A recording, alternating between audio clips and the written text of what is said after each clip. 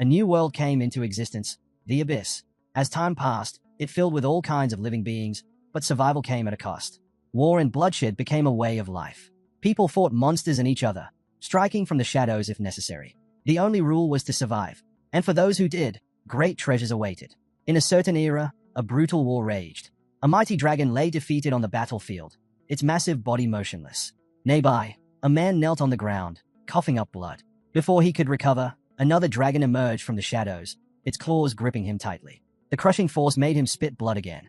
Then, as if dismissing him, the dragon let go, leaving him to die. Gritting his teeth, the man whispered that these creatures lacked intelligence, sealing their own fate. Just then, a glowing sphere appeared in the dragon's mouth. He closed his eyes, thinking about the others, wondering if they had survived. At that moment, a radiant golden light flared. A hand clad in golden armor reached out, and a woman in gleaming battle gear stepped forward.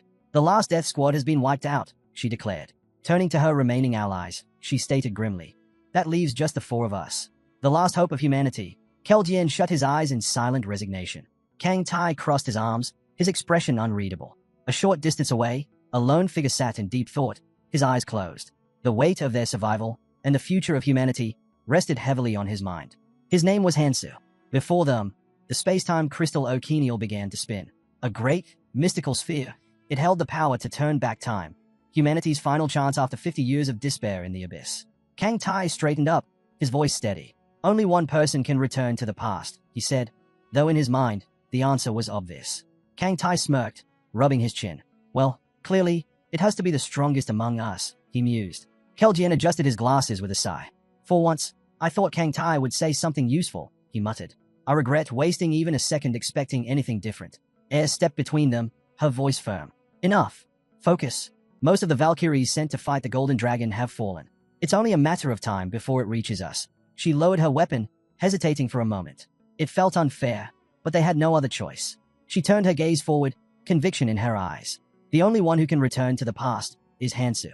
Hansu looked up at her, his heart pounding. He hesitated, staring at his own hands. Hansu remained silent, lost in thought. He had been fighting for too long. Day after day, year after year, his hands were drenched in blood, yet he could barely remember why he kept going. Maybe dying like this would not be so bad. Aes placed her hand over his, cutting off his thoughts. She sat beside him, her voice steady. "The fate of humanity rests in your hands. Don't give up, Hansu." He looked at her tiredly, then glanced at Keldien and Kang Tai. Keldien nodded. "Aes is right. The fact that you're still here, even though you started 20 years later than Yin, proves why you're the right choice. If you had begun just 5 years earlier, things might have turned out differently." Kang Tai grinned. "They've got a point. Even I have to admit your skills are undeniable. But hey, if you really don't want to go, just say so." His grin widened as he added, "Think about it. Going back means getting everything you missed out on." Then, realizing how that sounded, he quickly corrected himself. I mean, you would be the one getting them, obviously, since you're the only one who can go back." Hansu let out a faint chuckle. Then, finally, he stood up. He walked toward the massive, glowing sphere. The moment he stepped closer, an overwhelming pressure crashed down on him. The others tensed. A shadow loomed over them from a nearby crevice. The dragon had arrived. Darkin's roar tore through the battlefield, shaking the ground. Golden flames burst from its mouth. Keldien shouted, "Hansu, stay focused. We'll hold it off." He raised his hands, summoning a powerful shield that shimmered above the party. The moment the flames struck, an explosion erupted, forcing everyone to brace themselves. "Switch," Keldien commanded. Aes and Kang Tai moved instantly. "Hold the dragon while I prepare." Kang Tai gripped his stone, his expression resolute. "Leave it to us." He shot a glance at Hansu. "Now's your chance. Show us what you can do." Aes didn't wait. She charged forward first. Kang Tai followed close behind. Dragons descended upon them from all sides. Aes drove her weapon into the ground, sending powerful shockwaves outward. "Kang Tai, now," she shouted. His weapon ignited in a blazing inferno. Flames surged around him as he raised his sword. "I figured this out a long time ago." With a powerful swing, he struck the earth, causing it to crack and tremble. Then, his eyes widened in shock. A dragon's claw came down hard. He barely had time to react, gritting his teeth as he braced for impact. Hansu instinctively moved to help, but Keldien grabbed his arm. "Your weapon is broken," he reminded him. "Don't let yourself get distracted." Aes turned to him. "Keldien's right. You have to go." She took a step forward, her gaze unwavering. "I know you think we're annoying, but that's not a reason to turn your back on us now." She turned away, gripping her weapon tighter. "For once, just listen to me." Hansu smirked. "I'll try my best," he said. Aes smiled. Even in a moment like this, he hadn't changed. She turned, leaving the rest to Keldian. Adjusting his glasses, Keldian called out, "Hansu." His voice was steady. "Listen carefully." Hansu turned toward him as magic began to swirl around him. As Air said, "There's no need for pointless killing," Keldian continued. "But don't hesitate to cut down the parasites who threaten humanity. Save only those who deserve to live." His gaze darkened. "And whatever you do, don't forget about the Berserker King, Clementine Keen.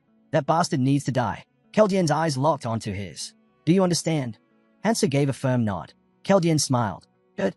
Now, get ready." The massive sphere began to spin, faster and faster. Hansu took a deep breath, his expression resolute.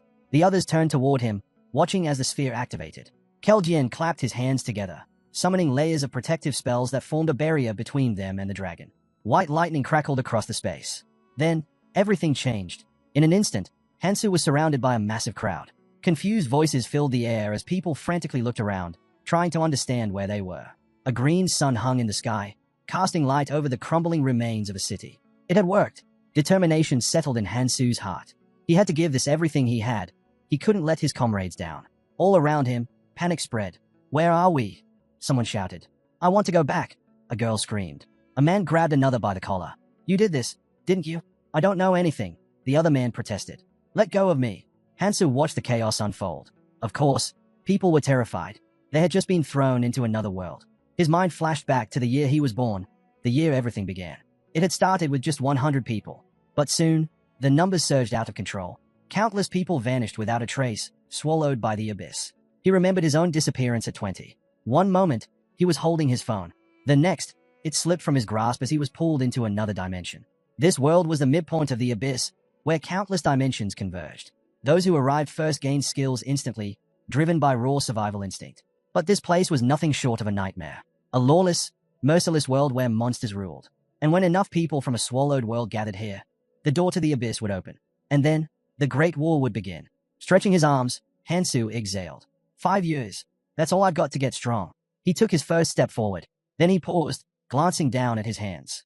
His strength, his skills, everything he had built up in the past, was gone. He clenched his fists. No matter what, he had to push forward. A sudden scream shattered the air. People gasped in terror, pointing toward the sky. It was splitting apart. A crack widened in the heavens, and something began to emerge. Then, it fell. With a guttural howl, a monstrous imp crashed into the crowd. The people around it froze in shock. The imp let out a rough cough, then straightened itself. Its glowing eyes swept over the crowd. And then, it grinned. The imp-like creature grinned, baring sharp teeth. "Greetings, everyone. I am your fairy assistant." The crowd remained frozen, listening as the so-called assistant continued. "I'm here to give you a short briefing." His eerie smile widened. "So, listen carefully." Hansa folded his arms, watching with a cold expression. "A briefing?" He scoffed internally. This was not an explanation. It was nothing more than a twisted way to push people into killing each other. "Welcome to another world," the fairy assistant declared cheerfully. "From this moment on, you've been granted an amazing opportunity." "Enough nonsense," a man in the crowd suddenly shouted, pointing at the creature. "What do you mean another world? Just send us back home." The fairy assistant's friendly demeanor vanished in an instant. His voice turned sharp. "Wait until I'm finished," he snapped. The man hesitated. The sudden shift in tone unsettled him. But the assistant continued as if nothing had happened. "Now, where was I? Ah, yes. You've all been granted absolute freedom." The creature's eyes gleamed as he listed, "No laws, no order, no morality, no ethics. Does not that sound like a dream?" His smile stretched unnaturally wide. "You are free from all those meaningless constraints." The tension in the crowd thickened. "But that's not all," the assistant went on. "All physical limits that once held you back, gone. And depending on your actions, you can grow stronger, infinitely." He chuckled, comparing it to the protagonist of a movie. "Think of this as your chance to become the hero or villain you always dreamed of being." He tilted his head. "Isn't that wonderful?"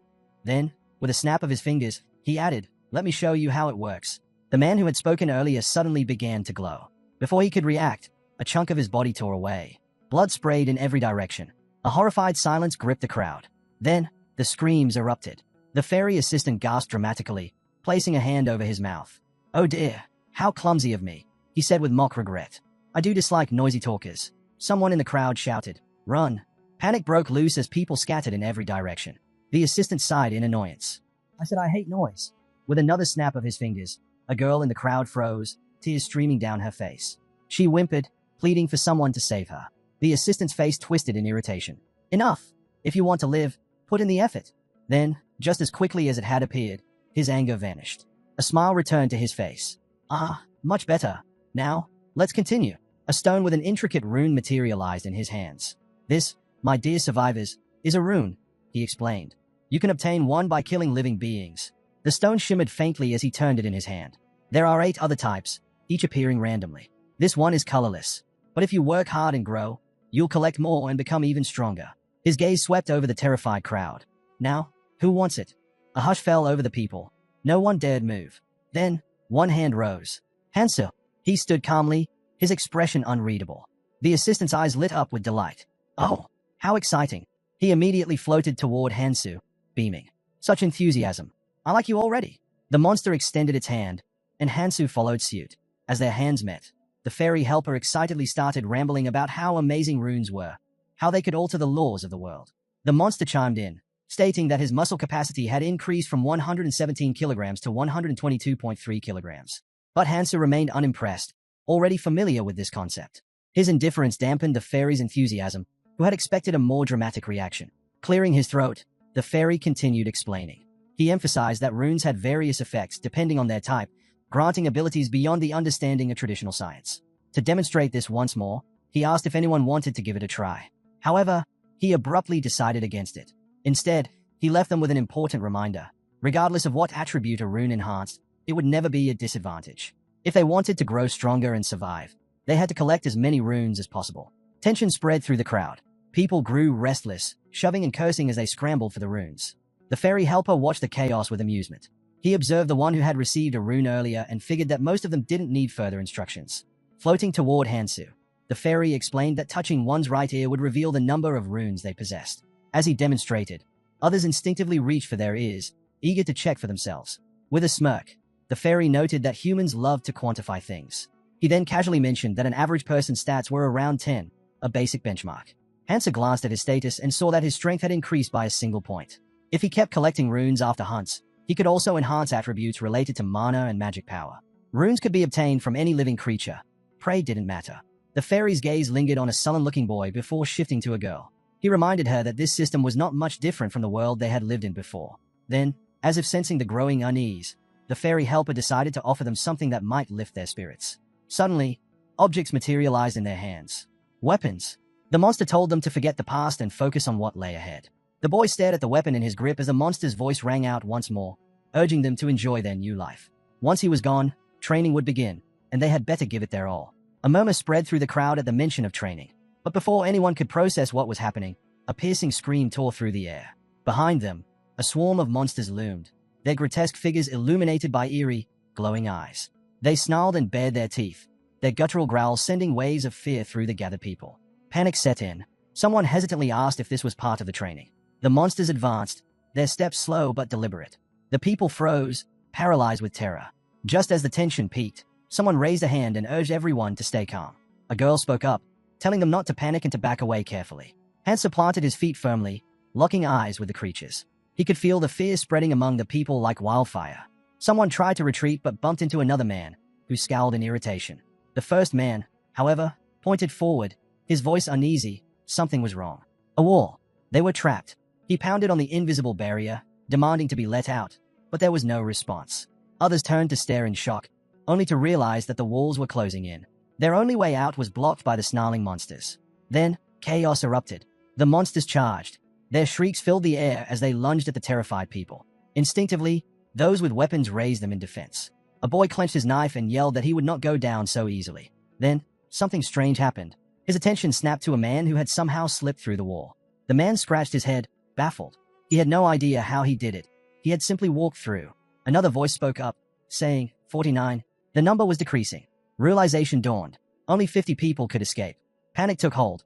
People shoved and cursed, desperately trying to reach the wall. Hansu watched in disdain. There were 100 of them. If they just stood together and fought, they could win. Sure, there would be injuries, but the death toll would not be as high. Last time, around 40 had died to the goblins. That meant only 10 had survived after failing to escape. Not this time. Hansu gripped his knife tighter. He was not about to let things play out the same way. First, he had to clear this area. Then, he would move forward. The goblins lunged. Screams filled the air. Some people begged for their lives. Others fought, their weapons slashing wildly. Blood splattered across the ground. A goblin swung its club at Hansu. He caught it mid-swing. With a swift motion, he slit the goblin's throat.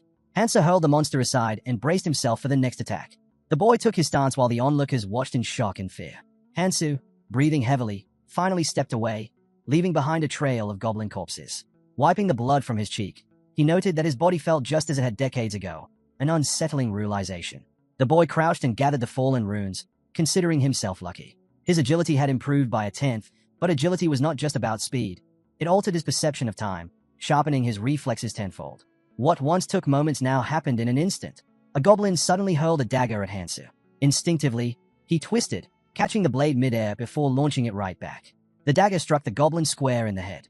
Dropping to one knee, Hansu barely had time to recover before the remaining goblins charged. They sensed his exhaustion and attacked, their bloodlust driving them forward. Hansu tightened his grip on the cleaver, anticipating their frenzy. As soon as they saw blood, they lost all restraint. With a firm grip, he slashed through them, his movements precise and deadly. One goblin fell, its chest split open. Hansu followed up with a swift elbow strike, then clenched his fist, feeling the surge of strength in his body. Someone in the crowd wondered aloud if he was really fighting alone. Inspired, the spectators rallied, cursing as they rushed to join the battle. Humans and goblins clashed in a chaotic melee. Hansu fought without hesitation, knowing that reckless rushing was not usually necessary. But right now, there was no choice. Another attack came. He countered instantly, unable to afford distractions. He thought of all those who had been kidnapped, not just here, but across the world. The numbers were staggering. The first newcomers were protected in a training zone for 3 months, but after that, they were thrown into battle alongside those who had survived for years. Hansu thought of those seasoned warriors as he drove his blade into another goblin. He spotted another rune, grasping it tightly. Every bit of strength counted. Keldjian had made the right decision sending him here. The battlefield was littered with goblin corpses. Someone in the crowd gasped in disbelief at the sheer number of enemies Hansu had slain. The boy stared at the fallen goblins, then at Hansu, who stood before them, exhausted but unwavering. Murmurs spread through the crowd. Some called him a monster. A fairy among them watched in admiration, her voice barely above a whisper. Hansu remained in the center of the shaken crowd, unmoved. The fairy observed the battlefield and nodded in approval. You all did well. It must have taken a lot of effort, she said, glancing at the survivors. And there are still plenty of you left. However, the people didn't share her sentiment. They glared at the strange creature with hostility. Behind her, the barrier began to shift, slowly opening. She smiled, unfazed by their anger. Now you understand how to survive here. Just keep going as you are. Without waiting for a response, she slipped through the gap in the barrier. I have other zones to visit, so I'll leave you to it. Good luck. But the crowd was not willing to let her off so easily. Shouts rang out as they tried to drive her away, but she was already gone. Hansu exhaled, wiping the blood from his face. Opening his interface window, he assessed the situation.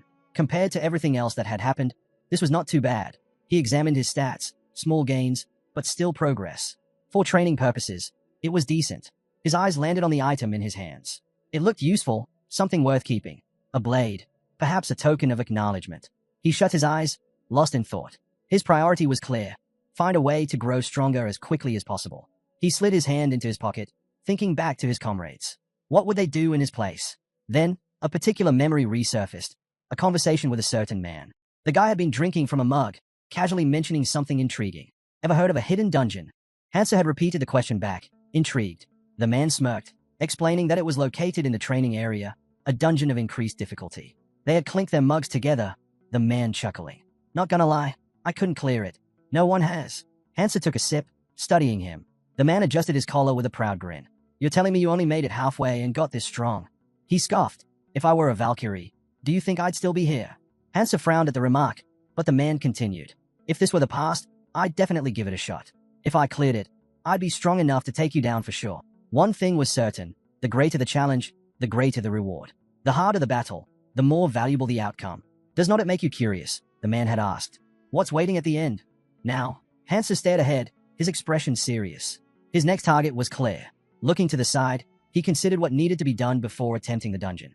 The training process followed a set pattern. Hundreds of people grouped together, assigned to different zones, working in cycles. Each area was their battleground for a week, and after 3 months, the cycle would end.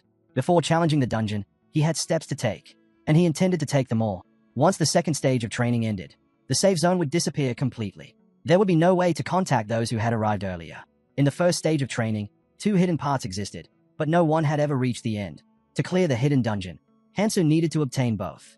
This was the fastest way to grow stronger. For now, his focus was on finding the hidden part that was closest. His eyes scanned the area, stopping on a moss-covered sign.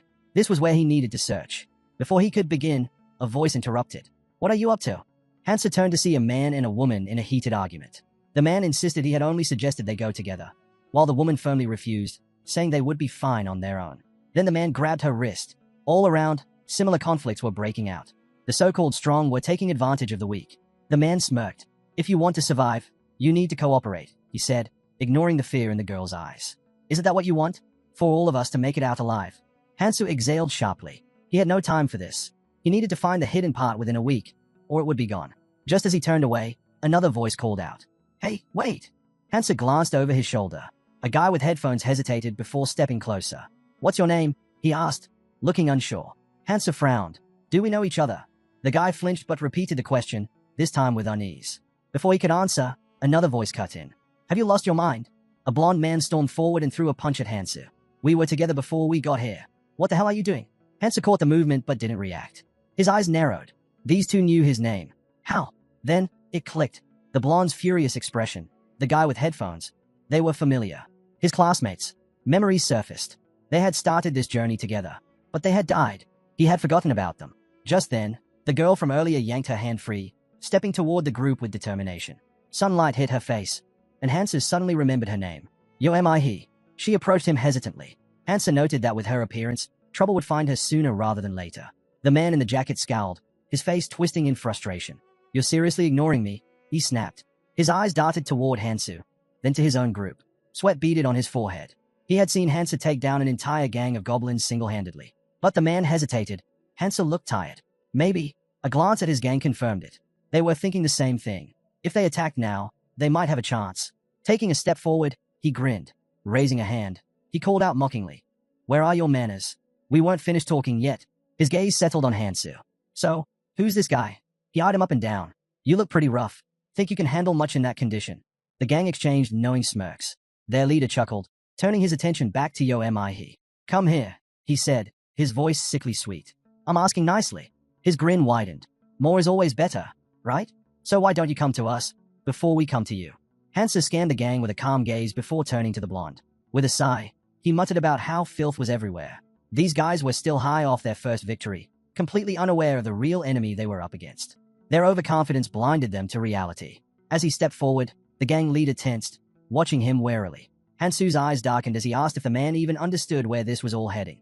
Without warning, he shoved the leader back. His grip tightened around his dagger, veins pulsing with barely restrained anger.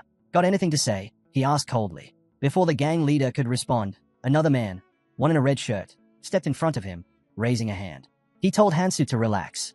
Meanwhile, a large, shaven-headed man smirked. He assured Hansu that they weren't bad people. They even called him boss. With an easy smile, the boss made an offer. Why not join them?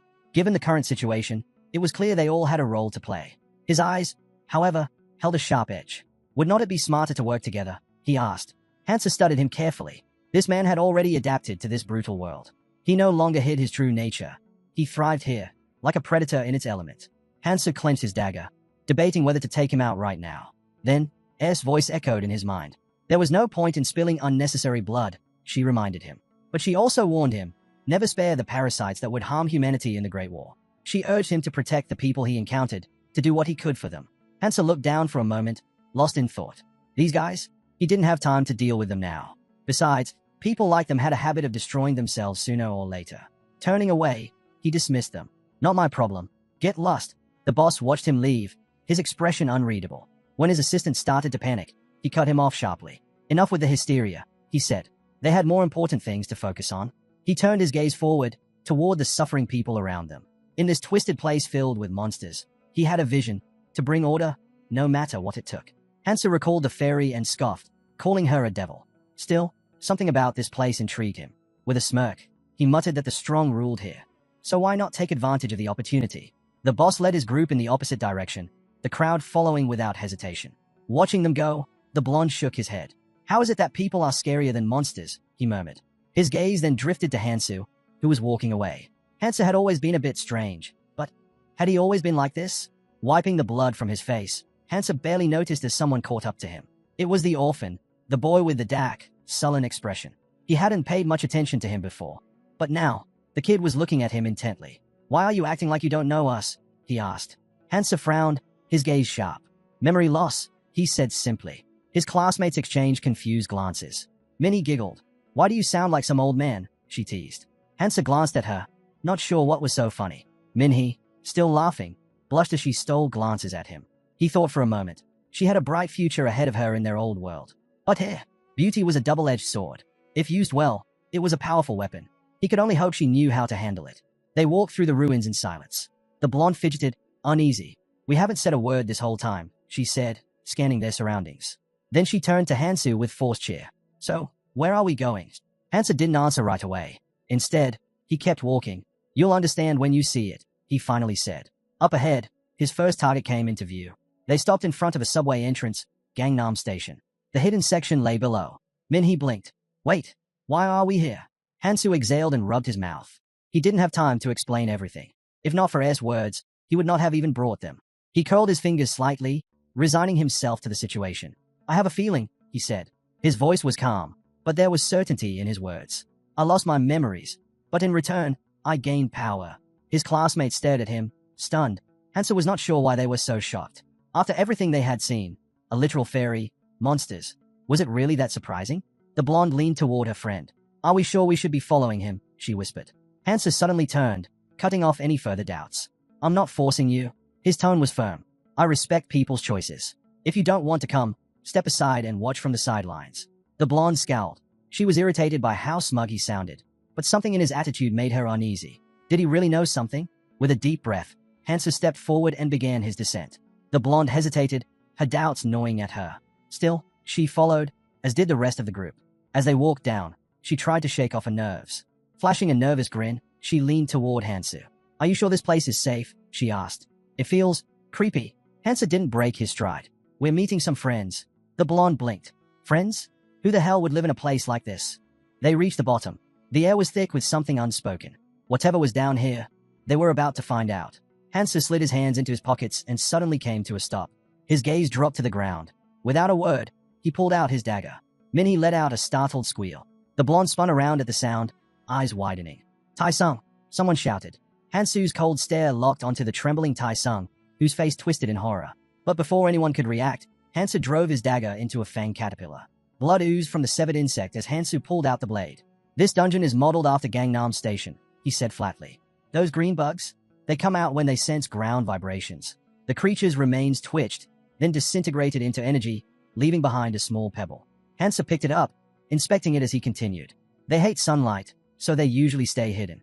But if one of these things gets a bite on you," he turned to face the others, "your flesh will be torn apart in seconds. You won't even have time to react before you pass out and die." Fear crept over his classmates as they processed his words. Hansa sighed. "I'll show you an easy way to deal with them." Without hesitation, he plunged his dagger into another bug's throat. Knives were handed out, and soon, the group was slashing at the crawling insects. Hansu observed them carefully. These four might actually be useful.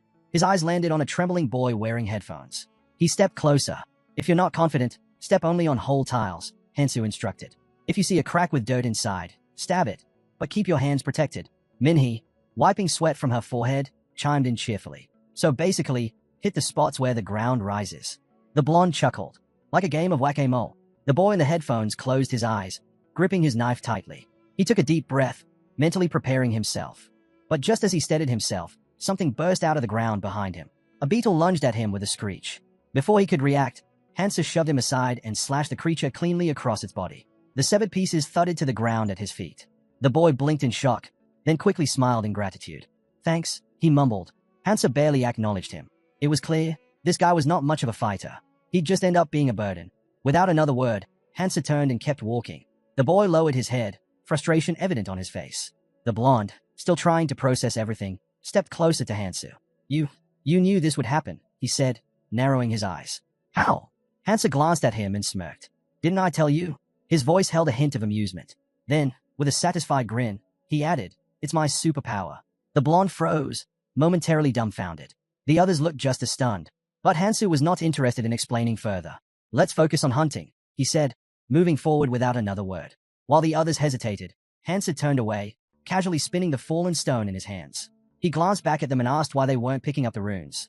He gave an awkward smile and admitted that they thought it would be better if the hero collected them instead. In return, he could protect them, just like in the games. She trailed off, embarrassed, quickly adding that it was not as if picking up the runes would suddenly make them as strong as Superman. Hansa frowned. Mi's reasoning was flawed. Relying on him in exchange for safety was not a smart decision.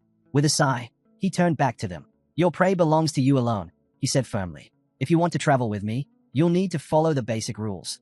Those who had survived in the abyss for decades had established a simple code to ensure cooperation. Your prey belongs to you alone. In group hunts, resources are distributed based on need and contribution.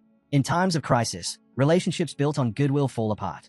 His classmates stared at him in confusion, but Hansa knew it would not take long for them to understand just how brutal this world was. He met their uncertain gazes and added, First, rely on your own skills.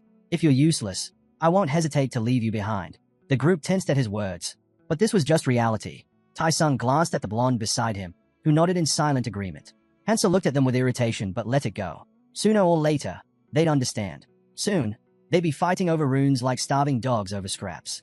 Without another word, the group began collecting loot from the fallen bodies. That's when Tai-sung called out, Hey, check this out. In his hands, he held a strange-looking rune, a deep purple stone that pulsed faintly. His instincts screamed that this was different. If he took it, something inside him would change. This was the essence of the Akrul troll tribe. Tai-sung glanced at Hansu, remembering what he'd said earlier about distributing loot. If he made a big deal out of this, it could put him in an awkward position. Instead, he simply smiled and asked, Since I found this, can I keep it? Hansa gave a calm nod. That reaction caught Tai-sung off guard. He had expected some resistance, but the hero seemed unfazed.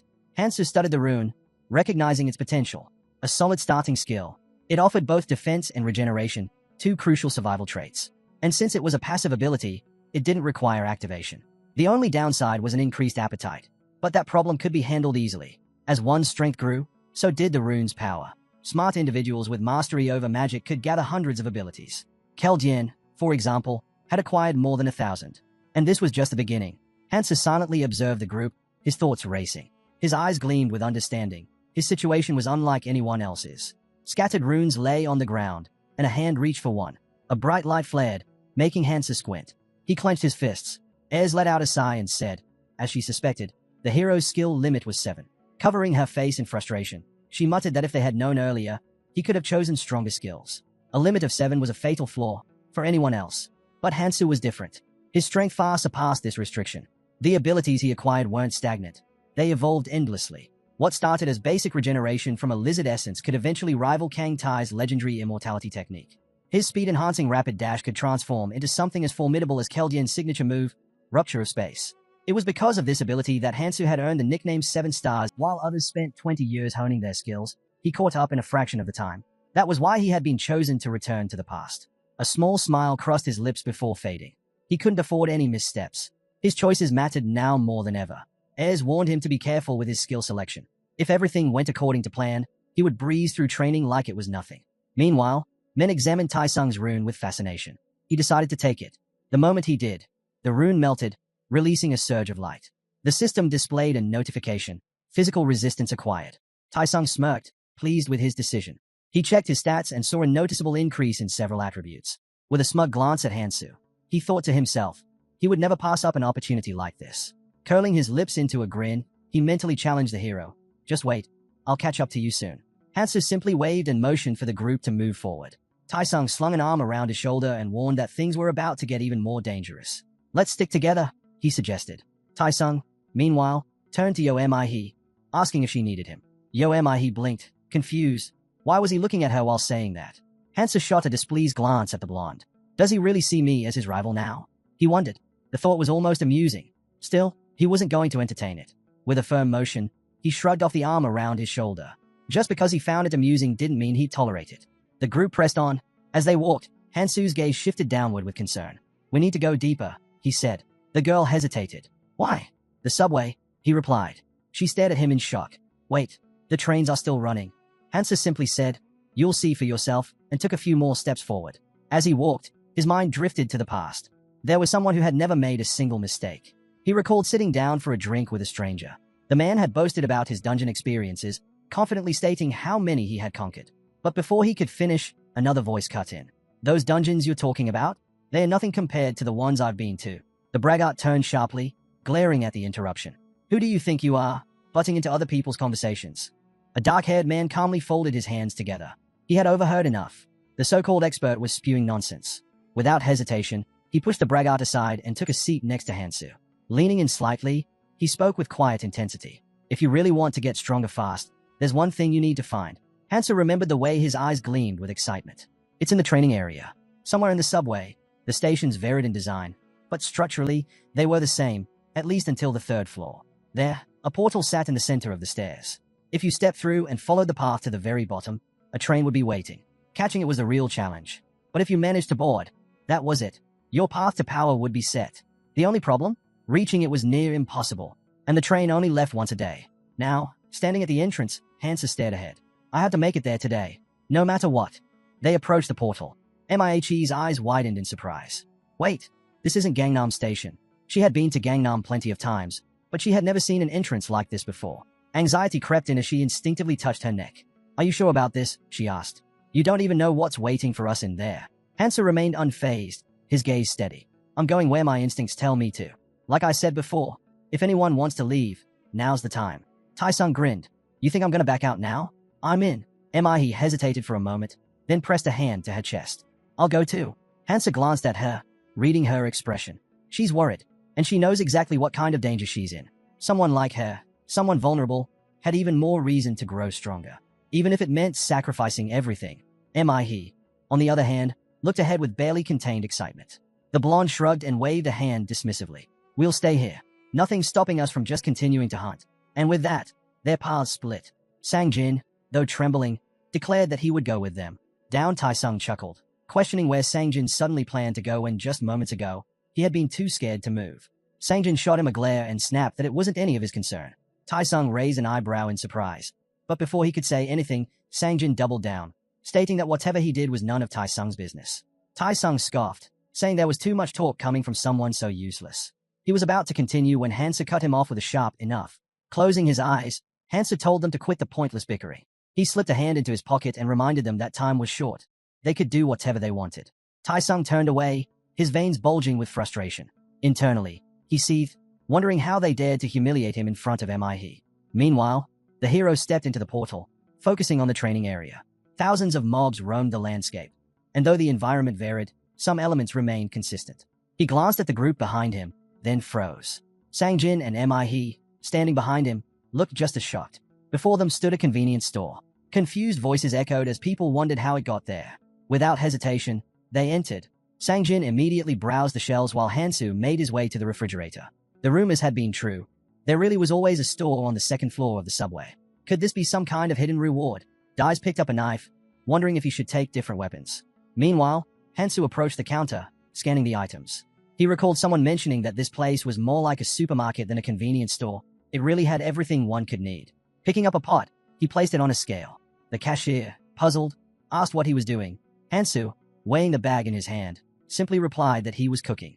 Mihe, surprised, asked what exactly he was making. Without hesitation, Hansu poured greenworm blood into the pot. She immediately recalled how he had collected it, by squeezing the blood from corpses with his bare hands.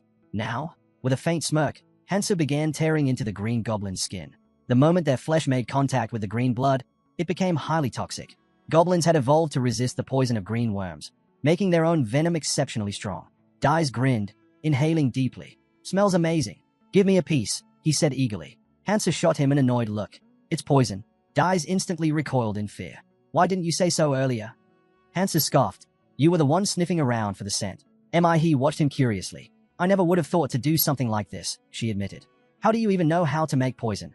Hansa glanced at her before replying flatly. It's my ability. My head is full of knowledge. Tai-sung narrowed his eyes, sensing that Hansu was dodging the question.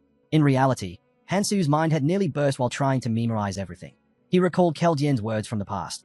Going back in time would be meaningless without knowledge. Keljien had slammed his hand on the board, emphasizing that this information was crucial. It wasn't just about finding items. It was about knowing how to strengthen them. Keljien tossed the pointer over his shoulder and said that if the hero had any brains, he would understand why all of this was important. He warned him not to share this information with anyone. Slamming the board again, he told them to memorize everything. Knowing the future wouldn't prevent destruction, it would only accelerate the downfall of the abyss. Then he looked directly at Hansu. You must not become Prometheus, he warned. Only share your knowledge when absolutely necessary, and only according to the plan. Hansa stared at his reflection. Without knowing the exact proportions and brewing time, this recipe was worthless. That was fine. He poured the thick purple liquid into a bottle and smeared poison from a small tube onto his dagger. Mihe's eyes widened as she watched the venom drip from the blade. Can we have some too? She asked hesitantly. The hero extended his hand. Sure, but it'll cost you half a power or stamina rune per use. Tai-sung glared at him. You're seriously charging us? Why are you being so petty? Hansa turned his back to him. I could give it to you for free, he admitted.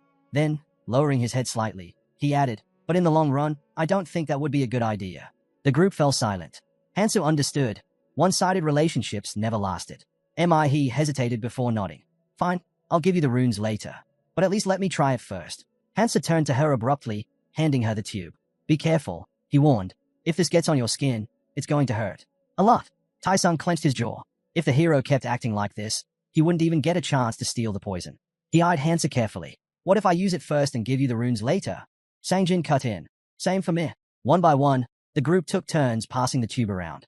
Hansu ignored them and focused on his own preparations.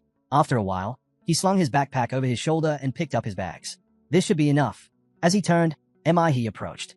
We're ready, she said. Then she noticed his expression. Why are you looking at us like that? Hansa scanned them from head to toe. His classmates were loaded down with supplies, bags, weapons, anything they could carry. He sighed.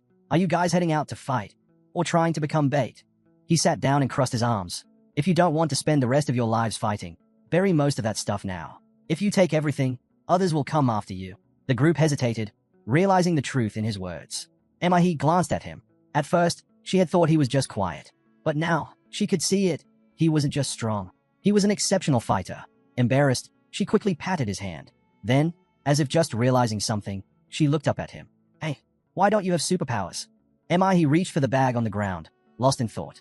Hundreds of millions of people had vanished, yet not a single one had ever been found. Until yesterday, she had held on to hope. But now, she realized she might be stuck here for the rest of her life. The weight of that truth crushed her. Falling to her knees, she clenched her fists. I don't want to die. Her hands trembled, but she forced herself to look straight ahead. If survival meant doing whatever it took, then so be it. She glanced at Hansu. Standing next to him, she felt something. But before she could process it, he met her gaze. Embarrassed, she quickly looked away. They both turned forward again in silence. Tai-sung shot Hansu a look of irritation. You act like the center of the universe, he muttered before tossing his bag to Sangjin. Hey, carry it. Then, stepping ahead, he turned back toward Hansu. That superpower you mentioned earlier. He narrowed his eyes. Can we get one too? Hansu glanced up. Maybe. The three of them froze, stunned. Their faces flushed with anticipation. Seriously? Hansu nodded. Yeah, some people develop abilities here that they never had before. His gaze darkened as he recalled a warning from Keldian. Be careful. There were people in this world who had awakened powers they didn't possess in reality. Keldian had spoken at length about it, but in the end, his message had been simple. Eliminate anyone who becomes useless to you. Hansu frowned, irritated by the memory. The weight of those words pressed down on him. Tai-sung sensed something was off. Watching Hansu's expression shift, he smirked. You've gotten pretty cold. Huh. He stepped closer. Still mad at me? You were pissed at me when we first got here. Hansu didn't answer. He simply kept walking. He had nothing left to say. 4 or 5 years before coming here, he had fought an endless battle. The abyss had only grown stronger, its monsters increasing in number. At first, there had been hope, but eventually, that too had faded, buried beneath despair. Covered in blood and bruises, Hansu had stared ahead, feeling nothing. No fear, no hope, just exhaustion. Now, he looked away, silent once more. Tai-sung watched him, confused. What's with him? Annoyed, he turned away. Damn superpowers. He refused to make a fool of himself next to Hansu. Tai-sung rubbed his chin, deep in thought. I'll get stronger. Then, he decided, I'll start dating Mihe. I'll get rid of Sangjin. And Hansu, I'll make him follow my orders. But before he could dwell on that plan any further, Hansu suddenly barked. Stop. Everyone, stand still. Without hesitation, he crouched down and reached for the ground. As the blonde struggled to grasp the situation, Hansu examined the slime on his fingers. It didn't have the sharp, sour stench of a sword snail, and there were no half-dried entrails nearby, meaning it wasn't from a chopped-up zombie. That left only one possibility. San quickly put the pieces together. Land mermaids. Just as the realization hit, the creatures emerged from the darkness, slithering toward them. Hansu studied the slime again and checked the tracks. There was no doubt.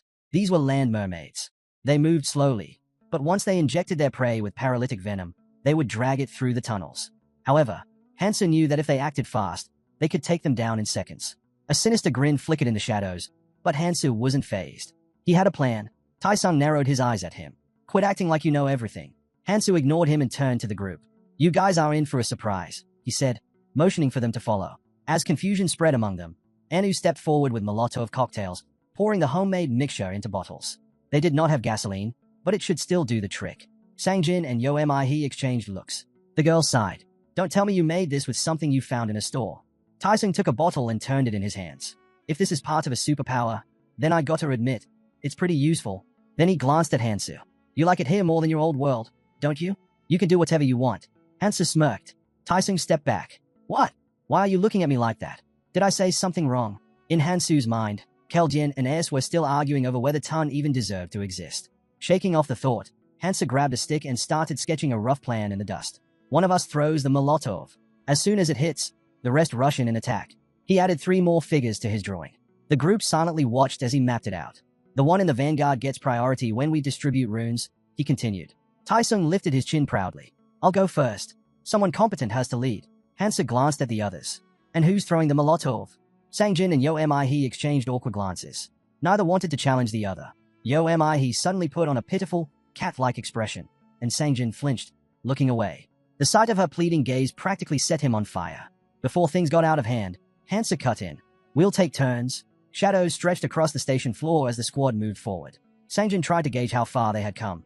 He did not want to turn back. But deep down, he wondered, did they really want him here? Or was he just tagging along to avoid being left behind? The group moved forward in silence. Sangjin nervously gripped the Molotov in his hands, then fidgeted with the straps of her backpack. Noticing her unease, he glanced at her just as Hansa came to an abrupt stop. They're close, Hansa warned. The sickening sounds of something slithering through the darkness reached them. Hansa shifted into a fighting stance. Yo Mi flinched. Throw it, Hansa ordered. Her hands shook as she lit the cloth, repeating to herself that she couldn't afford to slow them down. The flames quickly spread, the fire consuming the fabric. She took a deep breath, steeled herself, and hurled the bottle forward. The glass shattered just as a mermaid lunged from the shadows. Flames exploded over its body, and it screeched in agony. I did it, Yo Mi whispered, barely believing it herself. Hansa didn't waste a second. Move, he commanded, charging into the fray. These things spit paralytic poison, he reminded them as he plunged his knife into the nearest monster. Taisung watched, stunned, as Hansa leapt from one mermaid to the next, slicing through them with terrifying efficiency. Runes burst from their bodies. That bastard's trying to take them all. Taisung thought bitterly. He was still fuming when another mermaid lunged at him. Snapping back to reality, he swung his sword, slashing the creature down. Blood splattered across the ground. He glanced at the corpse, then at his blade, a smug grin forming. Damn, this poison works well. Nearby, Hansu gathered the runes. That poison was worth it, he said, unfazed. Taisung caught his reflection in his knife and smirked. With this power, he'd catch up to Hansu in no time. Another bottle smashed into a mermaid's skull. Another was sliced apart. The battle raged on, fire and blood mixing with the monster's shrieks. Hansa thought to himself that using Molotovs against creatures covered in flammable poison was the perfect strategy. The dull edge of his blade didn't matter. He drove it deep into a mermaid's shoulder. It let out a piercing scream as its wound began to smoke. That's exactly why I prepared the poison, he thought. Behind him, Taisung fought with exhilaration, his focus shifting as 2 runes dropped near a corpse. He reached out greedily. They were his. A sudden splatter of slime hit his leg. Pain shot through him as he collapsed to the ground. His leg convulsed violently, and humiliation burned through him. Everyone saw. The mermaid loomed closer, its grotesque face growing larger in his vision. Fiery, predatory eyes flickered in the darkness. Get away from me, Taisung yelled, trying to scramble back. Yo Mi rifled through her bag. I'm out of Molotovs, she muttered, then turned to Sangjin. We're switching. Sangjin's hands trembled as he flicked the lighter. The flame caught, but before he could react, the mermaid was already upon him. Sangjin screamed. The bottle slipped from his grasp. Taisung watched in horror as the life-saving Molotov shattered uselessly to the side. Fury exploded in his chest. I told you to throw the Molotov, not take a piss, he roared at Sangjin. Panicked, Sangjin lashed out with his elbow, striking the mermaid square in the head. The monster collapsed, leaving him frozen in shock. A dagger flashed between them. Calm down, Hansu ordered. Stick to the plan. His voice was steady, unaffected. He glanced at them before turning away. Take a breather. Collect your runes. Taisung exhaled heavily, still shaken. I thought I was dead for sure, he muttered. He glanced at his leg, now fully healed. Guess my skill kicked in. Hansa looked at him. Boost your stamina. You'll recover faster. Then, With the same cool authority, he repeated, "Gather the runes." Quickly, Taisung stared at the measly handful in his palm, feeling a wave of frustration. This was all he got? Meanwhile, Hansu controlled the distribution with an iron grip. Sangjin quietly picked up his runes. Taisung's gaze darkened. Towering over the smaller boy, he loomed menacingly, eyes locked on his prize. A slow smirk crept across his face. "Sangjin," he called. The boy hesitated, sensing danger. Taisung scoffed. "Does your whole family have no shame?" Sangjin's fists clenched, ready to protest. But before he could speak, Taisung grabbed him by the throat and lifted him with terrifying ease. A wicked grin spread across his face. "Listen up," he sneered. "You can't even throw a Molotov properly. Did you already forget how you nearly got me killed?" Sangjin choked, hands clawing at Taisung's grip, trying to break free. His eyes filled with panic. What are you doing? Let go."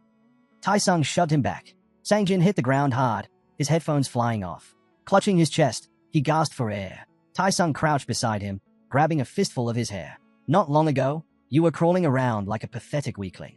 Looks like you've forgotten your place." His voice was laced with mockery. "Just stick to following orders for the rest of your life. Like your father. Stop pretending you're anything more." He turned away, reaching for the runes. A dagger stabbed into the ground between his hand and the pile. Taisung froze. Hansu's voice was calm but firm. "Those aren't yours." Taisung clenched his jaw, eyes flickering with disbelief. "You're seriously giving them to him?" His voice rose. "You might as well be throwing them in the trash." Hansa didn't react. Taisung's frustration boiled over. What did he even do to deserve them? He gestured wildly. "We could split them. We don't need him." His breath hitched. His voice wavered. Teeth grinding, he spat. "Tell me I'm wrong." Hansa remained calm, simply stating that the distribution should be fair, but it wasn't his place to interfere with how others survived. Taisung scoffed, calling it nonsense, and warned him not to regret his decision later. Hansa turned to Sangjin and advised him to learn how to protect what was his. As the others hurried to claim the remaining rooms, Mi stood back, watching the hero. She hesitantly approached, fiddling with the strap of a backpack, and asked if they were bothering him. Given the situation, she figured he might be annoyed watching them argue. Hansa kept his gaze forward and said it was fine. He wouldn't judge them for struggling with something they weren't good at. "Yo, Mi," he caught up and asked if that meant he planned to stay with them until the end. She got the feeling Hansu acted like he could leave them at any moment. Hansa stopped, looking ahead. He reminded them that they were the ones who chose to follow him, and they were doing fine, so there was no need to worry. Then, his eyes lingered on the hero's back with a hint of sadness before he continued walking. As he passed the corpses of the mermaids, he noted how most of the runes they dropped focused on strength and endurance. It made sense. Physical stats were impossible to ignore now. It wasn't a bad investment either, considering how crucial they were for survival. The hero picked up one of the runes, recognizing that those were the exact traits he needed. He used a single rune, and his stats increased. Ahead, a bright light flickered. Then, a fairy appeared. She announced that the hero's total stats had surpassed 50, triggering his first achievement. Voices behind him questioned what kind of creature she was and why she had returned. The fairy pointed at him, declaring that he was the traveler who had raised his hand first. She had been curious about who was the fastest among them, and it seemed she had found her answer. Circling around him, she mused that they always admired those who put in the effort. She lightly touched his head, smiling, and said she had a small gift for the most active traveler. Then, she turned her gaze toward Mi and asked if the hero was curious about what it would be. Mi's hand trembled as she muttered that it wasn't fair. They hadn't started with the same stats. The fairy chuckled, telling her not to worry. It wasn't like she would even touch her. But then, the fairy suddenly darted toward Mi, her grin turning sharp. She bared her fangs, her presence growing menacing. "There are exceptions," she murmured. "You could be one of them." Mi froze in terror, but just as quickly as the tension spiked, the fairy leaned back and laughed. "Just kidding." She gave the girl a playful push on the shoulder. "Forget about fairness. You have your own strengths, don't you?" Yo, Mi realized the fairy was pointing at her. The creature smirked and remarked that she wasn't in a hurry to get rid of her. If she wanted to catch up to the others, she'd have to earn it.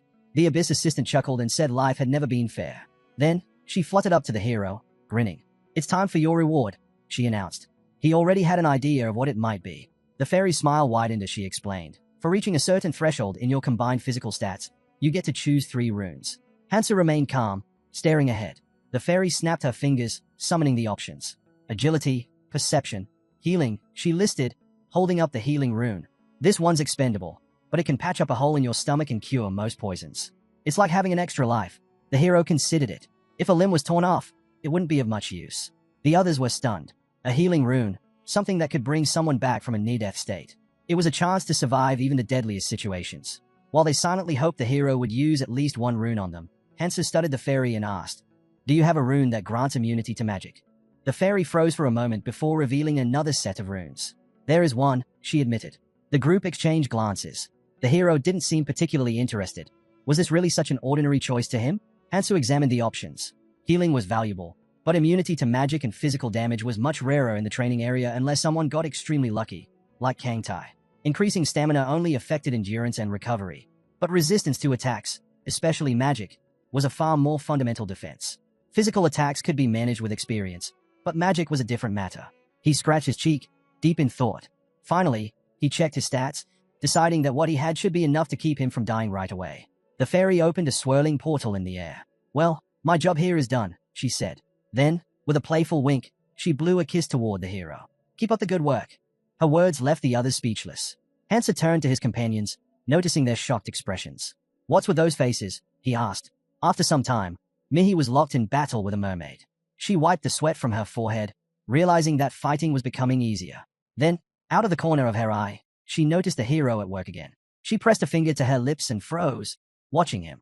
Hansa turned around as someone questioned him. They asked why his movements hadn't changed despite collecting so many runes.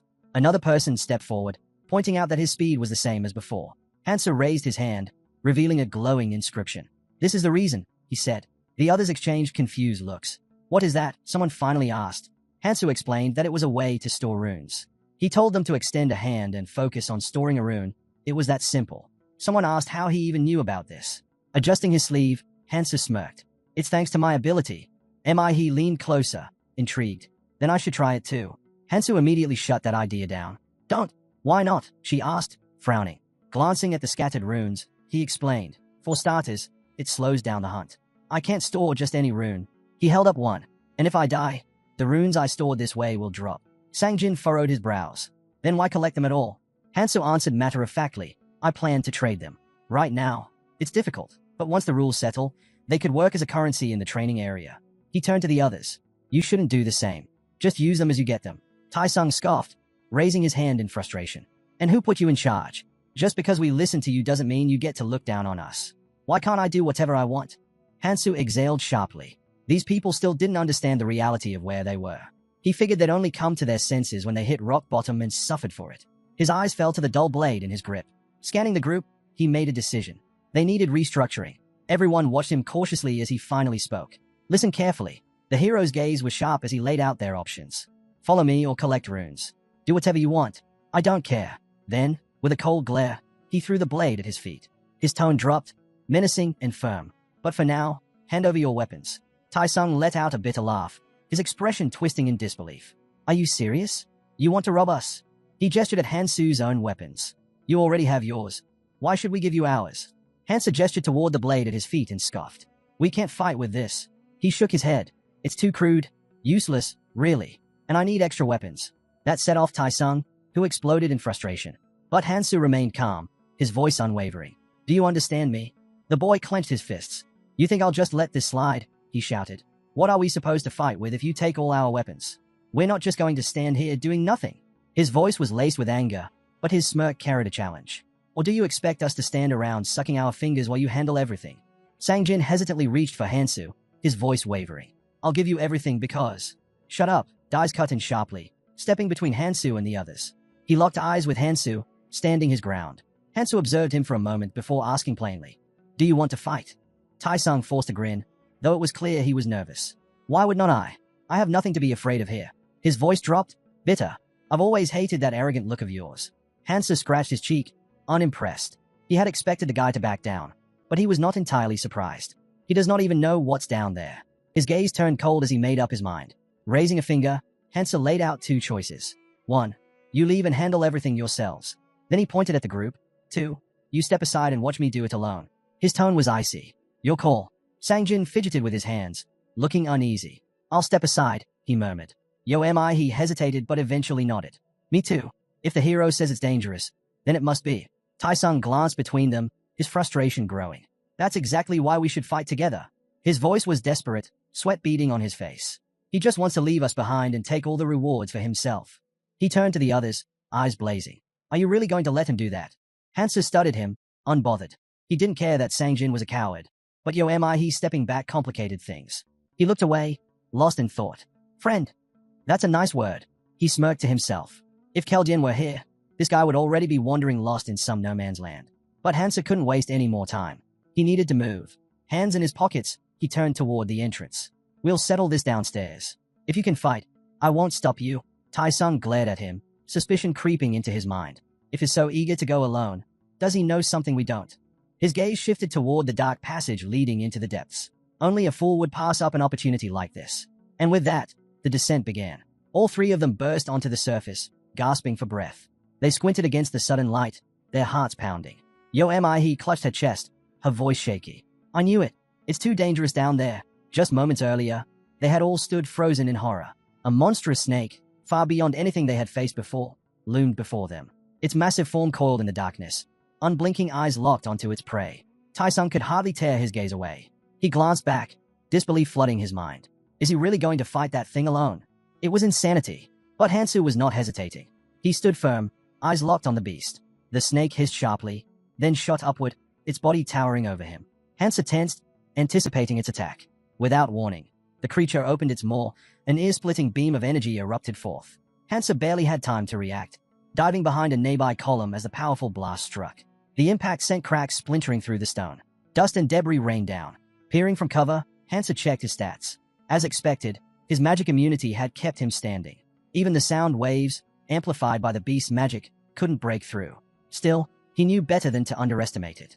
The snake, assessing the destruction it had caused, slammed its tail against the crumbling column. Hansa seized the moment, dashing forward. This was not an opponent he could take lightly. The creature's tail lashed out again, barely missing him. But he knew its weakness. His eyes locked onto the small gaps between its thick scales. A perfect opening. With a swift, precise motion, he drove his blade into one of the unprotected areas. The snake let out an agonized screech. Dark blood sprayed from the wound. Hansa leapt back, his knife still embedded in the creature's flesh. The snake twisted in fury, its tail lashing out again. He dodged, but the beast rose above him, mouth gaping wide. Another beam fired. This time, it struck him head-on. Pain shot through his body as he gritted his teeth, sweat beading on his forehead.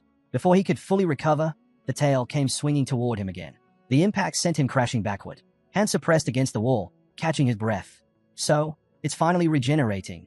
He watched as the wound he had inflicted began to close. The snake scanned the battlefield, searching for him.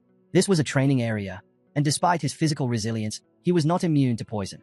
Blood trickled from the beast's injury, but it was not enough. He knelt, gripping another blade with trembling fingers. 5 left, but 1 or 2 would not be enough to end this fight. He steadied himself. Then, with cold determination in his eyes, he launched forward once more. The snake lunged, fangs bared, another attack incoming. The ground trembled from the force of their battle. Meanwhile, he stared anxiously into the tunnel's darkness. Even from this distance, the echoes of the fight reached them. She clenched her hands, worry clouding her expression. Tai-sung turned to her, frowning. Why did you stop? His voice was tense. We don't even have a single weapon. We should head back to the store.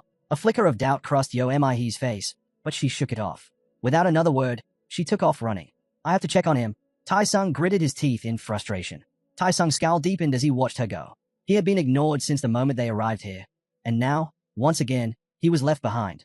Still cursing under his breath, he ran after her. The three of them ran forward in silence, their footsteps quick and tense. Then, as they got closer, Mi's breath hitched. Her eyes widened in horror. Are you? She couldn't finish a sentence. Her body stiffened. Hansa was dangling in the air. The massive snake's fangs sunk deep into his arm. Many let out a horrified scream. Hansa grimaced, feeling the crushing force of the beast's jaws. I wasted too much time. He steadied his breathing, glancing at his clenched fist. But in his free hand, he still gripped a knife. Without hesitation, he drove the blade straight into the snake's mouth. The monster screeched, its jaws snapping open in pain. Hansa fell, landing with a controlled roll as the massive creature writhed. 3 daggers were now buried deep in its flesh, and though the fight was over, his arm throbbed from the bite. He glanced at his torn sleeve and sighed. I'll need to change. Still, thanks to his stats, it would heal soon enough. He knew that as monsters evolved, they gained resistance and enhanced regeneration. Poison became ineffective, and relying on skills too much only made things harder. But at earlier stages, paralyzing toxins worked well. Without that, I would not have lasted this long. Adjusting his grip on his knife, Hansu watched as the snake's body finally collapsed. Its glowing eyes dimmed and faded to black. He was the first to rush forward. Are you okay? Hansa barely spared them a glance as he walked past. You're still here? He hesitated before frowning. I was worried about you, but I guess I didn't need to be. She eyed his arm. How bad is it? Hansu exhaled, Just a scratch. Already healing. Tai-sung stood frozen, staring at the dead snake. His mind reeled. He took that thing down alone. He had always known Hansu was strong, but this was something else entirely. The gap between them was overwhelming. How am I supposed to compete with that? Meanwhile, Hansu crouched beside the monster's corpse, his lips curling slightly in amusement. He reached down and plucked something from its remains. Tai-sung stepped forward. What's that? Hansu held up a rune, letting the dim light reflect off its surface. He examined it, recognizing the power it held. A shockwave rune from a needle snake. Not a bad reward. He slipped it into his pocket. It would be useful, but only if he had a magic rune to activate it. Tai-sung watched, clearly impressed. That rune must be valuable, considering the size of that viper. His voice carried a hint of envy. You planning to use it? Hansu shook his head. No point. His skill limit was 7, and this was not something that fit his style. He preferred abilities that were unconventional. Before he could pocket it fully, Sangjin suddenly stepped in, eyes glinting with interest. Then give it to me. Tai-sung drove his elbow into the guy's chest and warned him not to even think about using it. He would not be able to anyway. Instead, he demanded the hero hand it over to him. Sangjin rubbed his sore chin and pointed out that Tun was already there. Annoyed, the blonde turned to him. You really think you'll be useful with this? Have you already forgotten your mistakes? Sangjin lowered his gaze, embarrassed. He muttered that with a powerful rune, he could match, even surpass, him. Tai-sung immediately shot back, rejecting the idea. He stepped in, trying to calm things down. Hansu, irritated by their argument, finally spoke up. What are you two doing? He raised his hand, revealing the rune. Did I ever say I was giving it to either of you? If I'm parting with this, I'd rather sell it. If you want it, fine. I'll even give you a 5% discount. He smirked. Make me an offer. The three were stunned. Tai-sung hesitantly asked if they could pay in installments. Hansu shrugged. If someone's willing to vouch for you, sure. You can guarantee it for each other. He turned away for a moment before stepping forward. I'll take it, she said, placing a hand on her chest. That was expected. None of them trusted each other, leaving her as the only reasonable option. Hansu handed her the rune. Earlier, he had noticed her quietly picking up a rune of magic. She hadn't needed to hide it. After all, she was the one who had taken down the monster. But it was not surprising. In a world like this, the more cards you kept hidden, the better. As the rune exchanged hands, Hansu observed He more closely. She was far more ambitious than she let on. She turned to him. There are 3 runes for agility and perception, and 7 for strength and endurance. Hansu nodded. I'll take 6 strength runes, with a discount, of course. He smiled, thanking the hero. You're generous. Then, he turned back to the others. Don't take this the wrong way, but if you get used to getting things for free in a place like this, you won't last long. Nothing comes without a price. His gaze fell on the rune in his hand, but there was no time to dwell on it. They had to move. As they walked, Hansu's eyes landed on a cluster of Zeuterium deposits. He approached the strange growths and broke off a piece for himself. The others watched him closely, trying to figure out if he was using his ability again. He and Sangjin flanked him, observing his every move. Hansu suddenly straightened and stepped back. Without a word, he drew a knife and turned his attention to the massive snake they had taken down. He and Sangjin watched, mesmerized by what he was doing, while Tai-sung, confused, asked what the two were staring at. Hansu didn't answer. With precise movements, he sliced open the snake's body. Its organs spilled onto the ground. Tai-sung watched the hero in confusion as he pulled out the pot once again. Someone asked if he was planning to make another poison, but this time, it was something different. Hansu gathered the materials, scaled from the needle snake. They were tough, but not strong enough to be used as weapons on their own. That meant he had to create one himself. There were 134 possible weapon combinations using monster materials from the training area, but only 11 were practical for actual combat. The needle had limited range, making it difficult to inflict lasting damage like bleeding. However, if he targeted weak points precisely, he could turn that flaw into an advantage. He examined the needle. The tip was slightly dull, but since it was handmade, there was no other choice. Sweat dripped down his face as he combined the ingredients. A bright light flared, signaling the fusion process. The hero knew how much effort alchemists put into discovering the best weapon combinations, especially early on. It had taken them countless hours, but the result was worth it. He sharpened the blade, reinforced it for better armor penetration, and made a few modifications to ensure it could pierce the monster he needed to defeat next. Finally, he wrapped the handle in leather and took a step back, assessing the finished product. Now this looks like a real weapon. As he stood, Tai-sung stared at him intently. If you had used a cocoa lizard instead, you could have made something even better, he commented. But the needle snake isn't bad either. Honestly, I doubt you'll find anything stronger than this for now. He eyed the sword, clearly impressed. Then, after a moment of hesitation, he spoke again. Can I buy that from you? I'll give you all my runes for it. He could tell how much effort the hero had put into making the weapon. Based on that alone, He was certain it was better than anything he had. Hansa considered it for a moment before replying. This isn't just any weapon. But since you're that interested, I'll sell it. Then he added, I can't make another one. I'm out of materials. Tai-sung clicked his tongue in irritation. Selfish, he muttered, running a hand through his hair as Hansa packed up his things. Hansu, unfazed, simply thought ahead. There's something better waiting for me. I just have to be patient. His eyes drifted toward the glowing doors ahead. That had to be their next destination. The carriage doors opened. Inside, there was electricity and an empty space. Their ever-confident Mr. I can do anything had gone quiet. That could only mean one thing. There would not be any fights this time, which meant a reward was waiting for them. As the group stepped into the carriage, the hero frowned and asked why they were even getting in. Need to get out. Irritation flashed across his face as he turned to them again. I said, this carriage is for one person. Get out. He calmly took a seat, making it clear the conversation was over. Sangjin furrowed his brows. You're mistaken, right? There's plenty of space in here. How could it only be for one person? He ran a hand through his hair in disbelief. Tyson threw up his hands. And what rule says you're the only one who gets to go? After everything we've been through together, why do you get to decide? Hansa let out a long sigh, exasperated. Tyson clenched his fists. If it weren't for us, you would not have even made it here. Hansa scanned their faces, unimpressed. Pathetic. He understood why they wanted to take this opportunity, but they were missing one crucial thing. He stood up, his expression unreadable. You're right. There's no rule saying I have to be the only one.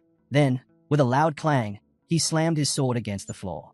Because there are no rules in this world, he gestured toward the exit. So, you can either leave now, or stay here and argue with me. Then, turning to Tai-sung, he pointed the needle at him with a smirk. If you want, go find a lawyer and try to file a complaint against me. His grin turned sharp, almost mocking. Now, make your choice. Tai-sung's jaw tightened as fear crept into his eyes. He hesitated, his mind racing. The train pulled away, leaving the three of them behind at the station. Tai-sung clenched his teeth, testing their strength. A string of curses left his mouth as he glared in the direction the hero had gone. His thoughts swirled. Was that guy really serious? He looked around, taking in his companion's uneasy expressions. He acts like he's in his 40s, but everything he does is absolute madness. A thought crossed his mind. If the three of us attacked him together, we might stand a chance. If we won, we'd get all his items. His fingers twitched toward the handle of his knife. And if we lost, we could just beg for forgiveness. He would not actually kill us, right? It was worth considering. Then, he recalled the hero's cold gaze, the sheer presence that made him freeze in place. His body refused to move. A shiver ran down his spine as realization sank in. No, he would not hesitate. He'd kill me on the spot. With a deep breath, he forced himself to relax. As they parted ways, he muttered, we'll see each other again. Beside him, Mi absent-mindedly stroked her hand. We shouldn't have pushed him so hard, she said quietly. She adjusted her hair and sighed. And we definitely shouldn't have provoked him. He's been helping us all this time. Then, without looking back, she turned toward the exit. Let's go. Tai-sung stared ahead in silence, his thoughts firm. There was nothing wrong with wanting to grow stronger. If anything, it was necessary. The man before him was consumed by negativity. But was not that the whole point of coming here? To push past limits? Tai-sung resolved to strengthen himself no matter what. Piecing together everything he had learned so far, the structure of this place became clear. First, the train made stops at 20 stations. Second, each stop held a random artifact. Third, there was no turning back. Once a station was passed, it was gone for good. Hansa sat with his hands folded, deep in thought. The entire system seemed designed to create psychological pressure. Even if he made it to the final stop, survival was not guaranteed. Caution was essential. When he opened his eyes, he had already arrived at the 12th station. A quick inventory check. Laroon circlet, kettle claws, steel glove. 8 weapons in total. Decent for a beginner, but not particularly useful to him. The Laroon circlet, combined with perception stats, could pinpoint monster weak spots, but Hansen no longer needed it. He already knew them all by heart. He stepped onto the platform, his mind shifting to a different priority, mobility. If he could find an artifact that enhanced movement, his combat efficiency would skyrocket. That was his focus now. Then, he saw it. His eyes widened. Resting atop the monument was the Cloud Maniac's neck. He hadn't expected to find something like this here. One drag from it would instantly boost all stats, and as long as he kept smoking, the effect would continue to grow. A single cigarette granted a 20% stat increase for 10 minutes. A smirk crossed Hansu's lips. This was exactly what he needed. It would not work outside the training area, but within these limits, it was an unmatched artifact. He picked it up, murmuring that it had been a long time since he last saw cigarettes. A memory surfaced. Someone had once scolded him for smoking. Again? You're aging faster than you think, she had said, taking the pack from his hands. She had smiled, warning him that he'd ruin his face if he kept at it. Lowering his hand, Hansa silently reassured her. This time, it was different. The train doors slid open, pulling him back to the present. He returned to the Snake's Court core, scanning his surroundings. Were they really gone? He had 4 days before another hidden artifact would appear. In the next 2 days, he had to make a decision. Focus on hunting and collecting runes or complete the remaining tasks. The choice was obvious. His gaze landed on a pot. He had completed a few tasks on the journey, so why not see what rewards awaited him? Slipping it into his backpack, he made a mental note. He didn't know what he'd get, but some rewards were worth the effort. One particular task caught his eye. The reward was promising, and it would not take long to complete. If he succeeded, he could obtain a Sage Stone, along with a clumsy mage as a follower. Hansa rubbed his chin, thinking. The Sage Stone was a powerful artifact, one that boosted all stats by 10, including its own, and could heal fatal wounds. A rare find, not just in the training zone but even in the red zones. However, the kind of person who completed this quest had to be unhinged, and he knew exactly who had done it before. Envy, a member of the Death Squad. She had been thrown into the abyss alongside criminals while volunteering at the prison. At first, she had her most trusted people with her, but once the training began, they turned on her. Betrayed and enraged, she unleashed her full strength. For 7 days, she hunted them down, tore them apart, and ate their hearts. In the end, she had wanted to take her own life, but then, this quest had appeared. Hansu exhaled sharply, rubbing the bridge of his nose. This quest was not for him. It clashed with his goal, saving as many people as possible. He decided to let it go. A different thought came to mind. It should be nighttime by now, which meant it was time for a quest with a solid reward. He recalled one that involved getting food from a selfish, wealthy man. Not a bad deal. Moving forward, he focused on his priorities, completing the quest and managing his stamina. There would be no time to rest. He entered a looted store, hoping to find something to eat. The shelves were stripped bare. As he moved further in, he noticed a hole dug into the floor. He muttered that his so-called companions were nothing but scoundrels. Tossing his backpack over his shoulder, he glanced up at the sky. The moon would be rising soon, and they had the audacity to pull something like this. He smirked. Let's see how brave they really are. The sun had set over the ruined city. In the dim light, people in jackets were unloading boxes while a group of survivors watched from behind cover. Someone whispered, frustrated, "How can they just take everything?" A girl clenched her fists. "We have to stop them." A blonde-haired guy hissed back. "We don't have time for that. The second they hear us, they'll run. I didn't even get a chance to grab anything. They even took my cash." He shook his head. How did they move so fast? From behind a stone, another survivor peeked out nervously. "They might be stronger than us." "Usually quiet," murmured. "There's too many of them. They outnumber us, even if our stats are higher." Someone else muttered, "Hansu isn't back yet.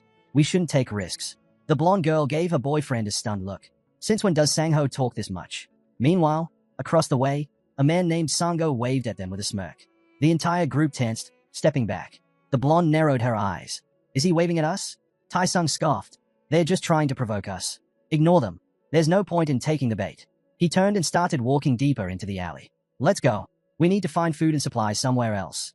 The others hesitated, watching him with uncertainty. The blonde girl still didn't understand why that guy had waved, but regardless, he had done his job well. Suddenly, someone emerged from the alley. Sangho squinted, trying to make out who it was. Before he could react, Tai-sung spoke up casually, saying the group needed food. He suggested checking the subway, flashing a smile as he added that they should grab supplies before anyone else got there. Offering to show them the way, he seemed confident. CHP 11 done. The blonde, however, was not convinced. If Hansa had to fight those guys for food, it would not be an easy battle. They were too many. Maybe asking for help was the better option. Sangho grinned. "And why should we trust you?" He accused the blonde of trying to manipulate them into fighting. Tai-sung's patience snapped. He stormed up to him. "Do you even understand the situation we're in?" Sangho bristled in anger. But before he could respond, bam, a fist slammed into his face. He hit the ground hard, yelling in pain as blood trickled from his nose. The attacker smirked. "Why would I need to set a trap for weaklings like you?" Sangho gawked at the cocky blonde, stunned. Tai-sung stepped back, unfazed. "I'm giving you a chance. Think about it." Meanwhile, the group of heroes had taken shelter inside a building. The door creaked open, and the girl gasped as she saw Hansu walking toward them. Her cheeks flushed. He had only just returned, but she already felt relieved. Tai-sung smiled to himself, satisfied. No need to be nervous. No one knew he had orchestrated this, and even if he was caught, he'd find a way to slip out of trouble. Hansu entered the building. The girl quickly explained the situation. People had looted the convenience store. Hansu nodded. "I saw them on the way here." He walked over to the table. "How much food do we have left?" A small handful of supplies sat in front of him. "We tried to gather as much as possible," someone started, but Tai-sung interrupted with a slight smirk. "Things happen, but now that you're here, Do you think we can get everything back? One of the guys shifted uncomfortably, swaying slightly. It won't be easy, but I can help. Hansu, unfazed, pulled out a chair and sat down. Let's eat first. A vein twitched on the blonde's forehead. Did Hansu just snort at them? Frustrated, he loomed over Hansu. This does not feel right. His smile turned nervous. Do you really have no shame at all? Hansu shot an irritated look at the hero, but the blonde stepped in, arguing that they had risked their lives for this food. So why shouldn't they ask for something in return? Turning to the hero, he demanded a trade. If the hero had something valuable, then maybe, just maybe, he'd consider sharing. Then, with a smug grin, he casually mentioned that the food was gathered for everyone. Tai-sung raised a hand in disbelief. Were they really just going to give it away for free?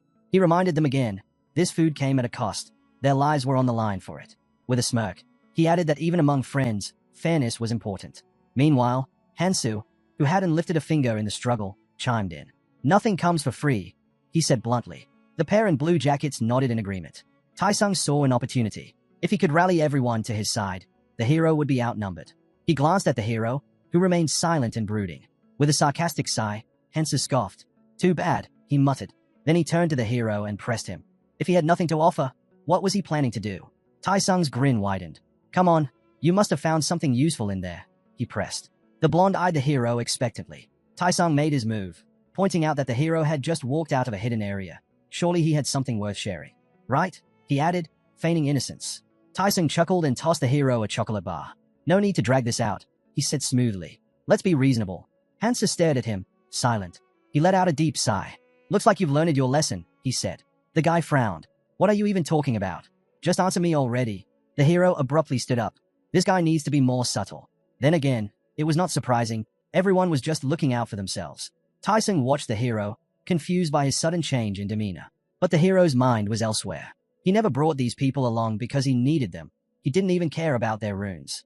Hansu turned sharply as the blonde called after the hero in frustration. Where do you think you're going?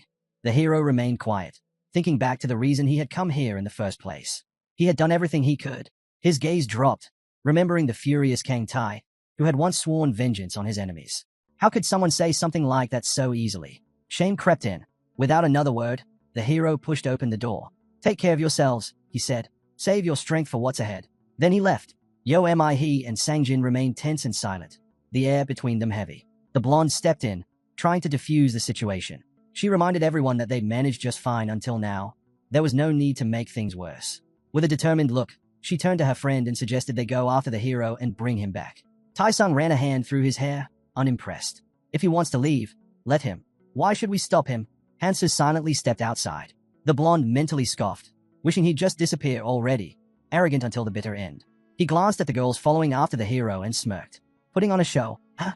If you give him anything for free, he'll come crawling back sooner or later, he sneered. Then he turned to Mi. We don't need that idiot. We can handle things just fine on our own. Mi hesitated, her body frozen in place as Tai-sung kept pressing her. But then, suddenly, she bolted out the door. Catching up to the hero, she looked at him desperately. Can I come with you? She asked. His gaze was cold. I can't take you, he answered firmly. She reached out to him, her voice trembling. But didn't you say? He looked away. People make their own choices, he said. For a moment, her face lit up, a soft smile forming as her cheeks flushed. But before she could respond, the blonde's voice rang out. You can't leave. She turned toward Tai-sung, who glared at her with barely contained anger. You didn't even get your runes, he spat. Maybe he gave you his, but definitely not Sangjin's. No one is leaving, especially not you. Before she could react, Sangjin stepped up from behind. It's fine, he said calmly. Tai-sung's eyes narrowed as Sangjin moved closer. I'm going with them, he added. A laugh erupted from Tai-sung as he clapped Sangjin on the shoulder. You sure about that? Do you even get what you're saying? Sangjin's expression darkened. You really think your father's gonna let this slide? Tai-sung jeered. He clapped him on the shoulder again, harder this time. You pick up some stray dog and now you think you can just walk away. His voice dropped, laced with mockery. Don't tell me you've forgotten who your master is. Sangjin clenched his jaw and adjusted his headphones. And what exactly are you gonna do about it? He shot back. You can't even step outside without a problem now.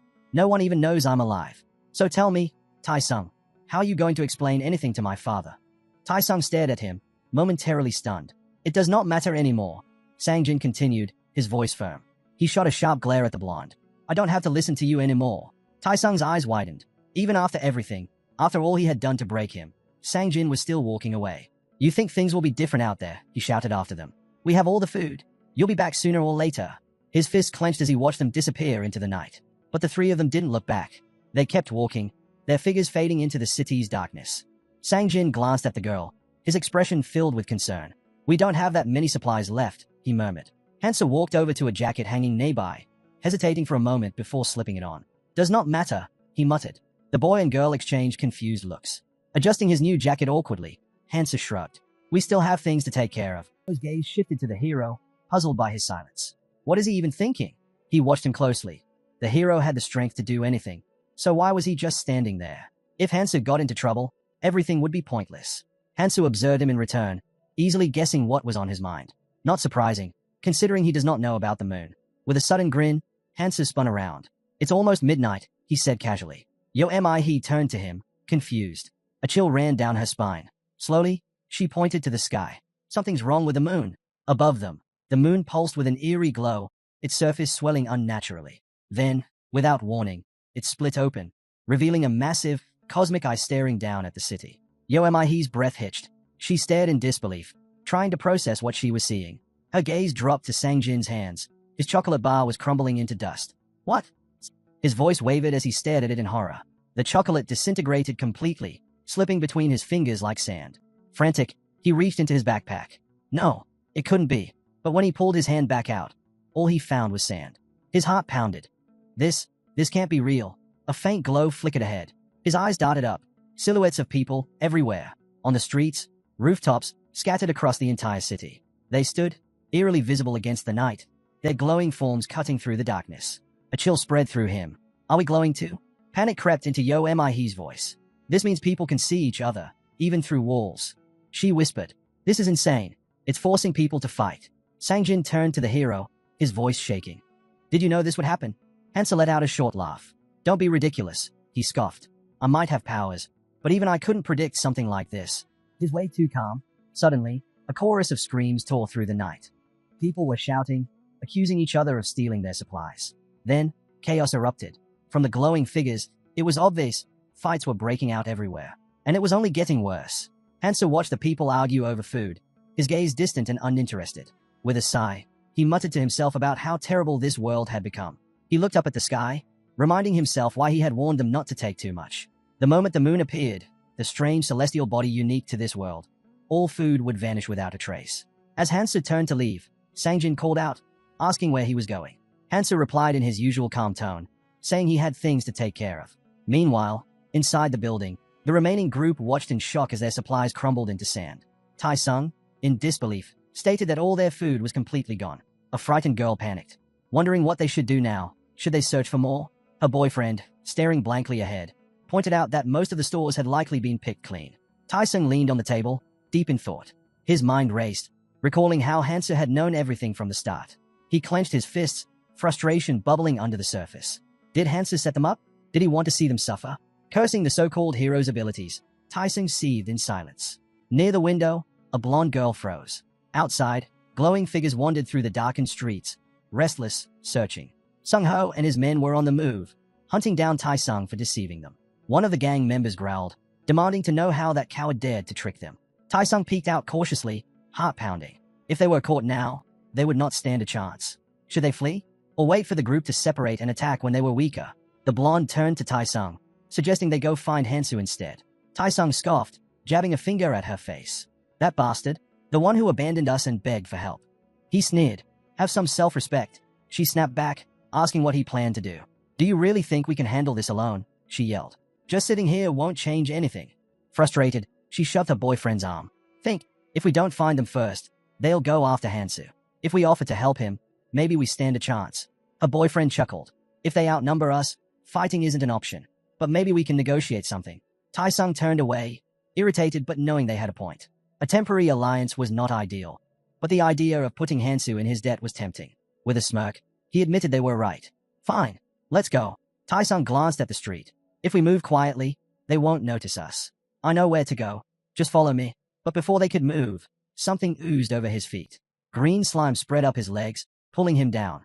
He struggled, clawing at the substance, his voice rising in panic. Help me! Pull me out! A voice interrupted. Are you sure you want to bring him along? The leader of the gang, draped in his usual jacket, approached with a calm demeanor. He observed the struggling Tai-sung with amusement. I doubt any of you are getting away. He took a step forward. Come on over. Let's have a little chat. Fear shot through the couple. Without hesitation, they turned and ran, leaving Tai-sung behind, his screams echoing after them. The gang leader crouched beside him, tilting his head. Such rude words for someone so young, he mused. That, my friend, is Oren's duct tape. While you were busy scheming, we weren't exactly sitting around either. He sighed, almost disappointed. Things are so much less entertaining when there's no challenge. Straightening up, he glanced around. Enough talk. There are only 3 of you. Where are the others? Tai-sung remained tense and silent, but the man in front of him didn't hesitate. He swung his leg. Pain exploded through Tae-Seung-ji's body as blood splattered onto the ground. A scream tore from his throat, his leg now badly wounded. Tai-sung, panicked, threw up his hands. I'll tell you everything. Anything you want to know, I'll talk. He stammered, promising to reveal where the others had gone. The boss turned to Sang-ho. Good. At least he understands his position. He smirked before adding, but first, someone wants to have a word with him. Sang-ho's grin widened. The boss suggested they settle this before moving forward, and Sang-ho eagerly stepped closer. Looming over the injured Tai-sung, he taunted. How's that leg? Feels pretty bad. But I won't feel better until I return the favor. Tai-sung gritted his teeth, cursing the so-called friends who had left him behind. The boss gave a casual nod. Just don't overdo it. Sang-ho laughed, motioning to his men. You heard him. Don't go too far. A moment later, Tai-sung was on the ground, blows landing relentlessly. He shielded himself as best he could, watching through blurry vision as the couple vanished into the distance. He couldn't believe they had abandoned him so easily. His mind burned with fury. I'll kill them all. Meanwhile, the couple hurried forward, unsure of where they were headed. Then, in the middle of nowhere, they spotted something unexpected, a pot of meat soup bubbling over a fire. Hansu and his group sat around it, eating in silence. The couple stopped, staring at the scene. What are you guys doing? The man asked. They glanced at the steaming broth. Is this a picnic? The blonde suddenly realized what was happening. Her lips twisted into a bitter smile. He knew. Hansa had known about the food situation all along. She took a step forward, but before she could get too close, Hansa stood up. Without hesitation, he raised his sword and flicked it toward her face. She froze. The blade hovered inches away. Mouth still full, Hansa spoke through bites. Don't come any closer. He turned his back on them, uninterested. The couple bristled. What's with this childish act? The man demanded. The blonde snapped. What did we ever do to you? This was all Tae-Seung-ji's fault. The man narrowed his eyes. What happens if we step forward anyway? Hansa smirked. Then my ability says things won't end well for you. The man scoffed. Oh yeah? Does this ability of yours tell you everything? Lowering his sword slightly, Hansa responded. It tells me enough. Like the fact that you just led danger straight to us. The couple spun around in alarm. From the darkness, a voice chuckled. You're pretty sharp, hero. A squad of men in jackets emerged, their boss wearing a slight smile. Hansa watched them silently. The blonde trembled, sweat dripping down her face. Hansu's mind drifted to the strange rules of this world. He pictured a bag of food, one held by a selfish, wealthy person. The conditions to claim it were simple. Cook and eat as much as possible while the moon was in the sky. It sounded easy, but there was a catch. Beside the fire, freshly sliced meat lay on a wooden board. Only the person who ate the most, without sharing a single bite, would be granted the reward. In a world where people fought tooth and nail for scraps, the task's cruel humor was evident. Those who refused to share would win, and those who did would lose everything. Hansa casually stuck his knife into the soup, pulling out a piece of meat and bringing it to his mouth. Even with all eyes on him, he remained calm. This was not the time to show hesitation. Footsteps approached. The jacketed gang members dragged in the battered Tai-sung, his body covered in fresh bruises. The blonde gasped. Are you okay? But Tai-sung cut her off with a furious scream. Shut up! His glare burned with rage. Why did you leave me? The couple shrank back in fear. The blonde stammered. We ran to get help. Tai-sung scoffed. Help? Don't give me that crap. If it weren't for you two, I would have. Watching from the side, clicked his tongue. Calm down. The gang boss stepped forward, giving Tai-sung a friendly pat on the shoulder. Relax a little, he said with a smile, then turned to Hansu. Nice to see you again. His eyes swept over the scene. You've got some skills. I'll give you that. He gestured toward the pot. But tell me, where'd you get that meat? Hansa didn't even look up. He simply pointed at the scattered remains around them. Meat's everywhere. Why ask me? He scooped another bite. I don't need to explain what it looks like, do I? The gang members exchanged confused glances. They had forced prisoners to eat this meat before. Those poor souls had suffered extreme dehydration and poisoning. But Hansu? He was eating it like it was nothing. The boss stepped in closer, eyes narrowing. So, you figured out how to cook it safely. Hansu swallowed and replied flatly. Boil it in goblin blood, and it's fine. Try it yourself. For the first time, the boss hesitated. He knew Hansa had some kind of special ability. Taisung had mentioned it before, and he also knew Hansu had gotten something valuable back at the station. A thought crossed his mind. This is the perfect chance. No matter how skilled Hansu was, he was still just a 20-year-old civilian. Against a group like theirs, the difference in experience would matter. The boss smirked. He's used to fighting monsters, but that does not mean he knows how to fight people. Taisung, standing nearby, glanced nervously between them. What are you waiting for? The boss grinned, tilting his head. Relax. We're just going to grab a bite to eat and have a friendly chat. Taisung scowled, clearly annoyed. He hated being ordered around, but he was not dumb enough to act out in front of an entire group. Hansa rose to his feet, his gaze steady. He watched him, fear creeping into her expression. Taisung stepped forward, forcing a smirk. Let's talk. Before he could take another step, he screamed. Don't cross that line. Taisung clenched his fists, telling everyone to shut up and wait. Hansa slowly raised his sword, declaring that this was the end. In his mind, he asked her not to blame him for what was about to happen. Taisung looked at the hero in confusion, only to be struck down. His legs gave out beneath him, and he collapsed to the ground, trembling. Panic set in as he stared at his severed limbs, his breath hitching. A blood-curdling scream erupted from him as he clutched the stumps. The jackets recoiled in shock, the couple among them instinctively jumping back. Taisung howled in agony, demanding to know how the hero could call himself human after doing something like this. How could he be so ruthless? Regret and fear filled his eyes as they shut tightly. But his screams didn't stop. All this, just for a piece of meat, he cried out. Sangjin's mouth fell open, sweat beading on his forehead. The blonde turned to the group and warned them to tread carefully around the hero. If he was willing to do this just to avoid sharing food, what would he do when he got even stronger? Did they really believe he would not eventually turn against them? Taisung whipped his head toward the jackets, shouting that the hero would kill them all for the runes. They had to act now. If they didn't stop him, he would come for them next. Kill him now. Or do you really think you can take him on when he's stronger? The boss's expression darkened. Get ready, he ordered. Sangho hesitated, watching the hero closely. He couldn't argue that the guy was wrong, but there was something unsettling about him. Right now, he was not looking for a fight, but if he gained enough power, he could wipe them all out without effort. The group drew their knives. Under the moonlight, there was no way for the hero to escape.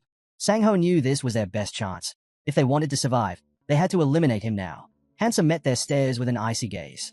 Sangho tried to wrap his head around it. What kind of student had eyes like that? What had he been through? Hansu exhaled, glancing at the crowd. A memory surfaced. Ayres and Keldian used to argue constantly, even after deciding to work together. Ayres always warned him not to make unnecessary enemies. But Keldian had a different philosophy. If an enemy stands before you, crush them completely. Because if you don't, you'll be the one crushed. Hansu smirked. He looked down at his hand, runes glowing faintly against his skin. With a grin, he pulled them out. The jackets shouted in alarm. What kind of trick is this? Sangho barked an order. Kill him. The men charged. Hansa gripped the hilt of his sword tightly. If they wanted to start this, then before the night was over, he would finish it. He pushed off the ground, landing on his toes before launching himself toward them. His movements were so fast that Sangho winced, unable to comprehend how he was moving like that. Hansa spoke calmly. This will hurt. Without hesitation, he struck the first enemy, then charged into the crowd, knocking them aside like ragdolls. Pain groans filled the air as bodies hit the ground. The boss stood frozen, his eyes darting around the battlefield. Had the hero absorbed all the hidden runes? If this continued, panic seized him. Don't run, he screamed at his men. We outnumber him. Use it to your advantage. But before he could finish, Hansu was suddenly in front of him. His grip tightened on his knife as he raised it, his voice shaking. You think I'll back down? Hansu stepped forward, slow and deliberate. Think about it. The boss let out a nervous laugh. Do you really believe you'll be fine after taking a life? Killing a human isn't the same as killing monsters. Hansu kept advancing.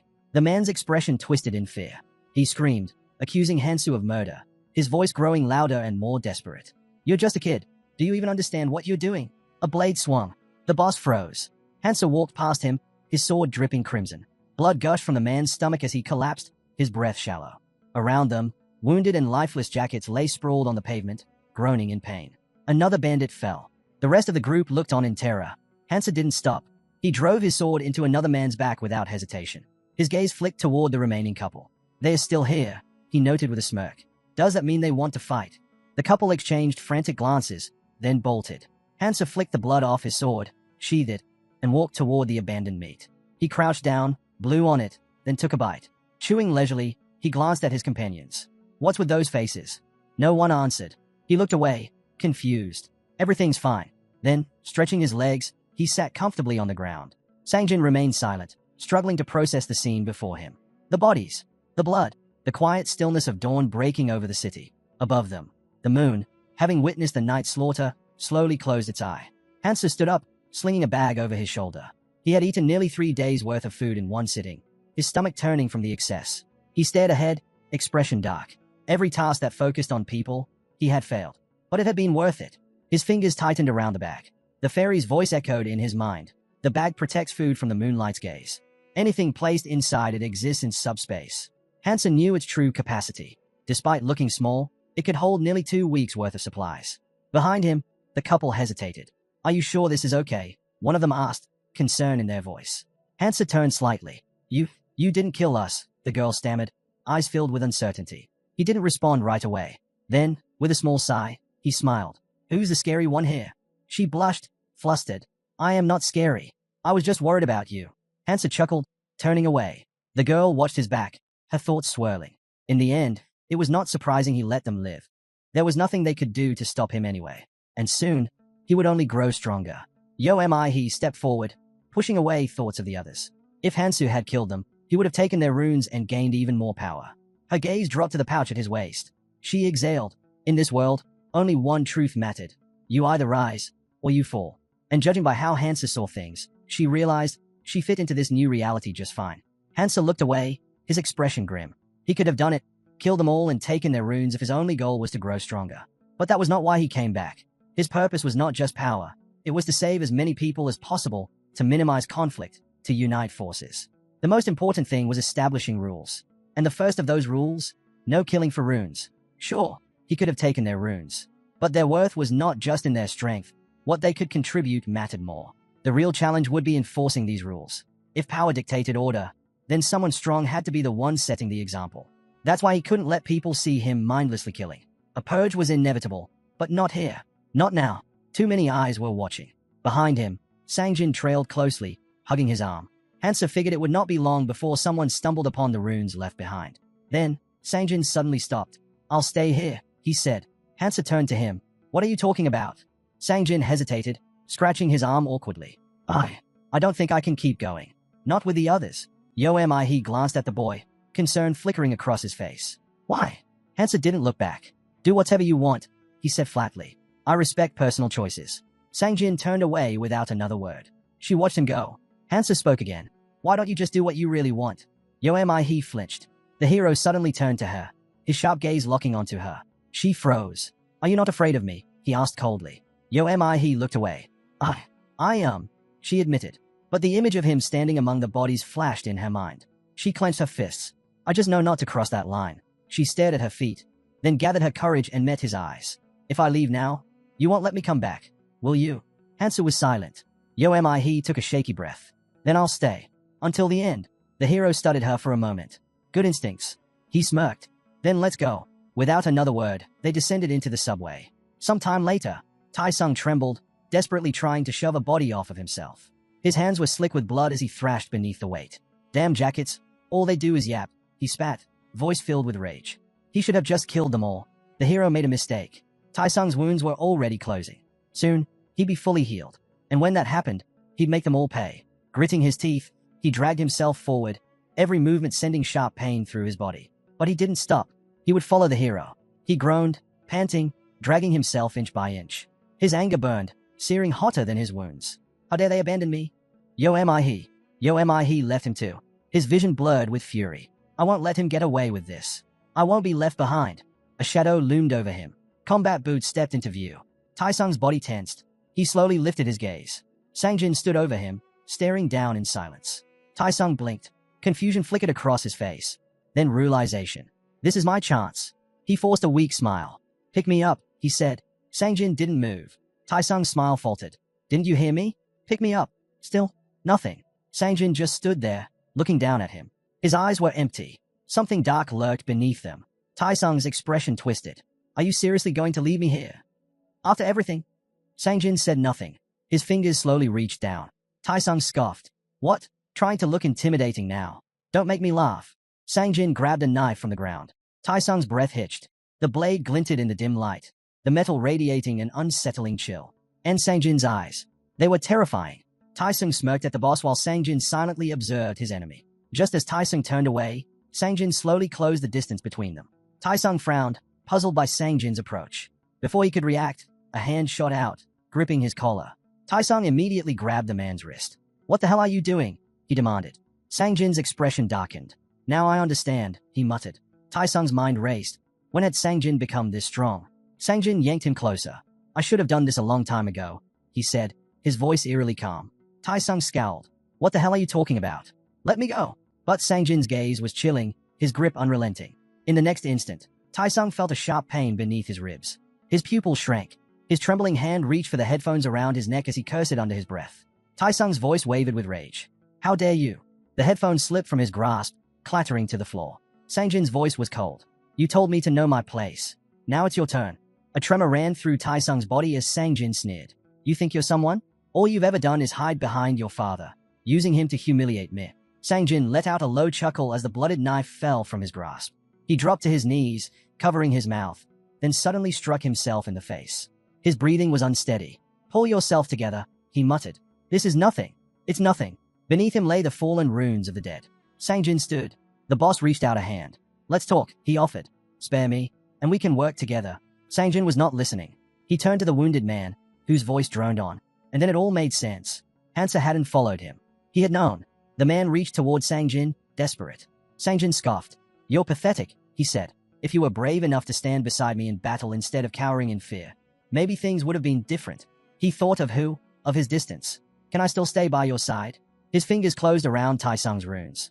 If he had been stronger, the hero would not have pushed him away. That had never changed.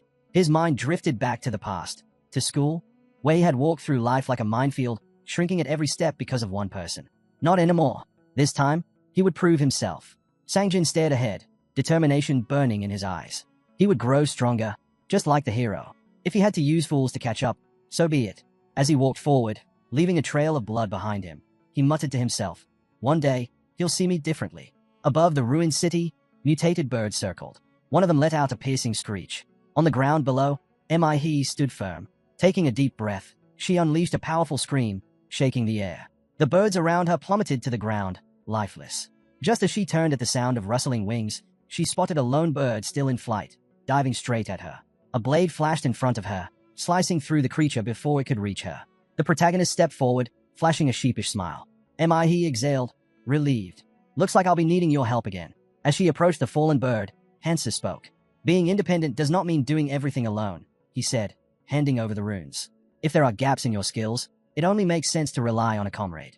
Taking the remaining runes, the young man added, "Try to understand your strengths and weaknesses better." He smiled to herself.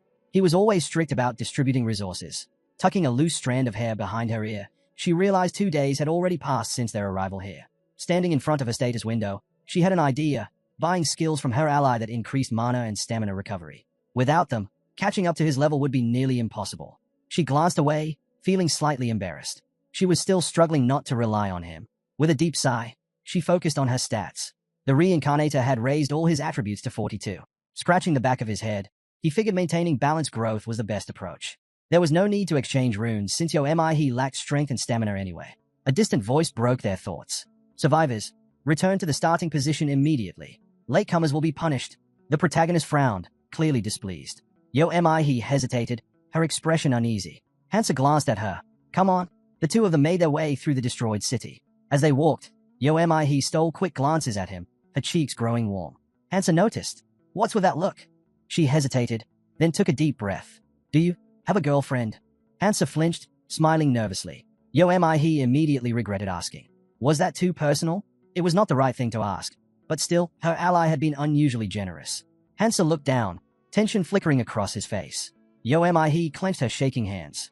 She had wanted to ask something else entirely. Glancing to the side, the Reincarnator realized she was nervous but speaking honestly. He thought about Kang Tai. He'd probably find this question amusing, even if it was just small talk. An image flashed in his mind. His embarrassed comrade, the unimpressed Keldian, and the exasperated S. At first, He had been too afraid to even speak. She opened her mouth to ask something else, but in the end, she simply looked down and stayed silent. The protagonist introduced his beloved, though, in truth, they had not yet met. Even so, he couldn't afford to lose her again. He raised an eyebrow, puzzled by his words. "I don't remember that," she said. Her friend gave no response. She lowered her head. and the two walked forward in silence. They arrived at a parking lot where the survivors had gathered. He glanced around, recognizing many familiar faces among the crowd. Her eyes widened. Something felt off. A fairy beamed, surveying the group. Is everyone here? Nearby, a devil spread his arms and sighed. Unfortunately, we got here too quickly. Wasting no time, the assistant stepped forward. I have 2 pieces of good news for you travelers, he announced. The crowd tensed, eyes filled with dread. Raising a single finger, the monster closed his eyes. First, if you can hold out for 72 more hours, you'll be free to leave. The fairy clapped his hands together. Wonderful news, isn't it? His voice was bright and cheerful. The survivors, however, stood frozen in horror. The devil's gaze darkened. Why aren't you reacting? With their faces pale and eyes wide, the people hesitantly started to clap. The assistant smirked. Ah, that's more like it. I'm glad to see you all so happy. Then, with a snap of his fingers, he declared, now, it's time to introduce tonight's star. The ground trembled. Pebbles scattered across the pavement. The crowd stiffened as a massive shadow loomed over them. A monstrous altar towered over the ruined city. Mihe's eyes widened in shock. What is that? A massive claw struck the bars of a cage, rattling the structure. The monster inside let out a deep growl. The fairy grinned. A very cute little creature is waiting for you inside. Spreading his wings, the devil gestured grandly. Do you see it? Behind him, an enormous eye opened, unblinking and hungry. The assistant chuckled. This little guy is a carnivorous beast. Gasps filled the air. The fairy continued with a playful lilt. For your sake, we haven't fed it all day. The survivors paled. It's very eager to be let out. The altar walls shook violently. The devil slammed his fist against the barrier. It may look sturdy, but I promise, it's not as strong as you'd hope.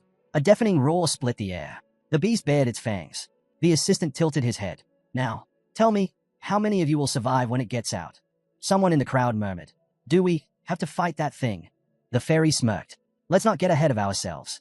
There's still one more piece of good news. Casually, the devil lay his head on a pillow. There's a way to make it fall asleep.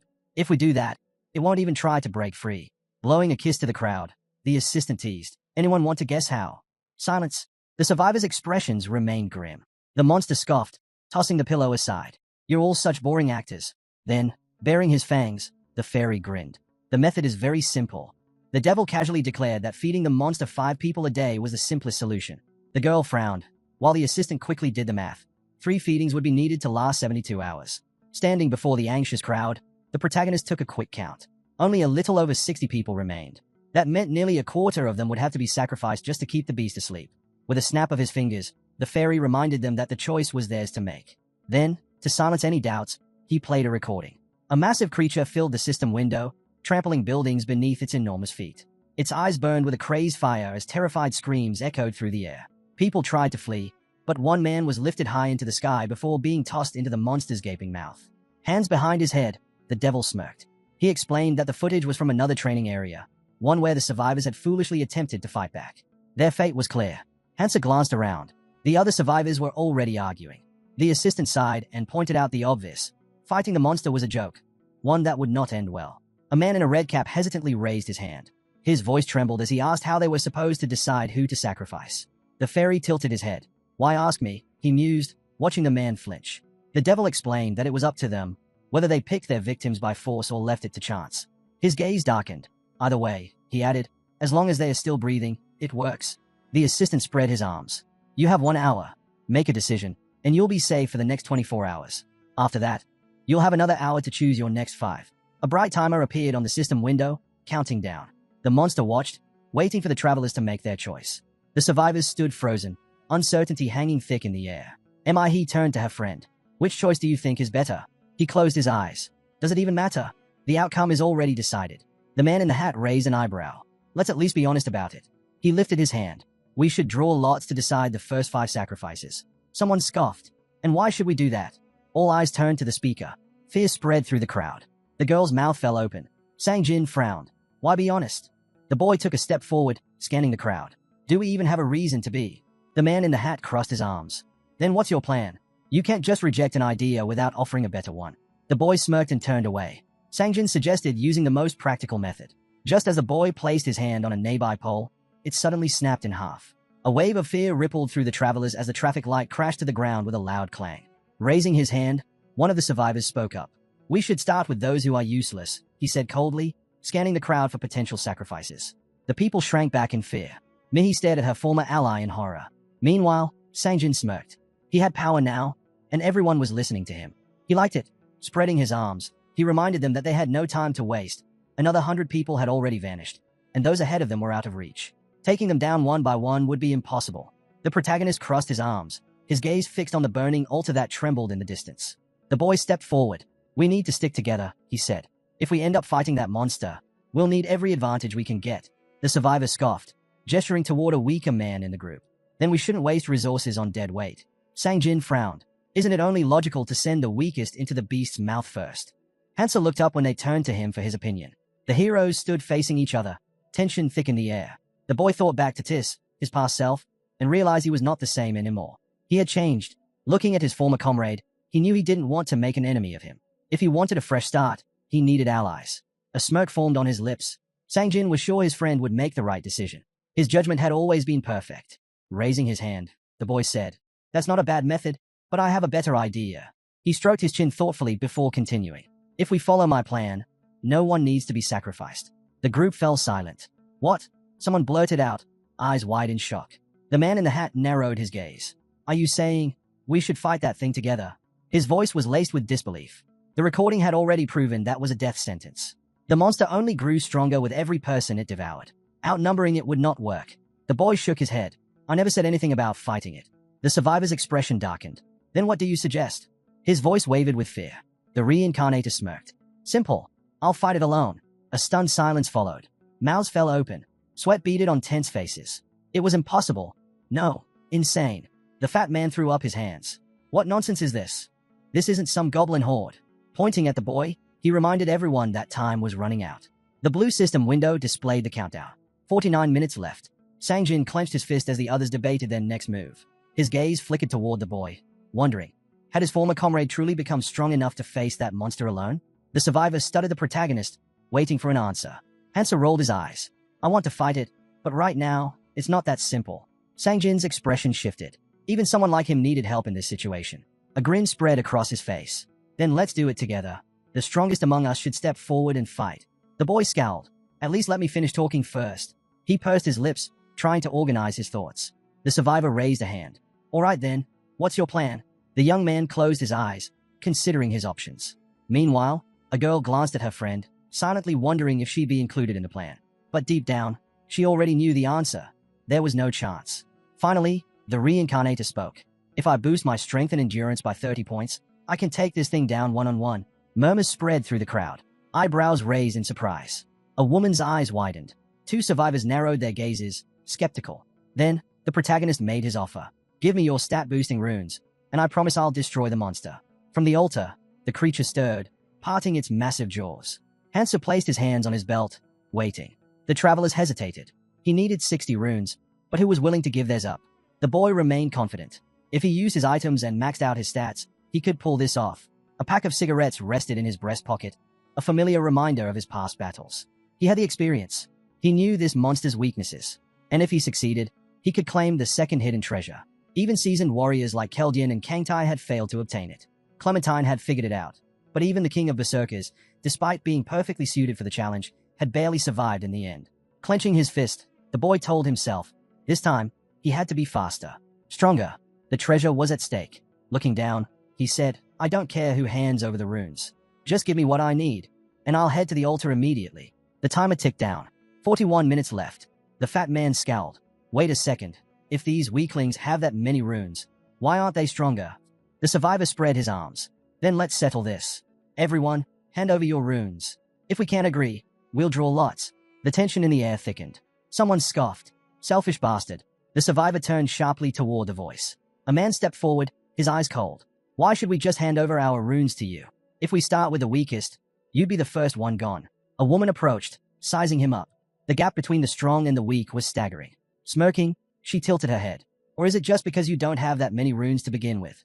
Her words hit their mark. The man gritted his teeth, his brows furrowing in frustration. "How dare you talk to me like that?"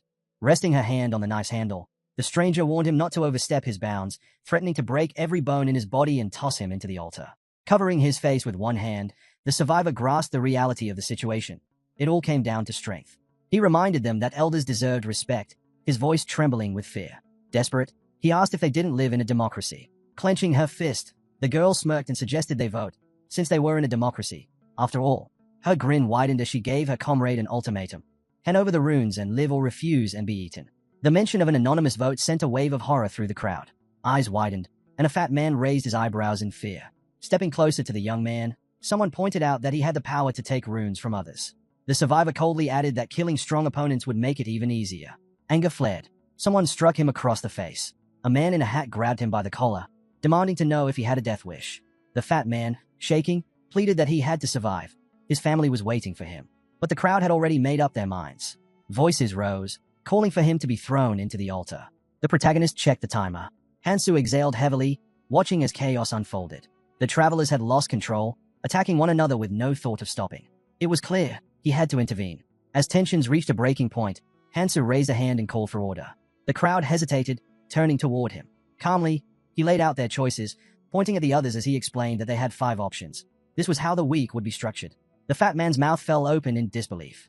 The man in the hat, his face pale, demanded to know if they were seriously considering sacrificing people to the monster. Parents clutched their children tightly. A voice rang out, asking if the week were really about to be thrown to their deaths. A young man smirked. The timer showed only 30 minutes remaining. He stood before the altar's entrance, frustration clear in her stance. Behind her, a man scoffed, saying she could have joined him if this was how she planned to act. Sangjin approached his former ally, suggesting she had a chance to get closer to the boy.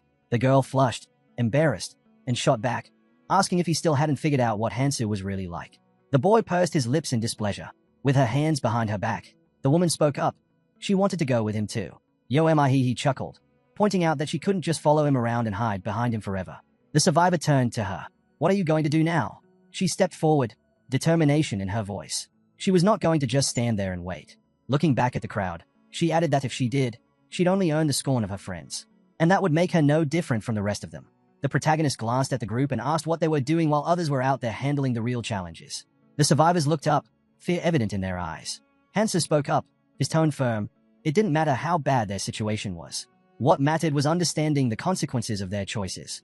With a serious expression, he explained that the leaders hadn't abandoned them because they were weak. Rather, they simply hadn't been strong enough to keep up. Did they really expect to be taken care of here? The weaklings averted their eyes in guilt. If they wanted to survive, then each of them had to claim 2 runes. Folding his arms, Hansu told them to decide who they would hunt over the next 3 days. They needed to find the runes and settle their debts. Smiling, the Reincarnator warned that anyone who tried to escape without paying would regret it. He turned away, remarking that her friend always kept his promises. He could handle things on his own. With a determined look, she decided she needed to pick up the pace and catch up to him. Sangjin, watching her, invited her to join him instead. He assured her that the rest of the team would be glad to have her. The girl flinched at the offer, then smiled warmly, thanking him. She told him she'd give her answer later. He turned and walked away. As he watched her leave, the boy didn't need to see her in action to know she had grown stronger since their last meeting. Her hair fluttered in the wind, and clenching his fist, the survivor knew he had to prove himself. What he had now was not enough. Narrowing his eyes, he resolved to show his worth. A stranger pointed at him, saying they needed to talk. A smirk played on her lips as she raised an eyebrow. Sangjin asked what she wanted. Resting a hand on shoulder, another man chimed in, asking what was bothering her. A man named Suyol extended his hand and introduced himself, explaining that his friend was just shy. Gesturing toward a nearby group, a formally dressed man explained that the leaders of 2 different teams were about to have a conversation. The boy blinked in surprise. He hadn't expected to be called a leader. He shook Suyol's hand and admitted that his friends were just following him. Suyol chuckled, saying that was exactly what leadership was. Then, as if remembering something, he noted that the survivor knew Hansu. Raising an eyebrow, he suggested they talk about him for a bit, if that was all right. Sangjin smiled nervously but agreed. Inside the altar, a purple portal flickered to life. A dispenser sat on the floor. Goblin poison would not work against a carnivorous beast. Gripping his sword, the protagonist realized he had to use paralyzing poison instead. Slipping on his rosary, he prepared for what was ahead. Hansu considered the effects. It restored stamina and enhanced strength, making it a valuable asset, even if it was only obtained through hunting. Tossing the rosary into his mouth, he decided it would help in the upcoming battle. As he descended the stairs, he assessed his chances. The odds weren't in his favor, but there was no other option. What he had now was not enough to take on this creature. The monster opened its mouth wide, releasing thick steam. Reaching into his pocket, Hansu pulled out a pack of cigarettes. He was going to need plenty of cloud snacks for this fight. He clenched one between his teeth, looking down for a moment. It had been a long time since he had done this. Slipping the pack back into his jacket, he could only hope that he was making the right call. A bright energy flared around him as he looked away. With a decisive frown, he realized that a rune perfectly suited for this world had finally been formed. The once gray rune shimmered, shifting through different colors, a phenomenon that occurred when its stats exceeded 100 units. Colorless turned red, red became orange, and orange shifted to yellow. A status window appeared. According to the inscriptions, Cloud Snacks boosted stat values by 20%. Although the gap between regular runes and colorless runes at 100% was small, as their level increased, the difference became significant. The monster's eyes gleamed with awareness. This carnivorous beast was not like the monsters released in the first training round. A colorless rune would be necessary to take it down. Stepping forward, Hansa thought that things would move along much faster if he had the essence of a troll. If that were the case, the Berserker King would go mad. Coming to a halt, he recalled that only one person had ever managed to find the hidden treasure. Lightning crackled from his eye. The more impossible a task seemed, the greater the reward in this damned world. The monster turned, sensing his presence. Hansa tightened his grip on his sword and charged. The air above was filled with enormous creatures, each possessing racial skills. This carnivorous beast was born with two of them. It slammed its hand against the ground, shattering it on impact. Hansa remained calm, eyes locked on his opponent. The monster lifted its head, and its gaze burned with a sinister light. Its first skill, intimidation. Hansa narrowed his eyes and raised his sword. The beast lunged forward, its massive hand reaching for him. Claws rushed in to seize his prey. At the last second, Hansa dodged to the side. Jumping back, he recalled the effect of intimidation. It paralyzed its victim with fear, making them easy prey. The creature would then devour them, using carnivory to restore its stamina. Lighting another cigarette, Hansa smirked. Despite everything, his habits hadn't changed. In a way, he was glad that his strength hadn't dulled. The monster's tongue shot out as it let out a deafening scream. Usually, after carnivory, the next skill followed, blood-drinking swamp, a technique that drained every drop of blood from its victim. The beast's red eyes widened, locking onto him. It was time to see who would survive. Hansa swiftly dodged to the side, narrowly avoiding the incoming strike. He knew this enemy would be tough to handle. A quick glance told him that reckless attacks would not work, but he had a strategy in mind. Instead of blindly striking, he needed to restrict the creature's movements. Lightning crackled over the body of the carnivorous beast as Hansa halted and turned. The monster lunged, claws swiping toward him. He sidestepped and gripped his sword tightly. Random stabs would not be enough. He had to target its nerves, injecting poison into the joints. With a swift motion, his blade struck, leaving small punctures on the creature's arm. Lightning surged from the sword's tip, and the beast let out a piercing roar. Hansa leaned on his weapon, watching and waiting. The poison needed time to work, 12 minutes according to the timer. Just then, a brilliant light illuminated the altar. The monster struck again, forcing him to retreat. Dust billowed from the ground as he landed lightly on his feet. The beast snarled, locking eyes with him. But suddenly, its pupils darted wildly. Hansa lit another cigarette and took a slow drag. The monster swung at him again. His unique skill, intimidation, depended on the target's willpower, and against a weaker foe, it could be devastating. A surge of energy flared around him, his magic immunity offering an extra edge. Holding his sword before him, he scoffed. This creature was nothing compared to the real threat ahead. He exhaled smoke and flicked away the spent cigarette. Another attack came, but he dodged effortlessly. Years of experience had honed his instincts, sharpening his awareness in battle. He smirked, recalling KNGTAE's words. Anticipation is the key to survival. Pulling another cigarette from his pocket, he felt a strange sense of amusement. He could now predict every movement of his opponent. The beast twisted its head, attempting another strike. Hansa followed its gaze and instantly knew where it aimed. Looking down, he admitted that the fight was still challenging, but his increased strength and endurance allowed him to react faster. Fighting inside the altar had been a good decision. Plus, he still had time. And snacks. From a tower above, a woman crouched, watching intently. She marveled at the fact that he was fighting alone. Smirking, Seol thought he had to be crazy, or just extremely confident, to take on such a foe so casually. Meanwhile, Sangjin observed from a distance, listening to the others speculate. They believed Hansu had stolen their runes intentionally, not because he needed them, but because he simply didn't care. Turning toward the stairs, Sangjin reminded them why they had come. It was time to do their part. But before they could leave, a voice called out. A boy raised a hand to his mouth and shouted. They were here to help. Hansa turned, surprised. Looking down at the survivor, he hesitated as the boy urged him to wait while they made their way down. The group leader furrowed his brow and asked what was going on. Placing a hand on his shoulder, he reminded them to move quietly. If they made a sound, the monster would notice. Sangjin, however, insisted that their comrade needed to know they were here. Spreading his arms, Seol countered that if the boy knew, the beast would know too. The younger one scratched the back of his head, realizing his mistake. With a nervous chuckle, he admitted he hadn't thought about that. The older man laughed, shaking his head. It happens, he said before turning away and calling his comrade an idiot. The The survivor looked back, apologizing. From the altar, Hansu caught the exchange and smirked. His low chuckle carried through the air. The group leader's expression darkened. There was no way they could afford to lose because of someone else's mistake. But in truth, there was no immediate danger. The spiral staircase led downward, where another fierce battle was raging. CHP 19 done. As they descended, Suyol muttered his plan. Once the beast was dealt with, they'd take care of the boy. When the adrenaline wore off, Hansu would not have time to notice them closing in. However, as he observed Hansu's battle, his unease grew. This man was dangerous. Standing in the center of the altar, Hansu's posture was tight, his movements sharp and precise. To the guild leader, he didn't seem like a person. He was more like a predator that remained calm only when fully satisfied. A bead of sweat rolled down his cheek as a memory resurfaced. That night, Hansu had fought an entire crowd alone, cutting through them without hesitation. Worse, he looked like he was enjoying it. Suyol clenched his teeth as he climbed further up the stairs. He couldn't allow someone this dangerous to grow even stronger. If Hansu continued to gain power, he'd dominate everyone, including him. Turning back, he ordered his ally to go check on the situation below. Down below, Hansu's battle was shifting. The carnivorous beast was slowing, its attacks growing sluggish. Watching from the staircase, Sangjin's mouth hung open in shock. But then, unexpectedly, he grinned. A woman beside him frowned, sensing something was off. "Why'd he go quiet all of a sudden?" she muttered. Before anyone could respond, a deafening roar shook the tower. The ground trembled, and the spiral staircase quivered beneath their feet. A massive explosion erupted above them, obliterating the structure. The force sent them flying. In midair, the woman gasped. "What the hell?"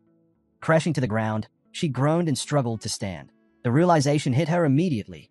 They had been exposed. However, the monster's movements had become sluggish. It snarled and swung its tail violently. Bracing itself, the beast planted a clawed hand into the ground, its bloodshot eyes flickering with rage. The onlookers clutched their heads as an overwhelming pressure bore down on them, far greater than what they had felt before. Then, the beast's gaze shifted. It had noticed them. The monster's jaws parted, its breath heavy and menacing. Gritting his teeth, Suyol reassured himself that even though their surprise attack had failed, everything would be fine. Hansu was still here. From the staircase, the woman caught sight of him. "What are you doing there?" she called out. Turning slightly, the man shrugged. "Shouldn't we focus on taking this thing down? If we work together, we can handle it." The group leader tensed, worried that their comrade might abandon the fight when they were so close to finishing it. Meanwhile, Hansu, cigarette hanging from his lips, exhaled a thin stream of smoke. His gaze shifted back toward the monster. "You idiots just ruined everything," he muttered. "Now it's going to recover all its stamina." His ability to dodge the creature's attacks had only been possible because of the cloud snack. But now, things had taken a turn for the worse. The group flinched at his words, their faces tightening with fear. Nearby, Suyol clenched his jaw, fingers twisting the bottle of paralyzing poison in his grip. Hansu watched them for a moment before sighing. If the beast finished dealing with these travelers, continuing the fight would only get more complicated. Hands on his hips, he decided on a new approach. "Well then," he said, "why don't you all try handling it yourselves?" The woman's eyes widened as he turned away. Rushing toward the stairs, she snapped, "Are you seriously planning to run away?" Her brow furrowed in frustration. "Your friend is still here." Hansu didn't respond. Glaring, she turned back toward the others. "Would he mind if we used his friend as bait?" she muttered coldly. Descending a step, Sangjin tilted his head. "Who are you looking for?" Before she could answer, the boy grinned. "Oh, didn't you notice? You all fell down the stairs." Her body stiffened. The realization hit her like a brick. His smug expression, the broken stares. He had overheard everything. And he had done this on purpose. "You bastard," she seethed. "I'll kill you." "Not happening." The survivor cut in, his voice eerily calm. He lowered his gaze. "You don't have the time." The monster licked its lips, watching its prey with delight. The travelers stood frozen, trapped under its massive shadow. It relished their fear.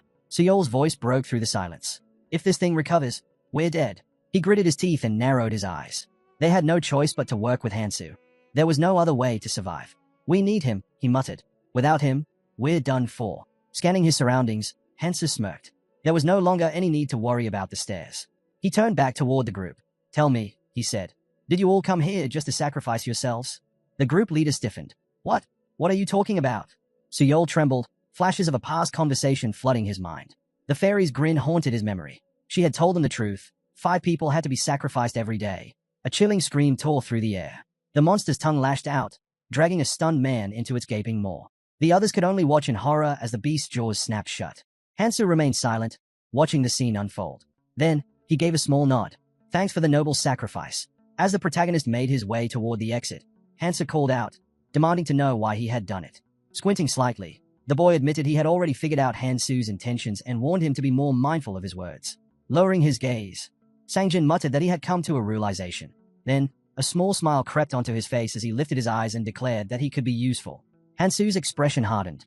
He told Sangjin to prove it. The young man placed his hands on his hips, looking at him in disbelief. "And why would I do that?" he asked. Sangjin responded calmly. He knew Hansu's goals were different from others. The Reincarnator took a slow drag from his cigarette, eyes shadowed as he regarded his friend. He pointed out that Hansu was always thinking several steps ahead, never hesitating, something that had become clear in the fight against Song and the bandits. Despite their overwhelming victory, the wounded enemies lay scattered across the battlefield, alive. Hansu had chosen not to finish them off, even though it could cause trouble later. His gaze darkened as he recalled the moment when the altar loomed over the city. Hansu had the strength to eliminate every rival, yet he didn't. Instead, he had raised his hand, calling for a truce. Frowning, Hansu's voice sharpened as he questioned the logic behind it. "Why spare them?" he asked. "It's not like you." Sangjin held his gaze in silence before extending his hands. "Then stain them with blood instead of me," he offered. The boy then asked Hansu to take him along, to travel together. Closing his eyes, Hansu let out a small smile but said nothing as he walked past. He admitted he had no answer after everything that had happened. Clenching his fists, he justified his past actions. There had been no other choice at the time. That was why he had been caught. But next time would be different. He vowed never to let it happen again. Watching him go, Sangjin made a silent promise. There would always be obstacles in Hansu's path, but he would eliminate those Hansu couldn't, ensuring he could pursue his goal without hesitation. With a stern look, Hansu resolved to follow him, to grow stronger. His gaze remained fixed on his friend's back, willing to do whatever it took to walk beside him and understand his true purpose. Then, as if sensing his thoughts, Hansu suddenly turned around, eyes narrowing. "And if circumstances don't allow it," he asked, "what if you fall behind?" The two locked eyes in heavy silence, as if foreshadowing a trial ahead. A knowing smile tugged at Sangjin's lips. "Then I'll become stronger," he promised. "And when I do, you'll accept me as an ally." Hansu closed his eyes for a moment before giving his final words. "Then leave." The boy froze in shock, unable to comprehend why his friend was still refusing. Desperate, he rushed after him. "Just give me one chance," he pleaded. "Let me fix my mistakes." Hansu crushed a cigarette under his boot, glancing back. "You misunderstood me," he said calmly. Without another word, he turned and continued toward the exit. Just before leaving, he suggested they meet here again tomorrow. Taking out a fresh pack of cigarettes, he added, "The monster won't be here by then." Sangjin furrowed his brows. "What do you mean?" he asked, confused. Hansu didn't answer directly. Instead, he looked down at his cigarettes, then told Sangjin to take the leftover runes from the fallen enemies. With a faint smile, he repeated, "See you tomorrow." Left alone, Sangjin collapsed to his knees, frustration washing over him. The Reincarnator remained uncertain about him, but perhaps he could be useful in the future. Just then, S knelt beside him. She reminded him of his past mission, the one that had once mattered above all else. "Your duty was to save humanity," she said. Her long hair covered her eyes as she warned him that many would try to stop him.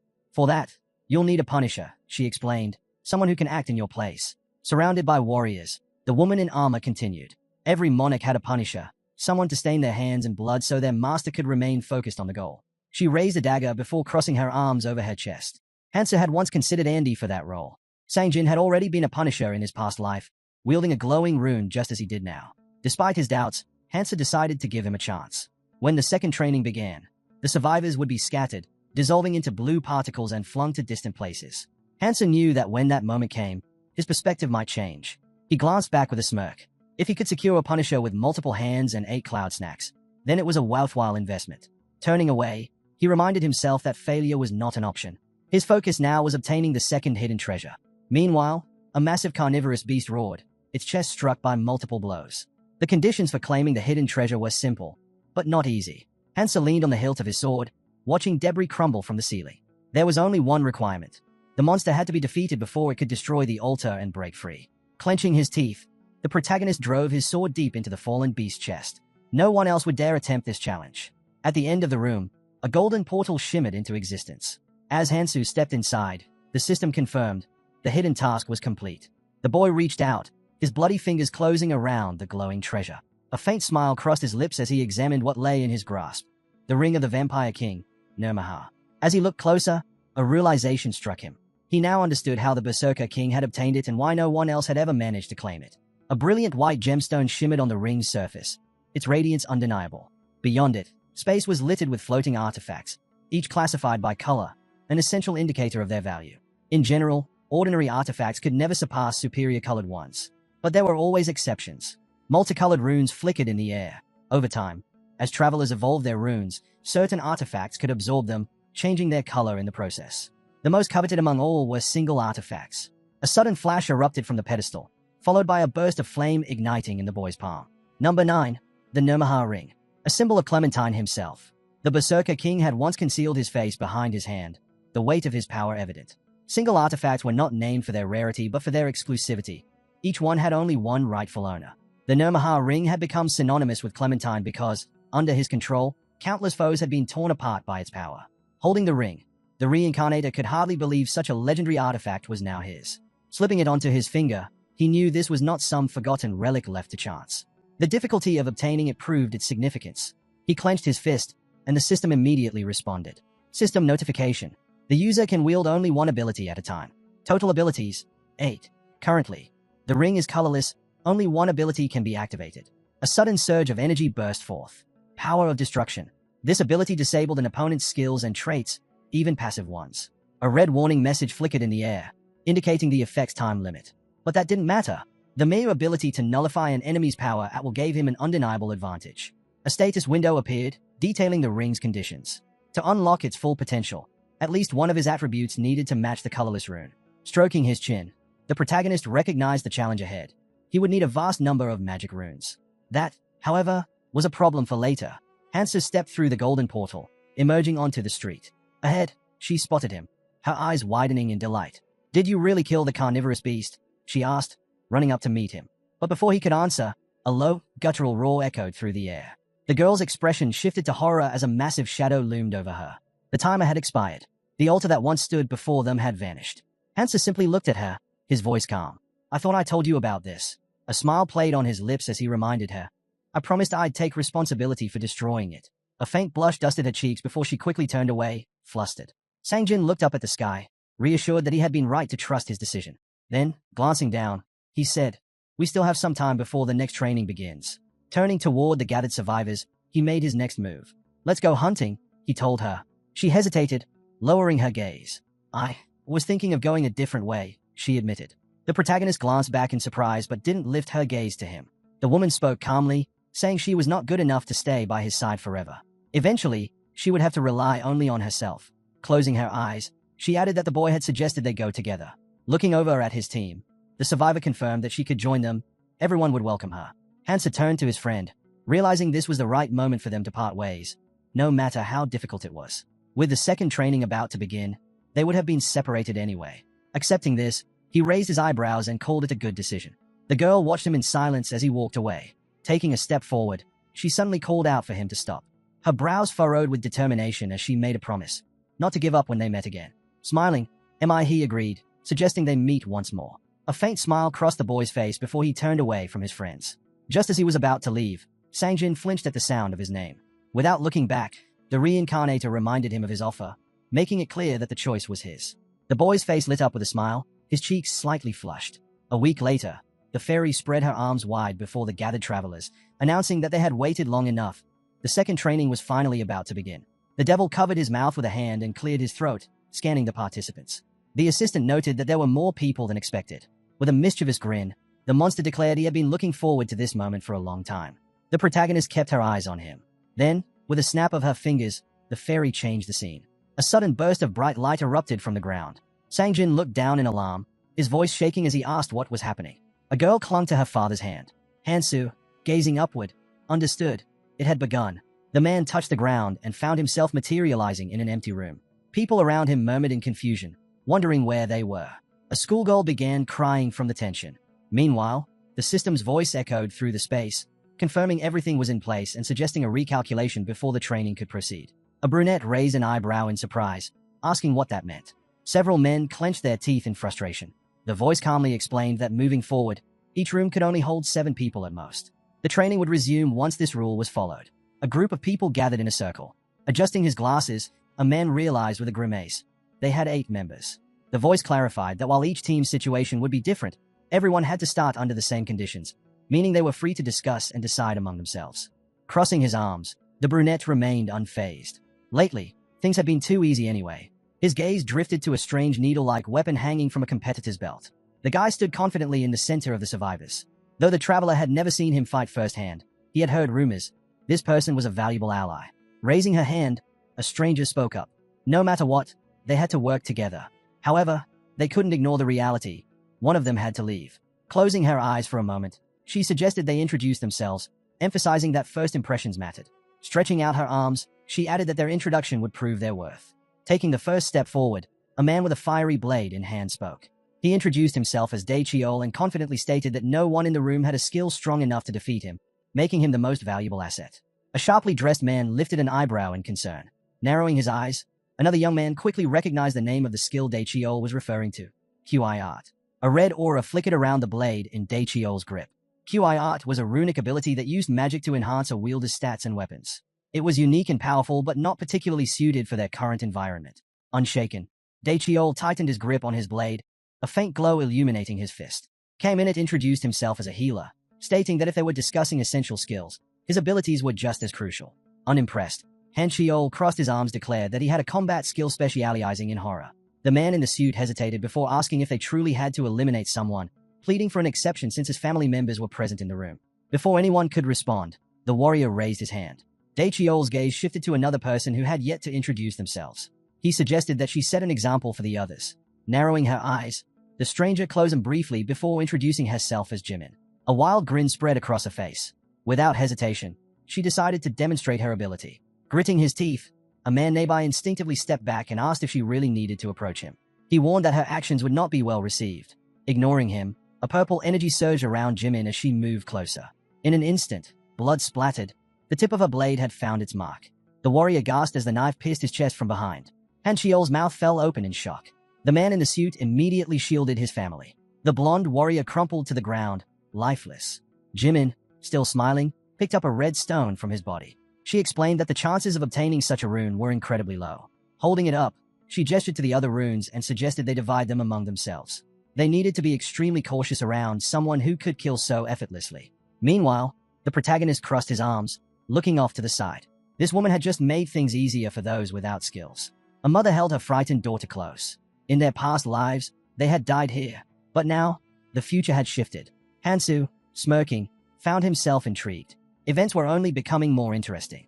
Just then, the fairy peeked out from a rift, announcing that they were the first group to reach the required 7 members. She then proceeded to explain the next phase of their journey. The heroes found themselves on a floating island. A chain of islands, connected by suspension bridges, formed a path leading upward. Their mission was clear. Over the next 3 months, they had to ascend to the dormant volcano at the center of the 2nd floor. That was their first goal. Pointing upward, the devil declared that once they completed this stage, a world of adventure would open before them. The assistant wished them luck. The group tensed as they looked ahead. Without hesitation, they stepped onto the suspension bridge. Han Chiol, smiling, remarked that since they would be together for a while, they might as well become friends. Then, frowning, he asked where their ally was rushing off to. Suddenly, the man's eyes widened in horror. He shouted for everyone to stop. The bridge behind them began to collapse. Realizing the danger, the team bolted forward, barely avoiding the fall into the abyss. One of them glanced back, watching as the rest of the squad caught up. Overhead, the fairy appeared again, warning them that as time passed, sections of the lower islands would break away, causing the bridges to fall even faster. Gritting his teeth, a man muttered in frustration. Couldn't they have been warned about this sooner? Shaking off his irritation, he got back on his feet and asked again where their ally was heading. Frowning, the soldier accused him of being antisocial. Jimin, still smiling, suggested they follow him. His confident stride made it seem like he knew exactly where to go. The Reincarnator fixed his gaze ahead as the survivors continued along a forest path. The bright sun shone down on them as they pressed forward. Han Chiol sighed, complaining that they had been wandering for hours without spotting a single bridge leading upward. He started to doubt whether their comrade even knew the right path. A girl casually waved away a fly and admitted she had no idea. Han Chiol frowned, convinced they had passed this area before. There was nothing here. Noticing their leader chewing on something, the soldier asked what he had been eating all this time. The protagonist held up a piece of oak bark, explaining that it acted as an antidote for Fawn. Han Chiol raised an eyebrow. Why would you need an antidote now? Before he could answer, a massive snake slithered along a tree branch, its tail suddenly dropping down. At that moment, Hansa grabbed his ally by the collar and yanked him back just as the serpent lunged forward, mouth wide open. Squinting, Hansa smirked. Found it. The team managed to dodge in time. Looking up at him, one of them asked how he had known the beast would attack. Still chewing on the bark, The young man shrugged. Superpowers. The soldier raised his eyebrows in confusion. What is that supposed to mean? Before he could finish, the snake sank its fangs into his hand. With a grunt, he shook it off and hurled it away. A knife embedded itself into the reptile's neck, causing it to thrash violently. The rune snake's mouth gaped open. The system's voice echoed, explaining that the nature of these creatures depended on the ever-changing patterns on their heads. Glancing at his bite wound, Henshiol realized that the enemies weren't giving them a moment to recover. If this kept up, his body would not last. His gaze shifted to a couple with their child. Frustrated, he asked why they weren't fighting and told them to stop hiding behind others and join in. Tension flickered in the man's expression as he adjusted his suit. I have people to protect. I can't risk my life for strangers. The soldier clenched his fists. That shouldn't matter. We're all just trying to survive. He turned toward his comrades standing by a tree and scowled. And what about you? You don't have families. So what's stopping you? Kamenet adjusted his glasses, his voice calm. If something happens to me in battle, how do you plan to heal without my help? Hanshiol scoffed. You think I carry this sword for decoration? Raising a single finger, the healer stated his price. 3 power runes or 1 magic rune per treatment. Hanshiol's eyes widened in shock. That's insane. Jimin, unimpressed, turned toward the group. Are we really just going to stand here arguing about payment while others are fighting? The soldier gritted his teeth. Was he the only one who thought this whole situation was a mess? The man with glasses raised his hand impatiently. Less talking, more moving. Hanshiol narrowed his eyes. Getting cocky just because you can heal? Huh. Before he could respond, a voice called out to them. How do you like the place? The soldier glanced down and sighed. Better not talk about it. Then, he asked, how's it going on your side? An icon of 2 machine guns flashed in the air. A voice responded, not too bad. We've got a rescuer up here. Another voice chimed in. Keep an eye out for useful recruits on your way. We need to expand our ranks. Hanshiol scratched his head in frustration, unsure of what to do. He wanted to go forward, but bringing along a man who claimed to have superpowers felt like a risky choice. Ahead of them, Jimin raised her sword, holding it steady. The cunning doctor averted his gaze, while a woman gently stroked her daughter's head. A man nervously scratched his neck as a voice echoed in his mind, reminding him that survival was the only thing that mattered. It promised they would meet again. Hanshiol turned back, noticing the symbol on his ally's hand. He thought about how little time had passed, too little for a monarch's traits to fully awaken. A golden crown shimmered in the air. Monarchs, like the king of the berserkers, all had distinct personalities that made them natural leaders. A girl stood before a crowd, raising a flag. Monarchs granted their clans a unique symbol. Some received rings, others magical marks. Those who bore these symbols shared a deep connection, allowing them to communicate telepathically. A sword plunged into a snake's body. There was a limit to how many people a monarch could mark, which was why they carefully sought out the most worthy individuals. Picking up a rune from the ground, the young man resolved to grow stronger. If he ever had to compete with them, he would need to be prepared. Looking to the side, the Reincarnator realized that a leader needed power. Only then would people follow. The ground was littered with the corpses of snakes. Taking a step forward, a squad member hesitated. Had they truly left the monster's territory? It didn't seem like it. If anything, their numbers had only dwindled. Pushing aside a bush, the protagonist's eyes narrowed. Ahead, the mutated snake's lair awaited. In a small clearing, a fallen tree lay in the distance. His goal was close. Wrapped around the tree was a massive runic snake, its face marked with a strange symbol. Just as he took a step, a man in a suit raised a hand, urging him to stop. Do we really need to fight that thing? He asked. We could just slip past without being noticed. Lifting an eyebrow, the young man responded coolly. I'll handle this alone. If you want to move ahead, go on without me. His ally turned away in frustration. That's not what I meant, he said. Why would you do something so reckless? We're supposed to move together. The Reincarnator's gaze darkened. I never planned on going with you in the first place, he stated. Moving through the bushes, he added. You were just heading in the same direction as me. Now it's time to go our separate ways. Jimin closed her eyes. There was no point in arguing. The suited man's eyes widened in shock. Hanshiol watched his ally closely, his hand resting on his chin. He couldn't just leave him behind like this.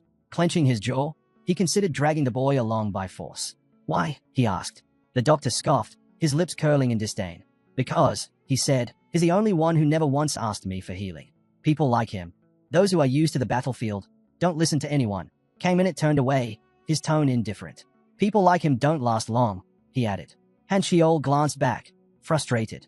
Losing someone that talented was a shame, but controlling him would have been just as difficult. Meanwhile, the devourer snake sank its fangs into a tree trunk, its jaws stretching wide.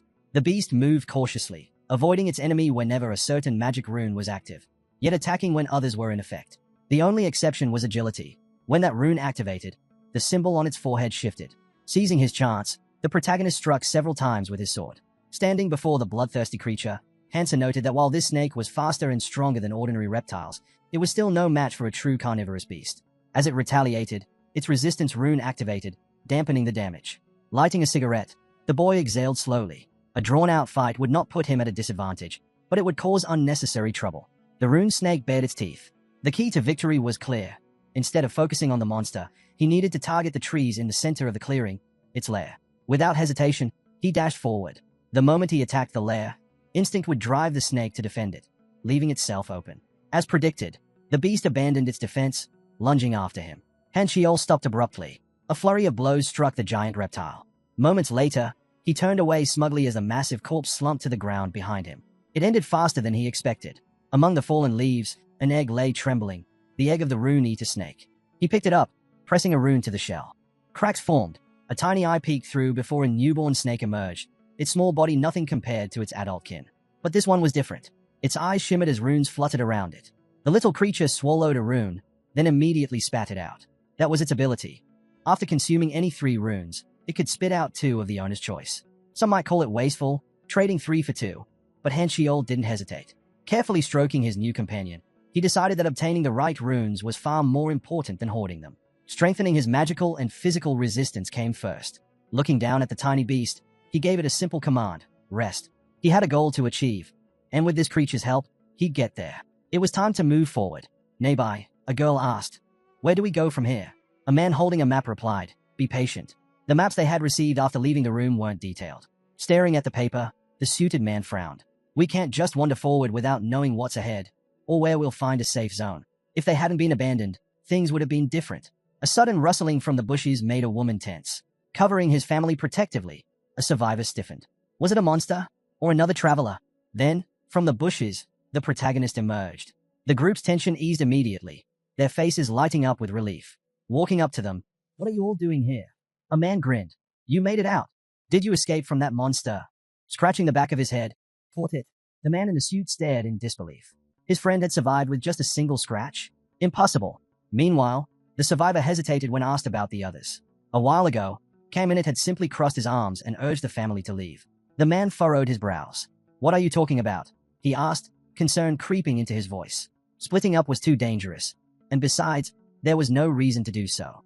Han Xiol smirked. "So, are you planning to just hide behind us and travel comfortably?"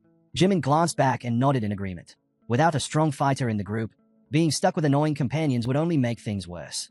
The healer shrugged. "I don't really care who gives me runes, but I'd rather stick with the strong ones." The suited man's expression darkened. "We were left behind.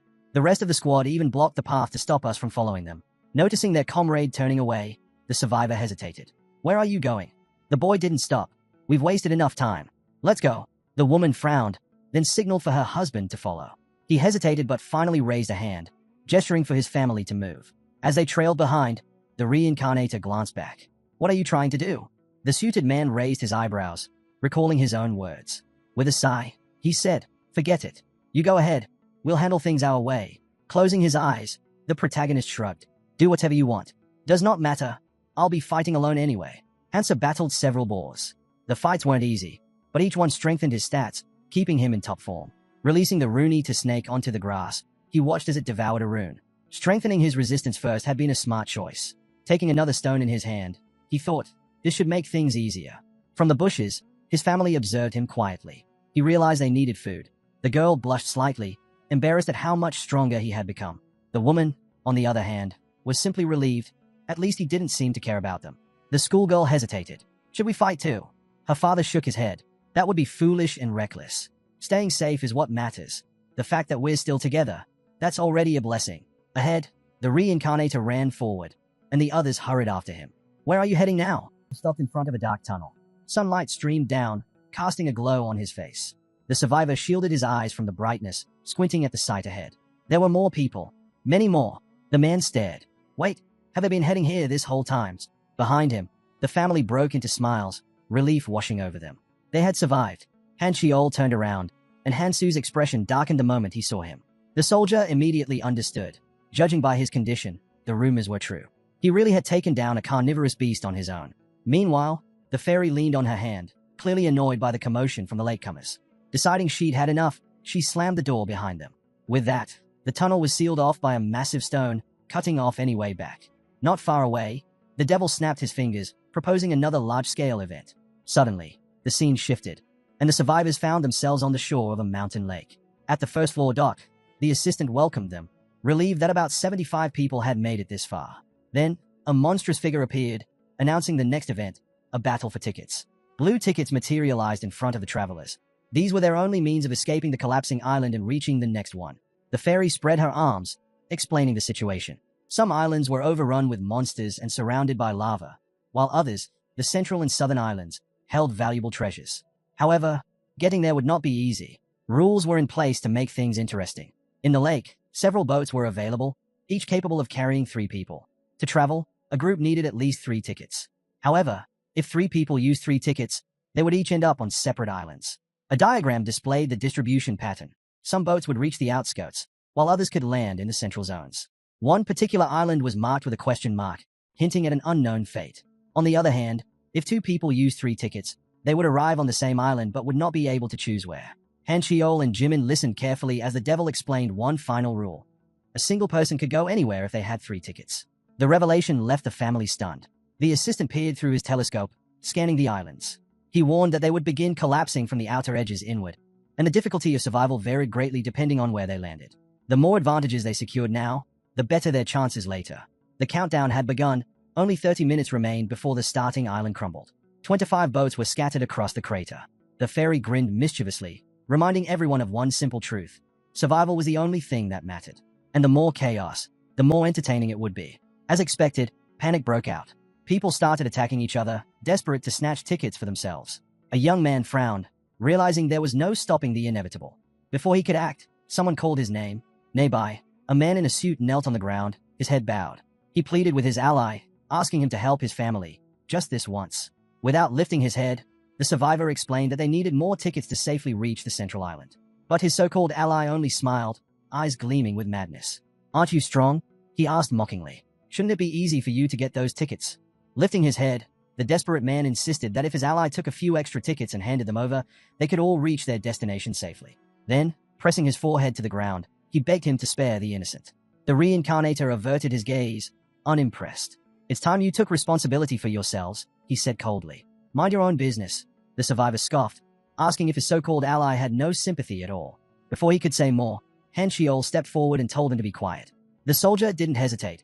He kicked the traveler aside, then grabbed him by the collar. "Are you really going to waste time listening to this annoying fool?" he sneered. "I just want to grab my tickets and go." Turning to the protagonist, the soldier made an offer. He'd travel with them and even hand over his tickets if necessary. Glancing back at the group, he admitted he didn't like any of them, even though they were supposedly on the same side. Han Chiol clenched his fist. "If you're so strong, why not team up with someone on your level?" In response, the soldier raised his hand, revealing a glowing symbol. He explained that this was not just a skill, it was a power awakened by a friend, meaning the boy could gain it too. Hansa stared silently at the mark as the man continued, saying their leader had already agreed to give it to him. Traveling alone was more hassle than it was worth. But Hansu only shook his head. "I'm not interested." The survivor's eyes widened in disbelief. "What? Do you even understand what you're turning down?" The man tried to convince him, insisting that he didn't realize the true value of the clan. But Hansu turned away, his mind drifting to the faces of his comrades. Walking through the forest, he remembered the bond they shared. He couldn't just throw that away. Looking ahead with newfound determination, he made his choice. He would follow the monarch. It was the only way to achieve his goal. Realizing that Hansu was not going to change his mind, Cho let out a smirk. "So that's how it is." With a flick of his wrist, he tossed his ticket at Hansu's feet. "I stole this from that worthless man," he explained, gesturing toward the fallen survivor. "Take it or don't, I don't care. But consider this a gift for the future. We'll be seeing each other again." The soldier scowled at his comrade's refusal. "I don't have time for this." Without another word, he turned and walked away. Hansu eyed the ticket on the ground, unmoved. These tricks would not work on him. None of this mattered right now. But the moment the other travelers spotted the ticket, everything spiraled into chaos. A mob rushed forward, desperate to claim it. Someone managed to grab it first, but the struggle was not over. Hansa stood to the side, watching silently as the survivors fought over their chance to escape. Then, a flash of silver, a knife. Kian lunged at a man to protect her father, but the attacker grabbed her by the vest, smirking as he realized they were from the same family. "Perfect," he said coldly. "Then you can die together." From a distance, the fairy observed the scene with amusement. The parents wailed for their daughter, their pain woven into the very design of this twisted game. It was deliberate, a cruel spectacle orchestrated by the higher powers. This stage was nothing more than a battlefield of puppets, and the devil was pulling every string. Even death itself was just another part of the show. The young man flinched as a voice broke through the chaos, questioning why he had turned down Han Xiao's offer. Jimin crossed her arms, watching him closely. The Reincarnator remained unfazed. Personal reasons, he replied. What do you want? Smiling, Jimin stepped forward. I have an offer of my own. She removed her glove and extended a hand, inviting him to join her. But once again, the protagonist shook his head. Jimin sighed, as if she had expected that answer. Before turning away, she decided to ask him one last question. Are you really staying behind because of some clumsy sense of sympathy? Her gaze sharpened. You're not that pathetic. Hansa smirked at her words but said nothing. She was the last one left. Everyone else who had the chance to leave had already taken it. The boats lifted into the sky, and now, only one remained in the crater. No matter what happened here, no one would ever know. Bodies littered the ground, some wounded, many dead. Those who remained barely had the strength to defend themselves. Shadows loomed behind the boy, voices trembling as they pleaded for salvation. He wanted to help them all, but he knew it was impossible. Here, in the training area, the fairies' power was absolute. Above them, the devil circled lazily, watching the unfolding scene. Turning away from the desperate faces, the boy steeled himself. He had no choice. If he failed here, everything would have been for nothing. Gripping his sword, his hand trembled. Forgive me, he whispered. He already knew the fate of those left behind. The remaining travelers plunged into the river of acid, their screams piercing the air as they begged for help. The fairy, perched above, watched with delight as their bodies dissolved. Hansa spread his arms. Complain all you want, he said, his blue eyes glowing. Instead of leaving them to suffer for his assistant's amusement, he had shown them a different kind of mercy. Above him, islands hovered in the sky. A snake coiled on his shoulder, devouring runes as it watched. Fascinating, the boy murmured. But the moment was fleeting. It was over too soon. Crossing his arms, the assistant nodded approvingly. As expected from a rising star, he remarked, we never just talk for fun. Grinning, the devil hovered nearby. I'll be looking forward to our next meeting. Hansa glanced downward, his expression unreadable. He had no regrets. He hadn't come back to save everyone. He had come to win. Hesitation had no place in this world. Looking toward the sky, he refocused on his next goal. The central island. The last boat drifted into the air, carrying him forward. In the heart of the island stood a towering clock tower. The system announced its congratulations to the nearly 1921 travelers who had made it this far, welcoming them to the land of opportunity. Above the grand castle with its striking red roofs, a clear blue sky stretched endlessly. On this central island, three things were crucial: protecting the crystal housed within the castle, growing stronger through the region's unique dungeon, and preparing for the incoming wave of monsters. The enormous pink crystal gleamed under the sunlight, while the castle's wooden doors stood slightly ajar, allowing beams of light to spill into the hall. Beyond those doors, an army of skeletons, their eyes glowing eerily beneath protective armor, advanced. The hero issued an order to stop them. From atop the castle walls, defenders fired arrows and swung swords, trying to hold their ground. A boy shouted in panic. They were running out of men. The hero's grip on his sword tightened as he blocked a skeleton's strike. But in the chaos, a skeleton's blade sliced through a girl's neck. The hero let out a desperate cry, declaring that if they could endure just a little longer, they might survive another day. One of the fighters, his eyes dark with exhaustion, stretched his hand forward. He shouted that lasting another month was impossible. They needed reinforcements. The hero barked another command, ordering everyone to maintain formation. Suddenly, bright energy crackled in the air, lifting small debris from the ground. A piercing scream echoed across the battlefield. Inside the castle, a boy slammed his palm on an ornate table, insisting that rules needed to be established. The hero rose to his feet, frustration evident in his voice. Their defenses had collapsed on the very first day, and the damage was severe. How much longer could they afford to wait? Jungwook frowned, warning that if things continued like this, they wouldn't just fail to protect the crystal, they'd all be slaughtered. And Juyun clasped her hands together, suggesting they wait for the other monarchs before making a decision. Xia, unimpressed, crossed her arms. The strongest are already here, she said. The rest don't matter. Li Guktai raised an eyebrow. So, what's your plan? Jungwook spread his arms. The biggest issue is the lack of protectors. If we want to survive, we need more people, even if it means bringing in those who haven't joined the clans, by force if necessary. Xia's eyes narrowed. And how exactly do you plan to control these unaligned travelers? The man frowned, his expression grim. We'll have to put pressure on them, he said. But I doubt words will do much in this lawless mess. Leaning both hands on the table, he reminded them that the next attack was coming in just 3 hours. And this time, survival wasn't guaranteed. The hero's voice cut through the tense silence. Are we just going to sit back and let it happen? Li Guktai raised an eyebrow. And what if the clan alliance joins forces with us? Can you guarantee that we'll make a difference? The hero exhaled sharply. Sending more people into the dungeon is a serious decision. From the window, the gathered heroes could be seen seated around the table. A voice noted that with their growing numbers, they now matched the clan alliance. A new faction had formed, a ragtag group calling themselves the Basement Alliance. They were unpredictable, operating outside anyone's control. The real question was whether the clan alliance, which had focused solely on defense until now, could actually handle them. A vision formed in his mind.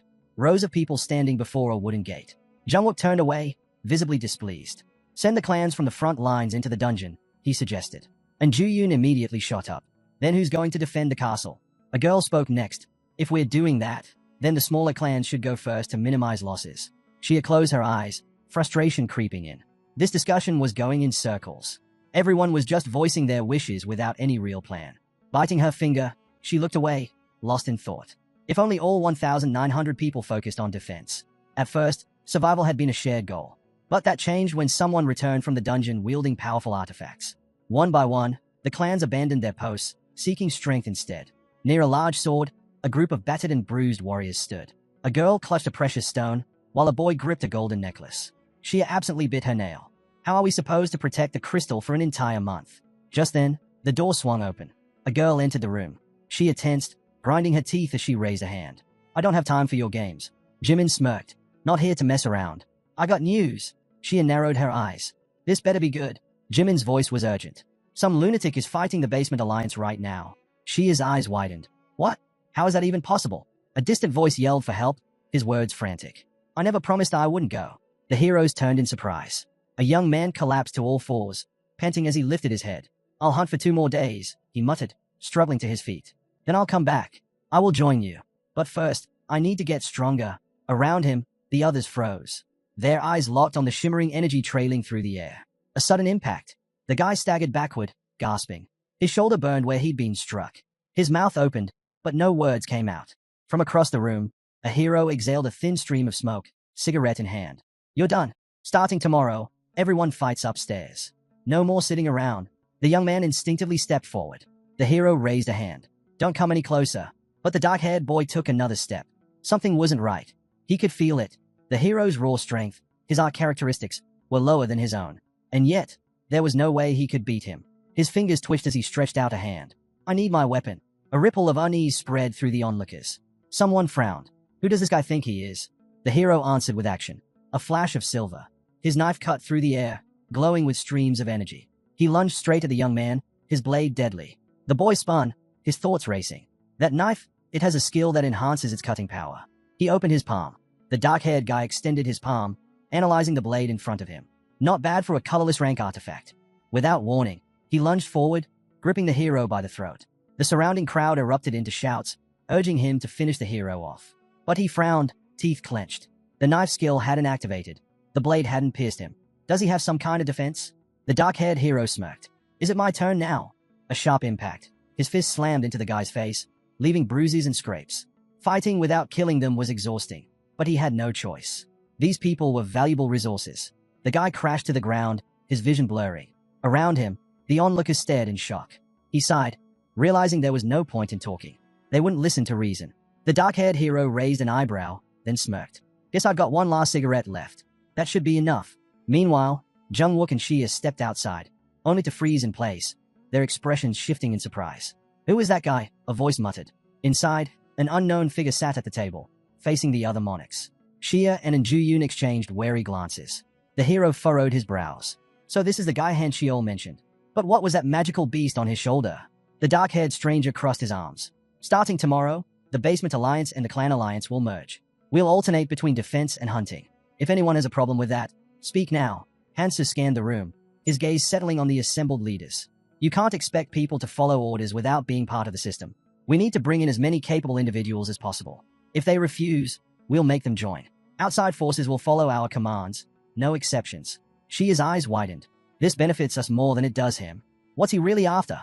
Lee Guktai raised an eyebrow. And what do you want out of this? The guy smirked. Funny, a man with this much power stirs up chaos, yet claims he has no personal motives. The protagonist exhaled, his expression unreadable. As long as the basic rules and systems are in place, I have no reason to interfere. Lee Guktai narrowed his eyes. You say that. But what happens if you change your mind? What if one day you decide to take out the alliance? Hansa stood abruptly. I don't have time for pointless arguments. His lips curled into a grin. But since you're all so paranoid, his body shimmered. Then, in an instant, he vanished. Jungwook stiffened. He's gone. The heroes instinctively reached for their weapons. Shia's voice cut through the room. Stay alert. He's probably planning an attack. Lee Guktai scowled, drawing his sword. It's just a basic invisibility skill. He can't have gone far. A sharp presence. Hansa reappeared behind him, pressing a blade against the boy's throat. His voice was calm, but laced with amusement. Did you really think I couldn't attack if I wanted to? Lee Guktai's eyes widened in disbelief. Was this really just a trick? Or had the boy actually summoned a dragon strong enough to shatter his senses? He couldn't wrap his head around how easily he'd been deceived.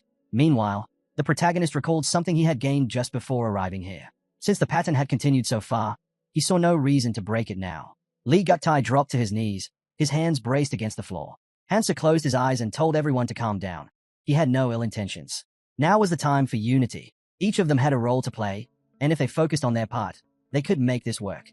That was the plan. Lee Guktai slowly rose, pressing a hand to his throat as if still processing what had happened. Hansa walked down the castle corridor, lost in thought. They had been at odds for so long that forming an alliance wouldn't be easy. But there was still time. He wouldn't force it. This was just the beginning. There were bigger matters to handle later. Just then, Jimin appeared in front of him, stopping him in his tracks. She told him to wait. She didn't like being ignored. Hansa frowned. Jimin raised an eyebrow, reminding him of their previous conversation. This time, she expected a different answer. Soft particles of light flickered in the air between them. She had asked before if he wanted to join their alliance, but now, she was extending a real invitation. Stepping closer, she placed a hand on his shoulder. What do you think? She asked. Traveling alone must be lonely. Or, do you already have someone? Hansa's expression darkened, and he turned away without answering. Jimin studied him carefully. I heard you were with a girl named Mi at Gangnam Station, she said, watching him closely. His reaction told her everything she needed to know. With a small smile, she brushed past him. Well, it doesn't really matter, but it'd be nice if you joined our clan. Hansa froze, weighing his options. Jimin turned back, raising an eyebrow. You're not even going to pretend to listen, she scoffed. Then, with a smirk, she called him an annoying bastard and walked away. From a castle window, Hansa could be seen sighing. Outside, on the crumbling castle walls, injured fighters sat scattered across the battlefield. A commanding voice ordered the bodies to be gathered. There were still vital supplies they needed. Those with support abilities were told to step aside. Hansa raised an eyebrow as he turned to the sergeant. The southern wall is holding up, more or less. The man nodded. Good. I've ordered the wounded to be taken below. The rest can get some rest.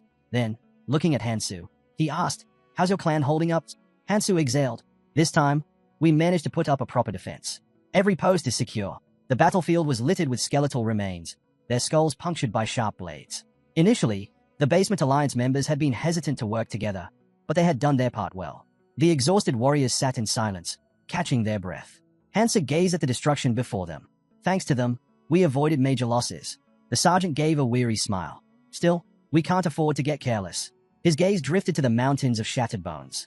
If we're up against something worse next time, do we even have a choice?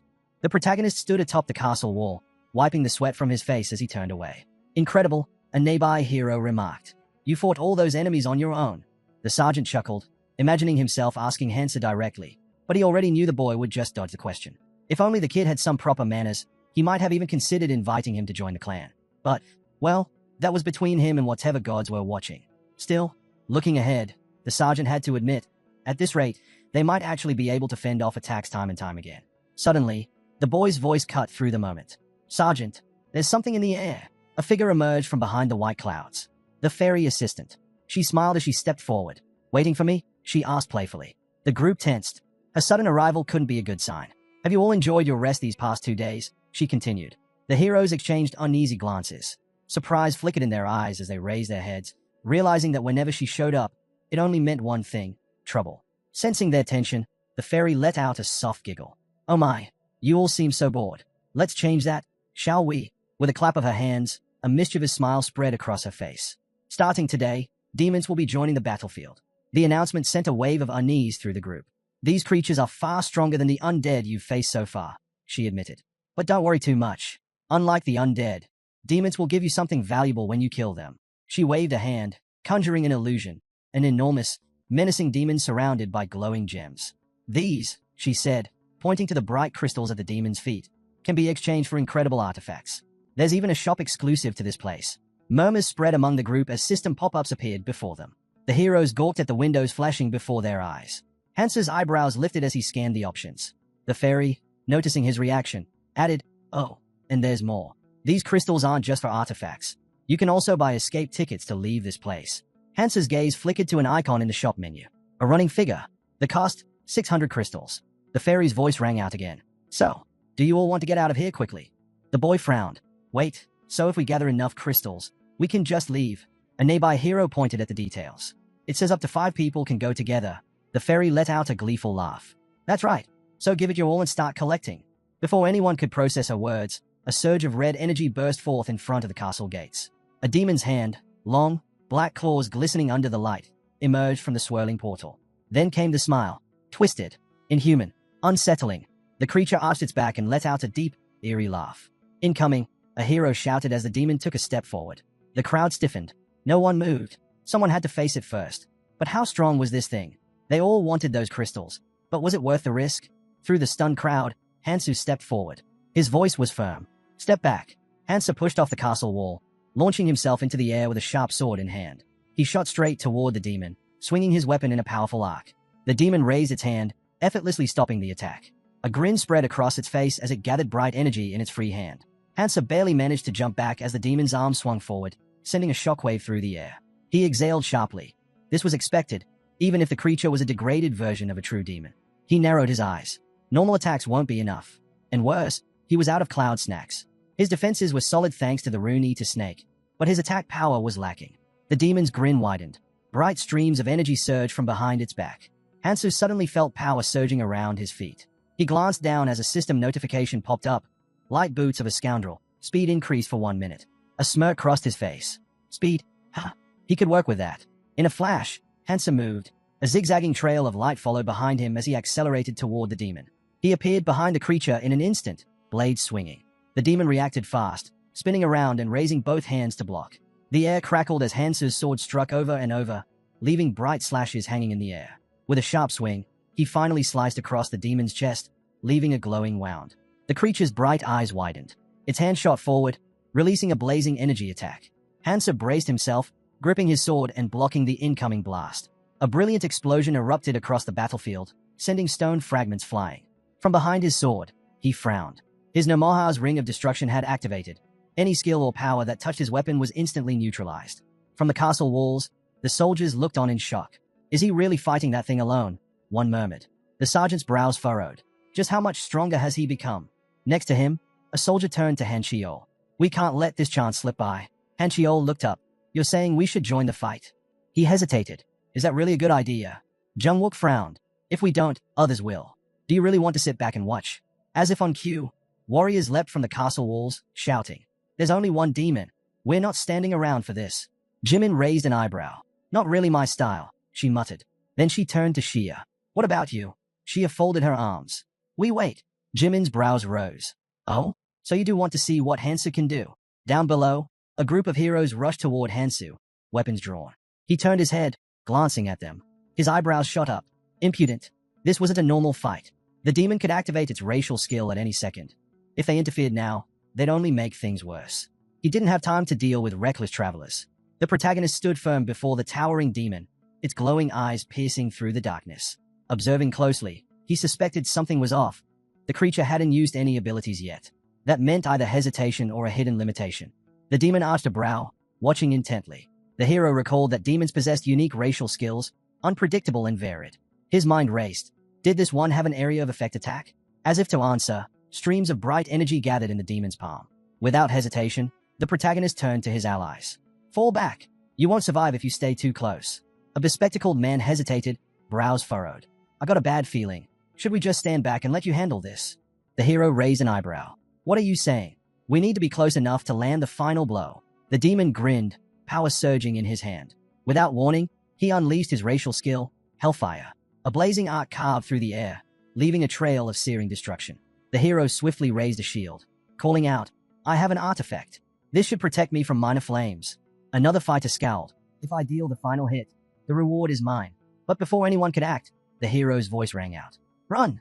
Flames erupted, engulfing everything in their path. As the fire spread, Terrified screams filled the air. The group scattered, fear overtaking them. The demon strode forward, relentless. The protagonist stood his ground, resting his sword on his shoulder. He tightened his grip, then let out a low chuckle. Hellfire! Ha! Nearby, Hansa tightened his hold on his gleaming sword. It was time to unleash the full power of the ring. He swung his weapon, slicing through the inferno, leaving a streak of light in its wake.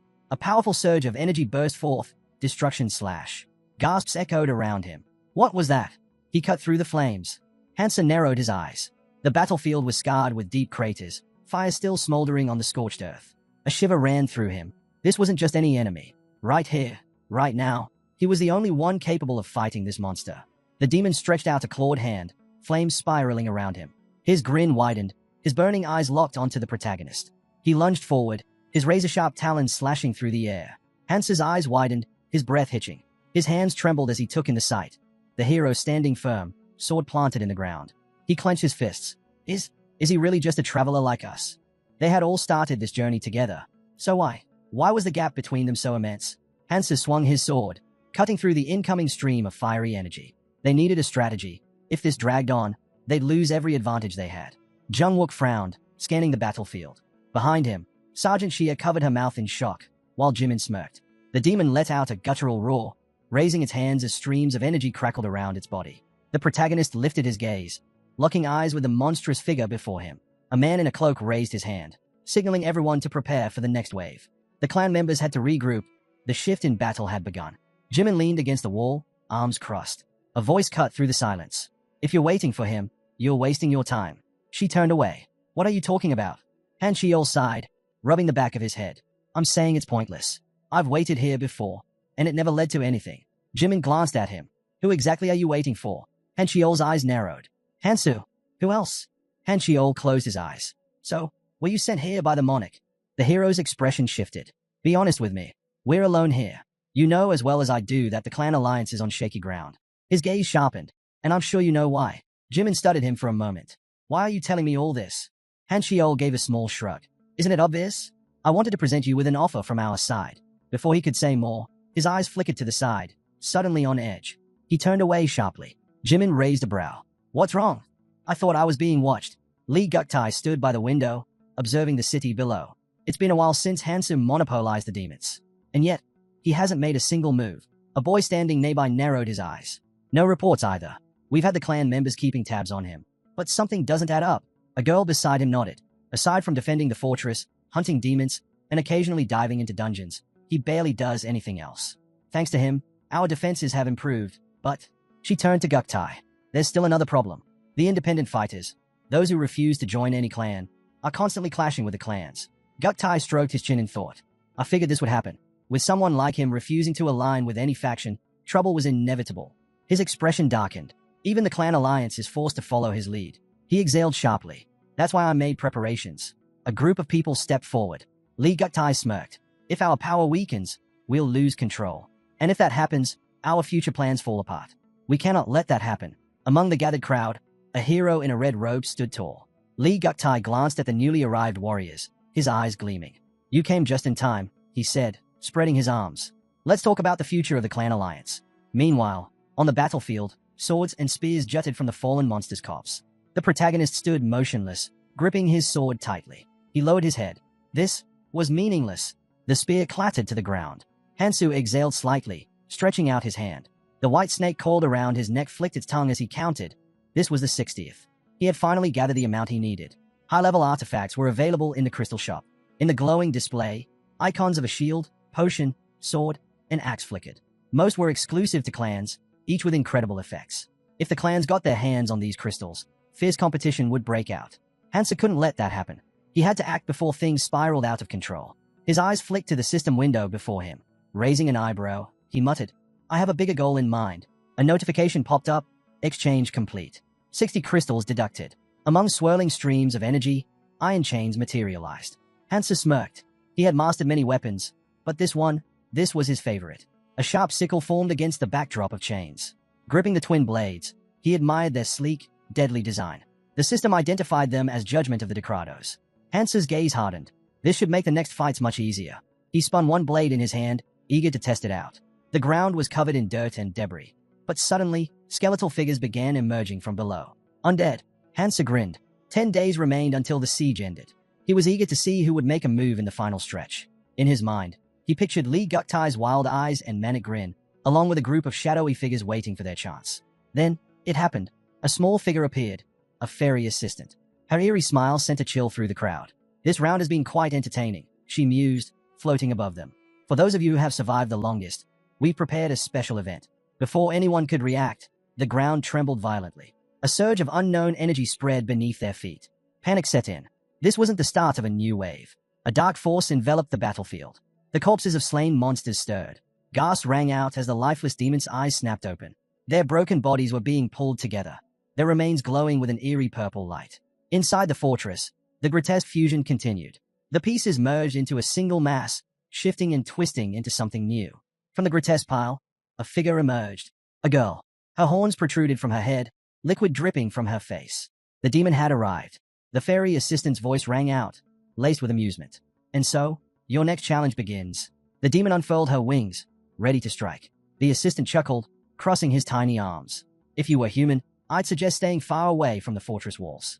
Not that it would help. There's no escape. He raised a finger. That leaves you with 2 choices. 1.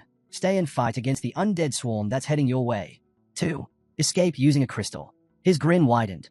But be warned, these undead aren't like the ones you've fought before. He hovered in the air, his voice dripping with excitement. So I'd wait for them eagerly if I were you. But, if that doesn't sound appealing, he paused dramatically. You have one more option. His eyes gleamed. Face the demon herself. Inside the fortress, one of the boys was shocked to hear about the Demon King. Another quickly responded that no one had mentioned her before.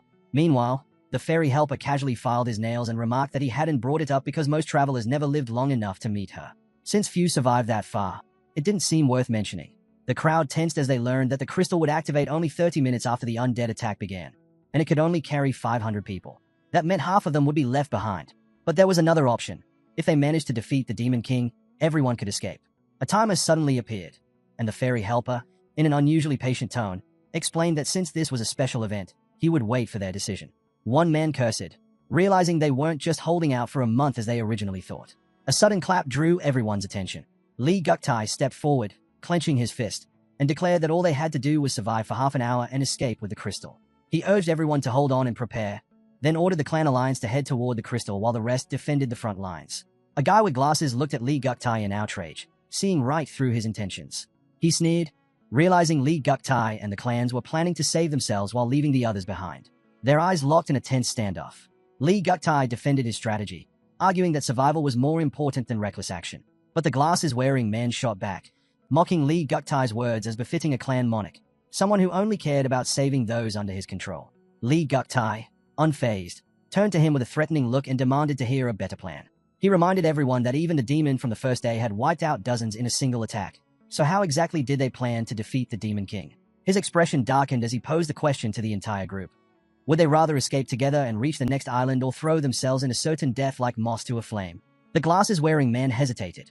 Meanwhile, Ju-Yun smirked, thinking the argument was already settled.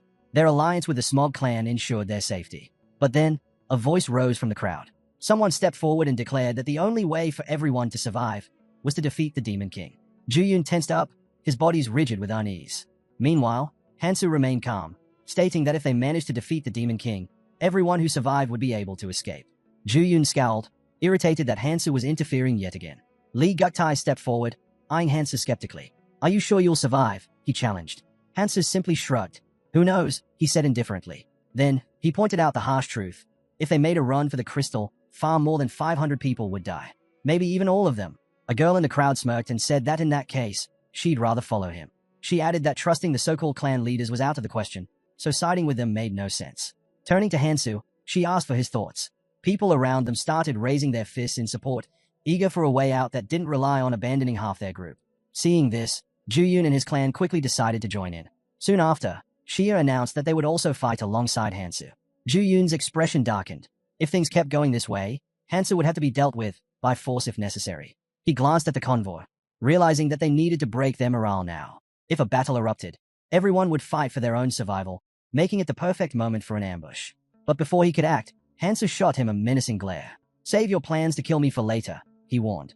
In a flash, Hansu attacked. His weapon crashed into the ground beside Ju-Yun, the impact sending a tremor through the floor. Then, with a swift motion, he pulled it back, the blade gleaming. "You sure you can handle the consequences?" he asked. Ju-Yun flinched, realizing he had just barely escaped death. Lee Guktai quickly intervened, suggesting they bide their time and wait for the right moment. There was still time. After all, he thought to himself that, for now, they would have to follow Hansa's lead. But the chance to escape would come later. The decision was made. But before moving forward, Hansa stepped toward the crystal. "Let's make sure we're all committed," he said. With a powerful swing of his weapon, the chain wrapped around the crystal. He yanked hard, and cracks splintered across its surface. A moment later, the crystal shattered into countless shards, and Ju-Yun and Lee Guktai froze, their faces pale with shock. A panicked cry erupted from the crowd, demanding to know what Hansa had done. He turned to them, his voice firm. "We're heading to the fortress. We don't need the crystal anymore. The thought of escape will only make us weaker." The words sank in, and murmurs of agreement spread. The hesitation in people's eyes faded, replaced by a single, focused determination. Raising their hands high, they shouted in unison, "Follow Hansu. Kill the Demon King." But Hansa held up a hand to stop them. "Don't follow me," he said. "Look ahead, for your own sake." As the timer hit 0, the massive doors to the fortress groaned open. A thin strip of light spilled into the hall, illuminating the path forward. One of the men muttered in disbelief. This fortress didn't feel like the same place they had seen before. The atmosphere had completely shifted. As they walked through the dimly lit hall, flickering candles with eerie purple flames cast long shadows on the walls. At the far end, the light faded into an unsettling darkness. The group hesitated, glancing around warily. Then, at last, he appeared. The Demon King's voice dripped with amusement as he lamented how long it had taken them to arrive. "You've come all this way for some fun," she teased. "I can't just let you leave now." Before anyone could react, the massive doors behind them slammed shut. A crushing force pressed down on them, forcing the men to their knees as a system message confirmed. The fortress was now sealed. Without warning, the ground beneath them began to crack. Rocks tumbled to the floor, and as it collapsed, the men screamed. A horrified voice shouted a warning. Something was crawling up from below. Then they saw them. Grotesque creatures with gaping mouths full of jagged fangs let out piercing screeches. One of the men echoed their screams, his voice laced with terror. A demon lunged at him, its claws slashing toward his throat. But a chain shot forward, intercepting the attack. Hansa tightened his grip on his weapon. "Stop panicking," he commanded. "These things aren't any different from the monsters we've fought before." He turned toward the frightened man, his gaze sharp. "Pull yourselves together." He knew the real battle wasn't with these creatures. It was with the demon himself. As if to reinforce that thought, the ground rumbled. Rocks lifted into the air, and towering pillars of fire erupted throughout the hall. From within the flames, armored demons emerged, their glowing eyes brimming with magic. Someone shouted for everyone to move as the purple flames spread. Hansa braced himself, deflecting the attack with his chains. "We have 2 enemies here," he barked. "Split up and deal with them." He quickly issued orders. Support units were to fall back, range fighters should step up, and those unable to hold the flanks needed to stay out of the way. Jungwook hesitated, warning that a reckless charge could put them at a disadvantage. But Hansu wasn't listening. Without waiting, he launched himself into battle. "Left side, I'm going in first." His mind analyzed the enemy in front of him. This gatekeeper demon was modeled after the Abyss's guardian, meaning it was far stronger than most, but its movements were predictable. Hansa smirked. That was all he needed. His chains twisted and lashed out, striking with crushing force. He didn't stop. Blow after blow rained down on the demon as he thought about something far more important. This was his chance to unleash the full power of Judgment of Dekratos. His chains extended, stretching for tens of meters. With a precise movement, they wrapped tightly around the demon's massive sword. As they glowed with an eerie light, a powerful force surged through them. Suppression. Magic pulsed through the chains, binding the demon completely. It struggled, but couldn't move. Hansa knew what was happening. The spell was siphoning magic from his opponent, draining its strength and lowering its stats with a powerful curse. He exhaled sharply. Using suppression consumed his own energy as well, but it was a price he could bear. A ring on his hand gleamed faintly as he turned to the others. "Are you just going to stand there and watch?" The warriors around him hesitated, shaken by the sheer force of his attack. Jungwook smirked, refusing to stand by any longer. He commanded his subordinates to prepare for an all-out attack, demanding they bring glory to their clan's name. Xia quickly turned to her own forces, instructing those with weaker resistance to support from the rear. Without hesitation, the warriors charged forward. Explosions erupted across the battlefield as both sides clashed. The demons didn't remain idle either.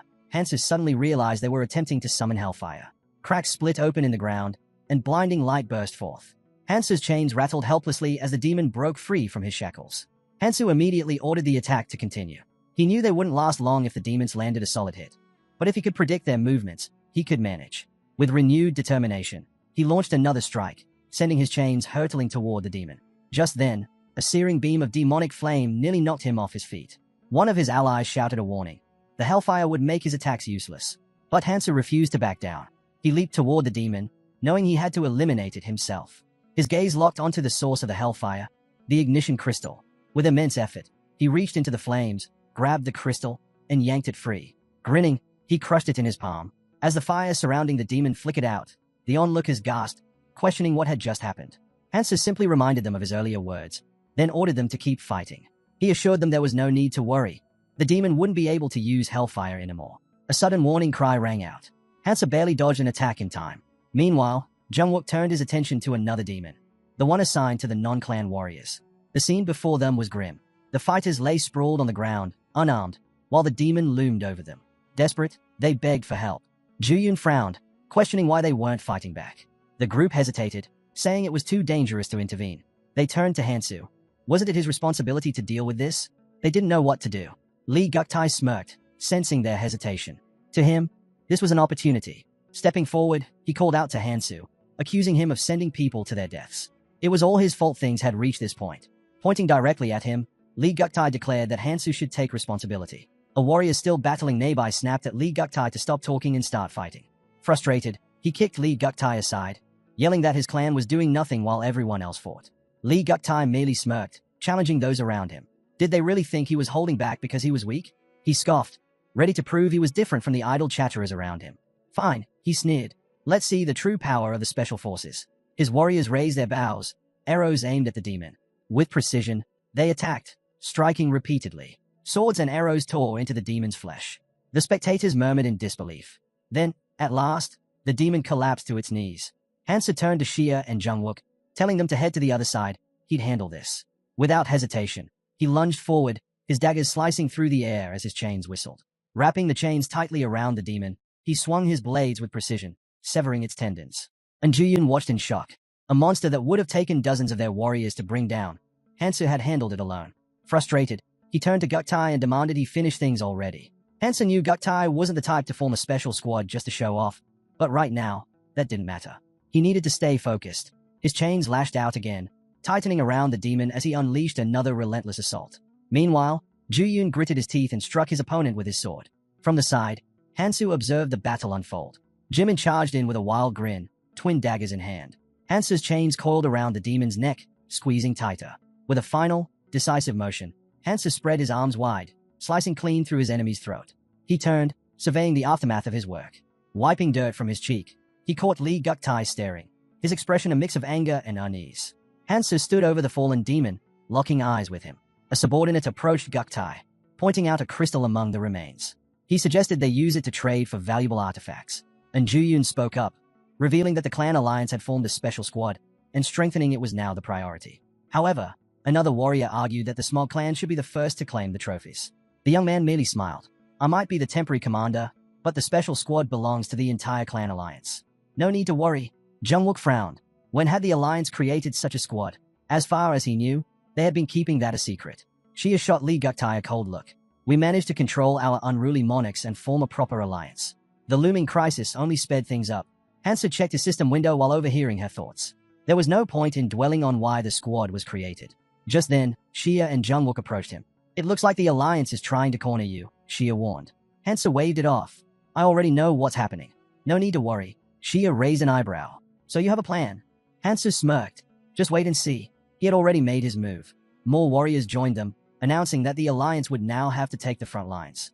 That meant their side would have an easier time since the alliance couldn't just stand aside anymore. Jimin narrowed her eyes. Are you sure about that? What if they regroup and refuse to do anything? Even if we help them, they might just ignore us again. Making it clear, if they wanted to escape, they had no choice but to fight the Demon King. Survival meant fighting. Xia assessed their situation. Many were injured, some couldn't even lift their weapons, while others were completely out of the fight. Most of them had only prepared to face the Demon King, believing they might stand a chance if they joined a clan.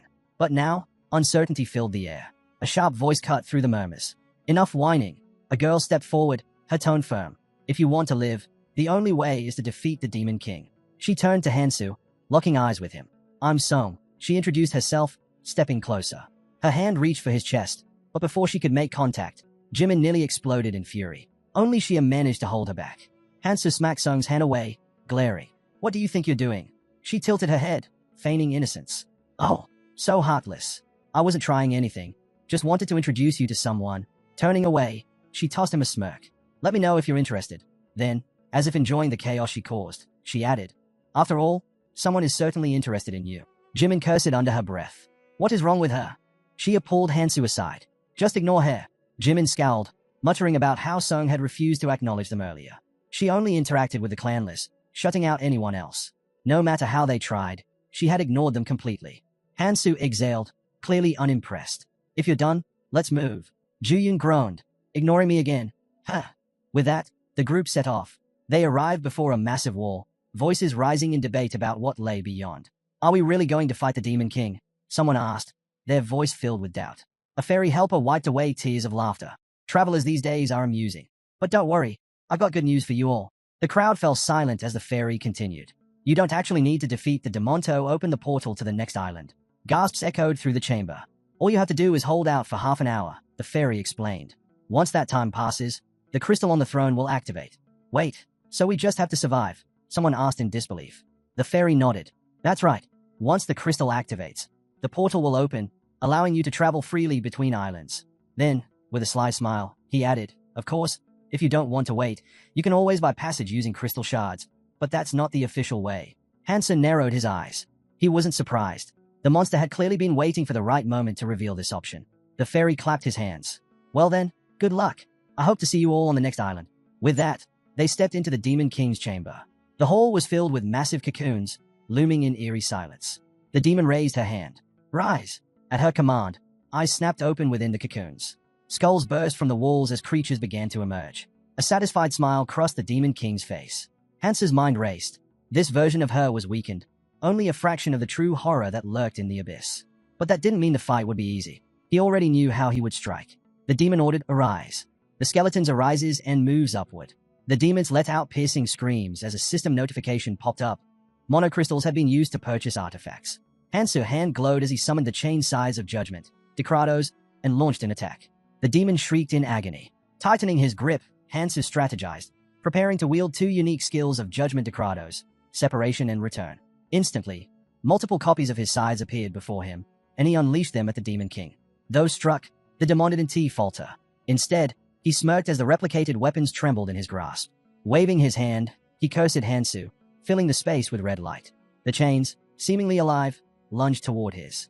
But with a confident grin, he struck different parts of the weapons, asserting his dominance. Then, with a commanding voice, he summoned another demon and ordered it to tear the humans apart. More demons swarmed the battlefield. Hansa turned to the others. I'll handle the Demon King. Take care of the summoned creatures. Guktai, the leader of an alliance faction, ordered his men to stay out of the fight. Jimin, frustrated, scoffed. Figures they'd sit back and do nothing. Hansu understood their hesitation but needed all the help he could get. At least hold the demon off for a bit. Jimin bristled. And how exactly are we supposed to do that without you? The demon let out a chilling laugh, raising her hands. Above her, a monstrous fist of exposed muscle hurtled toward Hansu. A sudden green glow illuminated his face. One of the warriors had cast a protective dome around him. We can't hold this for long. Hurry up.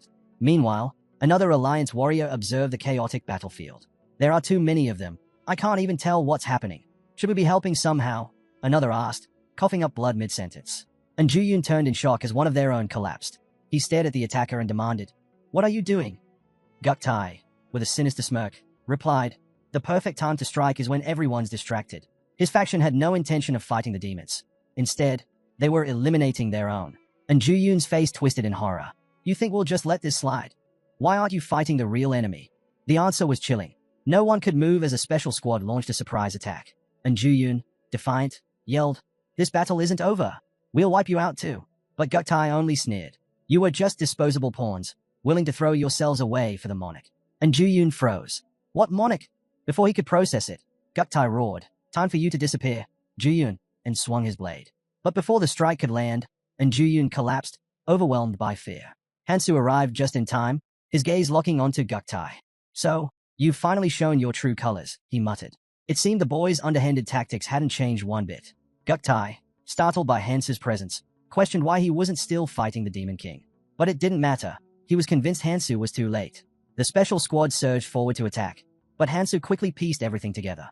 The Monarch of Disguise had finally revealed himself. These were clear traces of the Black Monarch, a discarded pawn that needed to be erased. Meanwhile, Guktai calculated his odds. Even if they couldn't defeat Hansu outright, they just had to keep him busy long enough for the Demonto finish off the rest. He was willing to sacrifice himself if it meant taking Hansu down with him. But Hansu smirked. "You're mistaken," he said. "I'm not here to stop you. I have an offer to make." Guktai hesitated, his mind racing. Explosions shook the tower as tension hung thick in the air. The waiting fighters grew restless, wondering when Hansu would return. Cursing under his breath, Hansu realized he'd lost sight of them. With a powerful push, he launched himself off the floor and struck a demon midair. His chains wrapped around the creature's face, and in the next instant, the linked demons were torn apart. She had turned to him. "Where have you been?" she demanded. "Preparing," Hansu replied simply. Before she could question him further, a sudden explosion sent Jimin flying. The demon sighed. "This is getting boring," she said, clenching her skinless fist. Hansu dodged her incoming strike, crafting a scythe mid-movement. With precise control, he sent his weapons soaring toward her. Chains coiled around her, scythes swirling in the air. The demon thrashed, her screams filling the space as she struggled against her bindings. "How dare you!" she roared. But no matter how she fought, she couldn't break free. Shia watched in shock, but Hansu waved her off. "Stay back," he warned.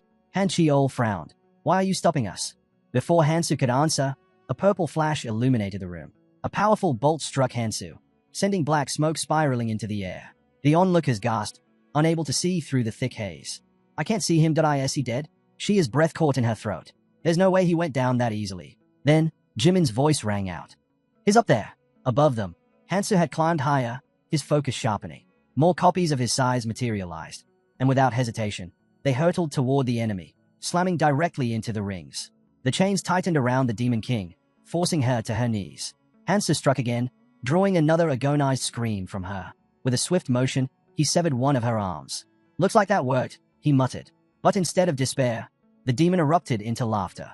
Her voice rang out, wild and suddenly, her horns pulsed with energy. A massive demonic hand formed, reaching toward her. Hansen narrowed his eyes, wondering if she was preparing to unleash a new power. He yanked his scythe back. He wasn't about to let this drag on. Clenching the white stone, he focused. It had enough energy to finish the fight. The demonic hand trembled, and then exploded. Hansa leaped back as Hansa charged forward. Without hesitation, Hansa swung his chains again, binding the demon tighter. The demonic hand clenched into a fist. "Now!" Hansa called out. "A great sword! Now!" The weapon was thrown to him just in time. The demonic hand nearly crashed into him. But before it could strike, it collapsed to the ground. The entire battlefield froze. The earth beneath the fallen hands crumbled into dust. Hansa suddenly appeared nearby, shocking the Demon King. She had no idea how he moved so fast. But there was no time to react. Hansa swung his sword, striking her. She let out a furious scream, unleashing magic from her mouth in a desperate counterattack. Hansa didn't flinch. He drove his sword into her, and blood splattered onto the floor. The Demon King's head lowered, her voice trembling. "How dare you?" Someone hesitated. "Is it over?" But the crystal remained still, unmoving. Hansu, breathing heavily, shook his head. "No, it's not." Just then, the demon twitched, and then straightened up. "It's been so long since I felt pain like this," she murmured. Spreading her arms, she unleashed a powerful force, sending Hansa flying. An explosion followed, and as the dust settled, she formed a dark sphere in her palm. "For you, Hansu," she sneered. "I'll use my full strength." Before she could launch her attack, a blade sliced through the air, striking the sphere and shattering it instantly. She froze, eyes narrowing. With a frustrated mutter, she turned her attention elsewhere. No matter. There are still some loose ends to deal with. She pointed at Jimin and sent one of her demons after her. Jimin braced for impact, but Shia was already moving. She intercepted, praising Jimin for stalling long enough. "We should fall back," she suggested. The demon smirked. "You can try to escape, but soon, none of you will exist." Then, locking eyes with Hansu, she pointed at him. "Now, it's time for your reward for entertaining me." Hansu, now near one of the columns, tensed. A massive beam of energy crashed down on his position. The shockwave alone sent people flying, their screams echoing through the dust-filled air. Junyun staggered back, eyes wide. That was just a shockwave. He could hardly believe the sheer power of the blast. Did Hansu even survive that? The smoke refused to clear. But then, a blue spark flickered in the haze. From behind the smoke screen, Hansu's side shot forward, slicing through the battlefield, heading straight for the Demon King. The demon scoffed, surprised that Hansu still had the strength to attack despite his injuries. Hansu waved her off, relieved that things were finally settling down. But the king wasn't done. Drawing her weapon, she sneered, cursing the restrictions placed on her and the time constraints that limited her true power.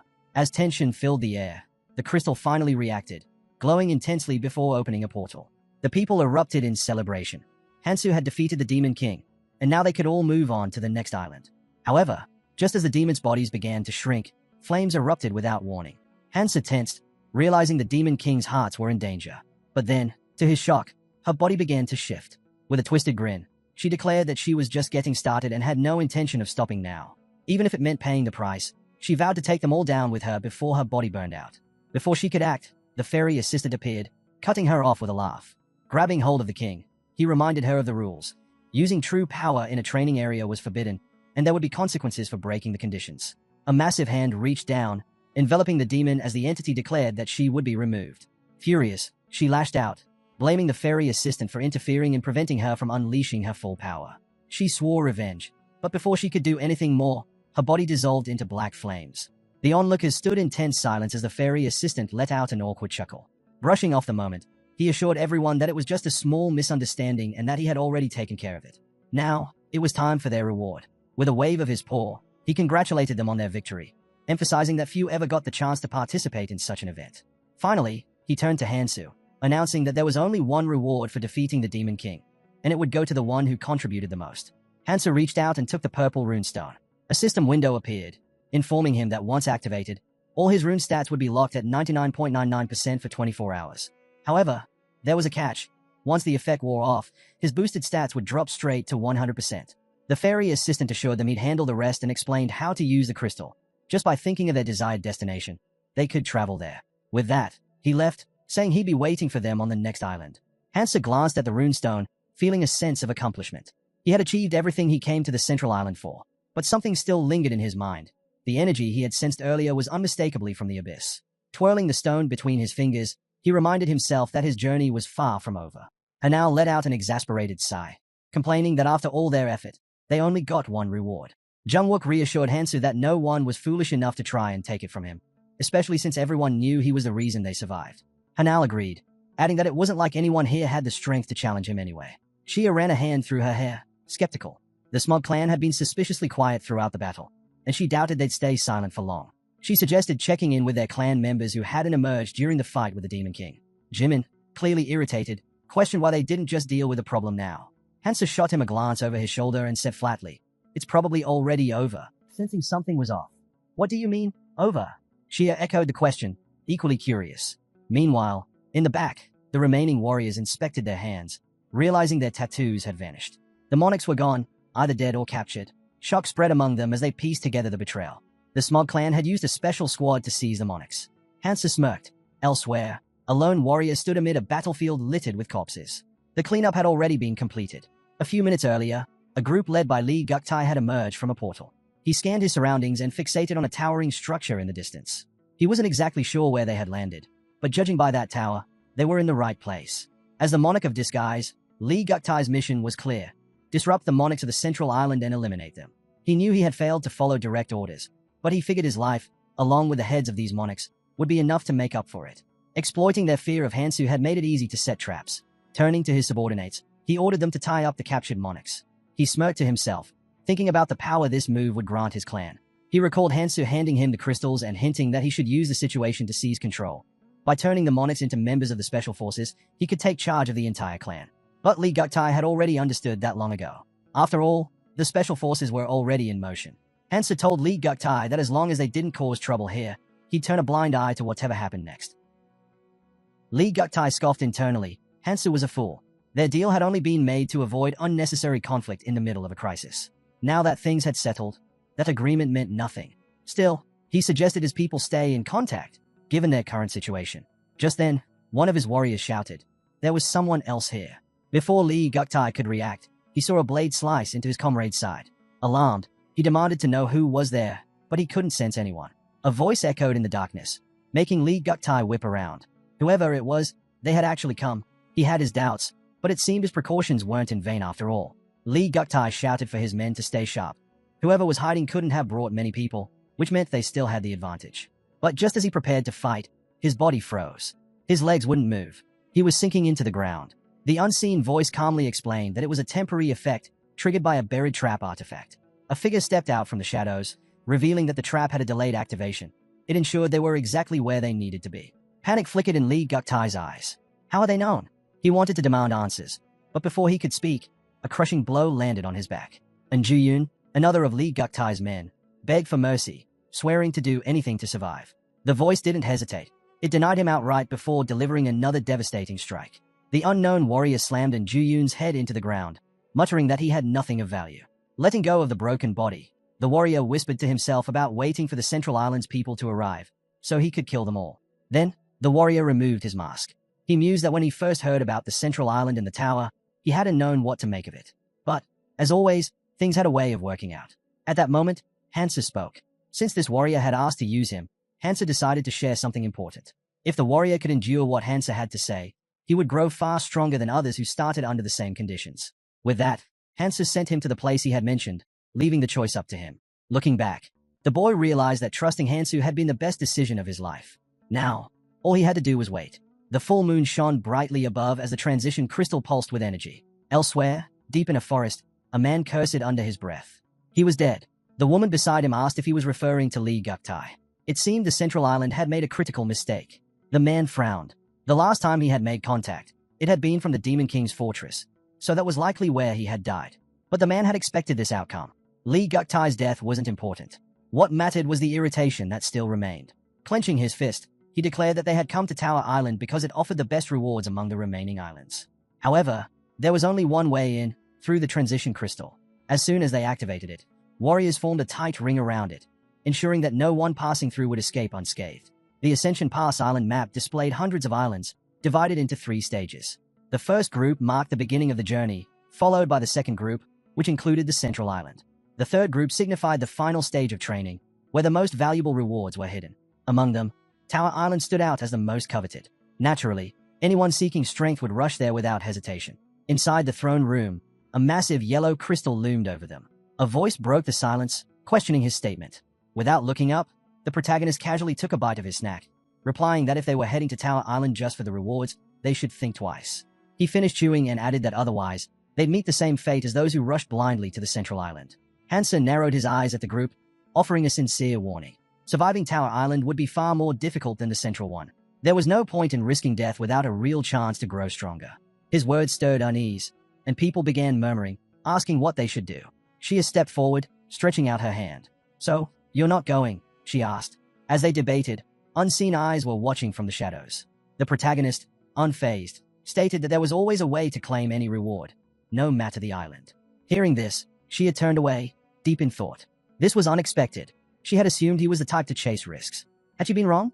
A sudden voice interrupted her thoughts. "He's right." A man stepped forward, gesturing to everyone in the room. He explained that their clan had grown by persuading the remaining travelers to join after the monarchs vanished. But their people were exhausted. Finding a safer place to recover was the smarter choice. Turning to the protagonist, he extended his hand. "Since we're planning to leave, I just wanted to say, thank you, Hansu. We survived because of you." The protagonist let out a small chuckle. "If I'm still alive, I'm sure we'll cross paths again." With that, he stood up, and Junyun called for Hansu to leave. Meanwhile, Jimin, who had been standing behind Shia, leaned in. "Should we pack up too?" Shia placed a hand on her chin, contemplating. "He warned us not to go to Tower Island, so maybe we should take his advice." Just then, a portal opened near the massive yellow stone. The room filled with murmurs. Were they really about to leave? After everything, had they grown tired of this endless cycle?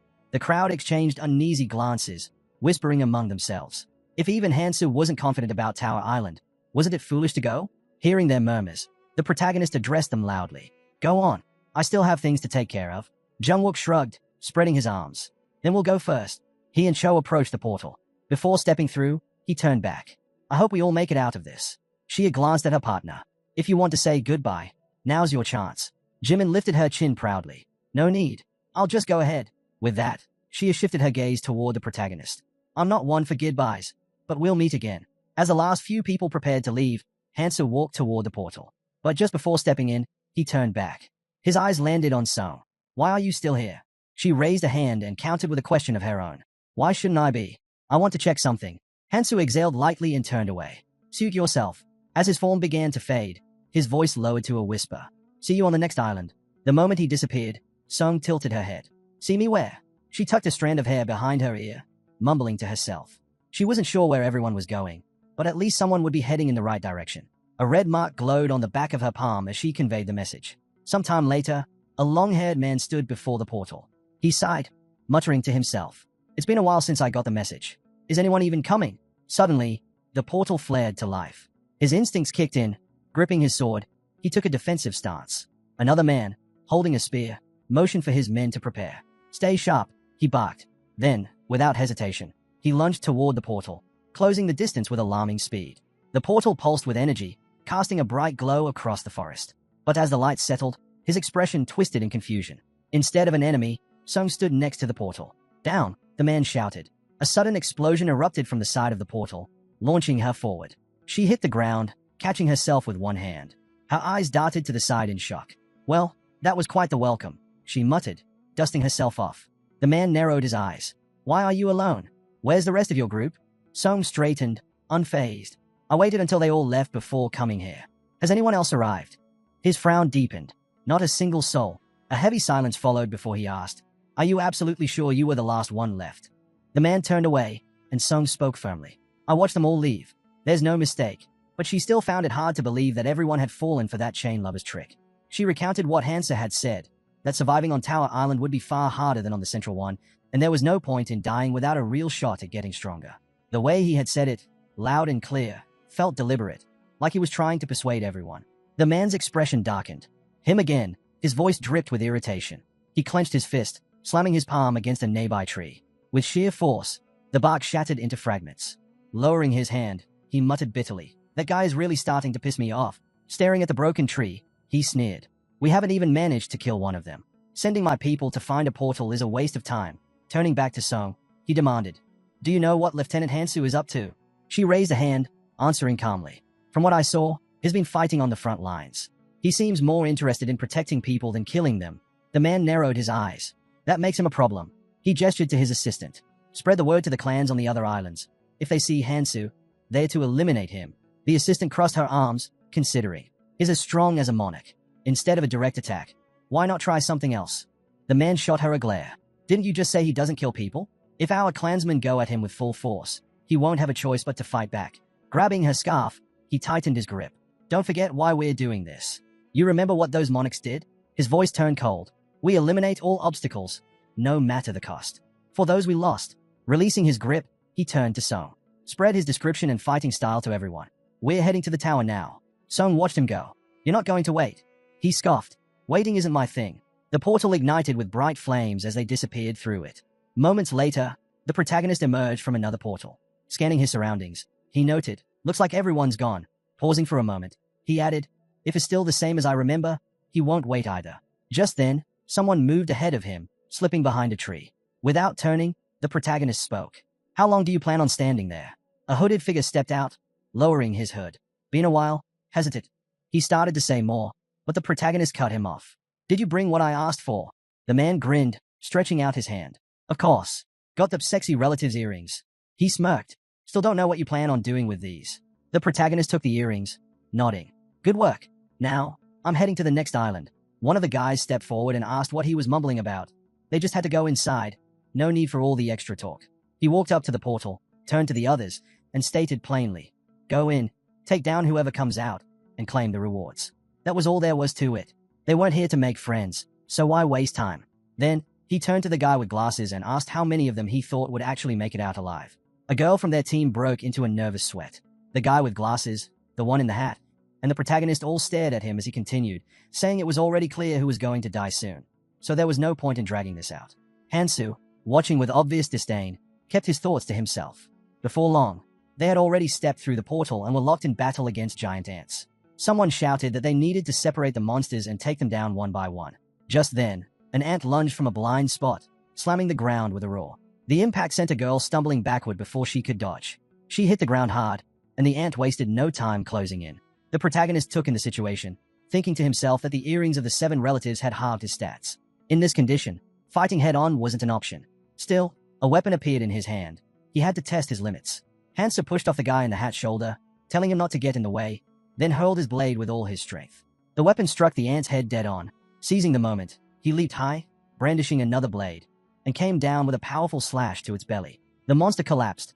After finishing it off, he pulled out a knife, thinking that if not for his weakened state, he could have taken these things down barehanded. But now, it took 2 strikes. The girl, still catching her breath, looked at him in awe and thanked him for saving her.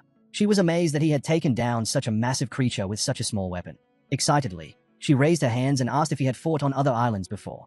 Had he encountered many strong fighters? She went on, mentioning that she was searching for someone incredibly strong. Apparently, this person helped others and wielded a weapon with a chain.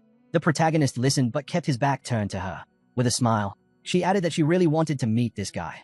Hansu stepped away from the monster and cut her off, saying there was no point in asking useless questions. They needed to keep moving. The guy in the hat chuckled, saying a little conversation wouldn't kill them. So why was he acting like that? The girl then smirked, pressing further. She'd heard that this guy had made a name for himself on the central island.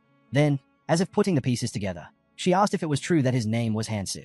The others watched the protagonist walk ahead. The guy in the hat turned to her and repeated the name, scratching his head. He muttered that he kind of knew him. They had started out together. The girl's face lit up. So he's a good friend of yours? That's adorable. The guy in the hat asked how she knew about Hansu.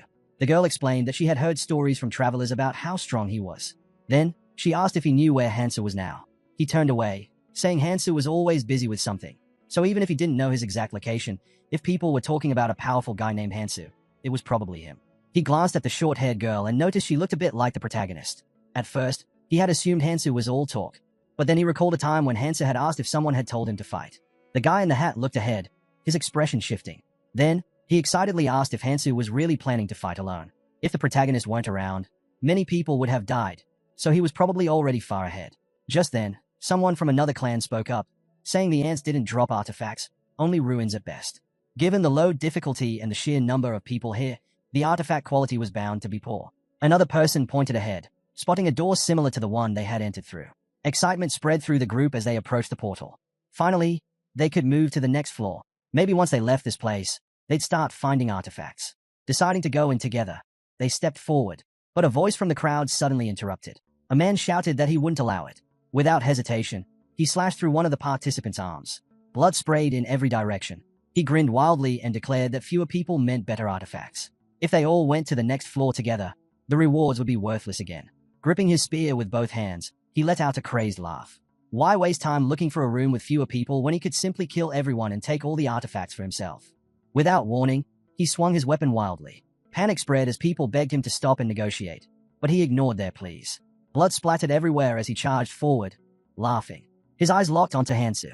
He rushed at him, yelling that they were dying because they only thought about winning instead of losing. They were weak, too weak to survive. Hansu watched him with an unreadable expression and calmly drew a sharp weapon. The man lunged forward, knocking the weapon from Hansu's grasp. It embedded itself into the ground as Hansu immediately dropped to one knee. The attacker sneered. I thought you were the strongest, but you're even weaker than I expected. The guy in the hat quickly stepped in front of the girl, shielding her. Get ready to run, he whispered. On my signal, go as fast as you can. But the girl didn't move. Instead, she snapped, stay where you are. The guy's eyes widened in confusion. He had no idea what was happening. The girl aimed her crossbow at his back and warned him not to move. If he did, she might miss her shot. Raising the crossbow slightly, she fired past his head, hitting the man standing over Hansu. The guy in the hat turned to her with a grin. That was amazing, he said. You used my distraction perfectly. But the girl shook her head. It was my first time using a weapon like this. I'm not that good. She then pointed the crossbow at him. He chuckled. That was still a great shot. Without hesitation, she coldly replied, I wanted to kill both of you with one. Gripping the crossbow with both hands, she suddenly fired, hitting him right in the head. As he collapsed, she leaned on the ground, watching the blood pool around her. Now that I've cleaned up, she muttered to herself, let's see if I got anything worthwhile out of it. She pressed a hand to her ear. Monarch, there's no guy with a chain here. I checked 10 rooms on the first floor. Then, she smiled. But as a consolation, I took care of everyone else. If I do catch him, though, that would make a great gift. I'll let you know if I find him on the next floor.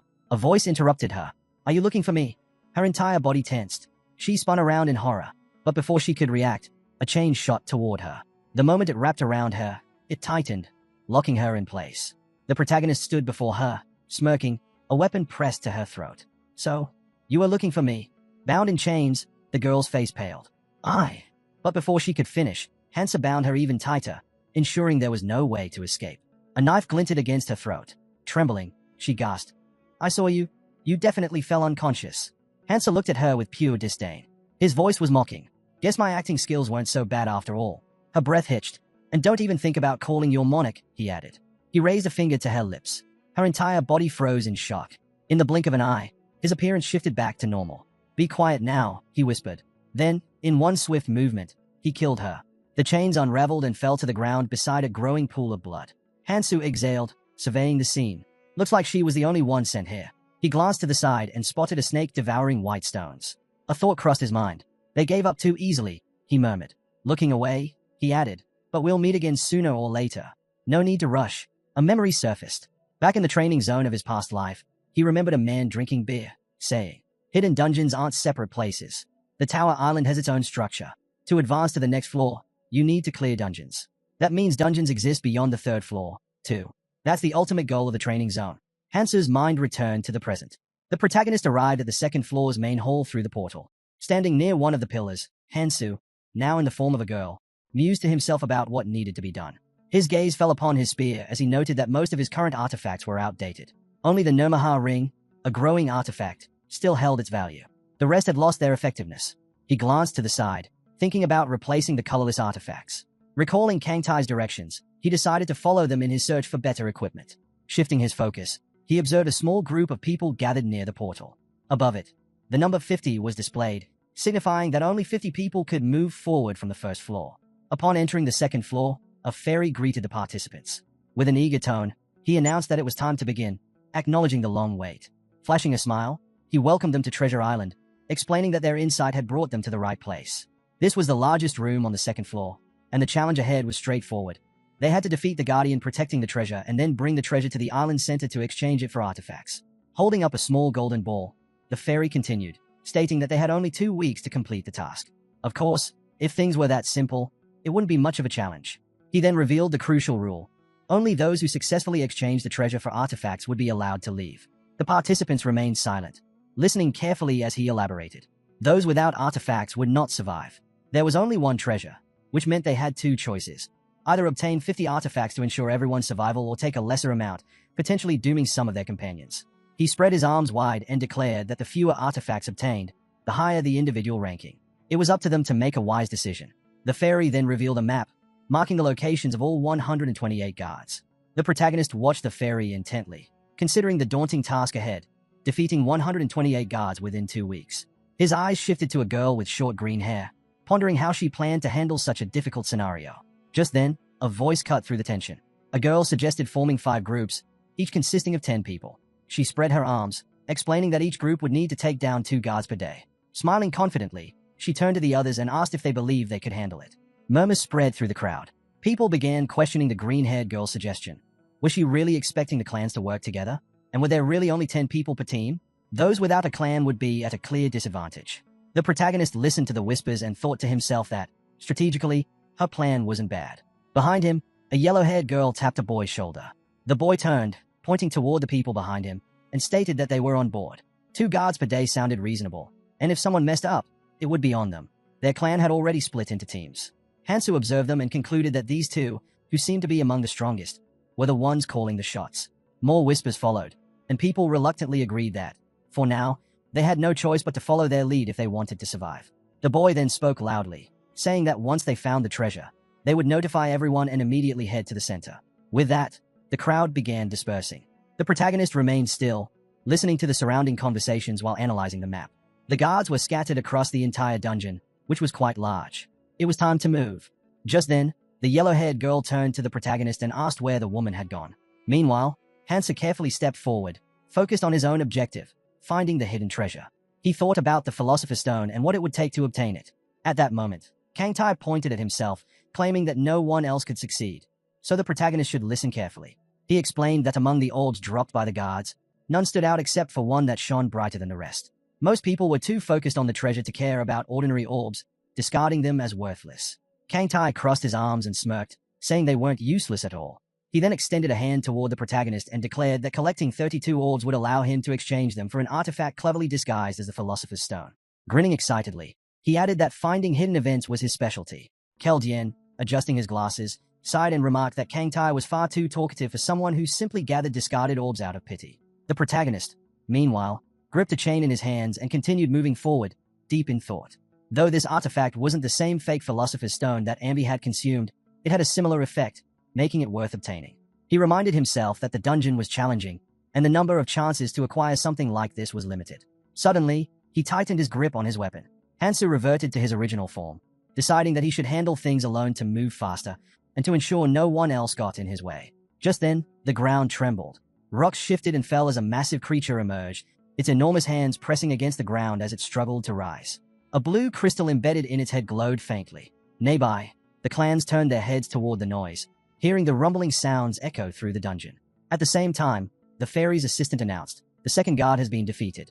That's 2 down today. At this rate, things will move quickly." One of the participants shouted at the green-haired girl, warning her not to lose focus. Annoyed, she snapped back, saying she already knew that. She barely dodged as the monster's gaping mouth lunged toward her, then leaped into the air. With a powerful kick, she sent the creature flying backward. An arrow shot past her, piercing the monster's eye. The archer behind her, bow still raised, remarked that she had dodged the attack without even looking in his direction. So why was he even helping her? The girl glared at him and yelled that he should have just fought the thing alone. Frustrated, the boy muttered that they hadn't even found a single guard yet, while somewhere else, 2 had already been taken down, and all they had run into was a weakling. The girl gazed into the distance and firmly stated that those 2 guards weren't defeated by a group. Someone had taken them down alone. She could just feel it. The boy put a hand to his chin, deep in thought, before turning to Monarchy and saying, "So, it's true then?" The girl immediately turned away with a sharp exhale and shouted at him not to call her that. That title, and the abilities tied to it, irritated her. Instead of arguing, she ordered him to move. The presence ahead of them had vanished, meaning they needed to change direction. They would turn right. Just as they moved, she suddenly stretched out her arm, signaling the group to stop. A powerful and ominous aura was approaching, the same feeling she had sensed at the very beginning. Meanwhile, another clan was making its way through the dense bushes. Their leader spoke up, saying they wouldn't bother hunting the guards. Even if they found the treasure, there was no guarantee they could deliver it to the altar. A clanmate protested, saying they couldn't just sit around and do nothing. The leader frowned but remained confident. While the others wasted time looking for guards, they would focus on getting stronger. He smirked, explaining that simply hunting the monsters lurking around would be enough to upgrade their equipment. And once they were stronger, they'd ambush those returning with the treasure. After all, who would even notice if a few people suddenly disappeared? She folded her arms, listening to their conversation with clear displeasure. The clan leader continued, stating that if no one found the treasure within 2 weeks, they would all die anyway. Just then, a girl peeked out from behind a tree. She coldly pointed out that if others started thinking the same way, things would turn chaotic fast. But that uneasy feeling she had earlier, it wasn't because of them. She suddenly appeared behind her, agreeing with her assessment. He crossed his arms and added that in situations like this, maintaining order was everything. Before they could continue, a voice suddenly shouted from the other clan, "Who is she?" She turned to look and saw the girl properly for the first time. Her entire body was covered in bruises. For a moment, she wondered, why was this girl traveling alone? She frowned, uneasy, and then it hit her. She was the source of that strange feeling. The protagonist quickly turned to look at the girl. The man immediately pulled back his bowstring, demanding to know why she had approached them from behind. He asked what she wanted, pointing out that she seemed to be alone, so she had better answer honestly. The protagonist remained still and replied calmly, saying it was nothing special, just a proposal. Hearing this, the man frowned in disbelief. "A proposal? Are you crazy? Why would we even listen to you?" She glanced at them and acknowledged their caution. "You're right to be wary," she said, "but you're afraid of the wrong person. I'm not here to talk to you." She then pointed at yellow-hair girl. "I want to talk to her." Turning back, she continued, "You already know, don't you? With your high intuition stat." Cold sweat formed on her skin as she stared, realizing this was the strange feeling she had sensed earlier. It wasn't easy to recognize the monarch of the clan in this person, but she was sure of it. Either her intuition was as strong as hers, or, she hesitated, this wasn't just a matter of appearance, that she herself might be nothing more than an artificial shell. Whatever the truth was, something sinister lurked beneath the surface. Then, she rested her hand on her hip, releasing an overwhelming surge of magical energy. Her eyes widened in shock. The protagonist spoke again, his tone even. "No need to be so tense." He then met her gaze sharply. "Didn't I already say? I'm only here to make a proposal." Despite his words, the man with the bow still refused to lower his weapon. "What exactly are you trying to do?" he snapped. "And stop talking nonsense about the monarch." Before he could finish, yellow-hair girl suddenly yelled, cutting him off. "I'll talk to her." The man turned to her in shock. Their monarch had never shown this kind of urgency before. After a moment, he exhaled and relented. "Fine." Yellow-hair girl took a step forward, though uncertainty was clear in her voice. "You seem strong enough to handle things on your own. Why are you even making a proposal?" She hesitated, partially hiding behind the man's arm. Even if you're powerful, that doesn't mean we'll just go along with whatever you want. The protagonist closed his eyes for a moment before answering. Everyone has their own reasons. I need someone to take the front lines instead of me. Yellow-haired girl lowered her head slightly as she processed this. You want us to deal with that group from earlier? She asked. I see what you're getting at. But there's no way we can handle 40 people. Hanzo looked at the group in front of him and said they would only need to handle 10 enemies at a time. Besides, those opponents were weaker than them. He then turned to Shi. Use your Monarch ability. Start converting the strongest ones into your clan members and increase your numbers. Shi's eyes widened in shock. Internally, Shi screamed. Managing even a small group was already a massive hassle, and now she wanted her to recruit even more. Who did he think he was? But her intuition warned her that voicing her frustration could be dangerous. One of her teammates covered his mouth with his fist, deep in thought. She was already complaining about the size of their group. Yellow-haired girl placed a hand on her forehead, clearly displeased. I just wanted to get through this place without doing anything, she grumbled. But it looks like I don't have a choice. With a reluctant sigh, she agreed to try. As they turned to leave, Hansa spoke behind them. I'll be watching, she muttered to her teammate. This isn't going to work. Once they were gone, Hansu opened his system screen. Someone with intuition, something that was difficult to obtain in the training area, should be able to handle a task like this with ease. He glanced up. Now that he had effortlessly eliminated the guard and secured the treasure, it was the perfect time to prepare for the next step with the Scout King. Sometime later, a masked man was slammed to the ground. Yellow-haired girl subordinates had tied up the rest of the captured group. One of her assistants approached. They are refusing to be tattooed. Yellow-haired girl turned, her expression unreadable. They are already part of the clan. There are only 4 of them. Just tie them up. Hearing this, a green-haired girl looked up. There's no need to tie them, she said. A bound man beside her spoke up. Are you treating us like this just because we're from a different clan? We haven't even done anything. Yellow-haired girl stared at him, her thoughts churning. Did they really think she wanted this? No, she was simply following orders. She surveyed the rest of the group. Aside from the few tied-up ones, everyone else here had already become part of her clan. Letting out a tired sigh, she placed a hand on her head. This is exhausting, she muttered. I don't want to keep doing this. Suddenly, the fairy's voice rang out. A treasure has been found. Yellow-haired girl snapped to attention, scanning her surroundings. Who took it? The fairy responded. Bring it to me for exchange. She turned to the group. Who found the treasure? She asked, glancing around. Everyone's here. So, before she could finish, a boy behind her called out. I found something. He held up a golden ball, pointing to the spot where he had discovered it beneath a tree.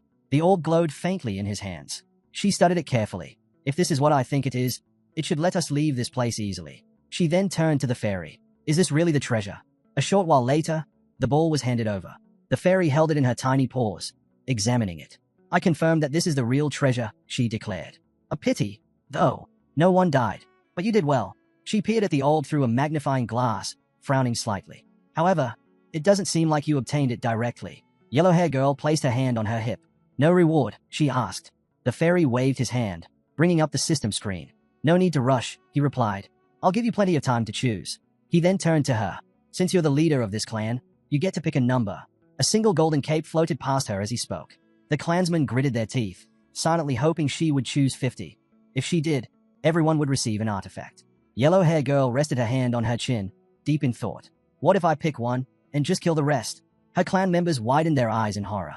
Please, spare us, they pleaded desperately. After a pause, the girl smirked and selected 50. At once, the entire clan erupted in joy, cheering and swearing their loyalty to her as their monarch. She placed her hand on her hip again and let out a sigh. This is getting dull, she remarked. Then, her lips curled into a mischievous grin. How about a survival game? Her voice turned sharp as she gave her next order. All clan members, either kill yourselves or kill everyone else. The clansmen froze in shock before erupting in panic. Their anger and terror spilled over as they shouted in disbelief. What did you just say? Suddenly, the marks on their bodies glowed intensely. Some clenched their fists, shaking their heads. Did you really think we'd follow such a suicidal command just because you're the monarch? Then, a realization struck them. Looking at their hands, they gasped. Our tattoos. They are gone. The fairy, now lying lazily in the air, let out a disappointed sigh. Did you really think an order like that would work? Without even the slightest bit of logic. He shook his head. Pathetic. Then, with a smirk, he pointed toward a portal. You should leave. This place will be sealed soon. Without hesitation, the clans rushed toward the portal, desperate to make it in time. The green-haired girl suddenly shouted, I'm free. Wasting no time, she hurriedly worked to free the others. We have to report this to the monarch immediately. One of them added, he went ahead of us. He should already be on the 3rd floor by now. Nearby, the protagonist listened to their conversation, eyes closed in thought. After a few moments, he opened them, his gaze sharp and calculating.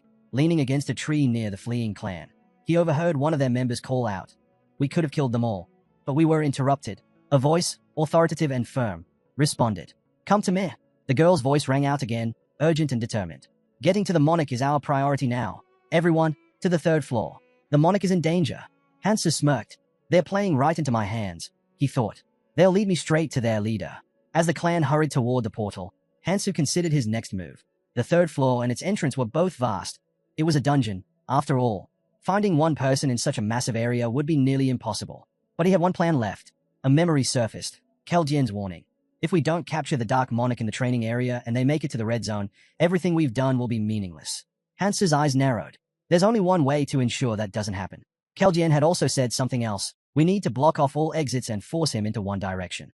With that in mind, Hansu steeled himself. It was time to execute the plan. Hansu and Kang Tai stood in silence as he looked at them and stated that the island of the tower was the perfect place for this plan. Ayres agreed, explaining that it would be impossible to pull off on the first 2 floors. But the 3rd floor was a different story. She elaborated. There were hundreds of entry points there, but once he arrived, he'd need his clansmen's help. Raising a finger, she turned to the protagonist and emphasized that this would be his only opportunity. She went on to explain that the 3rd floor marked the true gateway to the otherworld. It mirrored the next red zone, not identical but close enough, especially since the creatures lurking there were on an entirely different level. Kang Tai lifted his finger and revealed their strategy. They would lure the monarch out. The moment he sensed danger, he'd go into hiding, and that was when they had to strike. The monarch was careful, always calculating, but Kang Tai was willing to bet that he'd try to guide his real forces straight into the red zone. Kang Tai admitted the monarch was strong, just not as strong as him. Still, he wouldn't be an easy opponent. Stepping closer to the protagonist, he pointed directly at him and asked if he wanted to know how to take him down. Then, he pulled out a nearly flawless imitation of the Philosopher's Stone, a prize from his recent treasure hunt. Hansu took this as confirmation. His final preparations were complete. But before dealing with the crazed Dark Monarch, there was only one thing left to do. Without hesitation, Hansu dashed toward the portal, determined to finally lay eyes on the monarch. He moved quickly, pressing forward as yellow-haired girl leaned in toward her clan and suggested the 3rd floor was suffused with an overwhelming magical energy. The air carried the echoes of monstrous roars. In the distance, the male monarch barked orders to his subordinates, demanding they summon every available clan member to the 3rd floor immediately. Meanwhile, he and his allies found themselves surrounded, heat and poison thick in the air. Before them, a massive, dinosaur-like beast opened its jaws, splitting them into 3 separate parts. This was a land of endless monster spawns. Watching the carnage unfold, the monarch lowered his gaze and murmured that this was nothing more than preparation for another world.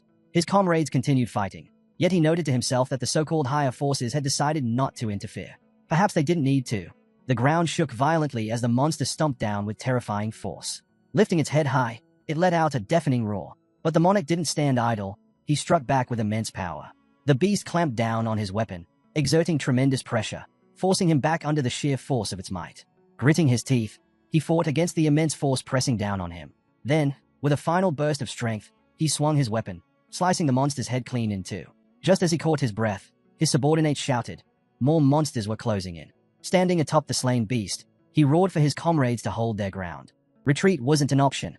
If they wanted to survive, they had to stay close to him. Raising a clenched fist, he declared that they would not be defeated. No matter what, they couldn't let the monsters push them back. A warrior among them echoed his cry, rallying the others. They had to believe in their leader. The monarch took those words to heart. He couldn't fall here. He refused to retreat. His jaw tightened, his eyes burning with resolve. His clan was the strongest force in the tower. He had sacrificed countless people to reach this point. His calculations couldn't be wrong. They would break through. After some time, he surveyed the battlefield. The number of monsters had dwindled. Something felt off. His gaze shifted to a strange, cross-shaped shard nearby. Was this the reason? A sense of unease crept over him. That shard, it felt alive. The red stone reflected countless lifeless faces, their expressions frozen in death. His warriors gathered around, staring in confusion. Is someone inside? He muttered. A sudden voice cut through the silence. A fairy appeared beside him, a playful grin on its face. A breathtaking sight, isn't it? It mused. This place could be a real tourist attraction. But, of course, there's more here than just beauty. The monarch narrowed his eyes as the fairy's grin widened.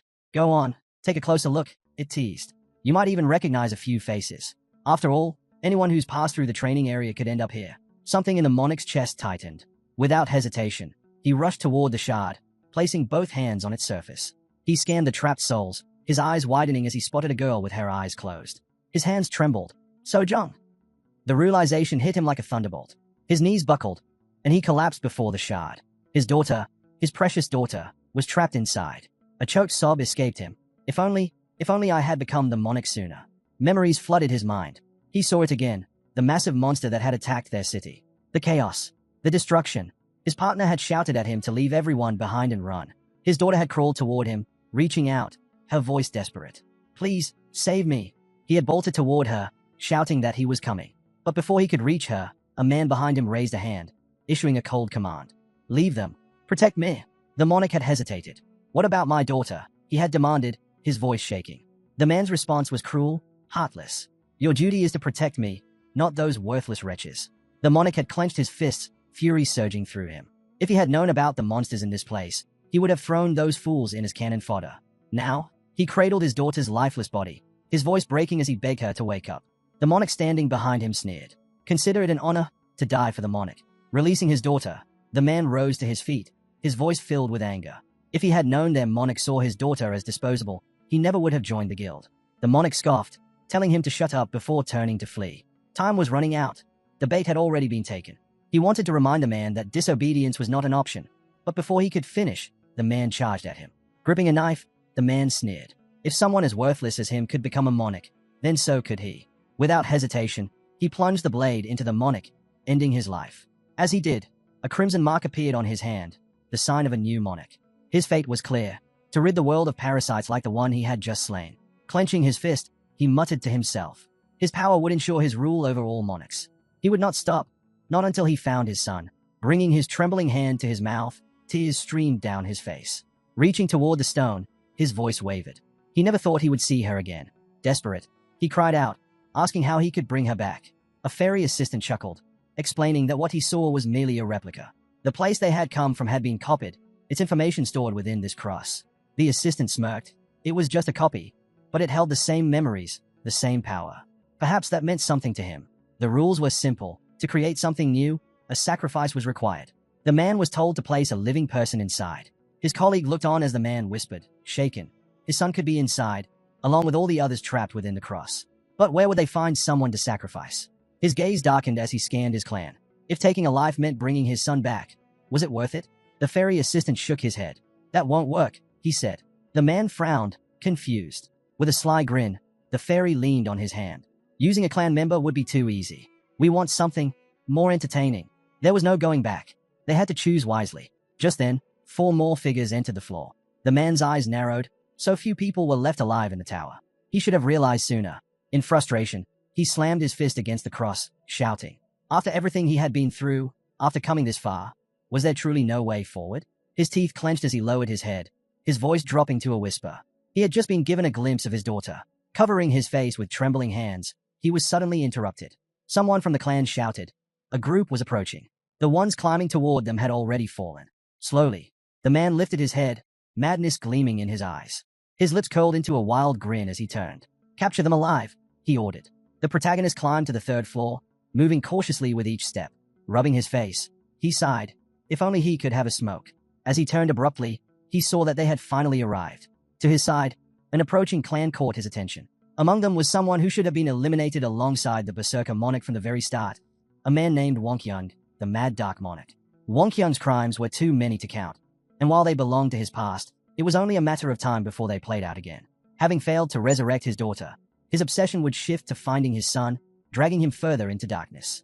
The protagonist now stood before a clan consumed by madness, one that Wonkyung would soon stain with blood in his desperate quest. If left unchecked, he would become a killer far beyond his current level. Hansa gripped his weapon tightly. This had to end here, but if he could save the man's son, perhaps things would turn out differently. Suddenly, Song spotted him and shouted, recognizing him by the chains. Wonkyung let out a crazed laugh. What luck, he sneered. The one we wanted to kill walked right into our hands. A gift for Sojong. His expression twisted, then his voice boomed. Your meaningless life finally has a purpose. Hansu remained unfazed, fists clenched as he stepped forward. Wonkyung grabbed a spear and lunged at him without warning. Just then, the ground trembled violently. Stones shot into the air as a deafening explosion erupted nearby. A massive creature with a gaping maw burst from the earth, shattering the ground beneath it. Wonkyung's eyes widened. Damn it, if that thing goes berserk here, We'll have no choice but to run. Without missing a beat, he barked orders. Don't let the guy with the chains escape. He turned to Song. Go back and keep an eye on. Before he could finish, the protagonist cut him off. No need. Chains shot from his hands, wrapping around the enormous beast. With a single, powerful pull, he ripped it apart. The creature's remains crashing to the ground. The obstacle is gone, he muttered. Gripping his blades tightly, his gaze locked onto the monarch. If you won't come to me, he launched himself forward. Then I'll come to you. Wang Qiang's breath hitched as fear flashed in his eyes. He's a damn monster. Kill him, he roared, signaling his clan to attack. Hansa charged forward, completely fearless. His chains lashed out, striking down one of the attackers with precision. He leapt into the air, his chains slicing through the battlefield, cutting down foes in all directions. Watching the carnage unfold, the monarch clenched his teeth. They said he doesn't kill. Looks like they lied. Behind him, a woman scoffed. Song's information was useless. Then, through the smoke and dust, a blade attached to a chain shot toward them, fast and deadly. Song quickly deflected the attack, shouting that she knew he was strong. But why wasn't he using any abilities? Wiping the sweat from her face, she smirked. He must not have any useful skills, she muttered. Wang Qiang, standing beside her, nodded. Fine. I'll trust you one more time. His eyes narrowed. If he lacks defensive skills, we can overwhelm him with sheer numbers. With that, he roared, commanding his subordinates to unleash their skills. Those with charge abilities were ordered to rush him, ensuring he couldn't escape. The battlefield erupted with movement. Warriors surged forward, their combined strength threatening to pin Hansa down. But in a blur, he leapt over them effortlessly, bypassing their assault. Song's grip tightened around her sword. Not bad, she admitted. Without hesitation, she lunged forward, landing right in front of him. Try dodging this, she shouted, her blade slashing toward him. A weapon materialized in Hansu's hand. His mind raced. If dodging wasn't an option, then he'd counter. Steel clashed as he blocked her strike. A burst of lightning exploded upon impact, sending sharp pain coursing through his body. Blood splattered as the force sent a tremor through him. That hit hard, he thought, grimacing. Trading blows like this would only get him injured. Wang Qiang barked another order. Keep up the pressure. Don't let him recover. At that moment, 3 warriors dropped down from above, weapons ready to strike. Hansu reacted instantly, his chains whipping through the air. A single precise strike took down all 3 attackers, their bodies collapsing in a heap. Grey stones scattered from the fallen. A small snake darted forward, its senses sharp. Pushing off the ground, it snatched a rune in its teeth before leaping onto Hansu's shoulder, offering the rune to him. Gasps erupted from the enemy ranks. Wait, is he carrying a monster? One of them exclaimed. That thing, it eats runes. Wang Qiang's face darkened. Stop it! Don't let that creature absorb any more runes. His voice was laced with urgency. If Hansu was using them to power himself up, things would get out of control. Before anyone could act, a surge of mana flared nearby. A powerful explosion erupted as one of Wang Qiang's allies raised a hand, releasing a devastating blast. The ground beneath Hansu shifted. Seals appeared at his feet, locking him in place. Vines coiled around him, tightening with every second. Looking up, he saw Song descending from above, her weapon poised for a lethal strike. Reacting fast, Hansu raised his chains, intercepting her blade just in time. The impact sent a shockwave rippling through the air. Wang Qiang's voice boomed once more. Don't stop. We've come too far. His eyes burned with fury. We will have our revenge on the clans that crushed us. We'll destroy every parasite in our way. The warriors roared in response, their rage fueling them. For our fallen comrades. For our families. Hansu gritted his teeth, still trapped, as the circle of enemies around him tightened. His grip on the chain hardened. The mark on his hand pulsed with power. The monarch's hand blazed with light as he declared that his words would shape their lives and fuel their revenge. The protagonist watched him, realizing that the man would push his people into battle no matter their condition. It was a contradiction, claiming he didn't see them as expendable, yet forcing them forward regardless. Glancing at his opponent, he could tell the man was holding back, waiting for the right moment to strike after Hansu had weakened. But there was no time to dwell on that. If he dragged this fight out any longer, the damage he'd take would only increase. Wang Yang's eyes burned red with fury as he lunged. Hansu dodged sharply, knowing he couldn't afford to let his guard down now. He had to end this. Suddenly, a voice rang out. One of Wang Yang's allies. She called out that she'd hold Hansu down. But Hansu wasn't about to let that happen. Gripping his mana-infused weapon, he shot back that it was out of the question. With a powerful leap, he swung his dagger through the air, leaving a shimmering trail of magic in its wake. The woman gasped, stumbling back. My skill. It's not working, she cried. Hansu wasted no time. He blitzed through his opponents, taking them down one by one before closing in on a girl standing near the clan. She smirked, stretching her arms forward as a surge of purple mana flared around her. You fell right into my trap, she shouted. A sudden pull on his leg made Hansu glance back. Seals and traps were everywhere. Crouching slightly, he realized she had anticipated his charge. From behind her, Wang Yang appeared. "It doesn't matter how much you struggle," he said coldly. "You're just one man, and you can barely breathe." With a raised fist, he lunged at Hansu. Dark mana surged around Hansu's body. The monarch's grin widened as he let out a triumphant laugh. He pressed his massive sword onto Hansu's shoulder, declaring that his daughter would live again. "This is the first step toward my goal," he shouted, reveling in victory. But Hansu's voice cut through his laughter. "You done talking?" His hand clamped down on the sword resting against his shoulder. Blood trickled from a deep wound, but he didn't falter. Instead, he lifted his gaze, a sharp grin stretching across his face.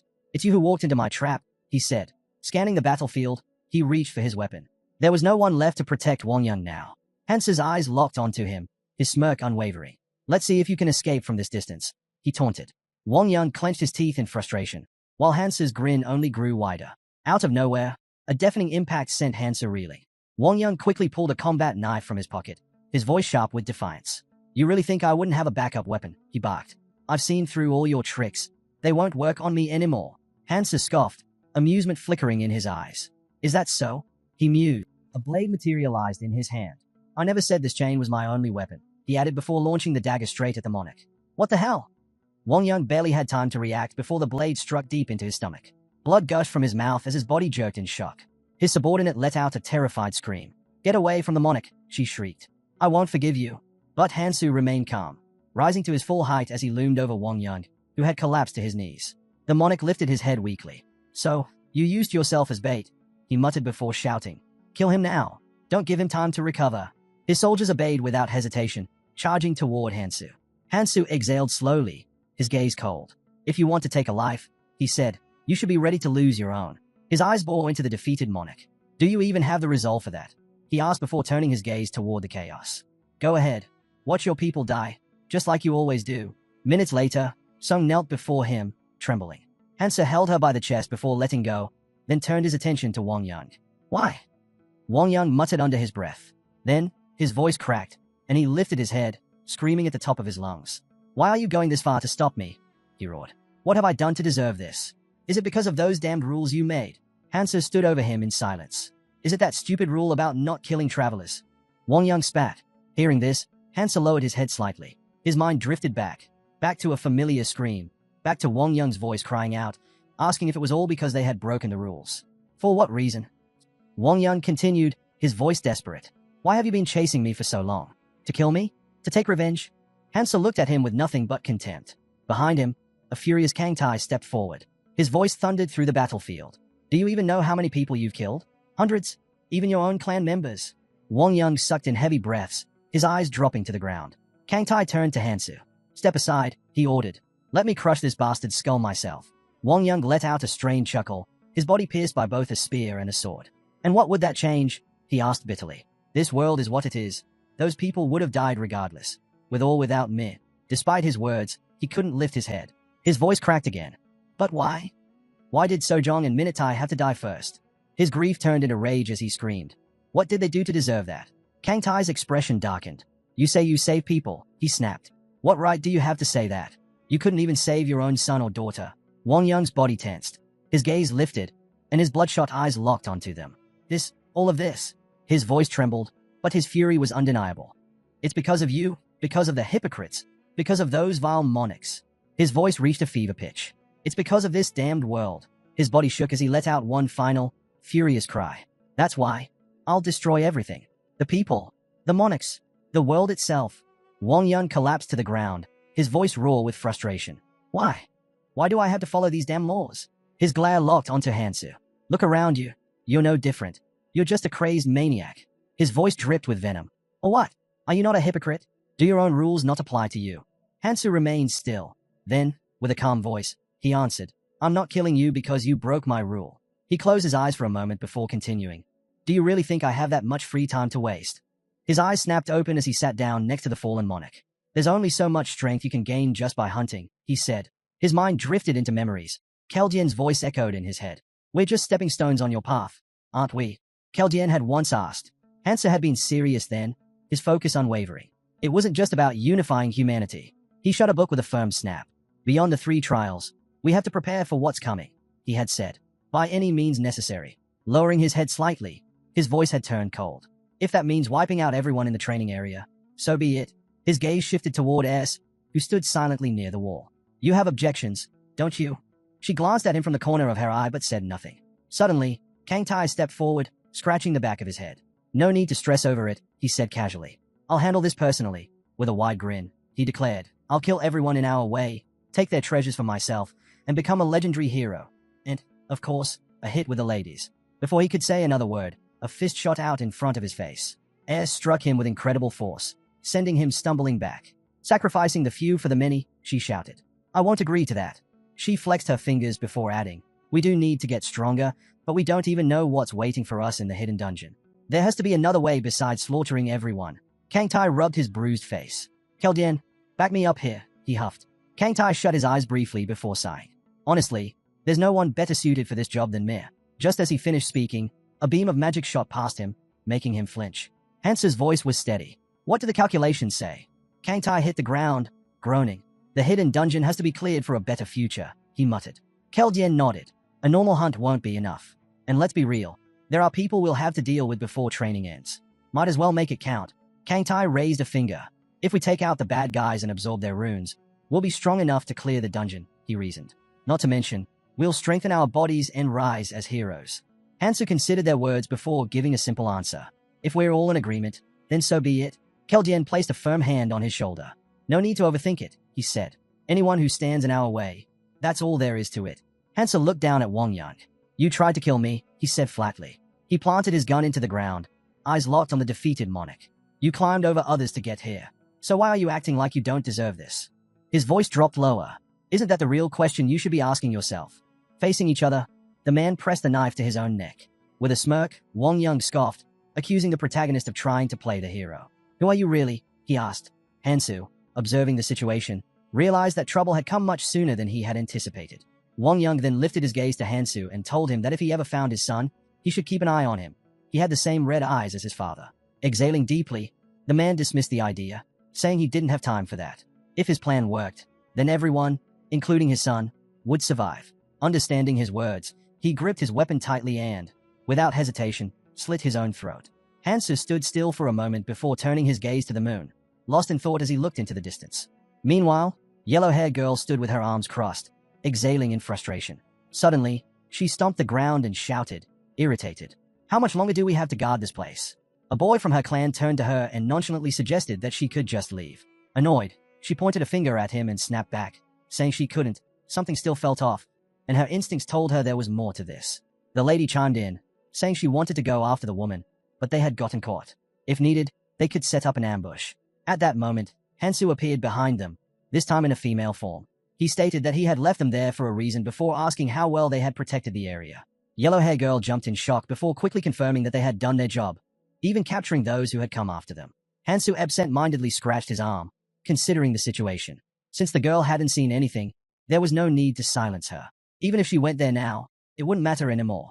Turning away, he commended them for their efforts, then told them they could leave. She hesitated, lowering her head in disappointment. That's it?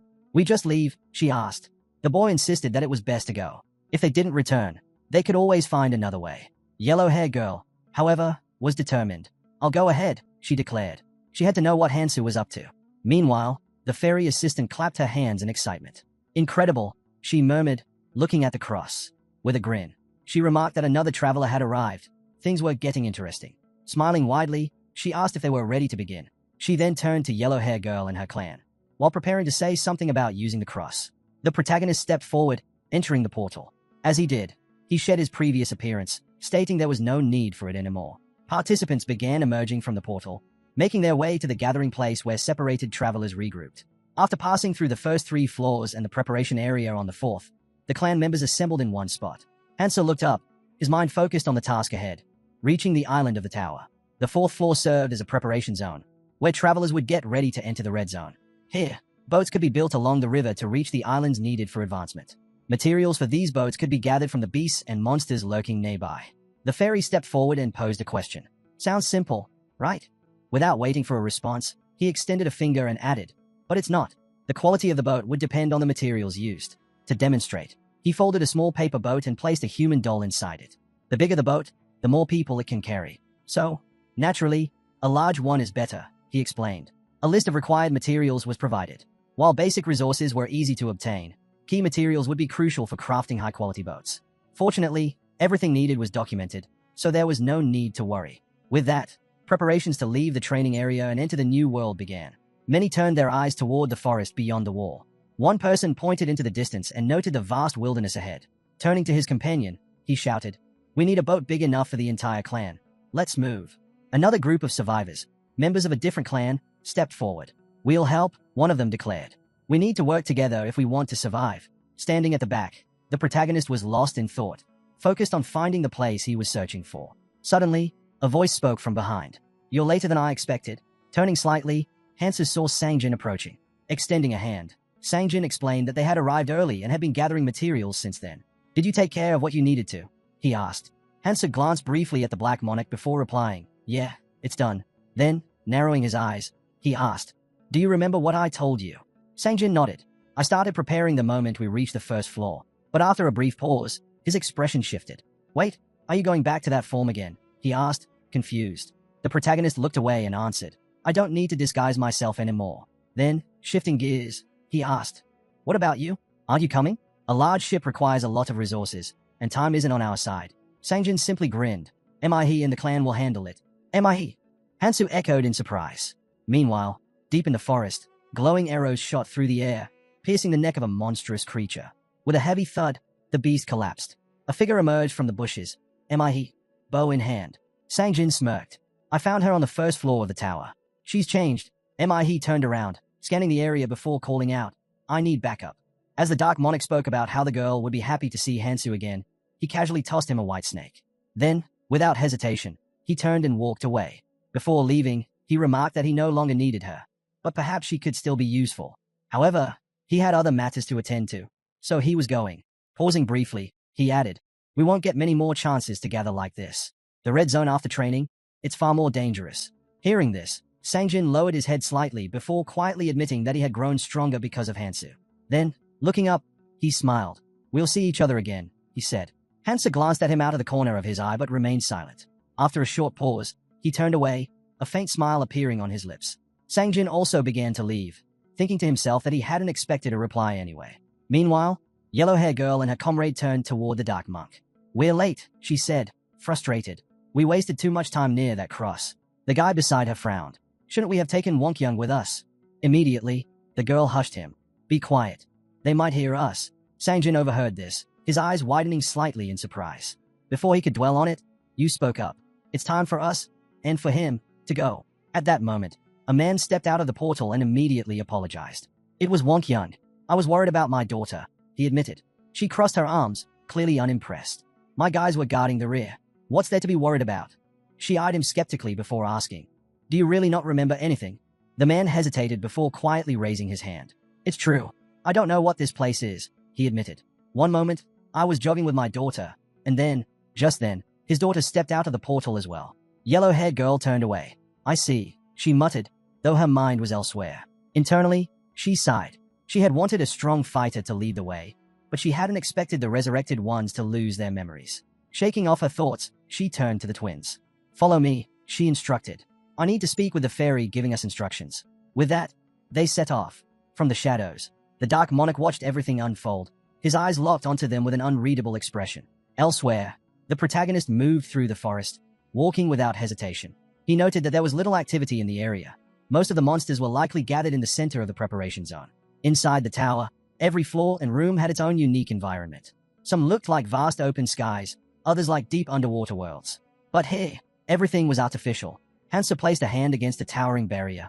Looking up, everything has an end, he thought. But he didn't lower his hand. Instead, he narrowed his eyes. They wanted to look like the tower ends on the 4th floor. But in reality, there's a 5th. A hidden dungeon with a treasure inside. Gripping his weapon, Hansa prepared himself. Under normal circumstances, reaching that place wouldn't be easy. But he wasn't planning to take the normal route.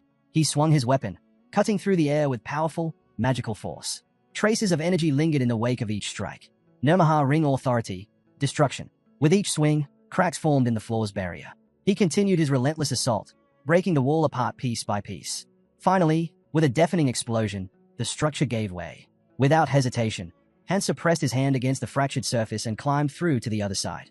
His gaze settled on what lay ahead. "If I can't climb from the inside," he murmured, determination in his voice, "then I'll do it from the outside." As he moved forward, leaves from the surrounding trees drifted gently to the ground, carried by the wind. Hansa turned toward the wall, watching as it sealed shut almost instantly. Without the ring, getting through in time would be nearly impossible. He exhaled sharply, running a hand through his hair before glancing down. Checking his stats, he realized he had only increased them by 40 using the runes he had gained after the Black Monarch's attack. It wasn't enough. He hadn't even reached the minimum threshold. Frustrated but determined, he sprang up, grabbing the ledge with one hand. Everything now hinged on his ability to hold on. His grip tightened as he pulled himself up, managing to get both hands on the ledge. Sweat dripped down his face as he finally climbed over. Standing up, his eyes locked onto the newly forming entrance to the 5th-floor dungeon. Hansa gripped his weapon. According to Ralph Lauren, there was no telling what awaited inside. Suddenly, countless sharp swords stabbed into the ground around him. He leaped aside, using his weapon to deflect the attack. His jaw clenched. He had no choice but to win. A blinding light burst from the portal, illuminating everything. Hansa looked up, his breath hitching as a monster began to take form. His memories as an invader resurfaced. A creature just like this had once spewed rivers of lava before him. His eyes widened, a drop of sweat trickling down his face. Elsewhere, Keldian clutched a book, shouting in frustration. Humanity was buying time, but it wasn't enough. Kangti yelled that they could no longer hold their positions. They had to go through the crystal ball. Without hesitation, he handed over command to Anvi before turning, calling out Hansa's name. Meanwhile, Hansa sat on the ground, holding Kiriel in his arms. Her body was covered in bruises, completely still. His voice trembled as he looked into her eyes, demanding to know why she had done it, why she had sacrificed herself to protect him. The memory of her rushing forward flashed in his mind. Kiriel weakly reached out, her fingers brushing against his face. A faint smile appeared. "Thank God," she whispered, relieved that he was alive. Her hand gently traced the wound on his face as Hansa pleaded with her not to stop fighting. "Not here, not now." She tried to make him promise something, but before she could finish, her body went limp in his arms. Hansa clenched his teeth, overwhelmed by the weight of the moment. Holding the girl in his arms, he tried to steady his breath, lowering his head before looking up again. His sharp gaze locked onto the monster before him, a beast growling with fury. Finally, he had come face to face with it. His eyes scanned the creature, and recognition struck. This was the golden dragon, Bellium. A realization dawned on him. The hidden dungeon recreated the strongest enemy in the memories of the one who entered. A smirk flickered across his face. If this was the enemy chosen for him, then this was his chance to finally defeat it. Even if this version had been weakened to match the power of the red rune, he would have to give it everything he had. He raised his hand, gripping the red crystal, the reward for slaying the Demon King. Every item he had prepared was meant for this very moment. Energy surged from the 2 artifacts in his possession, and a system notification appeared. The worthy imitation of the Philosopher's Stone was a consumable treasure obtained through treasure hunting. He recalled trading 32 treasures for this item back on the 2nd floor. It wasn't perfect, but it would serve its purpose. Cracks already covered the stone's surface, signaling its instability. As he activated it, his rune value surged to the lower red level. A powerful aura radiated from his ring. Then, he brought out the Jade Demon Essence, his hard-earned prize from defeating the Demon King. This single artifact alone had made that battle worthwhile. Without hesitation, he bit into the sphere. Instantly, all his stats shot up to 99.9%.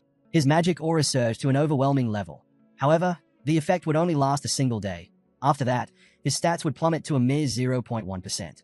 But that was all the time he needed. With a sly grin, he fixed his gaze on the dragon. This was exactly why he had chased after the red rune. Bellium, sensing the immense power radiating from its opponent, let out a deafening roar. The force of its cries sent stones flying in all directions. Hansa leaped back, sliding across the floor before grabbing a nearby sword. Channeling the first ability of Nomaha's ring, he watched as a red aura engulfed his blade. The power of Destruction Red had reached a staggering 99%. Without wasting another second, Hansa launched his attack. He swung with everything he had, delivering a crushing blow to the massive dragon. But to his shock, his sword shattered upon impact. His attack had barely scratched the surface, breaking off only a single scale. Bellium, unfazed and unwilling to let this go, reared its head back, flames already gathering in its maw. Hansa knew exactly what was coming. His breath hitched as he mentally braced himself. A massive fireball formed in the dragon's mouth before it unleashed a devastating torrent of flames. A grin spread across Hansa's face. Meanwhile, deep in the forest, the lifeless body of a monster lay sprawled on the ground. Sangjin leaped onto the corpse just as a man burst out from the bushes, rushing toward him. That was the last Kelk in this area, the man announced. With a swift motion, he extracted the slime sack from the monster before jumping down beside a girl. "We've gathered enough," he said. "It's time to start building the ship." The girl's gaze drifted toward the distance, her voice laced with sorrow. It would have been nice if Hansu were here with us. Sangjin stared at the ground, his voice quiet but firm. Even if Hansu hadn't disappeared, traveling with them would have been difficult. Hearing this, Minnie tilted her head slightly, confused. What do you mean? She asked. The dark monarch responded with certainty. We're still in his shadow. Meanwhile, a torrent of dragon flames roared toward Hansu. He narrowed his eyes. This was different from before, yet somehow, he had ended up in the same situation. But this time, he wasn't just going to endure it, he was going to dodge. He dashed forward, narrowly evading the searing flames, and charged straight at the massive dragon. He knew a normal weapon wouldn't pierce its scales. A blade materialized in his grip, judgment. Justice. The legendary twin weapons, Decrados, revealed their true potential when used together. But what he held now was an improved version of Decrados. Powerful magical energy surged around his chains as he activated Nomaha's second ability, Hemorrhage. The moment he pulled, the chains constricted violently, cutting deep as blood sprayed in all directions. Hansa tightened his grip, yanking hard. His mind raced. The enhanced version of his weapon granted incredible power, but at the cost of durability. Against an enemy as formidable as the dragon, he wouldn't be able to hold it for long. He clenched his teeth, his fingers locking around the chains. Would they hold? No, they had to. His gaze darkened as he studied the struggling beast. He couldn't afford to weaken his assault, even if it meant destroying every weapon he had. If that was the price of victory, he would pay it without hesitation. The dragon thrashed, trying to break free. With a violent swing of its tail, it struck Hansu, sending him flying. The impact was brutal. As soon as it managed to shatter the chains, the beast unleashed a blast of magic, slamming into him once again. Bruised and battered, Hansu staggered to his feet, gripping his chain. Without missing a beat, he swung it hard, striking the ground where swords had been embedded. With each impact, the buried blades jolted free, launching into the air. Looking up, he saw the weapons suspended above, all aimed at the dragon. But the beast wasn't about to let itself be skewered so easily. It flapped its wings furiously, using both its tail and sheer force to smash through the incoming swords. A sharp jerk of its head sent blood splattering from its wounded neck as it let out an earth-shaking roar. Hansu surrounded himself with magic, his eyes locked onto the dragon's every movement. The creature lowered its massive body, its maw opening wide as it let out another deafening scream. Sangjin stood off to the side, watching as the protagonist charged forward, chains in hand, aiming straight for the monster's mouth. He noted that even now, Hansu's strength continued to grow. Adjusting his hood, he turned to the others and stated that they needed to be ready to follow. Turning to the girl, he mentioned there was something they had to take care of first. He explained that they would be bringing a few people onto the ship. The others questioned if they were his acquaintances. Glancing towards the Yong clan, he vaguely responded, something like that. His gaze settled on Wonk Youngback as he remarked that they might prove useful. The forest was eerily silent, the ground stained with a spreading red liquid. A boy's foot landed right in the middle of it, and almost instantly, he cried out in alarm. The poison had spread even here. Without hesitation, he sprinted towards the building, raising his hand and shouting for the clan boys to wait. He wasn't on board yet. As he closed the distance, spears suddenly embedded themselves into the ground near his feet. Looking up in shock, he demanded to know what they were doing. Han Shiol sneered, saying he had missed because the little dwarf was surprisingly good at dodging. The boy, seething with frustration, accused them of deceiving him. They had promised to take him on board if he gathered the necessary materials. Han Shiol merely waved him off, replying that there was no reason to bring along someone without a clan. Anger boiled inside the boy as he clenched his teeth. They were nothing but traitorous scum. The boys on board jeered at him, mockingly suggesting that he build his own boat, if he had the time. After all, the poison would soon claim his life. Determined, the boy sprinted forward, cursing himself for trusting those clan members. If only that creature had warned him about the time limit. He skidded to a stop, shouting that he needed to kill something, fast. Desperately scanning his surroundings, he muttered that there had to be a kelk slime sack somewhere. A sudden noise made him whirl around. His breath caught as he saw a hand emerging. A terrified scream ripped from his throat as Hansu crawled out of the portal in front of him. Losing his balance, the boy stumbled backward, collapsing onto the ground. Trembling, he stammered, demanding to know what it was. Meanwhile, the protagonist had made his way inside.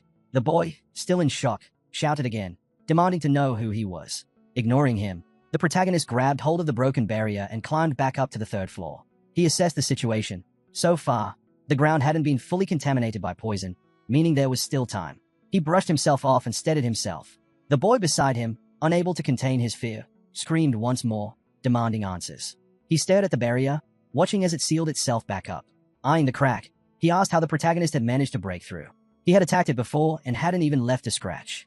Hansa turned to leave, muttering that he had no time to waste talking. He needed to hurry. The boy, still reeling from what he had just witnessed, scrambled after him, exclaiming that he could tell he was in a rush. The guy stared at the protagonist, baffled. Walking around naked. Is that your thing? Without hesitation, the main character ripped off the tattered remains of his shirt. I got a ship to build. No time to waste. A powerful gust of wind followed, forcing the guy to shield his face with his hands. Wait, you're just starting now? You can't do this alone. But the protagonist wasn't listening. Instead, he suddenly leaped high into the air, leaving the guy staring up in confusion. Meanwhile, chaos unfolded nearby. One of the survivors was struck with tremendous force, his body crashing into a tree. His teammates turned in horror as a monstrous, crocodile-like beast advanced on them. Get it together! You can't pass out now! One of them yelled desperately. The Galapagos crocodile loomed over them, and the boys began to retreat. We can't handle this thing, someone shouted. Just then, the protagonist shot past them. If you're not gonna fight, I'll take care of it myself. Before anyone could react, he charged the crocodile at full speed. The boys gawked in disbelief. Did he seriously just go at that thing barehanded? Then, with a brutal punch, Hansu's fist slammed into the beast, sending blood flying. The survivors could only watch, stunned. What the hell? Who is this guy? The guy who had met Hansu at the wall came running toward them. Seeing him, one of the survivors asked, "Are you with him?" He wiped the sweat off his forehead. "No, I just met him." After a pause, he added, something like that. Meanwhile, Hansu relentlessly pounded the enormous crocodile, tearing into its flesh with his bare hands.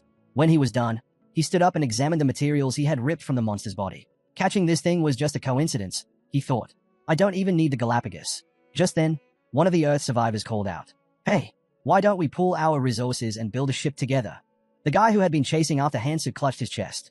"I'll add my materials, but only if you let me on board." One of the survivors gave him a pointed look. "You know the Galapagos crocodile parasite can only build about 20 ships, right? There's no extra space." The guy frowned. "I need it. I'll trade if I have to." While they argued, Hansu jumped down from the dead monster, barely paying them any attention.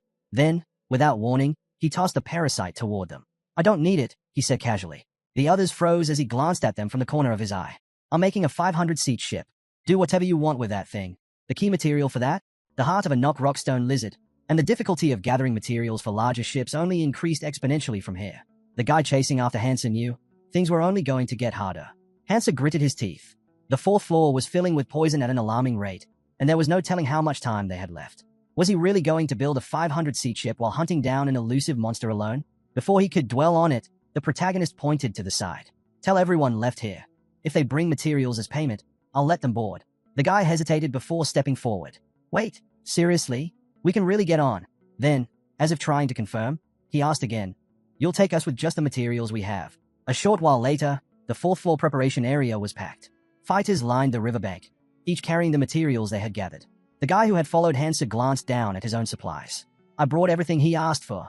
This has to be my last gamble." He clenched his fists, silently hoping he wouldn't be betrayed again. Suddenly, a deafening crash echoed from the forest. Everyone turned toward the sound, eyes wide with alarm. "What was that?" someone shouted. Before they could react, a massive shadow loomed above them. The guy's blood ran cold as he stared up in horror. "No way! It's coming down on us! Scatter!" Hansu's voice rang out. With a thunderous impact, the enormous knock rockstone lizard crashed to the ground in front of the panicked survivors. Screams filled the air as people ran in terror. But standing on top of the fallen beast, completely unfazed, was Hansu. "Well, looks like everyone's here," he remarked. Then, without hesitation, he leapt off the lizard and gave a simple command. "Get ready to leave." The guy who had been following him stared, still in shock. Did he take that thing down by himself? Meanwhile, Hansu approached the ferry, dragging the colossal heart of the knock rockstone lizard behind him. "I've got the heart. Let's trade." The ferry guardian glanced at the timer. "Still some time left," he muttered. Then, looking back at Hansu, he asked, "You do know you need other materials too, right?" Hansu simply nodded. "Of course." His eyes swept over the gathered materials, listing them off one by one. Finally, he picked up a rack silk rope and held it up. "This should be everything." The fairy guardian crossed his arms, floating closer. "And where's the knock rockstone lizard's heart?" "Right behind me." "Take it." The fairy guardian's lips curled into a smirk. Well, you actually managed to collect all the necessary materials." He paused before adding, "There's still some left to gather, but you're the only one who brought this much on your own. Makes me want to give you a little reward." Before Hansu could respond, panic spread through the crowd. "The poison, it's almost here." People began scrambling backward, shouting in fear. The fairy guardian, on the other hand, spread his arms wide with a grin. Now, shouldn't you congratulate him first? A little applause. Maybe. Just build the damn ship," the survivors roared. Hansu frowned. You were all in a hurry a moment ago. It was better when you were shaking in fear. A few minutes later, he turned toward the crowd. There, that's the ship you'll be sailing on. Everyone's eyes locked onto the massive structure forming in the air. A ship of enormous size began to take shape, its sheer scale leaving many in awe. The boy beside Hansa gaped. Is that a 500-seater ship? Hansa nodded. There's enough space for everyone. Go ahead. Bring all those who gathered materials. At his words, the crowd erupted into movement, rushing toward the ship.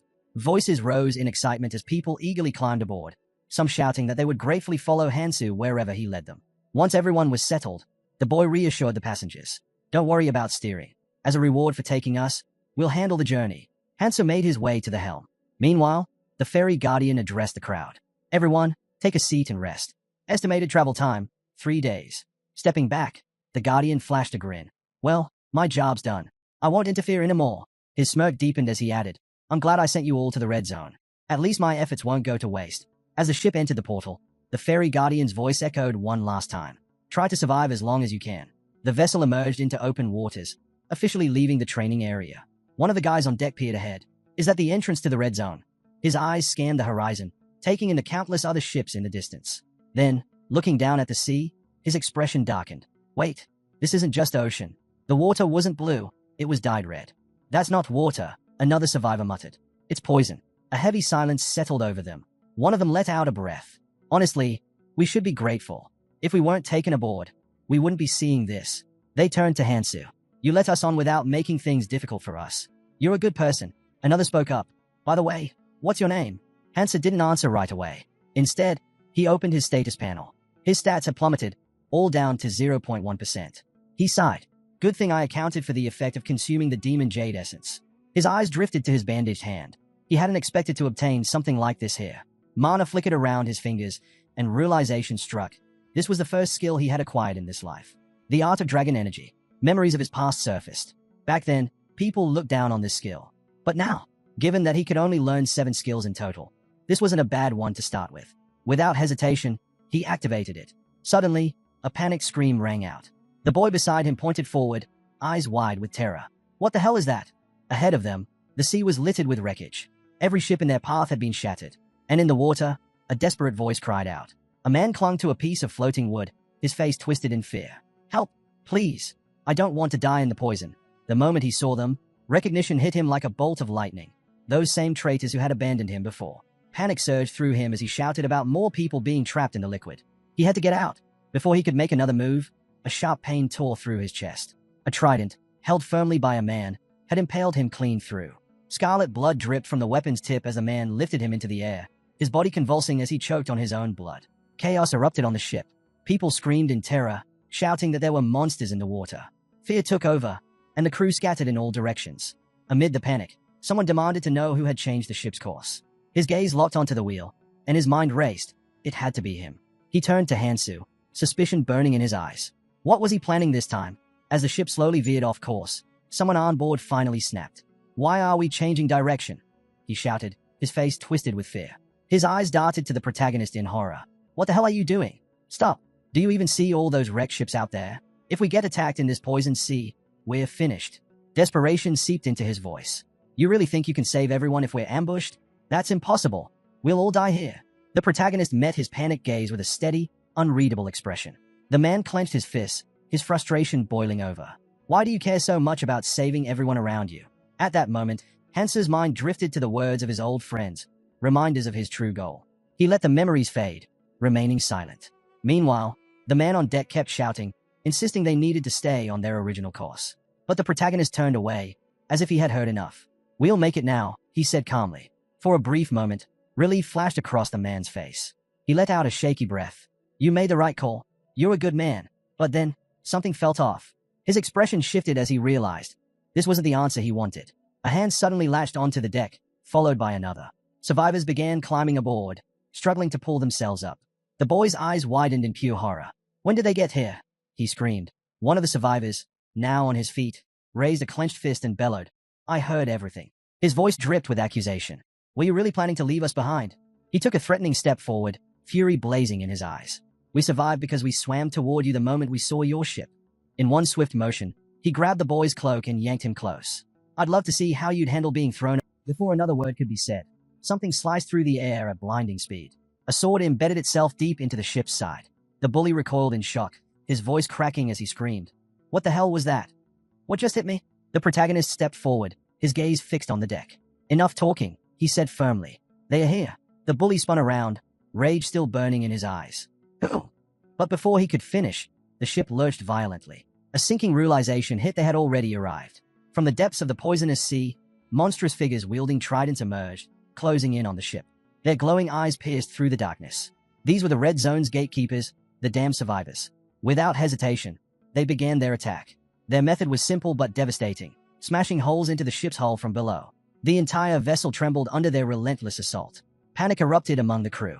They're attacking from underneath, someone shouted. They're trying to sink us. The survivors rushed to the edges of the ship, frantically searching for a way to fight back.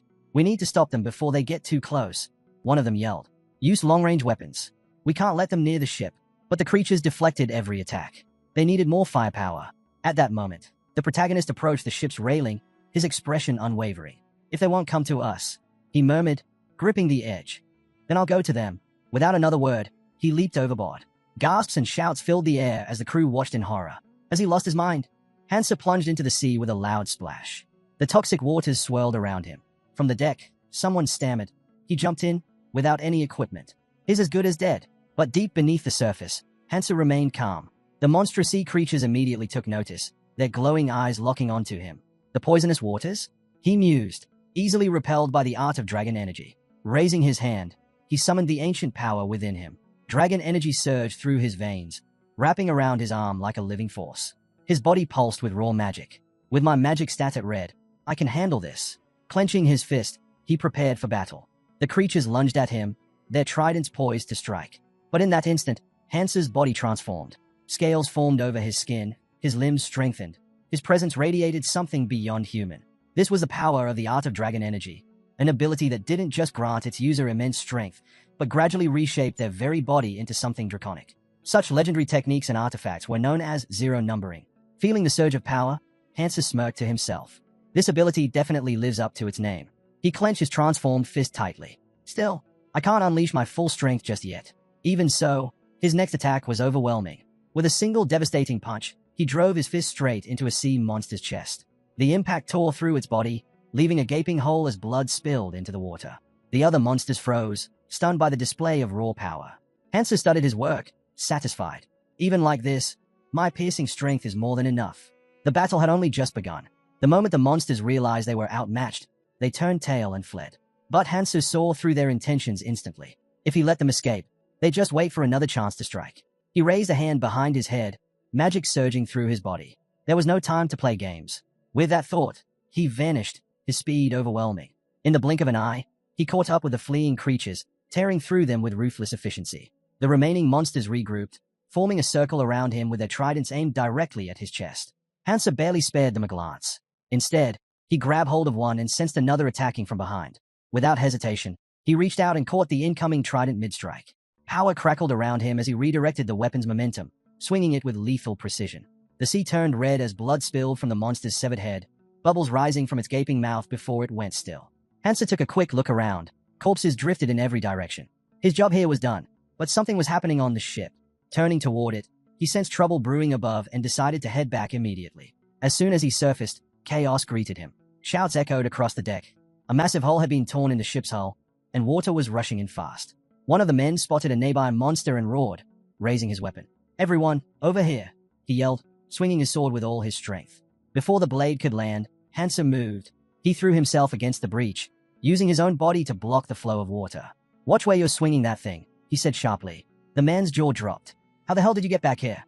And without a scratch. Hansa ran a hand through his wet hair. "You really thought I couldn't handle it?" The crew stared in shock, but then someone pointed at the ship and shouted, "Why are you so calm? You just made the hole even bigger." Ignoring them, Hansa walked over to a wooden block and tested its strength.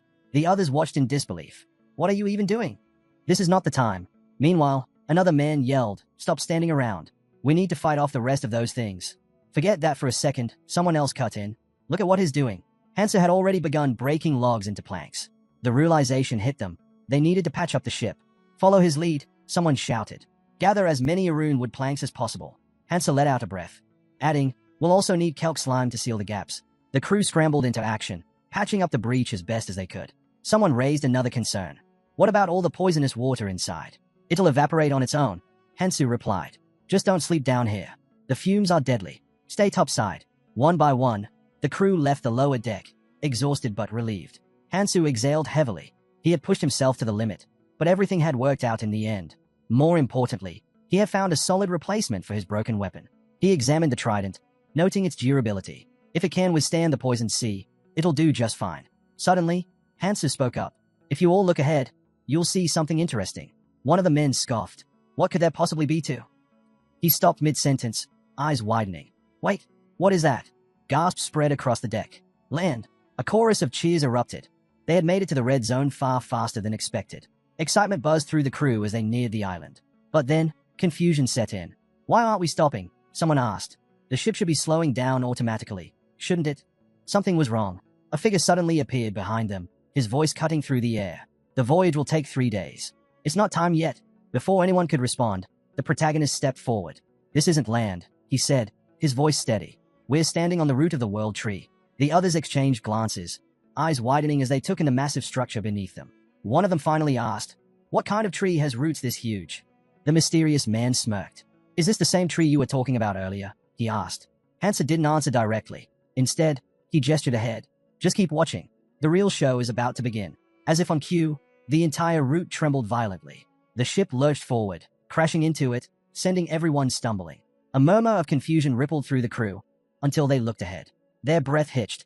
The ocean split apart as something massive surged out of the water. A monster, so colossal it defied belief, rose before them, its gaping maw stretching wide. And then, boom! A second explosion of water erupted as another enormous shape burst from the depths. The crew barely had time to react before a deafening roar ripped through the air. The sheer force of it sent shockwaves over the ship.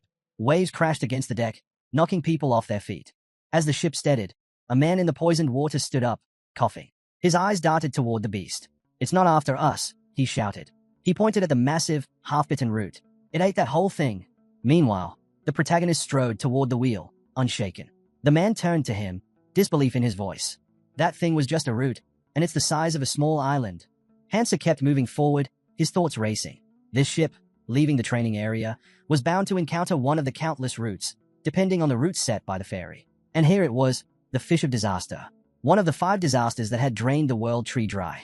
Long ago, in the deadly red zone of Fenhei, the native creatures, desperate to survive, had engineered the world tree through magic and genetic manipulation. But they failed to stop the 5 disasters. And so, Elfenheim began to crumble. These creatures weren't just abominations. They had a purpose. They existed to destroy the world tree. Hansa gripped the helm tighter. In his past life, he had failed to protect it. But not this time. A massive splash echoed through the sea. The monster had swallowed one root hole and was already shifting toward the next. The boy beside him suddenly ran up, his face drained of color. What the hell are you doing? He shouted, panic lacing his voice. You're steering straight toward that thing. He was shaking now, eyes wild with fear. Are you insane? You might be strong, but that creature. Despite his strength, the boy couldn't hold back his frustration. This isn't right, he yelled. You should have asked if everyone agreed first. Hearing this, the protagonist casually raised a hand to his chin, as if in deep thought. Huh? You might be right. Maybe some of you don't agree. The boy's mind raced. Now he realizes this. But before he could say anything, Hansa shrugged and said effortlessly, well, in that case, you can get off the ship. The boy snapped his head toward the captain, stunned into silence. Was he serious? Hansa pointed a finger overboard. I need to follow that creature, he said plainly. Anyone who wants to leave, just raise your hand. I'll drop you off right now. A heavy silence hung over the deck. The ship continued sailing after the monster. The tension thickened the air. Then, finally, someone hesitantly asked, where exactly are we going? Minutes later, the ship came to a halt. They had reached the very edge of the world tree's roots. This was where the roots truly began. Everyone disembarked, stepping onto the massive surface before them. In front of them stood a dying tree, its trunk wrapped in something sinister. One of the crew members stared in shock. I thought this was solid ground. Another murmured in awe. No, this is where the roots grow from. Those who got off the ship stood still, gazing up in disbelief. The towering structure in front of them was a true giant, stretching so high into the sky that they couldn't even tell where it ended. Hansa smirked and placed a hand on the boy's shoulder. So, he asked mockingly, is this better than being in the water? The boy swallowed hard, fear creeping into his expression. Hansa continued, his voice calm. We still have 2 weeks. As long as we keep moving up, we'll be safe. The boy turned to the captain, his tone laced with irritation. 2 weeks? What do you mean 2 weeks? The demon said we needed to go to the world tree. Before Hansu could respond, a crew member who had gone ahead shouted back at them. Are you coming or not? Without hesitation, Hansu turned away. Standing around won't get us anywhere, he said. I have to move forward, with or without you.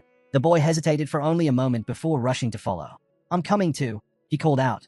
As he ran to catch up, Hansu let out a slow exhale and muttered, You'd better hurry. Then, lifting his gaze, he spoke again, this time loud enough for everyone to hear. The fish of disaster will be here in 2 weeks to devour the roots. His fingers tightened around the trident in his grip. I need to find that person. But first, with a single decisive movement, he raised the weapon high. I can't let them use this ship. And with all his strength, he brought the trident crashing down, tearing through the ship's hull. A loud crack echoed through the air as the impact split the wood apart. Water surged in, swallowing the vessel whole. Within minutes, the ship had sunk to the bottom. Hansu watched in silence before finally speaking. We probably already reached the cross. The boy turned, his brows furrowing as he stared at Hansu. Is really not coming with us? Hansu was unpredictable, but somehow, it felt more reassuring when he was around. Before he could say anything, their attention shifted to a massive iron structure ahead. Someone pointed at it. Is that the cross? A murmur of uncertainty spread through the group. It must have been built by someone, one of them said. We should check it out. But before they could rush forward, another voice objected. Wait. The boy raised his hand, stopping them. If someone built this, it could be a trap, he warned. It's too risky for all of us to go at once. A few heads nodded in agreement. Then let's send a scouting team first, he suggested. There aren't any clan members among us anyway, so we'll need to be careful. His gaze swept over the group. We'll go in pairs and spread out.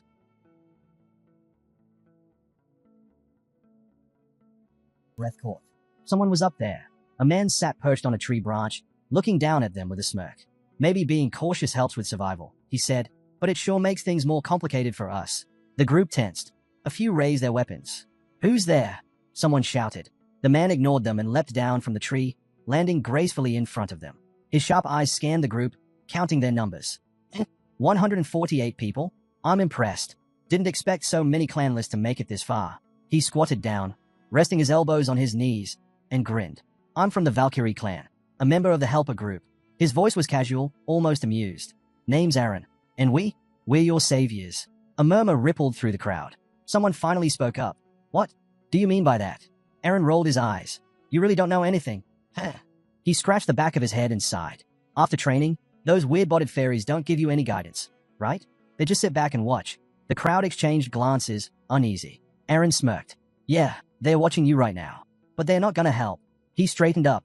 That's where we come in. So, you either follow us or... Before he could finish, a voice behind him chuckled. No one's following you after what you just said. A young woman stepped forward, arms crossed. My name's Beck, she said, eyes sharp as she motioned toward an elderly woman standing beside her. And this here is Pam. Beck looked around before continuing. Let's get this straight. We're from the Helper group, and we were given orders to assist travelers coming out of the training zone. Orders, someone echoed. From who?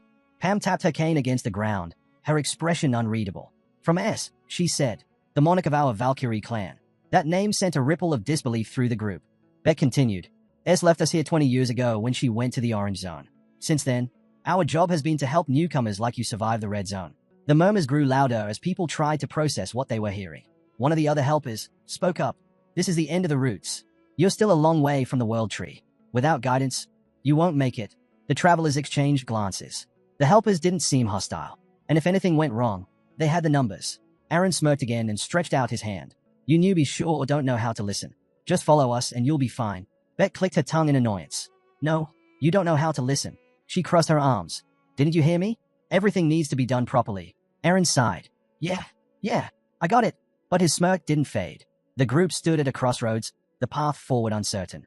But one thing was clear, whether they trusted them or not. The helpers were the only ones who knew how to survive in this place. The moment the guy shouted that they would follow, even a stray dog would get the message faster, she scoffed. Aaron rolled his eyes and ignored her. But she wasn't done. If you're so smart, why don't you do everything yourself? He shot back. For someone weaker than me, you sure talk a lot. Before the tension could escalate, Pam stepped between them. Enough, she said firmly. We don't have time for this. We've got a job to do. Without waiting for a response, she turned to the others. We need to get these people out of here. Aaron faced the crowd. Don't even think about attacking us just because you have numbers, he warned. 30,000 helpers have been here for years. If you want to survive, Don't act like fools. Then, with a smirk, he glanced ahead. The newcomers might feel confident now, but soon enough, they'd learn the truth. There were beings in this place whose names alone could make men tremble. He stopped in front of the restless crowd. The red zone has its own rules, he announced. No one touches the newcomers. A murmur spread through the group. Suddenly, someone turned to the side. What's that noise? He asked, noticing a commotion nearby. Before he could investigate, Aaron cut in sharply. Ignore it. Keep moving. But then, boom, an explosion erupted in the distance, shaking the ground. All eyes snapped toward the source. A fierce battle raged not far from them. Aaron narrowed his gaze. Right now, none of you are ready to face anyone here, he muttered. Beck's eyes locked onto the scene. Something about that fighting style seemed familiar. Why is she battling over there? She wondered aloud. Another explosion rocked the earth. The protagonist instinctively ducked, shielding his face as heat licked at his skin. His hand stung, burned. He lifted his head, trying to process what had just happened. Why did she attack? He asked, his voice strained. A sharp voice cut through the air. Shut up. A girl stood in front of him, magic crackling at her fingertips, her expression fierce. You just finished training. You have no idea what kind of place this is. Her teeth clenched. And you dare to talk like that? Elsewhere, a pink-haired girl stood motionless, staring into the distance. Her eyes fixed on a monstrous shape emerging from the horizon, a massive fish of calamity. A slow, almost satisfied smile formed on her lips. Finally, his hair. But just as quickly, her excitement faded. Her fist clenched, nails digging into her palms. Do I even have the right to seek revenge for my parents anymore? She whispered bitterly. Then, tilting her head back, she gazed at the sky. The wind swept past her as she made her decision. I have to finish this. For them, and for those who will be dragged here sooner or later. Her voice dropped to a whisper. Master, I will follow you soon. The whispers about her never stopped. She was crazy, they said. A fool to think she could kill the fish of disaster. No one wanted to throw their life away fighting a monster bigger than a mountain. But she wasn't like them. And as the sound of the departing train faded into the distance, she knew her battle was only beginning. As she wrestled with her thoughts, the protagonist approached her without hesitation. You're Sophia Varage, right? He asked. The girl whipped around, eyes wide with shock. She studied him carefully. How do you know my name? Her gaze lingered on Hansu, trying to make sense of him. His features weren't entirely clear to her. But one thing was obvious. He was new to the red zone. Her eyes flicked to the trident in his hand. No extraordinary weapons. No rare items. Nothing that screamed threat. Breaking the silence, Hansu got straight to the point. I want to talk about the disaster fish. Sophia's expression shifted. What? I need your help, he said. She narrowed her eyes. I haven't seen you here before. Hansu rested a hand on his hip. Are you a quadratus? She asked. She was on guard. He could tell.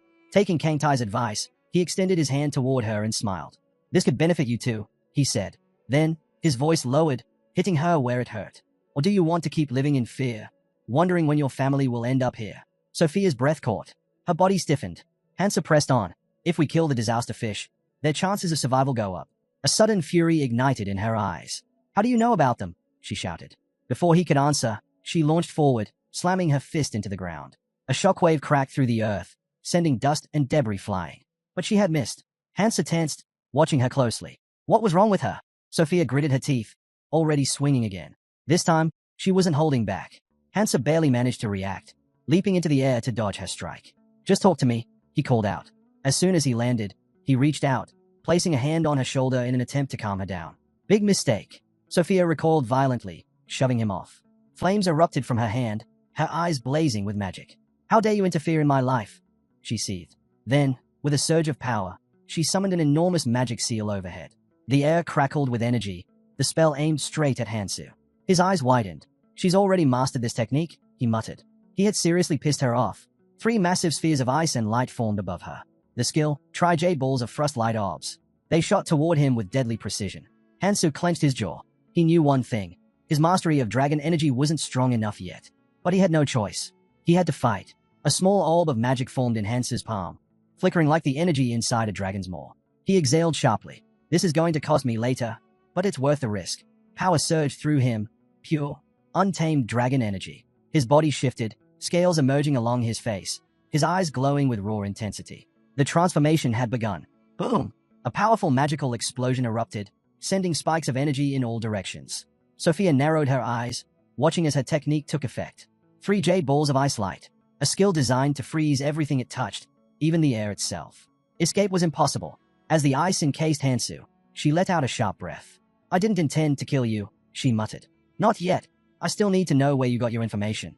Then, sorry. Sophia's heart skipped a beat. Her head snapped toward the frozen prison. Crack! A jagged fracture split through the ice, then another. With a deafening shatter, Hansu emerged, his body no longer human, but something more. Something dragon-like. You're not the only one with impressive skills, he said.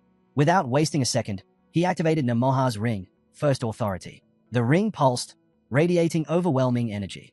Hansu swung his arm, slamming his fist into the ground. Authority of Destruction. The earth rumbled. Shockwaves burst outward. Ice shattered into countless fragments, the cold mist vanishing under the sheer force of his power. Sophia shielded her face from the impact. Did he just destroy my 3 jade balls of ice light? She thought in disbelief. That's impossible. No one should be able to obtain such an advanced energy art from simple training. Just how strong is his mana? Her fingers curled into a fist. She couldn't afford to hesitate. Voices whispered in her mind. If you don't move forward now, you'll be left behind. Are you really going to waste your time chasing an unkillable fish of disaster? She shook her head. No, I refuse to stop here. Sophia thrust her hand forward. Impossible, she shouted. With a single leap, she soared into the air, activating Monumental Air Path. Mana swirled around her, and in an instant, Alice's book appeared, pages flipping wildly. She clapped her hands together. Solidification activated. A massive magic weapon materialized above her, humming with destructive energy. This is why I'm still here, she yelled, glaring down at Hansu. So people like you don't look down on me. She pointed the weapon downward. Hansu's eyes gleamed red as he raised his arm. His body shifted once more, his hand transforming into something inhuman. With a single, fluid motion, he slashed through the air, leaving a burning arc in his wake. The colossal weapon shattered. Hansu landed, stabilizing himself with one hand on the ground. The remnants of his clothes were torn away by the sheer force of the battle, revealing the hardened body beneath. He turned to Sophia, his gaze steady. Are we still doing this? She clenched her teeth, her fists trembling. Then, with a sharp exhale, she lowered her head. There's no point. Hansu studied her carefully, then asked, Are you really going to back down? Sophia studied him for a moment before speaking. His special move was far from perfect. There were 3 key factors that determined the rank of an energy art. First, the scaling and reinforcement of the rune. Second, the strength and durability of the mana barrier. And third, the special abilities tied to the technique, abilities that could completely redefine how it was used in battle. She glanced at the boy, debating whether to push him to the brink of life and death. But after seeing him take her attack without so much as a scratch, she realized there was no need. By the standards of the Red Zone, his art was already among the best. Testing him any further would be pointless. Turning away, she acknowledged his strength but quickly shifted the conversation. So, how do you plan to kill the fish of disaster? She scoffed. The people gave up after it devoured over 1,000 lives. Do you even understand what it's like to face a monster that can swallow an entire ship whole? Her fists clenched as her voice grew bitter. That thing isn't just a monster, it's a calamity. And yet, there are fools who pray to it, as if worshipping disaster will save them. Her frustration boiled over. I'm sick of fighting alone. She shot him a look. If you don't want to end up like me, walk away now. With that, she turned and started to leave. This is a waste of time, she muttered. Hansu stared at the ground before responding. If I thought this was going to be easy, I wouldn't have come to you. His voice was steady. I have a plan. That's why I need your help. Sophia stopped in her tracks. She exhaled sharply. I'm done with this stupidity, she said, refusing to turn around. Hansu's gaze remained fixed on her back. This would be your 14th attempt to kill the fish of disaster. Are you really giving up so easily? She spun around, eyes blazing. You don't get it, she shouted. No matter what you say, She faltered. For years, she had been the only one standing against the fish of disaster. She had watched her parents get devoured before her very eyes. And still, she kept fighting. First attempt, second, third, fourth, 13th, each one ending in failure. Each one a brutal reminder of her powerlessness. By her last attempt, she had collapsed onto the ground, sobbing. Numbers meant nothing without victory. Hansu took a step closer. You may not have won, but you've survived 13 times. Without me, you would have failed again. His voice was firm, unwavering. But this time, I'm here. Sophia stared at him, stunned. Then, like a ghost from the past, a memory surfaced, her parents' last words. You don't have to come with us, Sophia. We'll handle it. Just trust us. She lowered her head, disappointment flickering in her eyes. Then, after a long pause, she stepped closer. Why? She asked, her voice quieter now. Why are you so determined to catch the fish of disaster? Hansu turned away slightly, standing with his back to her. His answer was simple. To save billions of lives. Sophia's breath caught. Her hands trembled. When she finally spoke, her voice was unsteady. You're worse than most. Madman Aaron peeked out from behind a tree, watching them from a distance. Something about this situation felt off. He wasn't sure what was going on, but he had no intention of getting caught up in it. Turning away, he decided it was best to leave before the woman spotted him. Just as he took a step, a sharp force yanked him backward. A trident had pierced through his cloak, pinning him in place. His breath hitched as he slowly turned around. It couldn't be. The protagonist stepped closer, eyes locked onto him. Leaving without even saying hello? He asked, his voice cool but unmistakably firm. Aaron wordly froze, wondering how the guy had noticed him. Before he could come up with an excuse, Sophia peeked out from behind Hansu, her expression curious. Aaron, what are you doing here? Caught red-handed, Aaron let out a sheepish chuckle. Oh, you know, just passing by, he said, forcing a smile. Hansu narrowed his eyes. Were you here the whole time? Aaron awkwardly scratched the back of his head. Before the conversation could drag on, Hansu decided to cut to the chase. Can you show us the way? With no other choice, Aaron led them forward. When they arrived at the camp, they were met with the sight of dozens of survivors gathered in makeshift shelters. The place was buzzing with movement, people constantly shifting supplies and preparing to relocate at a moment's notice. A man turned to them and explained, refugees from the end of the route have to keep moving. If the fish of disaster starts devouring the area, we can't afford to stay in one place too long. He gestured toward the central building. Go there for a briefing. They'll explain how to settle into the upper city. Then, with a slight grin, he added, by the way, you hungry? Silence. Taking their lack of response as a yes, he pointed toward the food distribution area. The survivors' eyes lit up at the sight of what looked like real food. Their relief, however, was short-lived. A large woman stood behind the counter, arms crossed. Spotting the newcomers, she gestured toward the plates in front of her. You just arrived, right? I saved the freshest batch for you, she said proudly. The survivors hesitated. Something was off. As they got closer, their expressions twisted in horror. The meal was nothing more than piles of thick, slimy goo. What is this? One of them stammered. This isn't food. A man in a cloak stormed forward, slamming his hand onto the table. You expect us to eat this disgusting sludge? He demanded. The cook didn't even flinch. Instead, she beamed. Yep, everyone here eats it. She casually explained that the slime contained all the nutrients they needed to survive. As if to prove her point, she pointed toward a group of people off to the side. Some were gagging, others hunched over, violently throwing up. If you'd rather try something else, she added cheerfully, talk to them.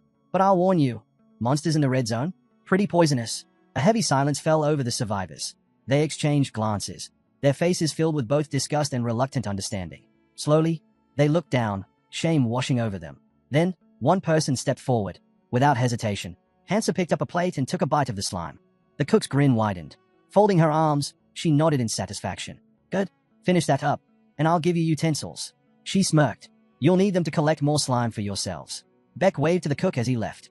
I'll leave the rest to you, he said casually. The cook grinned. No problem at all. He had barely taken a few steps when his eyes landed on Hansu and Sophia. His pace slowed for a moment, but he didn't linger. Instead, he headed straight for Aaron's tent. Pushing the flap aside, he found Aaron inside, mending his clothes with a scowl. When did you get back? Beck asked, arms crossed. Saw in the footage that you brought that guy with you. What's going on? Aaron didn't look up, his irritation obvious. Fixing my damn clothes, he muttered. Beck raised an eyebrow. How'd that happen? At that, Aaron couldn't hold back. He shot up from his seat and shouted, that lunatic fought Sophia. Beck blinked, then let out a low whistle. Didn't you say this was supposed to be a simple reconnaissance mission? Aaron groaned and sank back into his chair. How's everyone else? He asked, trying to change the subject. Beck leaned against the table, watching the survivors outside. As expected, he said, they are stronger than last year's batch. The tougher the red zone gets, the stronger the ones who make it through. There are some real powerhouses in this group. His gaze darkened slightly. If it weren't for the fish of disaster, we'd see even more survivors making it here. His eyes scanned the crowd as he continued. The fairies know this too. That's why they adjusted the difficulty, to weed out the weak and make sure only the strongest get through. Aaron, still fuming, shook his head. Doesn't matter. There's no one crazier than that guy. He rested his chin on his hand, deep in thought. Sophia is a monster in her own right. And yet, that guy, someone who just finished training, was able to fight her. He scoffed. Rumors must be spreading already. If that's the case, the next big challenge isn't far off. At that moment, a foot stepped onto the main path. The figure wore loose, flowing clothes, his posture relaxed yet unsettling. His glowing red eyes gleamed with an eerie light, and a wild grin stretched across his face. Meanwhile, Sophia approached Hansu, holding a strange-looking device. Did you get your slime extractor? She asked. You won't last long without it. Hansu glanced at her, raising an eyebrow. Where did you run off to? Sophia avoided his gaze. I had to take care of something. Then, as if suddenly remembering, she shoved a pair of pants into his hands. Here, you should change. I picked them up in a hurry. But they are better than what you've got now. Hansa looked down at the pants, then back at her. You worried about me? Sophia stiffened. Of course not. We're going to be working together. That's all. Before Hansu could say anything else, she suddenly gasped and turned bright red. You're not going to change right here, are you? Hansu, holding the pants up, laughed lightly. Relax. I was just checking the size. He smiled. Thanks, Sophia. Her face burned as she turned away. I just don't want to see you half naked. Okay. Still flustered, she quickly changed the subject. Before we leave, there's something we need to take care of first. The Newcomer Assistance Center. Sophia stopped just outside the entrance and turned to the protagonist. Wait here, she instructed. This place is for adventurers who aren't heading to the next zone yet. Mainly those waiting for their families. It's one of the many centers created by Valentina ERES. With that, she stepped inside. A girl with short black hair was already there, looking up as Sophia entered. It's been a while since I've seen you here, she remarked casually. Sophia didn't waste any time. She walked up to the girl and asked, Can you check the list of new arrivals for me? Also, I left an artifact here. I need an update on that. The girl smiled and opened a system screen. Of course. You're a VIP. After all, as she scrolled through the interface, she explained, the help center isn't just for new arrivals. We offer plenty of services, especially for sponsors. A few moments later, she placed a list on the table. Here's everyone recently rescued from the neighboring routes. If you want us to check the others, it'll take a couple of days. You'll need to return later. Sophia scanned the names, deep in thought. They haven't arrived in this world yet, she muttered. Her focus shifted. I should concentrate on the Fish of Calamity. At that moment, the protagonist entered the center. If you're done, let's go over the plan, he said. The girl, startled, spun around. Why yes, she stammered. Hansu, now dressed in fresh clothes, check the time. We have 13 days and 18 hours left. Not much. We need to move. Sophia, her cheeks flushing slightly, glanced at him. So, what's the plan? Hansu met her gaze, completely serious. Simple. You take me inside, and I'll strike the Fish of Calamity's weak point with my special weapon. Sophia just stared. That's it? He nodded. She blinked in disbelief. You can't be serious. That's not a plan. That's a bad joke. Hansu frowned. What's wrong with it? Sophia paled. Should I just walk away? They stepped outside, and she took a deep breath. This thing can't be killed from the outside. It's not that simple. Hansu didn't seem fazed. Then we'll use a ship. Sophia raised an eyebrow. You have a ship ready? I do. But not just any ship. She crossed her arms. I've got a 30-seater. Hansu shook his head. That won't do. We're taking mine. Sophia narrowed her eyes. And how big is yours? 500-seater. Her jaw dropped. You still have that thing? The protagonist stepped forward, his voice steady. I'm not a newbie. You'll see for yourself once we get there. Sophia watched his back, eyes filled with doubt. Nope. You're definitely a newbie. He turned to face her, smirking. Fine. Let's just agree that I have superpowers. Either way, we have a ship. Now we need materials. Let's split up. His tone was confident, almost reassuring. Trust me, and everything will go smoothly. She studied him for a moment. That voice, that look, it reminded her of someone. A smirk played on her lips. All right, she said, pointing to the side. I'll collect materials over there. Don't refuse me just yet. Before he could respond, she tossed him an axe. Your weapon's not going to last long in the red zone. He caught it, eyeing it curiously. And no, you can't refuse. This axe is better than your trident, she added matter-of-factly. Hansu examined the weapon.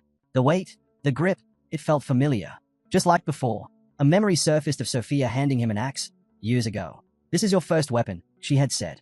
Take care of it. Some things never change. He strapped the axes to his back. Sophia crossed her arms. I already know what materials we need to take down the Fish of Calamity, thanks to my ability. Hansu glanced at her. Let me guess. The library? Sophia's eyes narrowed. How do you know that? Wait, do you really have abilities? He grinned. With a sigh, she continued, Fine, yes. I can visualize any information I need. I don't know everything. But when it comes to the red zone, no one knows more than me. She cast a sideways glance at him. And yet, I still can't figure you out. Hansu shrugged. I'm heading to the outskirts. You ready? Sophia smirked. Let's finish this monster once and for all. She lifted off the ground, flying through the air. To kill the Fish of Calamity, we need a deadly poison. That means gathering the right ingredients. Landing smoothly, she focused on her next task. To collect a pawn's fluid, we need to lure him out of his nest. She darted forward, green energy blast trailing behind her. Whipping around, she summoned a protective shield, blocking the attacks with ease. Then, a voice, one that made her skin crawl. Well, the man in front of her grinned, his eyes glinting with amusement. Sophia, you still have that body. Care for a walk? Sophia's expression darkened. Go deaf. Then, louder. I don't have time for trash like you. The man, Jang Gaesu, chuckled. Oh, come on. That's no way to treat an old friend.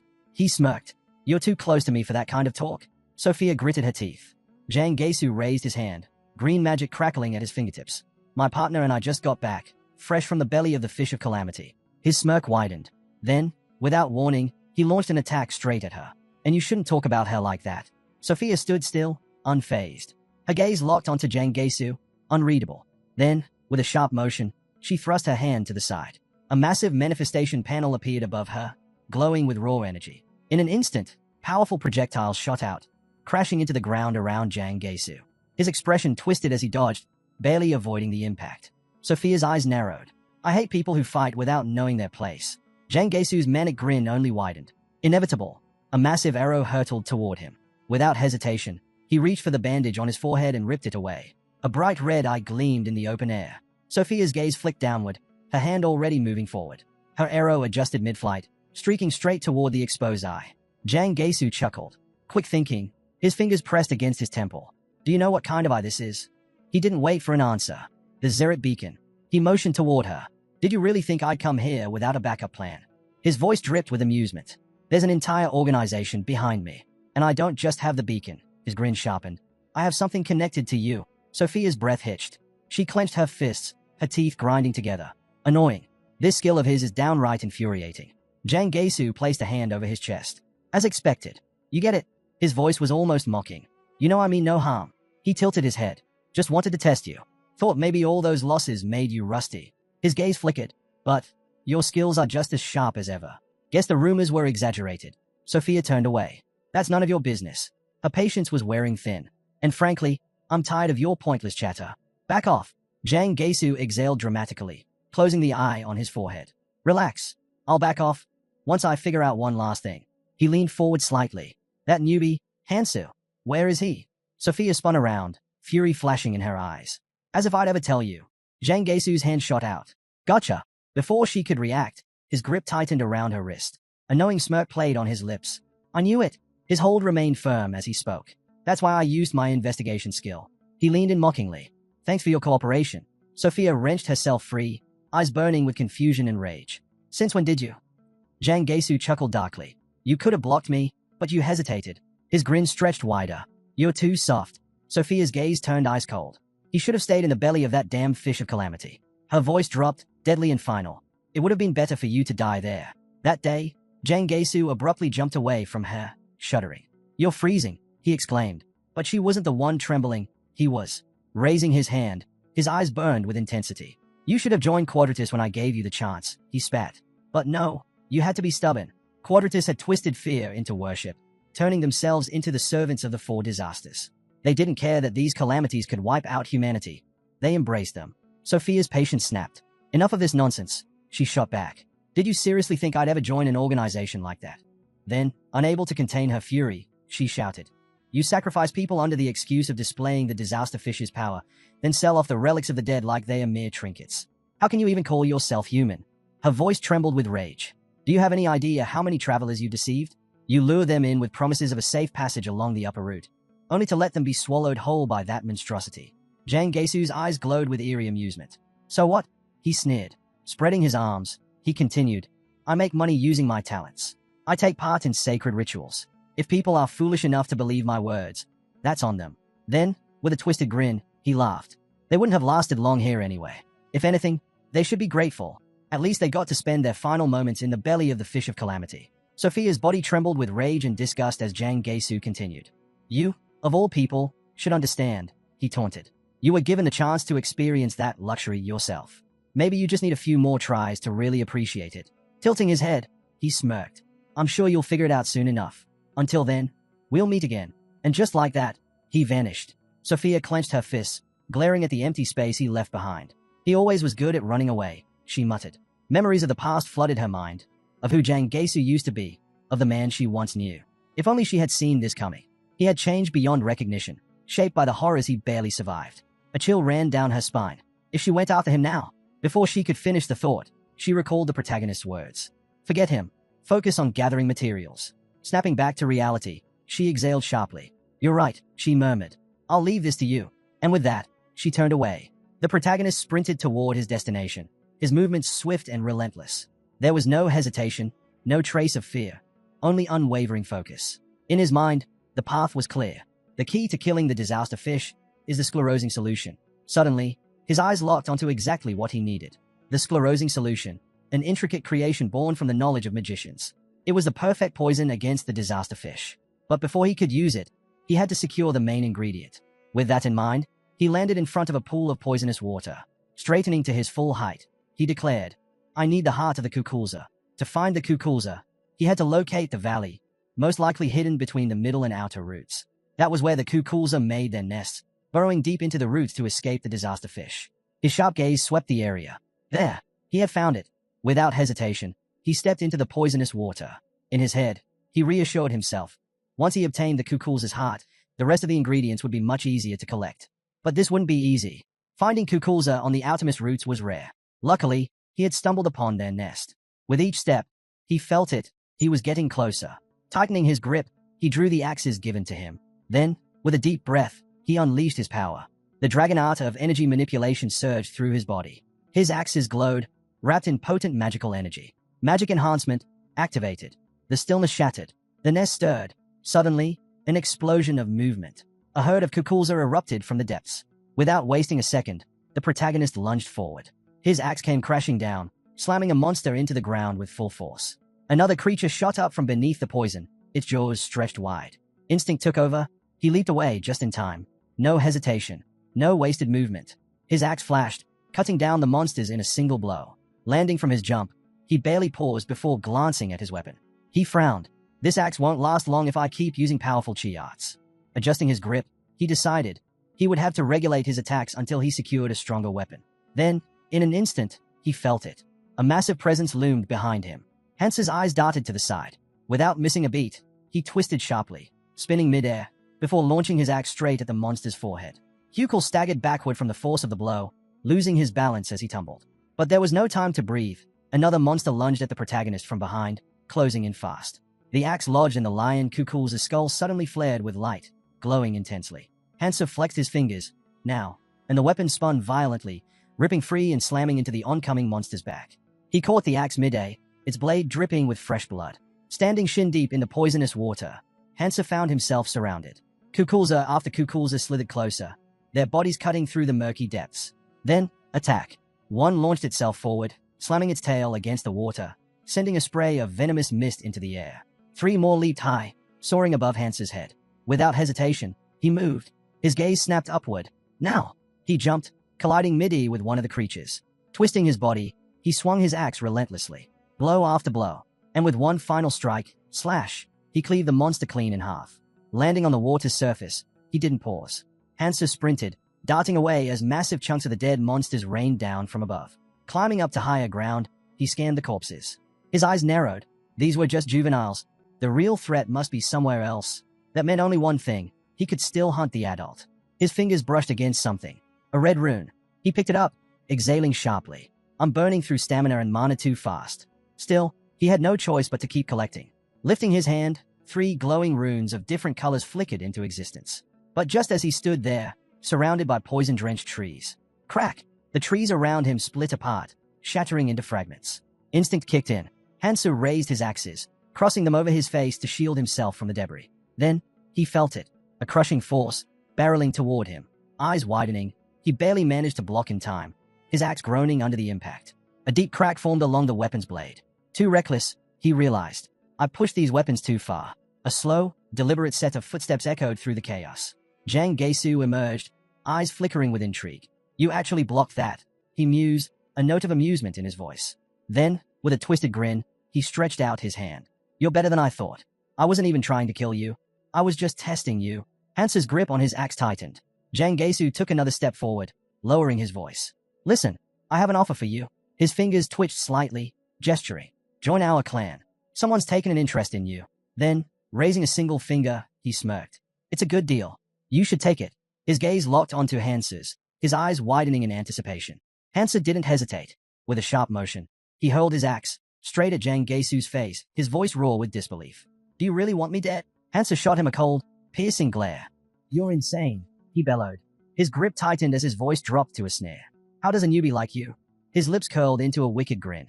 Dare to attack me while I'm speaking. He let go, shoving Hansa back. Then, with an arrogant smirk, he continued. You think just because you've completed a bit of training, you can do whatever you want? That you don't have to fear for your life? Shaking his head, Jang Gaesu chuckled. Maybe that girl liked you for some reason. But me? I refuse. He closed his eyes, looking satisfied with himself. But Hansa's voice cut through, laced with contempt. I refuse your offer. Jang Gaesu's eyes snapped open. A group that worships disasters. Quadratus, Hansa continued, voice steady but filled with disdain. He knew exactly what kind of evil they were involved in. But the worst part? Their so-called tourism. They didn't just feed the disaster fish. They made a spectacle out of it.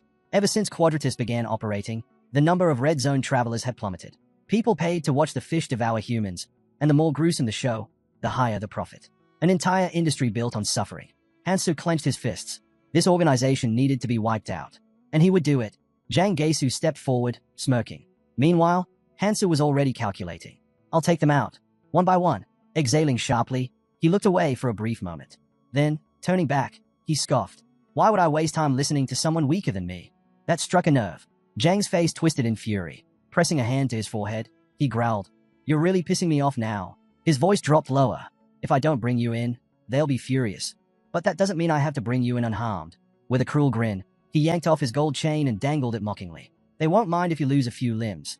Hansa smirked, unfazed. That works both ways. He took a step forward. I need information from you, and I bet you can still talk, even without a few limbs. Jang Gaesu's expression darkened. In a flash, a weapon materialized in his hand. I'd like to see you try, he snarled. His magic flared, and with a furious battle cry, he launched a fierce attack. But Hansa dodged with ease. Jang Gaesu's wild grin widened. Idiot! A sharp pain tore through Hansa's shoulder. Blood spurted into the air. He looked down.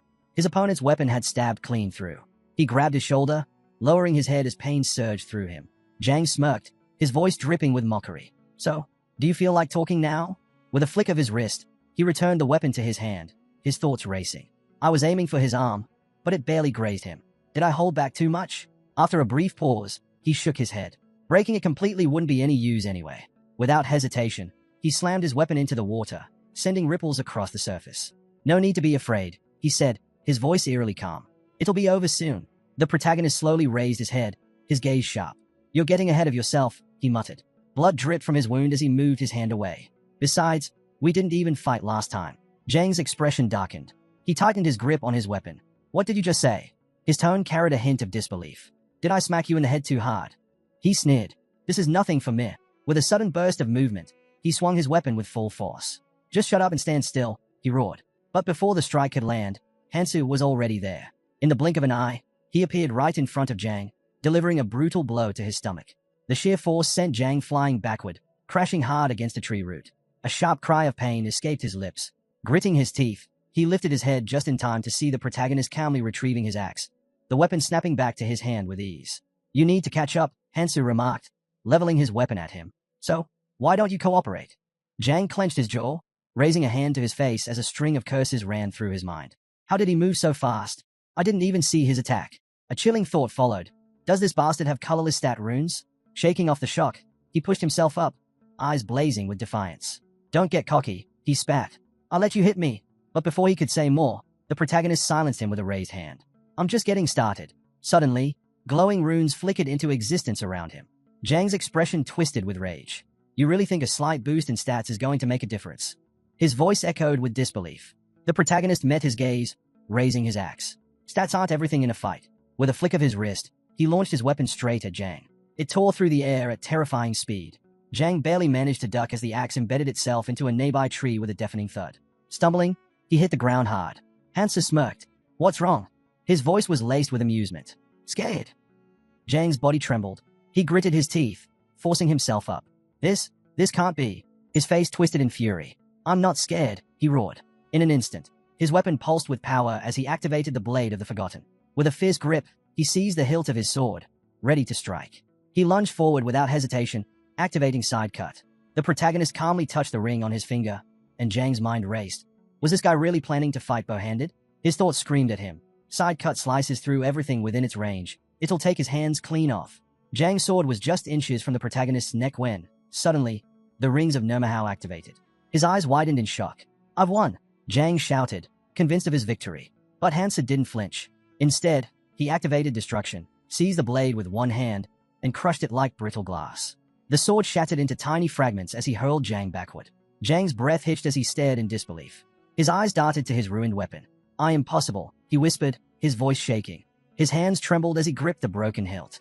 Even top-tier dispersion experts can't break high-level mana techniques this easily. Before he could process what had happened, Hansu was already in front of him. He grabbed Zhang's shirt and yanked him up, then slammed him into the ground, driving a powerful blow into his stomach. Zhang's eyes rolled back as pain shot through him. His cheeks puffed out, mouth open in a silent gasp before blood splattered everywhere. Hansa loomed over him. "Quit playing dead." I held back, grabbing Zhang by the collar. He shook him violently. "Did you pass out already?" Zhang groaned, gripping Hansa's wrist weakly. The protagonist smirked. "Not bad. You actually reacted in time." Zhang sneered to himself. The bronze jade absorbed the hit. "But this bastard is restricting my movements too much. That's why I didn't want to use it in the first place." His fist clenched. "I don't have a choice anymore."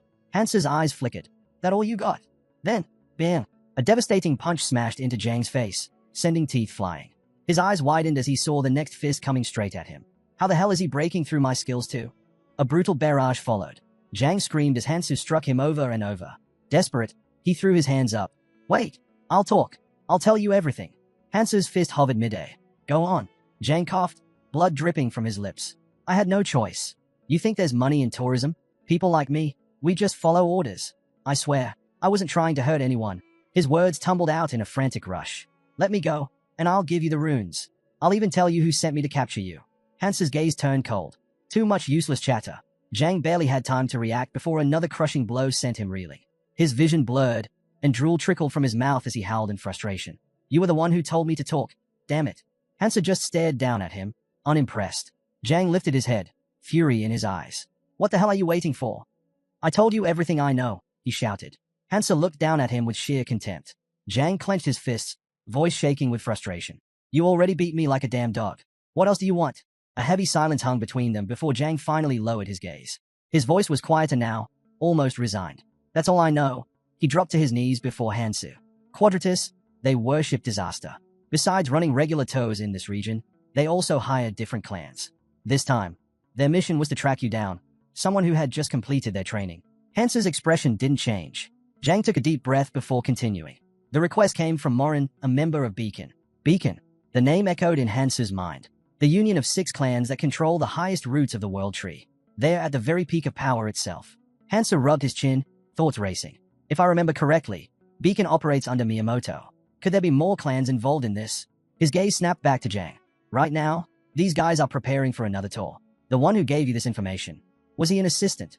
Zhang nodded weakly. Yeah, some of the assistants were involved. But this time, I got the order directly from Morin. Hansu folded his arms. I've heard enough. Zhang's breath hitched. Panic flickered in his eyes. He could feel it. The moment of his death was approaching. Desperation took over, and he scrambled for more words. Wait, there's more. I can still tell you. Suddenly, his eyes widened in madness. He jabbed a finger at the symbol on his forehead, laughing wildly. You idiot. You had no idea, did you? Do you even know what this mark is? Hansu barely reacted. The eye of 1,000 li. Zhang's face twisted in shock. How does he know that? After a brief pause, he exhaled and stood up. Yeah, that's right. This eye lets me share my vision with other intelligent beings. Which means, his lips curled into a grin. They already know where you are. Hansu turned away, his voice dripping with mockery. Oh no, I'm terrified. Guess I should run for my life. Zhang's grin widened into something unhinged. You don't get it. Morin commands the Beacon stormtroopers. You really think you can run from him? Inside his mind, Zhang was already scheming. I used the ability recently, so I need time before I can use it again. But if I can just buy myself an opening, I can re-establish the connection. He was just about to say more when, bam! Hansu shot forward, slamming his fist into Zhang's stomach with devastating force. The world around him blurred. The last thing he saw was the dark silhouette of Hansu standing over him before his vision faded into blackness. His body collapsed into the water, unconscious. Hansu stood over Zhang's unconscious body, exhaling sharply. Playing with you was more of a hassle than I expected. He crouched beside his fallen enemy, rummaging through his belongings. Your weapon's a wreck. Guess I'll have to find a new one. His search paid off when he pulled out an intriguing item. The Relic of the Forgotten. A rare find. Alongside it was a one-time use artifact, Mirror Clone. Not bad. Just then, a pure white bird appeared in the sky. Hansu's eyes followed it, and he immediately knew he'd been found. He scoffed. Figures. Can't even remember who they sent, so they must not think I'm that important. Still, annoying as hell to keep dealing with distractions. His gaze shifted toward the distant roaring beasts. The deep, guttural cries had been echoing for a while now. A slow smirk tugged at his lips. A pack of jertas. Huh? Guess that works in my favor. He cracked his knuckles. Might as well keep myself busy until reinforcements show up. A horde of monstrous creatures gathered atop the thick bark of the world tree. Massive, reptilian forms stood tall, their fierce roars shaking the air. These were jertas, pack hunters that relied on numbers to overwhelm their prey. Right now, they were in full pursuit of three cloaked figures. The three sprinted through the jungle-like terrain, branches snapping beneath their feet. One of them shouted, "All forces, activate concealment." In an instant, their figures shimmered and vanished. Using their newfound invisibility, they leapt into the treetops, finally escaping the reach of the beasts below. Heaving breaths filled the silence. Among them was Cheng, a member of Quadratus. He peered down at the prowling creatures. "Damn, thought we were goners for a second." His voice carried a hint of irritation. "This is exactly why I hate being bait." One of his companions chuckled. "How many more do we need?" Cheng sighed, rubbing his temple. "A lot. The tour isn't complete yet." Then his expression turned serious. "But maintaining concealment requires holding our breath. We can't keep this up forever. At least we've lured them into the valley. We can take a short break before moving on." Leaning back against the trunk, he shut his eyes. "Speaking of delays, what the hell is taking that idiot so long?" His companion raised a brow. "You mean Zhang? He was sent to deal with that newbie, right?" Cheng nodded, tilting his head toward the sky. "Yeah, probably goofing off somewhere again." But before the conversation could continue, a bright flash cut through the air. A blue carrier pigeon, formed entirely of magical energy, descended, perching itself gracefully on Cheng's outstretched finger. Cheng's eyes narrowed. Only someone skilled could materialize a construct this detailed. A moment later, his expression shifted to shock. His body tensed, and he sprang to his feet. "Change of plans. We're moving." His comrades exchanged looks. "What happened?" Cheng's voice was sharp. "We've received an urgent message. Head to Lake Kukulza. Now." Meanwhile, Zhang's consciousness flickered back. His eyes opened slowly, vision still blurry from the earlier beating. As his senses returned, he saw Cheng and his men standing before him. Cheng's tone was anything but friendly. "So, did you fail?" Zhang lowered his head, ashamed. I passed out before the poison could fully take effect." He flexed his legs slightly, feeling the lingering burn. "They're almost useless right now." Then, forcing himself upright, he lifted his gaze. "What about you guys?" Cheng let out a frustrated sigh. "By the time we got here, Hansu was already gone.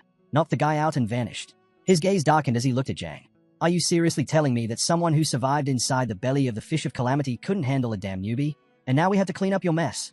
Zhang clenched his fists, his anger bubbling up. His mind flashed back to the weapon, the one he had lost. Then, his eyes drifted to his injured leg. What the hell is wrong with this wound? Fragments of memory surfaced, Hansu standing over him, telling him to sleep. And then, the gift he had left in exchange for his weapon. Before Zhang could piece it together, Cheng's sharp voice cut through. "Get up! We need to move!" Zhang groaned. "I know that guy said something to me." Cheng turned to his companion. "What's wrong with him? Did he inhale poison?" "Doesn't matter," the man replied. "We need to carry him back to the ship." Cheng didn't waste time. He raised his hand, forming a carrier pigeon out of magical energy. A simple, urgent message meant for nearby operators and clients. He released the pigeon, watching it dart into the sky. It's a crude message, but they'll understand the meaning. Before it could get far, a hand snatched it midair. With a sharp crack, the pigeon was crushed into nothing. A man stood there, seething with rage. "Sung," he growled, "follow me." Without hesitation, he leaped down from the ship. Cheng rushed after him. "That was fast. We barely sent the message." Before he could finish, the man shoved him aside and stormed forward. His target? Zhang. Zhang groggily looked up and immediately froze. Morin, the stormtrooper commander, loomed over him. With one brutal strike, Morin's fist crashed into Zhang's stomach, knocking the wind out of him. Zhang gasped, doubling over in pain. "And who the hell do you think you are?" Morin sneered, "calling me by my first name." Before Zhang could recover, Morin grabbed him and slammed him into the ground. "This group has become pathetic." His gaze swept over the others. "Tell me, how exactly do you plan to clean up this disaster?" Cheng lowered his head in shame. "We'll take responsibility." But before anything else could be said, trouble! One of the subordinates bolted toward the ship, shouting. "The Jertas! They escaped! The entire pack is heading straight for us!" A deafening roar filled the air. A wave of monstrous creatures surged toward them, their thunderous steps shaking the ground. Hundreds of them, a dark flood of Jertas charged forward, their glowing eyes locked on the ship. Cheng's mind reeled. Once Jertas start running, they don't stop. We used that to lure them into the valley. But why the hell did they leave? His stomach twisted. Did someone? Then, Morin caught a strange scent. His expression darkened. He unsheathed his blade and stepped toward Zhang. The smell was coming from his leg. Idiot. Morin's voice was cold. Before Zhang could react, the blade sank into his flesh. Zhang let out a blood-curdling scream, clutching his leg as pain shot through him. Morin twisted the blade before pulling it out. The steel was coated in a thick red substance. The blood of the Charactes. He smirked. No wonder they are headed straight for us. Holding the blade up, he examined the thick envelope of scent-enhancing magic around it. It's been modified. Artificially amplified. He scoffed, shaking his head.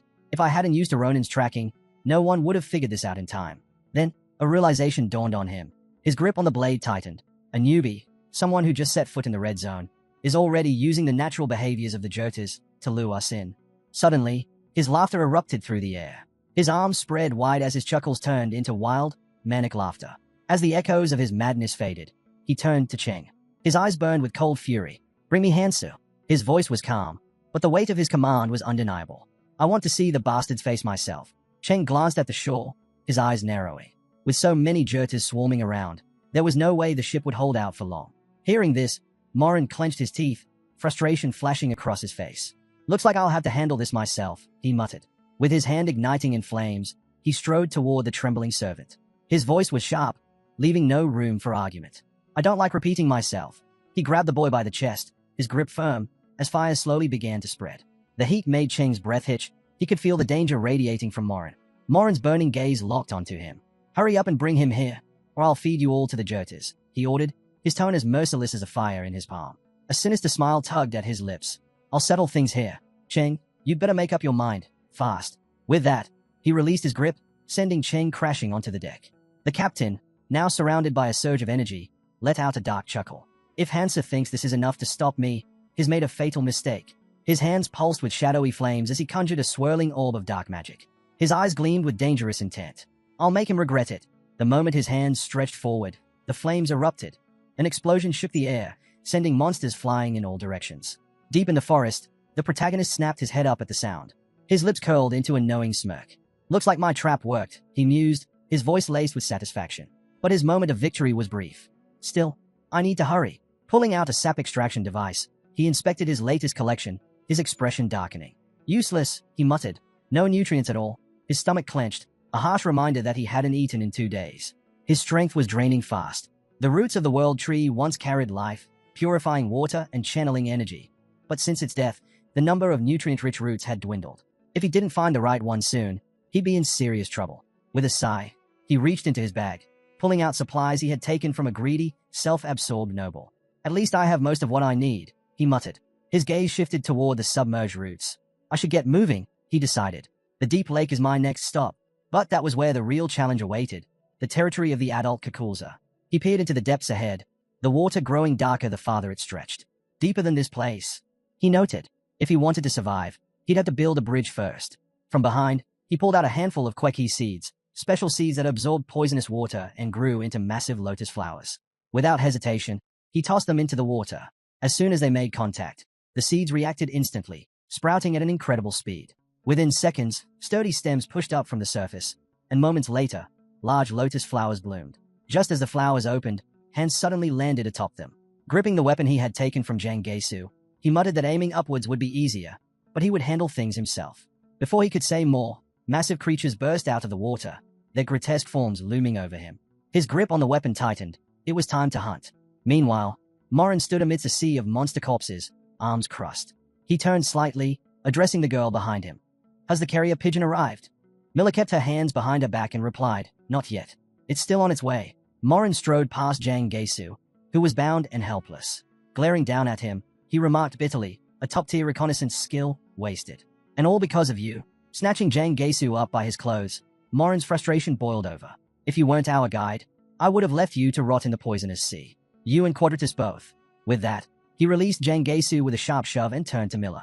Take us to the last known location. Miller hesitated. You're really going there yourself? Morin's gaze sharpened as a sinister grin spread across his face. Of course. There's nothing quite like hunting with my own hands. Back on the battlefield, the last of the monsters had fallen. Hansu, exhausted, wiped sweat from his forehead, his sword trembling in his grip. I can barely swing this thing anymore, he muttered. In his mind, he reassured himself this was the final Kakulza heart he needed. Just as he caught his breath atop the lotus flower, an unseen danger locked onto him. A silent arrow, brimming with lethal precision, tore through the air straight at him. His instinct screamed at him in the final moment, and he barely managed to dodge. The arrow impaled the lotus beneath him, shredding it to pieces. Cheng, the archer, frowned. He had missed. Hansu's eyes narrowed as he studied the embedded arrow. That was a precision skill. Dodging won't be easy. Before he could think further, more arrows rained down on him. Realizing escape was his only option, he raised his sword, deflecting as many as he could. But then, a sharp pain. Blood splattered from his hand, dripping steadily from his fingers into the poisoned waters below. The moment the droplets hit the surface, the monsters lurking beneath stirred. The scent of fresh blood sent them into a frenzy. Hansa took off running. Damn it, the smell is riling them up. From a distance, Cheng pulled his bowstring taut again, scowling. These damn cuckooses are making this a nightmare. We're supposed to be back up. Go down there and grab him. Miller, standing beside him, raised a delicate finger to her lips and sighed. You want me to jump into that chaos? Do you have any idea what the water will do to my hair? Cheng threw his arms up in frustration and barked at Miller to move. The monsters only attacked when they smelled blood. She had no reason to hesitate. Miller, however, simply covered her ears and sighed. Stop yelling. You'll give me wrinkles. Ignoring her complaint, Cheng conjured a magical dove in his hands. I'm sending this out now. We can't let him escape, he said, his tone sharp. Get moving. We need to take him alive. Miller let out a small huff but jumped onto one of the floating flowers. Yeah, I get it, she said. Drawing a sleek blade from her back, she smirked. Guess he'll have to keep me entertained until we're both worn out. At that moment, Cheng and his members extended their hands toward her, releasing a surge of magic. A powerful energy wrapped around Miller, making her shiver with excitement. It's been a while since I had a scene this good, she murmured. In a blink, she launched forward, closing the distance between herself and Hansu in an instant. Their swords clashed, sparks flying as they exchanged rapid strikes. The battle was fierce, neither giving an inch. Then, out of nowhere, a massive monster lunged toward Hansu from the side. Without breaking stride, he shifted his sword, deforming its shape in a single sharp motion. One swift blow, and the beast was cut down. But before he could catch his breath, Miller appeared right behind him. Where are you looking? She whispered. Her blade was already at his face, slicing through the air with deadly precision. Hansa barely managed to twist away, dodging by the slimmest margin. Without hesitation, he countered, landing a solid kick to her side. The impact sent Miller skidding backward, but she quickly regained her footing. Wiping a trickle of blood from her lips, she grinned. Not bad for someone who was just falling, she mused. She glanced at the blood on her fingers, her expression unreadable. But if you want to leave a mark on me, she said, licking her lips, you'll have to do a lot better. Her voice darkened slightly. Not that it matters. Even if you surrender, I won't spare you. Hansu studied her carefully. In his mind, alarms were blaring. She was getting faster, her attack sharper. And with those cursed blood-drawn dolls closing in, hesitating now would be fatal. His grip tightened around his sword. The longer this dragged on, the worse it would get. His mind raced. I need to turn this fight in my favor. Summoning the magic from his ring, he poured it into his blade. Miller noticed immediately, raising her sword in anticipation. Hansu struck first, his attack coming faster than before. Miller reacted instantly, attempting to block, but her defense was useless. As she staggered back, she narrowed her eyes. I thought you had some brilliant trick up your sleeve, she said, tilting her head. But this is kind of underwhelming. Her gaze flickered to his weapon. Wait a second, isn't that Zhang's blade? A smirk crossed her face. You really shouldn't go around stealing other people's toys. Then, just as she was about to strike again, something changed. She glanced down at her arm, her expression shifting from amusement to confusion. What? Blood trickled from a fresh wound. At first, it seemed minor, but then, her breath hitched. The wound wasn't healing. Her eyes widened in shock. Why isn't it healing? Before she could react, blood dripped into the water. The moment it touched the surface, something stirred. The water exploded upward as a massive creature surged toward her, its monstrous form rising from the depths. Miller barely had time to scream before it lunged. Cheng watched as Miller scrambled away in a panic, her movements frantic. Frustrated, he shouted, "Pull yourself together. It's just a scratch." But Miller wasn't listening. She darted from side to side, eyes wide with terror. "They can smell my blood," she shrieked. Meanwhile, Hansu activated the Ring of Nirmaha, second authority, hemorrhage. This ability, unlocked by upgrading his red stats, was far more than simple bleeding. It was a relentless drain, clouding the mind and exhausting the body with continuous blood loss. Hansu clung tightly to the monstrous creature beneath him, feeling the weight of the power he had unleashed. His head hung low as he grimly acknowledged the cost. Maintaining hemorrhage eats through too much mana, he thought. I wanted to avoid using it. But now, with these monsters drawn to the scent of blood, we're finally on equal footing. As Miller desperately swung her sword, fending off the creatures swarming toward her, Hansa turned away, realizing there was no easy escape. Cheng saw his chance. Don't just stand there. Catch him, he roared to his subordinates. With shaking hands, he drew his bow once more, his mind racing. We can't let him go. If we fail, Morin won't let us live through this. Gritting his teeth, he loosed several rapid-fire arrows. Some tore through the approaching monsters, clearing a path. I'll hold them off. The rest of you, focus on him, he barked. Miller and the other subordinates wasted no time, charging toward Hansu. Hansu calmly reached into a small bag. In an instant, Miller's blade flashed. She slashed at whatever he had pulled out, cutting it cleanly in half before it even hit the ground. You won't escape me, she snapped. Then, something strange happened. Blood sprayed everywhere. Thick, deep red, coating her from head to toe. She blinked. The corpse at her feet wasn't what she had expected. It was a Goethes. Hansu's lips curled into a sinister smile. The blood of a Goethes, he murmured, is perfect for driving the Kukuls insane. Realization dawned on Miller's face. Her eyes flicked to the massive creatures already stirred into a frenzy, their movements growing more erratic. Hansu's grin widened. And now, with you all drenched in it, he chuckled darkly. I wonder what they'll do to you. At that exact moment, the water exploded. A swarm of monstrous creatures surged toward them. Miller, her face splattered with Goethes' blood, let out a breathless laugh. Hansu, you're a real psycho, she whispered, her expression a mix of awe and disbelief. Hansu stepped onto the edge of a ledge, glancing back one last time. Have fun, he said with a smirk. Then he was gone. Once outside, Hansu leaned against a thick tree trunk, exhaling heavily. He placed a hand on the back, dry. This one too. Moving from root to root, he checked each one. Every single one was the same, dried out and lifeless. His expression darkened. Wherever those bastards go, the roots wither. The process was happening too quickly. He needed to get a better vantage point. Closing his eyes for a moment, he steadied his breathing. At least the red zone isn't too far. Pushing himself forward, he continued on his path. When I find Morin, his fingers tightened around his blade. I'll kill him myself. But the boy facing them only smirked, his tone dripping with mockery. Maybe you should have managed your supplies better, he said. This root belongs to our clan. Then, with a flick of his wrist, he drew a knife. You really think a bunch of rookies like you can fight us for it? He scoffed. A little hunger is normal for newbies. The survivors from the protagonist's ship clenched their fists, glaring at the arrogant group. But they had no choice. They had to turn back. As they retreated, the cloaked man thought bitterly about everything they had endured to get here. The world tree was rotting, and the lower roots could barely sustain them. The upper roots held the nutrients they needed, but those areas were crawling with monsters. Worse yet, every time they tried to climb, the stronger clans blocked their way. Were they really going to starve to death here? Suddenly, a sharp scream cut through the tense air. One of the bullies was shouting in fury. Who the hell are you? The survivors from Hansu's ship spun around, a flicker of hope in their eyes. Get lost, the bully roared. But before he could react, a powerful strike sent him flying. The cloaked man's eyes widened. He knew that figure instantly. The protagonist had arrived. Panic spread through the bully's clanmates. We need to run, one of them stammered. In an instant, they turned tail and bolted. Relief washed over the group. Finally, they had a chance. Without wasting time, they scrambled onto the route and set up their extractors, eager to claim the precious liquid they so desperately needed. One of them turned to the protagonist, grinning. You just solved all our problems with a single move. After a while, the protagonist spotted Hansu along the route and called out to him. He landed smoothly beside him. Do I know you? He asked, studying the boy. Hansu looked surprised. You don't remember? He asked, confused. We were on the same ship. The protagonist didn't respond. His focus was entirely on gathering food and water. Johann, as he introduced himself, sighed before smiling warmly. Doesn't matter. I'm just glad to see you again. He reached out his hand in a friendly gesture. If it weren't for you, we would have starved to death. Hansu, chewing on his gathered food, barely glanced up. I was just hungry too, he said simply. Eat if you want. Johann hesitated before speaking again.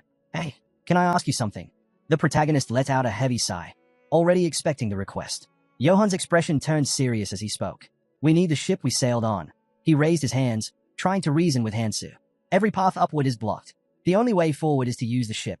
But Hansu didn't even hesitate. He turned away and said firmly, No. Johann's frustration boiled over.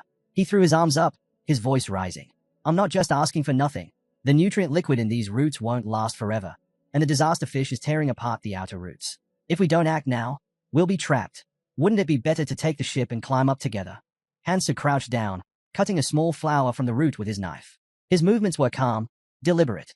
It's not a problem, he said. Everything will be fine soon. Then, gripping the plant stem, he added, We're safe here. There's no need to go up. Johann's eyes widened. What are you talking about? He shouted. Hansu turned to face him, his voice cold and unwavering. I'm going to kill them. Johann froze, fear creeping into his expression. The ship isn't for escaping, Hansa continued. I'm going to use it to destroy the disasters threatening the world tree. His gaze was sharp, unshaken. I'll kill the disaster fish with my own hands. So there's no need to fear death. Johann was stunned. He stared at Hansu, who had already started walking away again. What do you mean? Johann called after him. Can't you at least explain properly? Hansa rolled his eyes. In his mind, the answer was obvious. If the disasters disappeared, the red zone would flourish, and people wouldn't have to live in fear anymore. He was right. He knew he was. Johann pressed a hand to his forehead, trying to process everything. I don't really get it, he admitted. But someone like you, who's already done the impossible so many times. Maybe you're right. Before Hansa could disappear completely, Johann called out, just one last thing. Why? Why are you trying so hard to save everyone? Hansa stopped in his tracks. For a moment, there was silence. Then, he lowered his head slightly and spoke with quiet resolve. I have to save as many people as I can. His voice was steady. That's why I came back. His gaze drifted to his own hand, a flicker of doubt surfacing. Is this really what I want? Johann, noticing the change in his expression, asked, What's wrong? Instead of answering, Hansa tossed a small stone toward him. Johann caught it instinctively. It's an imitation stone, Hansa said as he walked away. You'll find it useful. Johann watched him go, then looked down at the stone in his palm. His grip tightened around it. He remembered when Hansa first gathered them all on the ship, dragging along a massive lizard. Back then, they thought his plan was impossible. But Hansa had a way of making the impossible real. Maybe, this time, too. Johann lifted his head, gazing at the vast, starry sky. A small smile tugged at his lips. He really gives me hope, he murmured. Meanwhile, Hansa was already running. His thoughts raced, acting for humanity's survival. That's only natural. He covered a vast distance in no time, pushing himself forward. But something felt off. Why do I feel this way? Shaking it off, he refocused on his goal. Then, finally, he arrived. Sophia was waiting. Sophia turned the moment she saw him. Hansa came to a stop and nodded. You're early, he said. Then, glancing at her supplies, he asked, Did you get everything you needed? Almost, Sophia replied. I'm missing 2 things, but I came here just in case. Hansa stepped closer, scanning her supplies. Not bad. She studied his face, then frowned. You look worried. What happened? He looked away briefly before answering. Nothing, just some people tracking us. Sophia's expression darkened. Quadratus, she said. They've been after you. She placed a hand on her chest. That's why they came for me, too. Hansa turned back to her. I ran into them, he admitted. Morin's looking for me. Sophia's eyes widened. The commander of the lighthouse stormtroopers? Why would he be after you? Hansa glanced over his shoulder. I managed to hold him off, but he's skilled. He won't take long to find us again. Sophia didn't hesitate. Hansu, you can't fight him alone. Even you can't handle someone like that. Hansa smirked. Then let's work together. He pointed at her, then raised a finger, outlining his plan. One of us gathers materials. The other acts as bait for Morin. Sophia stared at him in disbelief. Do you not understand the situation? Beacon is one of the ruling clans of the Red Zone. They are massive, full of veterans who've survived here for years. Most of them are strong enough to leave the Red Zone entirely. And the Stormtrooper squad? They're the most aggressive of them all. Morin is their commander. She stepped forward, her voice firm. We have to deal with them together. Then, glancing around, she added, If they haven't found us yet, we should move now while we still have time. But Hansu only grinned. Too late, he said. I left an artifact behind, but judging by the situation, his eyes narrowed. They've already caught someone. Meanwhile, Johann was gasping for air, struggling against the grip around his throat. Morin held him effortlessly, his fingers tightening. I'll give you one chance, Morin said, his voice low and dangerous. Flames flickered in his free hand. Do you want to burn alive? The fire flared violently. Or die quickly by telling me where your friend is? Johann trembled. His mind raced. I didn't even see him coming. Then, something slipped from his pocket. A mirror clone stone. Morin's burning eyes locked onto him. How did he gather this many people so fast? Johann gritted his teeth, gripping Morin's wrist with the last of his strength. You're asking the wrong people, he rasped. Morin's eyes burned even brighter. Morin suddenly released his grip and crouched beside the boy, studying him closely. Your name's Johann, isn't it? He asked, his tone unsettlingly calm. Before Johann could react, Morin's hand shot to the back of his head. Then bam, he smashed his face into the jagged ground with full force. You really are a fool, he sneered. Even for a clueless newcomer. Grabbing Johann by the hair, he yanked him up, forcing him to meet his gaze. What nerve? He leaned in, pointing a finger at the boy's face. Do you even know what you smell like when you lie? His voice dropped, filled with certainty. I know the protagonist is here. Tracking a Ronin is my skill. I can feel Hansa's energy on you. Morin's grip tightened. You erased most of your tracks, but you left just enough for me to follow. He reached into his pocket, pulling out a trap. Tossing it onto the ground, he smirked. That was your mistake. Now, let's get down to business. Towering over Johann, his voice turned menacing. Tell me, where is Hansu? Johann, barely able to lift his head, whispered, I don't know. Morin clicked his tongue in annoyance. Still trying to lie. His gaze darkened. Guess I have no choice. His hand ignited in flames, his eyes glowing ominously. Then you die. Without hesitation, he swung his arm down, fire surging toward Johann. But just before the fatal blow landed, he halted. His lips curled into a sinister grin as his eyes flicked to the side. He could feel something. Turning sharply, he scanned the area. Not far ahead, a dark silhouette emerged. A familiar presence. A slow, wicked smile spread across the figure's face. Well, the protagonist said, voice dripping with amusement. Were you looking for me? Morin rested a hand on his hip, unimpressed. And you? Are you really Hansu? But something was off. He narrowed his eyes. The protagonist's figure shimmered slightly, an illusion. Before he could get another word out, Morin lunged forward and struck with a devastating kick, shattering the image instantly. Of this trick, he scoffed as the illusion flickered out. A cheap, one-time artifact. A crude illusion. He pulled out a small stone. Mirror clone stone, he muttered. That idiot Jang got robbed, too. But, he lifted his head, his smirk returning. The scent remains. This is some good bait. I like it. Meanwhile, Johann, blooded and barely conscious, used the last of his strength to crawl forward. His face was a mess, but he still managed to lift his head and whisper one name. Kang Hansu. Far away, at Spawning Lake, a place artificially created for Kukul's breeding. The protagonist sat in wait.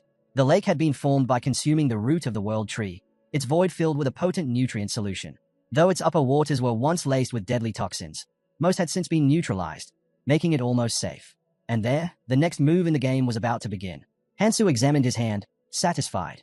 The nutrient solution had worked. The wounds were healing quickly. Lowering his hand, he muttered to himself, the illusion's gone. Is he really here already? Just then, a rough voice interrupted his thoughts. So, you finally decided to stop running. A figure emerged from the shadows, Morin. He raised his hand, smirking. A rat can never truly hide. Not when its tail is still showing. Hansu chuckled. Think whatever you want. But if you were any good at tracking, you'd have found me sooner. Morin's smile twitched, then suddenly widened into something crazed. His shoulders shook with laughter before he threw his arms wide, laughing maniacally. This is hilarious. He clapped his hands together, eyes gleaming. I've heard a lot about you. Let's see if you live up to the hype. Dark energy crackled around his outstretched hands. But if it turns out you're just another liar, his voice dropped, eyes burning with intensity. You won't last long. Hansu reached into the bag slung over his back, a smirk playing at his lips. Sounds tempting. But before Morin could make a move, Hansu suddenly spun on his heel. Not today. He called over his shoulder as he bolted away. We'll finish this next time. Morin's grin instantly vanished. His expression twisted in rage. You dare run from me? Without hesitation, he lunged forward in pursuit, his hand blazing with magical energy. You're not getting away that easily. He thrust his palm forward, unleashing a searing jasper flame straight at Hansu's back. But Hansu was already moving. With fluid precision, he dodged, the dark flame scorching the air just behind him. In his hand, he clutched the seeds of Q-Chair. Timing his jump perfectly, he hurled them into the poisonous lake below. The moment the seeds touched the water, they reacted, rapidly sprouting into massive, blooming flowers. Hansu landed on one effortlessly, thinking to himself, the poison levels here are low. These plants won't last long, but they don't need to. Dashing across the flowers, he moved swiftly, never once looking back. Behind him, Morin roared in frustration. You really think you can escape through the water? He raised his hand again, flames surging as he prepared to strike. Stop running and fight me. Hansu didn't even acknowledge him. He just kept running, leading his furious pursuer exactly where he wanted him. Perfect. In his grasp, Jang's sword shimmered into existence. He quickly coated the blade with Jyota's bodily fluids, a scent that no predator could ignore. Then, without hesitation, he sliced his palm, letting his blood mix with the foul substance. His blood dripped into the lake, sinking into the depths. A single drop during spawning season. At that very moment, the water beneath them began to churn violently. Then, monsters erupted from the depths. At the last possible second, Hansu launched himself off the flower, just as the monstrous creatures erupted from the water. Their massive forms twisted violently, their sights locked onto him. Landing lightly on another floating bloom, Hansu smirked. Looks like we have some uninvited guests. Morin's eyes darkened. He conjured several glowing spheres in his hands, his voice sharp with disbelief. You're using Kukul's. His lips curled into a sneer. Do you actually think I'd be scared of them? The water beast lunged from all sides, massive jaws snapping down toward him. Morin didn't flinch. With a flick of his wrist, he unleashed his jade flame, sending a barrage of magical projectiles into the horde. The force of the blast tore the creatures apart midair, their severed limbs crashing back into the lake below. Morin dusted off his hands. Pathetic, he scoffed. Now, where were we? Hansa watched him with a knowing grin. Morin's finger shot forward, pointing straight at him. You're next. His voice rang with fury. You can try hiding underwater, but that won't save you either. Hansa chuckled. Of course not. That reaction made Morin hesitate. A flicker of tension crossed his face. What's so funny? Hansa's gaze drifted to the amulet hanging from Morin's neck. Breath of a hull, he thought. There isn't a more convenient artifact for underwater combat. He'll follow me, no question. Casting a quick glance at his enemy, Hansa smirked. Take good care of that for me, will you? Morin's expression twisted in rage. What? Before he could react, Hansa dived straight into the water. Morin's scowl twisted into an ominous grin. Idiot. He cracked his knuckles, flames licking at his fingertips. You really think I won't follow? His hand ignited fully, fire reflecting off the water's surface. You'll run out of air eventually, and when you do, I'll be waiting. His smirk deepened. Though, I prefer hunting over fishing. Without hesitation, he launched a series of fire attacks into the lake, watching the flames hiss and swirl as they burned through the water. Let's see how long you can last down there. Deep below, Hansa remained calm, bubbles slipping from his lips as he swam effortlessly through the murky depths. Suddenly, searing flames cut through the water ahead of him. He glanced upward. Dozens more magical attacks rained down, lighting up the dark abyss. He's just going to keep firing until I resurface. Hansa knew the moment he emerged, Morin would be waiting to roast him alive. I need time. His mind flashed back to the bud from the root. He couldn't use the Demon Dragon's enhancement yet. His mana reserves were too low. But his fingers closed around a small pocket. Alham's pocket. Inside was a rare flower bud, one that always contained fresh air. And right now, that was all he needed. As the flower bloomed, Hansu inhaled deeply, feeling the fresh air fill his lungs. This should buy me some time, he thought. But before he could settle, the darkness around him shifted. From the depths, monstrous figures began to emerge. Their eerie forms slithered through the water, jaws snapping open with a deafening roar. They surged toward him, hunger gleaming in their eyes. Hansu twisted his body, narrowly dodging their attack. But the creatures weren't giving up.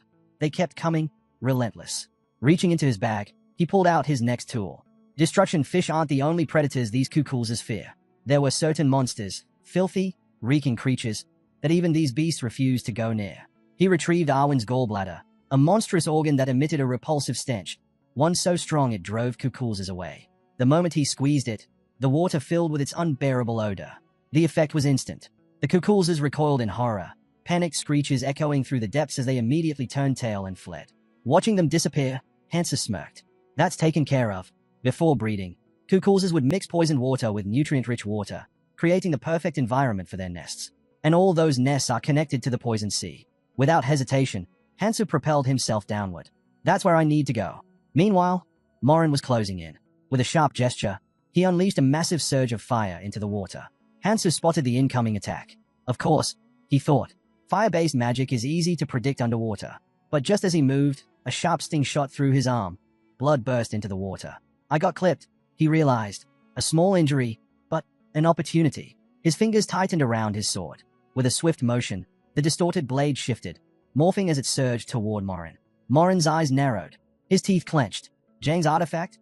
He propelled himself back, barely avoiding the attack. His gaze flicked downward toward Hansu.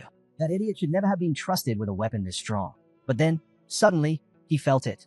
A sharp, unbearable pressure constricted his chest. His lungs tightened. Why am I choking? Panic flickered in his mind. The artifact should be working. Lowering his gaze, his eyes widened in horror. His amulet was gone, and right below him, Hansa held it in his hands, his expression smug. Morin's rage erupted. You! How dare you steal my artifact? Ignoring his outburst, Hansa casually fastened the amulet around his own neck. Just taking back what's mine. The moment the necklace settled against his skin, a shimmering aura surrounded him, forming a protective sphere of air. Morin's breathing grew ragged. He was losing oxygen, fast. Meanwhile, Hansa tightened his grip on his weapon. Time to end this. Energy surged from his ring, pulsating with raw power. He pointed his sword directly at Morin. Hey, let me give you something in return. The second power of Nomaha's ring activated. A magical band snapped around Morin's wrist and tore into his skin. Blood seeped from the wound. Morin's jaw clenched, fury and pain flashing across his face. You think this pathetic trick will stop me? But before he could react, a monstrous shadow loomed behind him. A beast, its mouth gaping wide, surged from the darkness. Morin immediately twisted away, throwing up a defensive hand as he countered its attack. But then, he looked up. More creatures were stirring. One by one, they emerged from their nests, drawn by the scent of blood in the water. Morin's face twisted. This isn't worth it. He made a split-second decision. Retreat. His fingers moved in a swift motion, casting a spell. Without wasting another second, he turned and fled. Hansa watches the young man celebrate his swift victory, the air around them swirling with floating stone fragments. Without hesitation, the young man turns away. His next destination awaits. Meanwhile, beneath the water's surface, countless bubbles rise. A girl stands atop a cliff, her gaze fixed on the rippling waves below. Her thoughts drift back to the moment they first met a certain man here. She glances sideways, tense. When will he come? She wonders aloud. Adjusting her monocle, she scans the horizon, puzzled by the absence of the ship. Then, suddenly, more bubbles.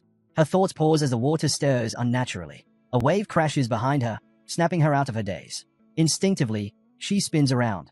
And there it is, a ship, floating silently on the water. Stunned, she quickly activates her shield, raising a cautious hand. Where did that ship come from? She murmurs, watching intently. From the deck, a man surveys the scene, nodding to himself. Right on time, he mutters. Drenched but composed, he calls out to the blonde, motioning for her to board. The water churns around them, splashing against the hull as the ship remains steady. From the deck, the girl studies the boy's every move, analyzing him carefully. Hansa smirks. A friend helped me, he remarks. But when questioned, he turns, puzzled. How do you figure that out? The girl's expression shifts as realization dawns. Seeds like these are not easy to obtain. Her gaze sharpens through her monocle. You've only just entered the red zone, haven't you? She asks, suspicious. How do you know so much? A powerful aura pulses around the boy. His stats appear shockingly high for a newcomer. Hansa kneels, deep in thought. It's like he already knows everything. The boy picks up an item, holding it between his fingers. The right combination, he muses, can amplify their power. A vessel materializes in his hand, liquid swirling inside. This, he explains, is the result of years of alchemist's efforts for the benefit of humanity. His sharp gaze locks onto the girl as she speaks. Then, the question strikes. What are you hiding? Hansa turns away, voice calm. Everyone has secrets. The girl's eyes widen at the mention of the Seven Phantom. The boy rises to his feet. That doesn't matter now, he says, fixing his eyes on the horizon. It's time to meet her, face to face. The water remains eerily still. Then, a ripple. Something emerges. A creature. The fish of destruction watches silently as the ship drifts further away. From the deck, the young men assess their next move. We'll enter through the gills, one decides. The young man shifts his gaze, turning to the lady beside him. His voice is firm, unwavering. From now on, you follow my lead. Without hesitation, the blonde steps forward. I won't be a burden, she declares, her voice steady. Turning to face him, she adds, and your secrets don't concern me. But before the young man can respond, she shifts gears, speaking with unwavering resolve about her goal. H crosses his arms, meeting her gaze. Don't worry, he says with a calm certainty. His determined stance leaves no room for doubt. When he makes a promise, he keeps it. The ship presses on through the waters, a silent urgency lingering in the air. A thought echoes, there will be no second chance. Droplets glisten under the fading light. Then, without warning, arrows cut through the air, hurtling toward the ship. Water erupts as they strike, sending waves crashing against the hull. The ship lurches violently, throwing the girl off balance. Below deck, the wood groans. It's been breached. If they don't act fast, the ship will sink. The young man steps forward, eyes locked on a hidden vessel lurking beneath the waves. A smirk tugs at his lips as he catches an arrow midair. His red eyes gleam. He mutters, gripping the weapon tightly. A spear slams into the deck, revealing a carefully prepared weapon. Without hesitation, he hoists it over his shoulder, ready to test the ship's strength. But before he can act, another wave of weapons soars toward them. This time, they miss, plunging into the sea. The ship rocks again, forcing everyone to steady themselves. The girl reaches out. We have to strike back now, she urges. Before she can react, Hansa covers her hand with his own. Not yet, he warns. More arrows rain down, splashing into the water, each one a reminder that the ship has already taken damage. Tension grips the girl as the young man reveals a critical truth. The destruction fish is highly sensitive to mana. A chilling realization sets in. Regular attacks won't lure it, won't distract it, won't stop it. The water stirs, revealing the monstrous creature lurking beneath. The words cut through the tense silence. Even the world tree itself is infused with mana. From the deck, Hansu watches the battlefield unfold, calculating their dwindling odds. The girl clenches her fist. She refuses to be a burden. Then, movement. The young man reaches behind him. A stone materializes, secured to his hand. A monster's aid. The girl's eyes widen. Another combination item. A new strategy takes shape. The water churns violently. We just need to stall them, Hansa says, a knowing smile playing on his lips. So why not do a little fishing? The blonde's expression shifts. Hope. It's been a long time since she's trusted anyone. But now, she's willing to take that chance. The plan is set. But the ship isn't faring well. Its sails, already torn, struggle against the wind. From a distance, a man watches intently. It won't be long now. The ship is doomed to sink. Bring the remaining harpoons. An order cuts through the air. Tension spreads. Confusion flickers in the eyes of the crew. What's happening over there? Someone asks. Then, crates. They spill from the ship's side, bobbing on the waves. Is this a trap? The enemy hesitates. Then, a decision. Destroy them all. The man clenches his fists, his voice firm as he commands his wards to clear the way. More splashes disturb the water's surface, each one signaling the chaos unfolding. Hansa kneels beside the girl, his voice low but urgent. Hold on tight. An arrow suddenly pierces one of the floating crates. A sharp crack echoes as the box breaks apart, revealing its hidden contents. The trap has been sprung. Shimmering particles rise from the wreckage, catching the enemies off guard. Then, movement. The man's eyes snap open. His subordinates freeze, stunned. Something is coming. From the depths, a massive kraken emerges. Its writhing tentacles lash out, wrapping around the ship. The man grits his teeth, noting that this creature never surfaces without reason. Something isn't right. The ship is surrounded. Blade in hand, the girl steps forward, determination in her stance. With swift, precise strikes, she slices through the tentacles constricting the ship. The kraken recoils, thrashing in fury. Watching her closely, the man narrows his eyes. Milo is moving too slowly. He places a firm hand on his subordinate's head. Keep leading them, he orders, his presence radiating authority. But deep down, a realization sinks in. The kraken didn't just appear by chance. Then, another shift. The monstrous body of the destruction fish looms overhead. The ship sails on, seemingly unfazed. But then, a voice breaks through the tension. Don't let the poisonous water touch the gills. Sweat beads on the boy's forehead. The fish, he mutters, is filled with some kind of unnatural power. Ahead, the internal passage of the destruction fish comes into view, a narrowing gap that must be passed before it closes. The long-haired man turns to the masked figure beside him. Are we going the right way? A tense silence follows. Suddenly, the girl turns to Morn.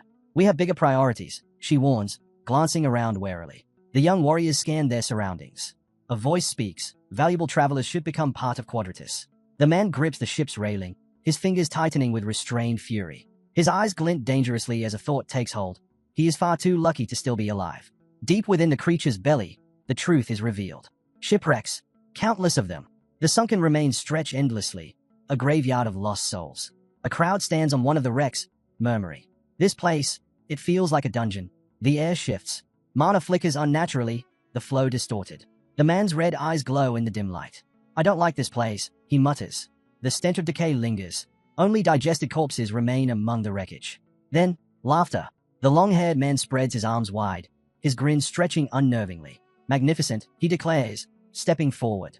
The entire Elfenheim army, buried right here. A shattered skull lies beneath his feet, half buried in the wreckage. Treasure Island. The young man smirks, lifting a pendant between his fingers. Artifacts, he muses. His voice drips with promise. He turns to the others, his expression unreadable. Tell me, he asks, voice smooth, do you want power? A hush falls over the gathered figures. Their expressions darken, hunger flashing in their eyes. The redstone pendant gleams ominously. Then thank the destruction fish for its blessing. Hansa watches from behind as the boy steps forward to speak. The long-haired man closes his eyes, and a slow smile forms on the boy's face. But before anyone can react, an alarm blares through the ship. Something is wrong. Jagged crystals suddenly pierce through the vessel, spreading fast. Hansa grips his belt, asking if this is enough. But the ship is already overwhelmed. The deck trembles as people struggle to keep their footing. The boy, still smiling, praises Sophia, just as Morn shoves the long-haired man aside. Clenching his fist, he stretches his hand toward Hansu, hurling an insult. With arms spread wide, the man taunts. Did you crawl all this way just to die here? Then, he shoves the other man backward, telling him to leave. A sword scrapes against the ground. Suddenly, a glimmering skull appears, followed by an army of skeletons. The dead are rising. Whispers spread. They have returned. A cold sweat breaks out on the long-haired man's forehead. He knows exactly what this means. This is Elfenheim's army, the cursed warriors of Galadriel. A skeletal soldier grips a weapon, and without warning, the undead charge. One man grits his teeth, parrying an attack as their swords clash. An explosion erupts, blasting a skeleton aside. Watching the chaos, a man declares, if we want to survive, we have to act now. The assault team gets its orders, wipe out the undead. Without hesitation, they launch into battle. A magic sphere swirls in a man's palm. Raising his hand, He grins, and a burst of jasper flame ignites, consuming everything in its path. A skull crashes to the ground, and cheers erupt for the leader. But the long-haired man tightens his jaw. He knows this fight won't be won so easily. A fallen skeleton suddenly stirs. The boy's eyes widen in horror as he realizes, these aren't ordinary undead. These are the guardians of the Fish of Destruction. A hand reaches out, gripping a skull. The curse is real. The knight places it back, and a chilling truth is spoken. The dead will continue to rise as long as the fish lives. Suddenly, blue flames burst from a corpse's mouth. The battlefield stills for a moment. Then, panic. Desperate cries ring out for help. Morin bares his teeth, shouting. No one retreats. The long-haired man clenches his fists, fury rising. He is to get out of here. But where is Hansu? And what about Sophia's mission? Stakes protrude from the ground, confirming that everything is unfolding just as Salan predicted. Then, without warning, the young man bolts. He knows the truth. The first protective device inside the fish's belly is what binds the ghostly knights to it. Hansa frowns, but it's clear. Sophia already has her orders. Deep within the fish's stomach, decayed ships float in the eerie glow. The young man makes his choice. He's going for the core. The golden heart of the beast pulses in the darkness. This is its weakness. If they can destroy it, the creature will finally fall. A sword gleams in his grip. Then, Hansu moves. The long-haired man's eyes snap to him. He calls out, but Hansu is already in motion. Without hesitation, he launches an attack. The young man whirls around just in time, skillfully deflecting the incoming strike. Without hesitation, he sidesteps, making a beeline for the swordsman. The dark-haired man narrows his eyes. It's him again. Before he can react, hands grab him, slamming him to the ground. Gritting his teeth, he tightens his grip on the hilt of his sword. Was last time not enough for you? He growls. But then, something unexpected. The long-haired man reaches out and grabs the tip of his sword. Hansu's eyes widen in surprise. Across from him, the boy's grin stretches wider. How dare you challenge the core of the Fish of Destruction? He taunts. Then, something shifts. A third eye opens on his forehead. His voice rings out like a decree. Anyone who dares to defy the Fish of Destruction will die. Before Hansu can respond, an arrow is suddenly aimed right at him. The archer smirks. Dodge this if you can. A sharp twang. The arrow streaks through the air, a perfect shot. Hansu has no time to evade. It's going to hit. The archer's lips curl into a satisfied smile. Bullseye. But then, something unexpected. The archer stiffens, eyes widening in shock. Hansu stands there, completely unharmed. His body gleams, now coated in shining metallic scales. Electricity crackles around him, demonic dragon enhancement. The stunned enemies exchange uneasy glances. This was impossible. That shot could take down even Kukulzes, the archer mutters in disbelief. The young man raises an eyebrow. Funny, the same skill feels so much stronger now. With narrowed eyes, the archer pulls back his bowstring again. Then I'll just keep shooting until you fall. But Hansu exhales, closing his eyes. You should have just let me go, he mutters. Then, his arm shifts, flesh turning into a dragon's claw. With a piercing gaze, he makes a cold declaration. None of you are leaving here alive. Meanwhile, deep within the cave, the battle rages on. A warrior stomps down, crushing a skull beneath his foot. Swings around, barking orders. Keep attacking. Don't let them regenerate. But it's no use. The undead recover faster each time. A monstrous skeleton lunges, impaling a traveler through the chest. It opens its jaw wide, a guttural hiss escaping. Nearby, a bandit grits his teeth, frustration burning in his eyes. Their stamina is running low. Their mana is draining. If this keeps up, they won't last. They were fighting an enemy that just wouldn't stay dead. Then, realization strikes. This isn't just an attack, it's a trap. His fingers twitch, gripping his weapon tighter. There's only one way out. He raises his hand, shouting, use the feather. Now, if we don't, we'll die and become just like them. A single feather of the world. Their only chance at survival. A small tree appeared in the man's hand. The system's message flashed. This artifact could teleport them and everyone nearby to a new location in an instant. But the boy's eyes widened in fear. We already tried that, he said, his voice unsteady. It didn't work. Standing on the platform, Sophia shook her head. Of course it didn't, she said. You can't just escape the stomach of the Fish of Destruction. Her gaze darkened. Even the ghostly knights of Elvenheim are trapped here. They are immortal, but only in this place. Waren's fists clenched, his teeth bared in frustration. And you think we're just going to let you walk away after interfering with us? Sophia's lips curled into a smirk. And you think, she shot back, that after all this time, struggling alone to kill this monster, I'd expect any help from people who stood by and did nothing. The bandit spread his arms, his comrades lifting their weapons in silent agreement. Sophia exhaled sharply. Instead of standing around having this pointless conversation, maybe you should be thinking about how to get out of here. Her voice was sharp. Clan communication doesn't even work here. No one will know if we live or die. A flicker of annoyance passed through the man's expression as he gritted his teeth. But Sophia was already moving, summoning a magic circle in her hand. A bright light flashed across her eyes. She smirked. Well, at least I got all the information I needed. The captain of the Beacon assault team straightened, his patience wearing thin. He scoffed. You've lost your damn mind. With a sharp glare, he declared, I'm in charge of the red zone. And that means dealing with you. Morin's hand pulsed with dark energy. Without hesitation, he lunged forward. I'll wipe out the weakest of the 7 ghosts myself. Sophia flicked her fingers. Ice arrows streaked through the air. But Morin dodged them effortlessly. His laugh was mocking. You can't even hit me? What a disgrace to the name of the 7 ghosts. The orb of dark energy surged towards Sophia. A massive explosion ripped through the air as Morin landed smoothly on his feet. But then, Sophia's smirk returned. I wasn't aiming at you, she said coolly. A sudden, deep rumble filled the cavern. The captain of the assault team flinched, eyes darting around as the walls trembled. Confused voices echoed in the chamber. Then someone shouted, waters flooding in. In the depths of the fish of destruction, a passage began to close. Sophia turned away, glancing at the swirling currents. All this time, she murmured, I've been searching for a way to close the gills, and now I've done it. Her librarian's eye skill had led her to the solution. Hearing her words, Morin's fury boiled over. He bared his teeth, rage seething in his expression. But Sophia was already moving. She turned, ready to disappear for good. Let's hope we never meet again, she called over her shoulder. The bandit growled, whipping around to his crew. What the hell are you all standing around for? Get the ship ready, voice rang out. Everything's set. His eyes narrowed. Then where's our ally? He should be guiding us by now. But then, expression shifted. A new threat loomed. They've surrounded us, she said. The ghost knights were back. And this time, there was no escape. As the battle raged on, the captain of the assault team explained that the gills would reopen by the time the ship reached them. For now, their priority was keeping the knights away from the civilians. His gaze darkened with anger. He swore his enemy would regret crossing him. Summoning a surge of dark energy, War declared he wasn't going down without a fight. With the power of Jade Flame, a wave of energy tore through the ranks of the risen dead. Nearby, the bandit leader raised his hand, signaling his men to charge. But just as he stepped forward, he froze. Standing before him, gripping Jang Gesu by the collar, was the protagonist.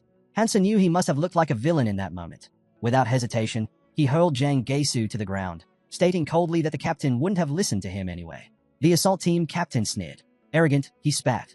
Waving his hand dismissively, he admitted that he had considered recruiting the youth, but that option was no longer on the table. Before he could say more, Hansa lunged forward, hand outstretched. Enough talk. Morin reacted instantly, blocking the strike with his sword. The impact sent tremors through the ground, cracking it beneath them. Watching from a distance, Miller's eyes widened. Their leader was injured. Captain, she called out in concern. The bandit gritted his teeth. He was stunned. The boy, who always ran from a fight, had just thrown him back. Then it hit him. His stronger, after absorbing the runes of Quadratus. Clutching a broken stone fragment, he convinced himself that it didn't matter. Even with that power, the boy stood no chance. Anger flared in his eyes as he clenched his fist.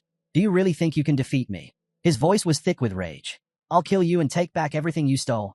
Meanwhile, a girl beside him turned to a hole. Let me help you, she offered. But the captain scoffed. You think I need your help? His sword gleamed as he dashed forward. Go take care of the ghostly knights. Hansu, unfazed, stood firm with his sword raised. Doesn't matter. I was going to get rid of them all anyway. Morin's lips curled into a menacing grin. You're just a newbie. Their blades met with a resounding clang, sparks flying as steel clashed against steel. Morin pressed forward, testing Hansa's strength. Is this really all you've got? He mocked. Hansa gritted his teeth, his arm trembling under the force. Morin smirked. He's struggling. There's no way he can beat me. I'll never lose to a newbie. With a sudden shift, Morin's blade slid against Hansa's, creating an opening. In one swift motion, the captain of the assault team leaped into the air, his sword poised for the final strike. Warren swung his blade with full force. This is the end, he roared. The tip of the sword found its mark. The blade pierced Hansa's body. He stood frozen. The bandit scoffed, shaking his head. This could have ended differently. If you had just accepted my offer and sworn loyalty to me, you wouldn't be dying right now. Hansa lowered his head, blood seeping from the wound in his chest. The pain was sharp, but he didn't flinch. The captain grinned, leaning in. You lost for one simple reason, he said, his voice dripping with satisfaction. You were weaker than me. Hansa's lips curled into a faint smile. Is that so? Before the captain could react, Hansa's hand shot out, gripping the blade buried in his body. He looked up, his eyes sharp. Funny, I could say the same thing about you. Blood dripped from his mouth, yet his grip on the blade tightened. Morin's expression twisted in rage. Insolent brat, he roared. This is your punishment for defying me. But Hansu just repeated his words, his voice calm. Morin's confidence wavered as he watched in disbelief. His enemy, bleeding, impaled, was holding the sword with his bare hands. Without looking up, Hansa spoke. Night artifacts are impressive, sharp enough to pierce dragon scales. A glint of energy flickered around him, armor forming over his skin. Thanks for delivering it to me. Morin's eyes widened in horror.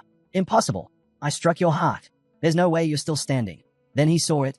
The dragon's paw. Body modification. Hansa raised his hand, energy crackling around it. Doesn't matter anymore. With a single slash, his razor-sharp claws tore through Morin's body. Blood splattered across the ground as the captain staggered back, clutching his wound. His breath came in ragged gasps.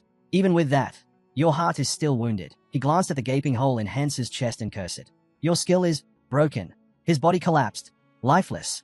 Hansu exhaled and reached for the sword still lodged in his chest. With one swift motion, he pulled it free, tossing it aside. A white rune shimmered in his palm before dissolving into nothingness. He took a deep breath. That worked, but only because I put in the effort to craft 3 dragon hearts. Above him, the massive beast let out a deep growl. The demonic dragon enhancement skill granted him the ability to copy any organ, borrowing the raw power of a dragon itself. Hansa rolled his shoulders, flexing his fingers. Compared to a dragon's body, the human form was painfully inefficient. The transformation had taken its toll.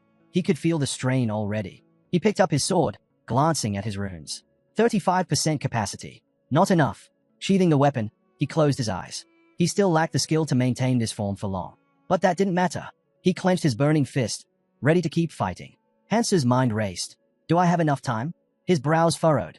If he hesitated even a moment longer, he might not. Behind him, Jang Gesu lay motionless, his eyes shut. But his third eye twitched, its pupil darting back and forth. A massive red eye loomed above, watching Hansu with an unsettling intensity. Then, a voice, cold and ominous, whispered a promise. I will remember you. And just like that, the eye vanished from the bandit's forehead. Hansa turned, pushing forward through the belly of the destruction fish.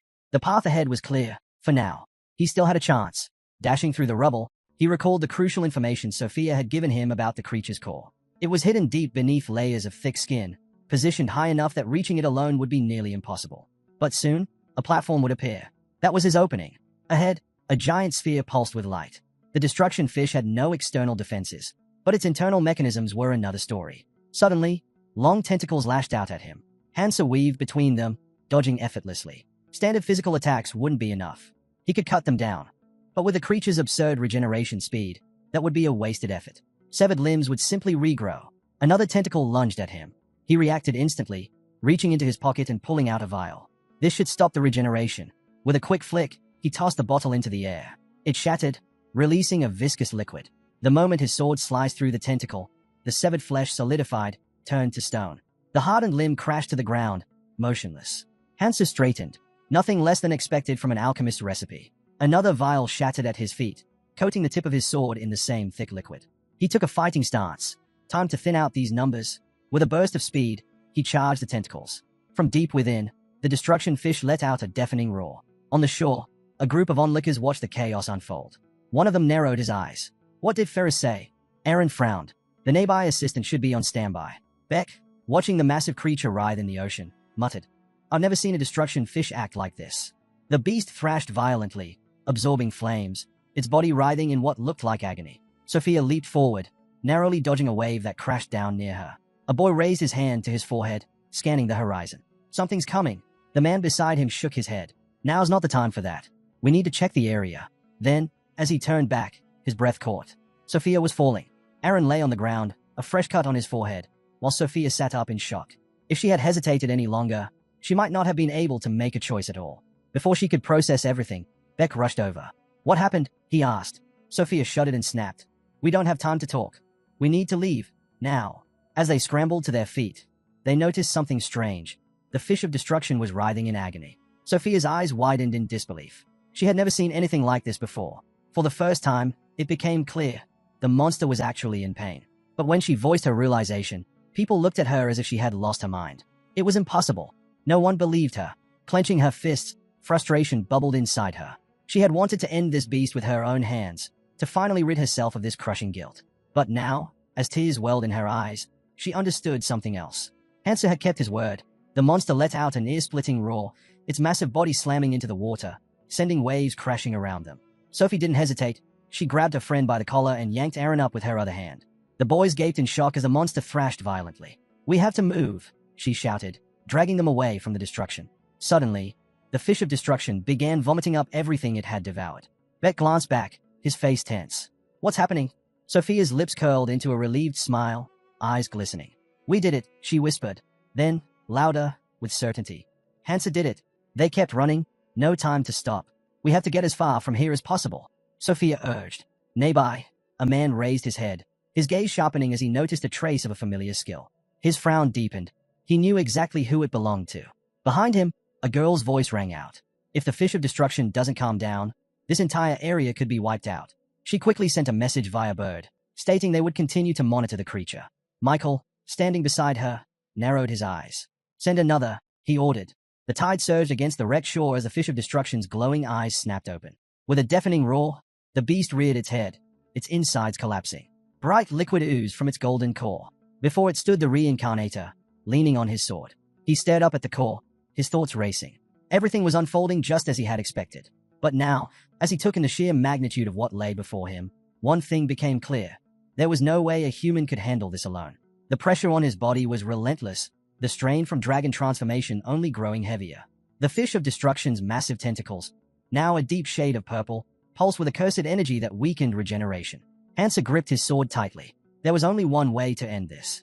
A direct strike. No more hesitation. The tentacles lashed toward him. He moved like lightning, slicing through one after another, sparks crackling with each deadly blow. He was closing in. The core was right in front of him. This was it, the final strike. The young man swung his sword, the tip piercing the golden sphere. As he lowered his head, a realization struck him. The monster could still feel pain. Standing atop the burning core, he watched as cracks spread beneath his feet. The subspace that made up the creature's stomach would soon begin to collapse. A red aura flared around his sword. Then, with a decisive slash, the core split apart. It was time for the next step. Hansa surged forward, his path illuminated by a searing light. The first step to ensuring the monster's death was complete, destroying the core in its stomach. The second, he had to go deeper, navigating through the artery that connected to its heart. He pressed on, his chest rising and falling steadily. A medallion hung against his skin, pulsing faintly, the breath of a hub, his only lifeline underwater. The third and final step, use the power of dragon energy to finish the beast and purge the poison within. Everything was going according to plan, until the tentacles returned. Dark, writhing limbs emerged from the abyss, twisting toward him with deadly intent. Hansa dodged the first, his body shifting fluidly through the water. He raised a hand, shielding his face, while his blade moved with deadly precision, slicing through the monstrous limbs. But then, a sharp impact. A tentacle slammed into his back. Pain exploded through him. His mouth opened in a silent scream as his vision blurred for a split second. 3 hearts pounded in his chest, but 2 had already been wounded. Gritting his teeth, Hansa slashed through the offending limb, severing it cleanly. His breath came in ragged gasps. He had no time to stop, no time to recover. He looked up, and his stomach clenched. An overwhelming mass of tentacles loomed before him, blocking his path. Clutching his swords tightly, he braced for impact. Limbs lashed toward him, hammering against his defenses, pushing him back. He gritted his teeth. If he kept retreating, he would never reach his goal. There was only one way forward. Golden lightning crackled across his body, igniting the water around him. His grip tightened. Then, with a roar, he charged. His blades became a blur, slicing through tentacle after tentacle, turning them into nothing but drifting shreds. He moved faster, cutting his way through the relentless onslaught. Above him, a brilliant light flared. A vast network of vessels extended from a fragment of the divine stone, the very core that sustained the monster's existence. Once, this stone had been part of the World Tree's foundation, but now, it had been shattered and placed within these monstrous disasters. Hansa's eyes narrowed. The enemy wasn't going to make this easy. Without hesitation, he swam straight for the monster's heart. The walls of the creature's womb trembled violently. Then, with a sickening rip, a massive, fanged tentacle tore through the flesh. And it wasn't alone. Countless serpent-like appendages surged toward him, snapping hungrily. Hansa's grip on his sword tightened. This fight wasn't over. Not yet. His gaze hardened. Surrender was never an option. With a sharp breath, he propelled himself forward, blades flashing. The battle raged on. With a swift slash, Hansa's blade sliced through a tentacle, severing its head cleanly. Without missing a beat, he lunged forward, cutting down several more snake-like appendages. Their remains drifted in the transparent fluid within the artery. Then, sudden pressure. A tentacle coiled tightly around his leg. Hansa glanced down, momentarily caught off guard. When had it grabbed him? Before he could react, more tentacles swarmed from the side, dozens of them. They struck with immense force, slamming into the very spot where he had been standing just moments ago. Then, something unexpected happened. The monster's limbs froze mid-attack, some even quivering. Taking advantage of the momentary lapse, Hansa broke free from the cocoon of flesh and surged forward. But he wasn't fooled. This wasn't over. Narrowing his eyes, he gripped his swords tighter. Let's see how well you fight when you're out of energy. His blade flashed, striking the monster's heart. But instead of piercing through, the sword barely scratched the surface. Hansa pulled back, frowning. He had never encountered material this tough before. If brute force wouldn't work, he needed another strategy. Shifting his focus, he turned his attention to the arteries, thick, pulsing veins connecting the divine stone fragment to the fish of disaster. That was the key. With a precise strike, his blade cut deep into the monster's flesh, slicing through the vessels. Thin strands of blooded fibers clung to the edge of his weapon. Grinding his teeth, he raised his sword high once more. This time, he swung with all his strength. The artery was severed. At that moment, the divine stone fragment lay exposed before him, its glow flickering like a dying star. Reaching out, Hansa grasped the shard, his fingers closing around it. His breath caught. Such a small stone, yet it held the power to sustain a beast as monstrous as this. A smile tugged at his lips. He had done it, but the victory was short-lived. The artery walls trembled. Chunks of flesh and debris crumbled from above. The monster's internal structure was collapsing, its very foundation unraveling. He needed to escape. Now, a writhing mass of tentacles lashed out, striking Hansu in the back and sending him tumbling downward. His grip on the divine stone shard slipped. His fingers stretched desperately toward it, but his vision blurred. His body grew heavy. Darkness crept in at the edges of his mind. The rupture in the artery sucked everything into its depths, liquid, debris, and Hansa himself. Somewhere far away, a raven perched on an outstretched hand. An unknown figure gave a quiet order. Find the one who killed the fish of destruction. On the shore, the lifeless corpse of the monster lay sprawled, its massive form drawing a growing crowd. Among them, a young man scanned the scene. Deputy Commander, he called. Liu stood with his hands clasped behind his back, eyes locked onto the deep wound in the beast's body. He studied the evidence carefully, a mask resting in his palm. The mask of Morin, the captain of the assault group. Pressing a hand to his chin, the traveler frowned. Something wasn't right. He had been given orders to deal with Quadratus. So why was everything spiraling into chaos? A subordinate approached from behind, reporting that they had found the bodies of the remaining squad members nearby. Every single one of them was from Morn's squad. Hearing this, the second-in-command closed his eyes for a brief moment. The boy continued, explaining that the evidence left behind made it clear. They had all fallen to that man. Without hesitation, Liu ripped off his mask. We don't have a captain anymore, he declared. It's time to restructure our ranks. The subordinate looked down before addressing him with a new title, Commander. Liu smirked, rolling the word around in his mind. It had a nice ring to it. Unlike Morin, who had secured his position simply by being around longer, Liu believed he had truly earned it. Then, he turned serious. Any survivors? The subordinate glanced toward the wreckage. A ship drifting in the water, its sails torn to shreds. He reported that the search was still ongoing, but given the state of things, the chances of finding anyone alive were slim. Liu reached for his sword, picking up a shattered blade. He frowned. Something this massive had perished, yet not a single rune had been left behind. How many things were still functional after what had happened here? Tossing the broken weapon aside, he asked the real question. What about our enemy? Is he dead? He ordered them to keep searching for any traces of him. In his mind, he pictured Zhang's grin and reminded himself to check the 1,000 Li implanted in Quadratus. A massive shadow loomed over him as he stepped closer to the corpse of the fish of destruction. He observed the torn flesh, recognizing where its heart had once been. Nearby, its massive tentacles twitched, struggling against death. What the hell happened here?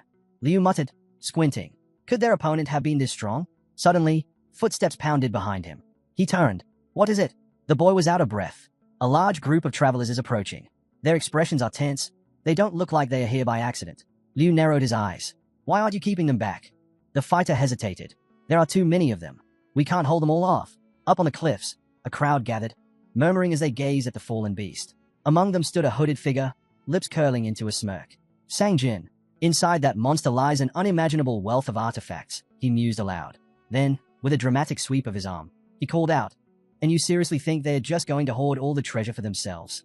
The travelers froze, eyes widening in realization. Runes were already rare, requiring dangerous hunts to obtain. The idea of missing out on such a fortune sent a ripple of agitation through the group. Sangjin's voice hardened. Why are you just standing there? Are you going to let them take everything? A single moment of hesitation, then chaos erupted. The travelers surged forward, shouting that they had the advantage in numbers. Liu's brows furrowed. He had wanted to let them remain here out of respect for the dead. But now they had overstayed their welcome. His voice rang out over the battlefield. This place is under the control of the beacon. If they won't leave willingly, drive them out. At his command, his fighters charged forward, ready to clear the uninvited guests by force. The golden sphere reflected the chaos below as the observer drifted away from the battlefield. A winged eye soared through the air, landing softly in a waiting hand. Sophia smirked as she gazed at it. She had intentionally lured the travelers toward the fallen fish of destruction, knowing it would divert the beacon's attention. But she hadn't expected it to spark a full-blown riot. Resting her chin on her hand, she thought back to her friends. She had asked them to spread a few rumors, just enough to stir things up. They were more than capable of handling that. Her gaze dropped to the battlefield below. What exactly set them off? She murmured. Among the chaotic crowd, a hooded figure stood at the center, riling up the travelers. Robed figures surrounded their leader, their faces shrouded in shadow. Sophia's smirk deepened. This was even better. The longer the riot lasted, the more distracted the beacon would be. Summoning a pulsing sphere of energy in her palm, she knew she had to act fast. Time was running out. Above her, several of the gods' eyes appeared in the sky, their glowing irises scanning the vast landscape. Controlling so many at once was difficult, but it was the only way to search unnoticed. She clenched her fist. 3 days have already passed. Her focus sharpened. I refuse to believe he's dead. The observers scattered in all directions. Meanwhile, on the ocean's edge, a lone figure lay motionless. Wreckage was strewn across the shore, waves lapping at the debris. His body was covered in scratches and bruises. Slowly, his eyes cracked open. The small fairy hovering over him huffed, folding her arms. Finally, a devilish grin spread across her face before she raised her hand, then smacked his cheek. Still no reaction. She pouted, tapping her chin. Then, with a mischievous glint in her eyes, she leaned in and whispered, "If you don't wake up, I'll kiss you." The boy jolted upright like a lightning bolt had struck him, arms flailing. The fairy pulled back, giggling. "I was almost hoping you'd stay down a little longer." Stretching his fingers, the young man felt his strength slowly returning. He had managed to recover just enough before his dragonification wore off. His eyes flickered towards something in the sand, a fragment of the divine stone. His lips curled into a triumphant smirk. "Got everything I needed." A familiar voice snapped him from his thoughts. "It's been a while, hasn't it?" His gaze lifted to the fairy. He frowned. "What the hell are you doing in the red zone?" She tilted her head, her eyes twinkling with amusement. "You already know we don't set foot on the ground unless something big happens." She suddenly lunged forward, wrapping her arms around him. "And I had to see this for myself." With a playful grin, she gestured toward the massive corpse lying along the shore. The fish of destruction, an ancient terror, now lifeless. "Tell me," she said, eyes gleaming. "Have you ever seen anything this breathtaking?" The monster was dead. The impossible had happened. She let out a dramatic sigh. "Too bad, though. We have a rule. A great deed deserves a great reward." Then, with a knowing smirk, she leaned closer. "But this beast? It was never meant to be hunted. Which means..." She shrugged. "No special prize for taking it down." The boy narrowed his eyes, his mind already racing. No reward? He wasn't so sure about that. Hansu smirked to himself. If he grew even stronger, he would eventually bore the higher powers. And that was something they would never allow. The devil watching him grinned. Those sadists only enjoyed cruelty and suffering. There was no way this parasite had shown up with good intentions. Scratching his chin, the assistant hovered nearby, deep in thought. "We put a lot of consideration into this," he mused. Then, he flew closer, eyes glinting with mischief. "Tell me, what would it take to make you willingly throw yourself into hell?" The fairy's grin turned wicked. "Trust me, we really thought this one through." With an exaggerated motion, the devil stretched out his arms. "Now then, let's make a deal, shall we?" A mass of energy formed in his palm, pulsating with power. "Since you took down the fish of destruction, you get to pick your reward right now." A shimmering shard appeared in the air, radiating an eerie glow. Hansa's eyes flickered with recognition. Lord of the Dead, a high-ranking 8th skill. He had read about this ability before. It granted the power to raise the dead as phantoms and summon them at will. A floating skull symbol marked its surface, a clear indication of its terrifying nature. Even more intriguing, it also enhanced magical chi. For someone limited to using only 7 skills, this was an extremely tempting offer. With a snap of his fingers, the devil chuckled. "Don't get too excited just yet." Several more glowing runes emerged in the air, each carrying a mysterious presence. "There's a condition," the assistant added smoothly. "It's tied to the remaining disasters." Hansa's gaze darkened as he studied the floating fragments. Then, slowly, a smile crept onto his lips. "This is more than enough," he muttered. The fairy's eyes widened in surprise. But I wasn't finished yet." But Hansu had already made up his mind. His expression hardened. "I don't need to hear the rest." The devil, now floating lazily with his wings, let out a low whistle. "Unlike the first choice, this second option requires you to eliminate all the remaining disasters. Only then will you get your reward." The assistant raised an eyebrow. "Are you sure about this?" Hansu straightened his shoulders. Without hesitation, he nodded. "I'm sure." The devil chuckled. Then let's see how long you last. Flapping his wings, he drifted toward the sea. We'll meet again. Meanwhile, the fairy placed her hands on her cheeks, a look of pure delight spreading across her face. He didn't even wait for the full explanation, she giggled. Hansu, without another word, dove straight into the ocean. The devil watched him vanish into the depths, shaking his head. If he had picked the easy way out, it would have been disappointing. As Hansu swam deeper, the crushing weight of the ocean pressed down on him, locating every disaster in the red zone. That was no small feat, but this was his path now. The assistant chuckled to herself. She hoped his struggle would last a long, long time, and she would be watching. Meanwhile, the scene shifts to reveal disgorging root calamity involving a huge tree that resembles a monstrous creature, its roots spreading wide across the ground. This monster, possessing its own consciousness, finds itself unable to hear the voice of the calamity fish. It opens its mouth slowly and lets out a loud scream, expressing its frustration at losing the calamity fish. At the same time, Hansu emerges from the sea, scratching his head as he reflects on his complicated situation. He realizes that he may have readily accepted the fairy's offer, but things are far more complex than they seem. He understands that his presence has accelerated the deterioration of the abyss, and concludes that he needs to resolve everything more quickly than in the past. He recalls a conversation with one of his friends, who mentioned that unless they travel using Urkeniel's time-space crystal, the more future knowledge they utilize, the faster the abyss will deteriorate. His friend jokingly urges him to run as fast as he can, suggesting that the situation is even more annoying than it appears. Annoyed, Hansu responds, saying that his friend can go to the past while he doesn't want to. As he thinks about it, Hansu realizes that this burden has indeed been dumped on him. However, in the midst of these thoughts, he contemplates Iris, who reaches out to grab his hand as if she intends to guide him on his next steps. As she moves a little forward, she begins to fade away into the air. Upon witnessing this, the boy takes a deep sigh and continues on his path. Soon, he notices a collection of swords and shields surrounding him. He remarks that, regardless of the situation, both of these skills are valuable assets. He also doesn't expect a reward for defeating the calamity fish. He feels it is a responsibility he must fulfill to maintain balance in a red zone and to prepare for the next calamity. Since he can lure them in with just a fragment of the calamity fish, he carefully retrieves it and safely places it in his pouch, which hangs by his side.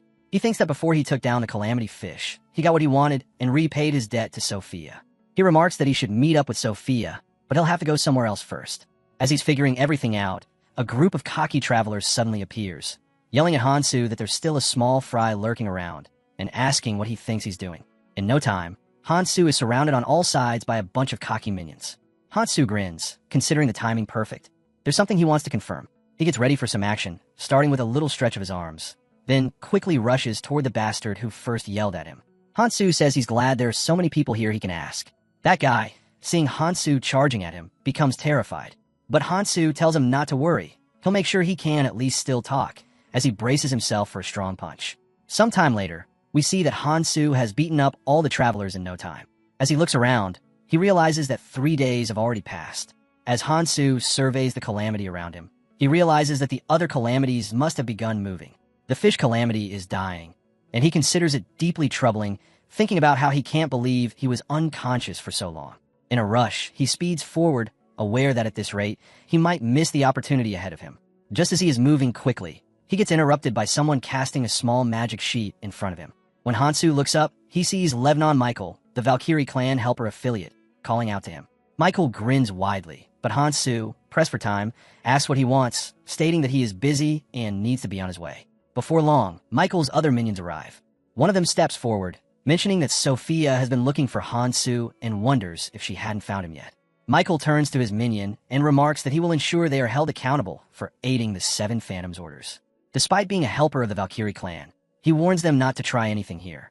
With that, Michael jumps from the cliff, landing right in front of Hansu and announcing that taking care of him comes first. He summons a sword out of thin air using magic. However, just as their duel is about to begin, a flurry of book pages swirls around them. It's Sophia, who has just arrived, informing Hansu that she has finally found him. She remarks on how Hansu always seems to get entangled with useless people, but is relieved to see that he is still all right. Realizing Sophia's presence, Michael asks her why she is looking for someone who should be guarding her seat as one of the Seven Phantoms, questioning her motives for helping Hansu. He also notes that they are already aware of her involvement.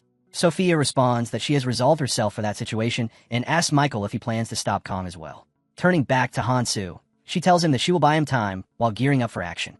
Michael tries to calm them, saying there seems to be a misunderstanding. He simply wants to know if Hansu is really the one who dealt with that monster and the calamity fish. With a cold expression, Hansu asks Michael what that matters to him. Michael replies that he knew it was true and presents Hansu with a handshake, which catches both him and Sophia off guard. The minions watching are also surprised. Michael happily urges Hansu to take his hand. Sophia questions Michael's intentions, asking why he wants to cooperate with them. Hansu also asks what Michael stands to gain from this arrangement, pointing out that he shouldn't benefit.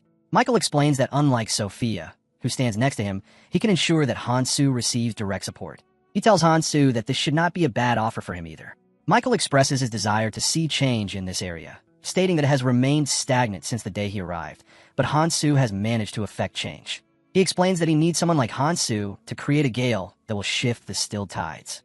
Sophia expresses skepticism, asking if Hansu will accept the offer.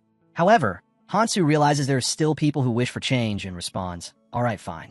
Michael beams at Hansu's decision, but just as he is about to elaborate, the ground starts shaking violently, surprising Hansu and causing him to warn everyone to dodge. Suddenly, the ground erupts beneath their feet, revealing a massive creature covered in enormous thorns.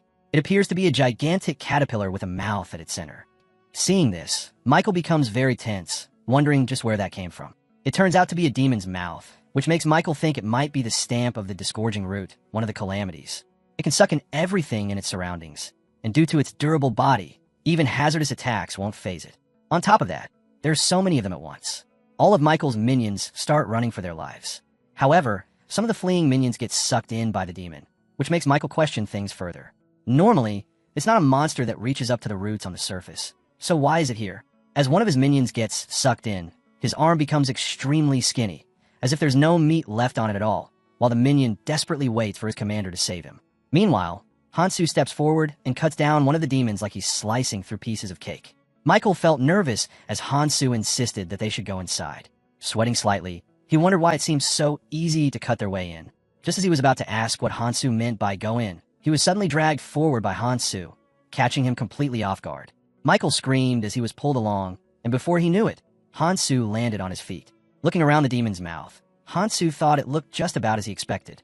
Michael landed heavily on the ground beside him, and Hansu teased him about being bad at landing.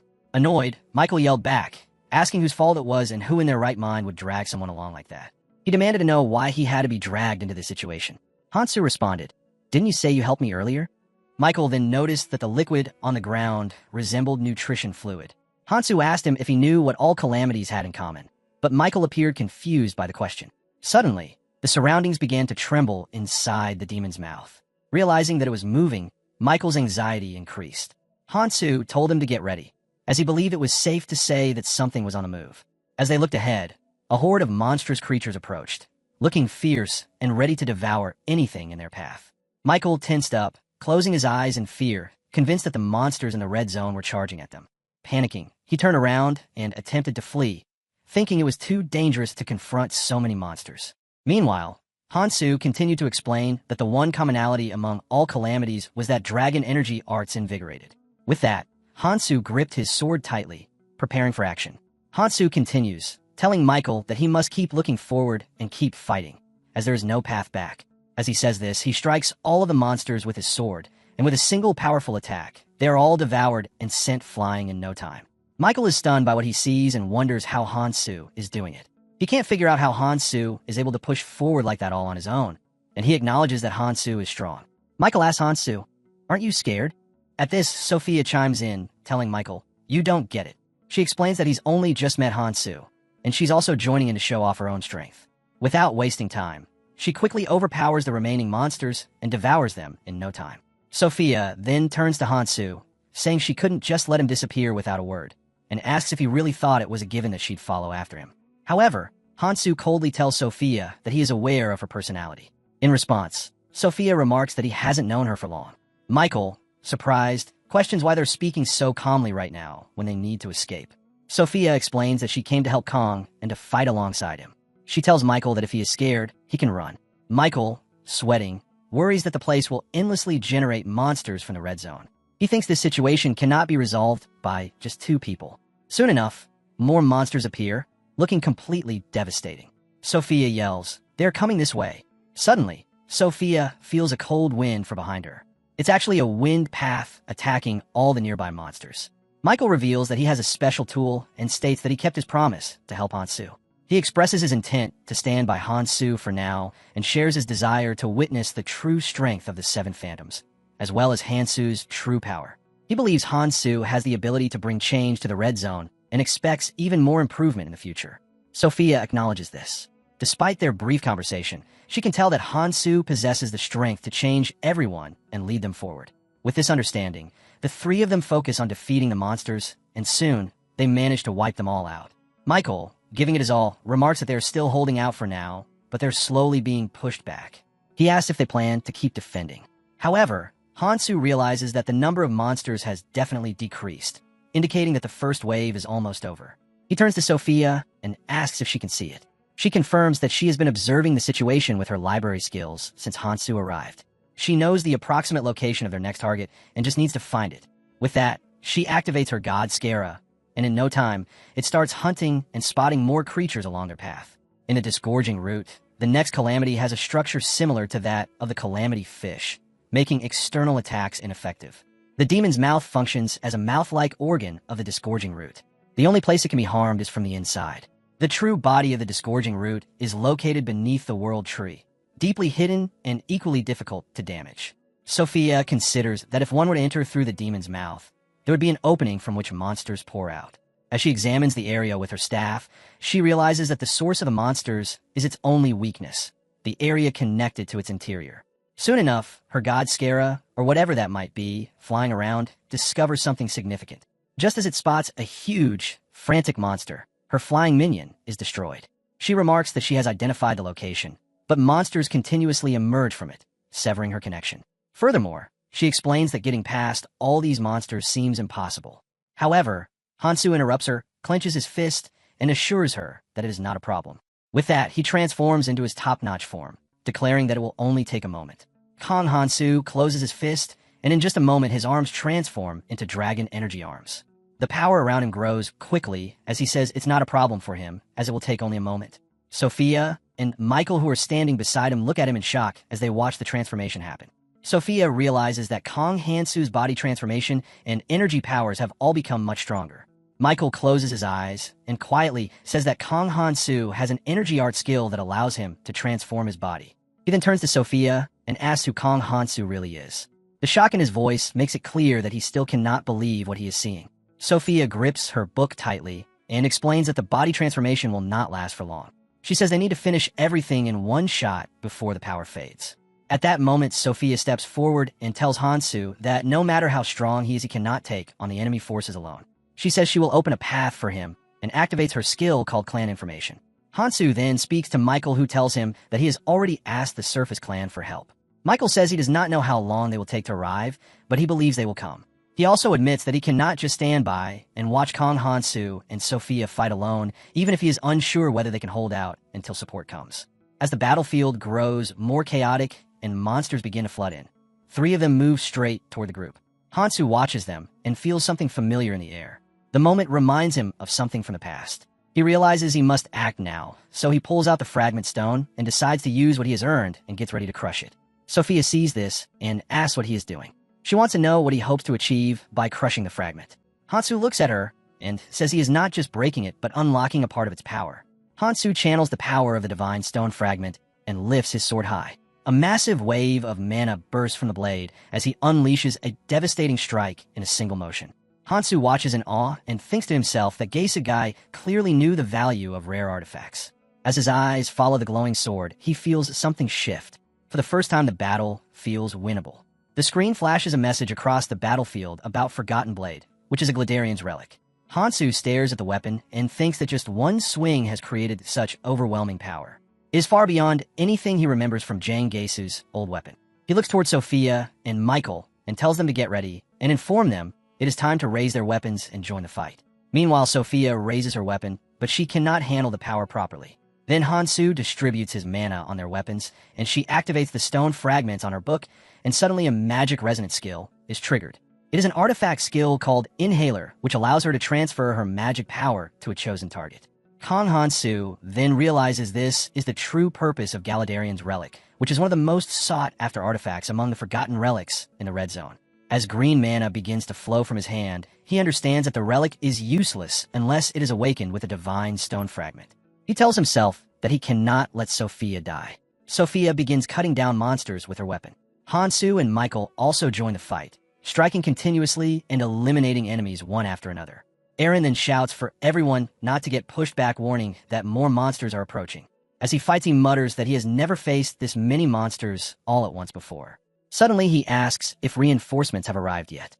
At that moment, a pigeon flies across the sky. Seeing it, Eren asks if it is Michael's carrier pigeon and wonders whether it is being used to request help. But in an instant, the pigeon is struck down by an unknown attack and falls into Lu Hong's hand. Eren is furious after seeing Lu and demands to know what he is doing. Lu Hong replies that he has been wondering who is sneaking through their territory and now realizes it is their group. He then crushes the pigeon in his hand. Lu Hong, a representative of Beacon, reminds them that Beacon has already made it clear they are searching for Kong Hansu and that anything related to the calamities is under Beacon's jurisdiction. He orders the helpers to step back. Eren, still angry, insists they cannot retreat with so many monsters around. Lu Hong replies that they have misunderstood his intentions. He tells them to deal with the minor threats on the surface and smiles, darkly stating that Beacon has more important matters to handle. Then the Lu's men appear ready for combat. Lu clenches his fist against the ground and shouts in anger. Lebanon, Michael, members of the first helpers, are taken aback. Michael, shocked, turns to Liven and asks what he is doing there. Lu answers coldly that if they intend to act freely within his territory, they have to take responsibility. He reminds them that this area is under Beacon's control and tells them to stop interfering. He warns that their actions will come with consequences, saying even fools have their limits. Suddenly, they all notice that the entrance behind them is blocked. Lu shouts in frustration, demanding to know why the way they came through is now sealed. He sees the walls shifting and curses, saying he has never heard of the demon's mouth changing its structure like this. Michael smiles and comments that this will be a problem since it is harder to use skills here than it is outside. Lu cannot believe that the pigeon has summoned someone so important. He tells the others that if they want to survive, they have no choice but to fight together. After hearing this, Lu, filled with rage, shouts that he will make sure of it. Suddenly, a man appears standing on the top of a monster's head with his sword drawn and commands them to stop talking and start moving if they want to live. Lu is stunned by the man's presence and strength. He has never seen him before and begins to suspect that this is the one who has defeated the calamity, Fish Kong Hansu. With the exit sealed, Lu realizes it would be pointless to waste his strength now. Gritting his teeth, Lu orders his men to advance. His soldiers step forward brandishing chains and swords. Lu uses a Feather of the World Tree, because by using this it will be possible to perform an emergency escape with people around you. Lu thinks to himself that he needs to report the situation to his superior. He decides to deal with Kong Hansu later. Although Hansu is a newcomer, his combat instincts and rapid growth are undeniable. Still, Lu believes his strength comes from Sophia the Phantom. Then Hansu turns to face Lu, who stands off to the side, and says Lu's strength will not be enough. Lu thinks that if he can defeat Hansu, he will surely be appointed as the assault commander. He glances sideways at Hansu and asks him a question. Hansu replies that Lu will not last long in his current condition, and adds that Lu seems weaker than before. Then he reveals his face, which shocks Lu. At that moment, Hansu speaks and realizes magic power is suddenly flowing through his body. He also shared his power with Lu's soldiers. Both Lu's men and Hansu's allies are stunned by the sudden change in energy. Hansu admits to himself that sharing magic power with this many people is taxing. He urges his companions to stay focused and maintain control of their magic as they continue to fight. As the battle rages on, a massive monster emerges onto the field. Its form is grotesque and plant-like, divine tree, radiating an ominous energy. The creature speaks, declaring that it is not yet ready to be defeated. It calls Hansu an intruder and promises to destroy him. As a swarm of monsters emerges from the dungeon and the battle begins, Lu moves forward. He is now experiencing the overwhelming force of Kong Hansu's Dragon Claw. After transforming, he gives a sinister smile and acknowledges within himself that the power feels incredible. In that moment, he comes to a grim realization that he has never felt so powerless in his life. Lu, who has been suppressing his true strength until now, suddenly releases a massive burst of energy. Witnessing this, Lu concludes internally that the strength is beyond belief and understands he needs to report it immediately. He assumes that Hansu himself is probably unaware of the full scope of his own power. Even though the inner layer of the demon's mouth is shielded with magical energy far superior to theirs, Lu believes that Hansu could likely walk through the wall of roots surrounding them with ease. He further reasons that if he can pursue Hansu deeper into the dungeon and manage to escape alive, then the higher powers will begin to view him in a new light. He tells himself that unlike Carl, who died a meaningless death, he will prove his worth. Suddenly, a monster lunges and catches him. Clenching his teeth, Lu believes he can handle the situation. However, as the creature tightens its grip, he feels his power abruptly vanish. Confused and alarmed, he questions inwardly why the flow of his magic has disappeared. He turns around in search of an answer, and at that moment Sophia appears and uses her power to drive the monster away, causing it to release him. Lu faces her, and she informs him without emotion that she can no longer assist and that he will have to manage the rest alone. Looking into her eyes, Lu realizes that he cannot continue without her aid. He admits to himself that she is the most heretical among the phantoms, and yet he needs her help. Turning away from her and toward the battlefield, he calls out to the assault team and orders them to maintain their positions and eliminate the remaining monsters. Sophia places a hand on her chest and sighs. She acknowledges to herself that it is true she can no longer support Lu. As she looks down at her trembling hand, she reflects on the instability that has been growing in Hansu's magic for some time. Her eyes drift toward the dungeon passageway, and she begins to wonder what exactly is unfolding inside. At that moment, Hansu declares his intention to go in. Sophia becomes alarmed and reminds him that it is too dangerous since the monsters from the previous corridor have not yet been cleared. Hansu replies with calm determination that continuing to fight like this is unsustainable and that the only way forward is to press deeper into the dungeon. He explains that he cannot leave enemies behind, and for that reason, he will go first and leave his bag with her. Sophia nods and assures him that she will follow shortly after.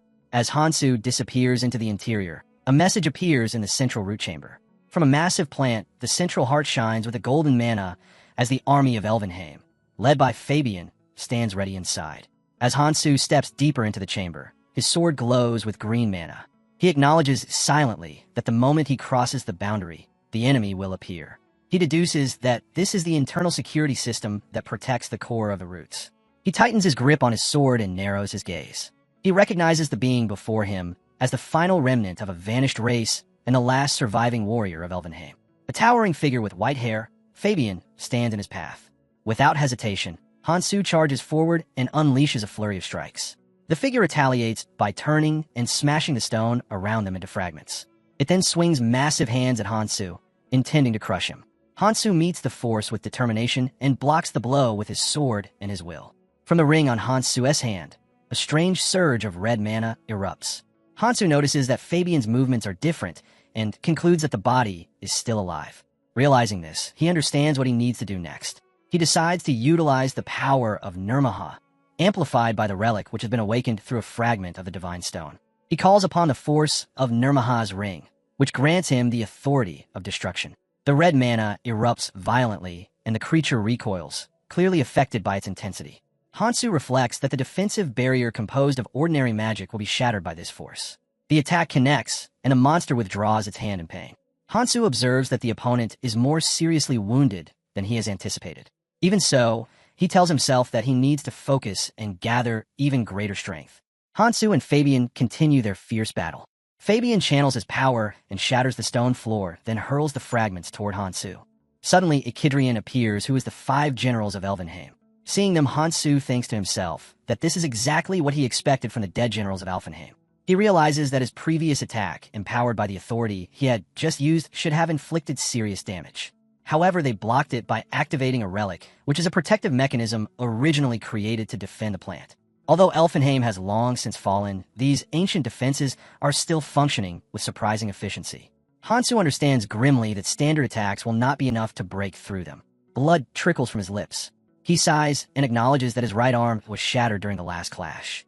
Even in this condition, he considers that his rate of growth until now has not been bad. At that moment, a system message appears showing the percentage of his skill usage. Hansu reflects that even with his rapid development and the use of Red Rune enhanced equipment, the damage could not be completely blocked. He had divided his power and assigned the rest of the assault to those behind him. This part of his strategy had gone according to plan. Yet one variable remains, and it's the best that the generals of Alfenium are using their ancient relics to perfection. Hansu had awakened his own relic with a fragment of the Divine Stone, yet he knows that mastering it is another matter altogether. He must now draw out all possible strength from both the relic and the Divine Stone. His true goal is not the generals themselves, but the force that stands behind them and the source of their strength. Suddenly, the second layer of the security system activates, and more monsters appear. Hansu quietly curses as he realizes that another wave of defense has already begun. These are not ordinary monsters, but the Galadarian's army, and they charge toward him in perfect unison with overwhelming might. Hansu steadies himself and resolves internally that if the battle will be one of numbers, then he has his own preparations in place. Just then, Kong Hance's allies also appear on the scene, and as the battle intensifies from both sides, he swings his sword at the advancing enemies. While striking them down, he wonders aloud what these new creatures are.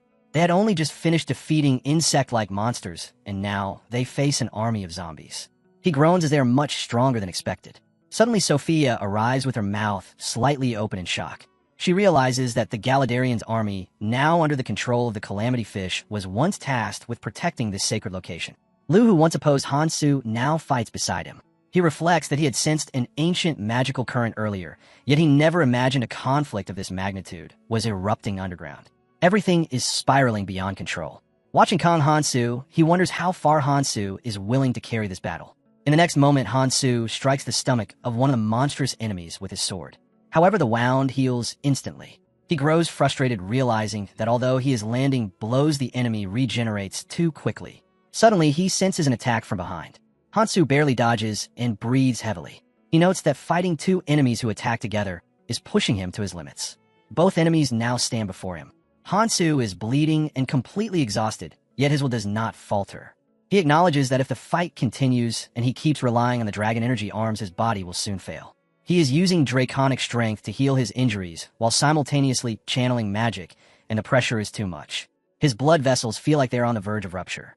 Even so, Hansu remains clear-headed. He reminds himself that everything else is irrelevant and only one thing matters. His focus is on the central heart.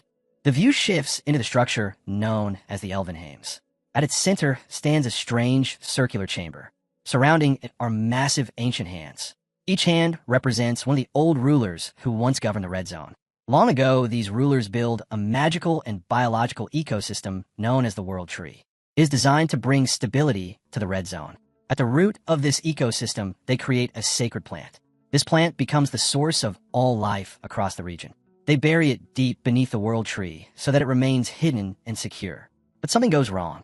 Over time, the sacred plant loses control and goes berserk. The cause is a being born from what was meant to protect it. This being becomes known as the disgorging root. It is originally created to nourish the sacred plant, but instead it mutates and turns into a creature of calamity. Now it no longer has the authority to heal or destroy the plant. The best it can do is delay the collapse.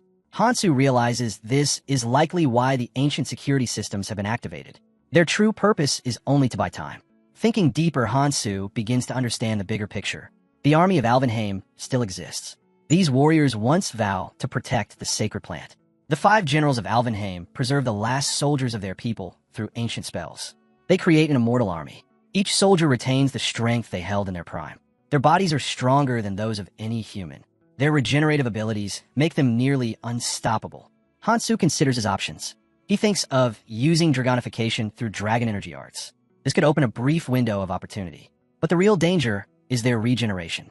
They revive endlessly through the plant's central heart. It is like fighting the undead. Victory will never come unless the root of the problem is severed. He focuses on the Narmaha's ring. Red energy flares around his body. The 5 gems no longer matter. He has only one goal in mind. The authority destruction of the Narmaha's ring begins to align with the power of his green sword. Hansu grips the blade tightly and prepares to combine the energy of the relic, the Divine Stone Fragment, and the full force of dragonification.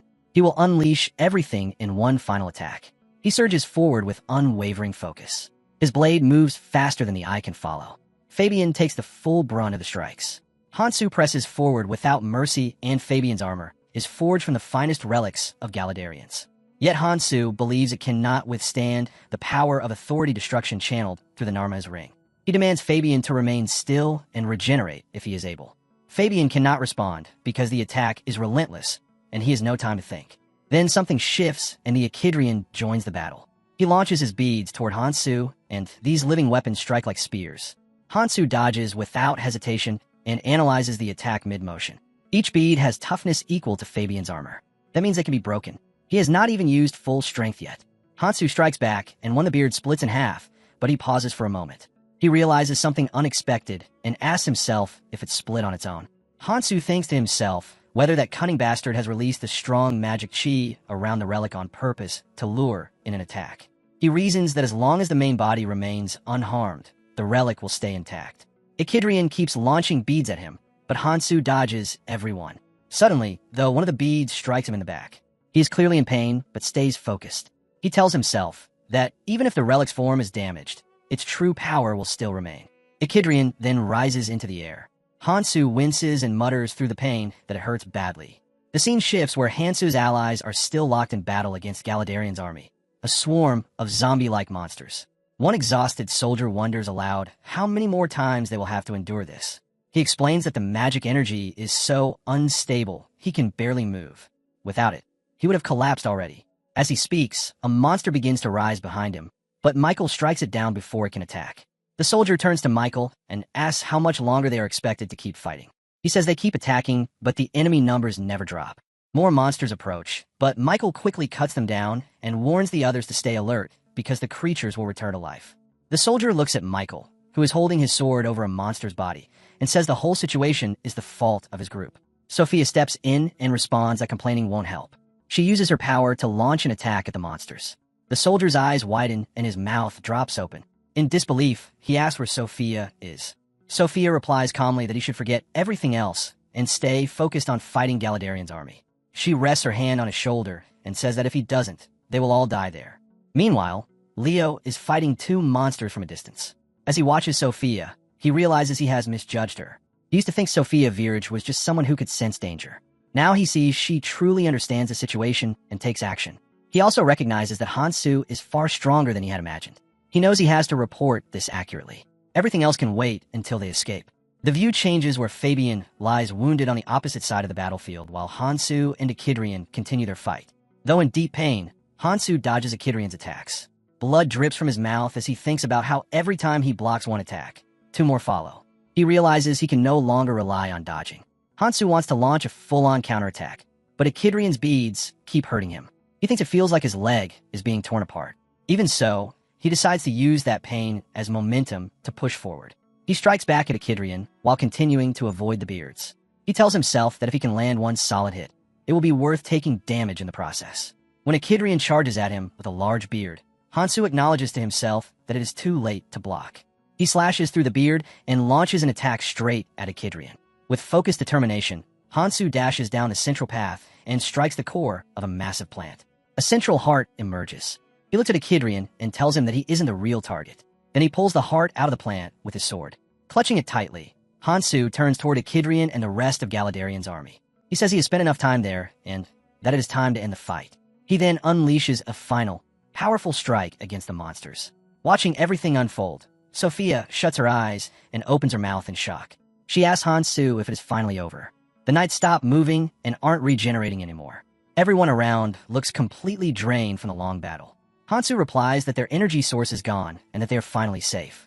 But with a serious tone, he adds that this is only the beginning and it isn't over yet. He says they have to move on to the next location.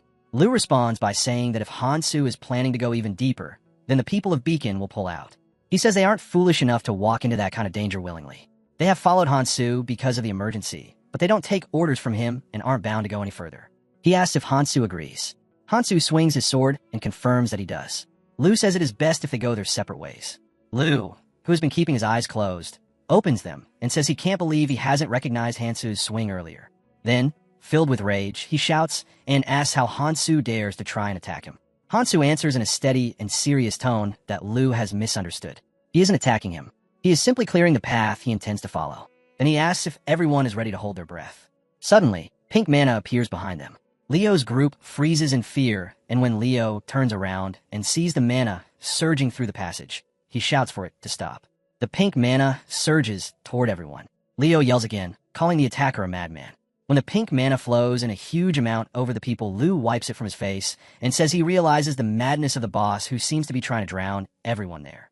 He says he can't believe the boss would go this far after they try to leave. He adds that he didn't want to use his last resort, but now he has no choice if only he can find a way out. He tries to use the World Tree Feather skill, but a message appears on the system saying it cannot be used. It explains that although the artifact can go anywhere in the red zone, it won't activate inside the Calamity Fish or the World Tree. The message says that since they're not in a dungeon, the activation fails because a fragment of Divine Stone is restricting its usage. Hansu realizes to himself that this is where the Gorshan root is parasitizing the world tree deep inside the roots at the very center of the red zone. He says they are close to the room that contains the plant. While holding the relic of the 5 generals, he says he brought it with him and now plans to awaken it using the fragment of the Divine Stone. Hansu thinks that having more relics makes it easier to stabilize the mana flowing from the Divine Stone fragment. He notes that even though he uses only a little of its power, the fragment is something only full relic users or proper candidates can manage. After using the Divine Stone's energy on the relic, multiple beads begin to flow around him. He says things should get easier from now on. At the same time, Liu, full of rage, says Hansu has crossed the line by acting like nothing has happened. He says he is supposed to officially take the role of commander of Beacon's first unit once they get out, and says he cannot ignore this offense. Hansu, with a calm, cold voice, reminds Liu that he already warned them. He says it would be quicker to take down the main body if they want to survive. He adds that everyone here has strong resistance and can handle the poison, and that it is better than being a burden. Liu's still furious, and pointing at Hansu, says no one is allowed to give him orders. Hansu turns and tells him to do what he wants because it will not change anything. He says the area may be a little less dangerous now, and it is Liu's choice to follow or not. He adds that those who follow him will be able to leave safely. He says the red zone will change in a way no one has seen and urges them not to miss the chance. Michael, filled with determination, repeats the words and asks if the red zone will really change. He says he has always wished for it. He says the red zone has never changed since he arrived, but now Hansu has managed to make it happen. Hansu says he needs a doll, to shift the spave tires, and says he needs someone like Michael. Michael smiles and says this is why people should be careful what they wish for. Suddenly, Beacon appears and says his unit will now act on their own. He says it is too late for Hansu to ask for their strength and warns that he will make Hansu pay for looking down on them. He says this with an evil smile. Hansu replies and asks if Beacon is really sure. Liu gets even more enraged again and asks what Hansu means. Hansu, with tired eyes, tells him that even he can't keep dragging them along. He thinks that he tried to meet Iris's expectations, but some situations have exceptions. Leo angrily says Hansu keeps looking down on Beacon. Just then Sophia draws attention and says something feels wrong. She says Kong Hansu may be wrong this time, and her obsession skill has detected movement nearby. She looks around and says a group is coming. After her words, strange trunks appear, and someone shouts that something is pouring out of them. Another voice yells, asking what the monsters are doing as they rush toward the group. Hansu, watching the chaos, realizes that these are malformed monsters. He thinks the plant must be going out of control. He sees that they're not natural beings meant for a real ecosystem. He concludes that they will probably die when their life force runs out, but until then they will destroy everything they find. He clenches his fist and wonders if the disgorging root has lost control of the plant. Then he says that if someone thought these desperate actions would stop him, they were wrong. The scene shifts outside the jungle where many monsters kill. The survivors regroup, and one of them announces that the main team has finished organizing and the advance attack units should now return. Helpers begin moving and are told to make their reports. Someone calls out to Johan and says they need more supplies. Another asks him to bring the nutrition float. Johan replies that he is on his way. He places the nutrition float and takes a sip, then states that he is done. As he takes in the situation, he reflects on how everything has become chaotic over the years. What once seemed like an absurd tale now appears to be true. Memories surface, and he recalls the first time he encountered the calamity fish. Even now, the thought makes his hands tremble and wonders when Kong Hansu began planning to eliminate the creature. A stranger approaches and asks if Johan just said he met Kong Hansu before. Johan studies the person and senses their strength. He suspects the stranger might be a traveler who entered the red zone before him. He worries that another group might also be pursuing Hansu, just like what happened before. He curses silently as he realizes he does not even know where Hansu is now. Johan says he has nothing to say to someone he does not know and warns that with helpers nearby, using force would be a bad idea. The stranger quickly apologizes and says there is a misunderstanding. He lowers his gown and introduces himself as Choi Sang-jin. He explains that he is only curious because he is a friend of Hansu. Johan notes that it took some time for someone like Sang-jin to get here and assumes he made it up thanks to Hansu's help. He remembers how it was the same back on the boat and admits he always had questions about that man. From the moment Hansu brought in that boat, Johan felt something was different and decided to ask a question. Sang-jin replies that if Johan wants to know Hansu's specific goals, then he does not have the answer. Johan is surprised and points out that Sang-jin said he was Hansu's friend. Sang-jin looks a little unsure and explains that Hansu always keeps a plan hidden and does not explain every detail, even to those close to him. He admits that more importantly, he himself is still trying to understand things. Johan remains confused and tries to figure out what Sang-jin means. Sang-jin hardens his expression and tells himself that it no longer matters. Whatever comes next, he has made his choice. In his thoughts, he calls on Hansu to use him. He remembers that Hansu once saved his life. Because of that, he has decided to follow the same path. He believes that everything depends on whether he can keep up. If Hansu has not reached out to him in the red zone, it must mean he is still too far behind. A voice calls out for Sang-jin, and a group tells him they have to leave. Sang-jin turns to Johan and says he needs to go, but thanks him for the talk. Johan watches him leave while still trying to make sense of it all. Sang-jin tells Johan that if he sees Hansu again, then he should say something but stops himself. He pulls up his hood and smiles. He says he will do it himself because that is what Hansu would do. In his heart, he accepts that he is still far behind Hansu. He knows he must work harder. Even now, while he is here, Hansu is likely deep in battle. The scene shifts to the red zone where Hansu fights malformed monsters using intense power. He focuses his mind and channels magic through the fragment of the divine stone. He decides to prioritize power instead of durability. With relentless force, he continues to strike the monsters down. Lu watches from a distance and cannot believe what he is seeing. He always knew Hansu was strong, but this is beyond anything he expected. He wonders if even Kars Moron might be connected to this sudden rise in power. Hansu looks toward Lu and says that the way back leads only to a waterfall filled with poison. He wishes him luck and moves on. Hansu, Sophia, and Michael push forward. Hansu tells Michael that he will move ahead and the others can follow if they choose. One of Lu's men urges their commander to follow because Hansu is the only one who knows the exit path. Lu agrees and says they have no choice but to follow. When one of his men asks if he is sure, Lu replies that they need to hurry if they want to escape. The team confirms and begins to run after Hansu. The messy plant monster announces that its creation is almost complete. It has brought forth a being formed through the perfect implantation of the plant's innate power. It claims that it has forged what it calls the Alpha. With rising anticipation, it orders the awakening of the life form that, according to it, has long maintained the red zone. The Alpha. Without hesitation, the Alpha launches its first strike. The plant monster observes the attack with a wicked grin and expresses satisfaction at the display. It assumes that the Alpha is behaving like its previous creations and demands that it eliminate the intruders swiftly. However, something appears to be amiss. Alpha responds in a steady and cold tone, stating that something feels wrong. It questions why a being of its stature would need to obey a creature like the plant monster. The plant monster, now bristling with fury, expresses disbelief and proclaims itself to be Alpha's creator and master and asserts that Alpha is nothing more than a replica that it has shaped. Alpha remains unfazed and rejects the claim, questioning how the plant monster dares to call itself its creator. With clear purpose, Alpha turns toward the massive twisted trunks, indicating that something important should be located there. The plant monster hesitates, clearly confused by the unexpected behavior. Alpha, speaking with firm certainty, declares that the key to the armory is what it seeks and demands that it be handed over. And when Alpha attempts to evolve the key to the armory, he states that it needs to be overhauled and reaches forward.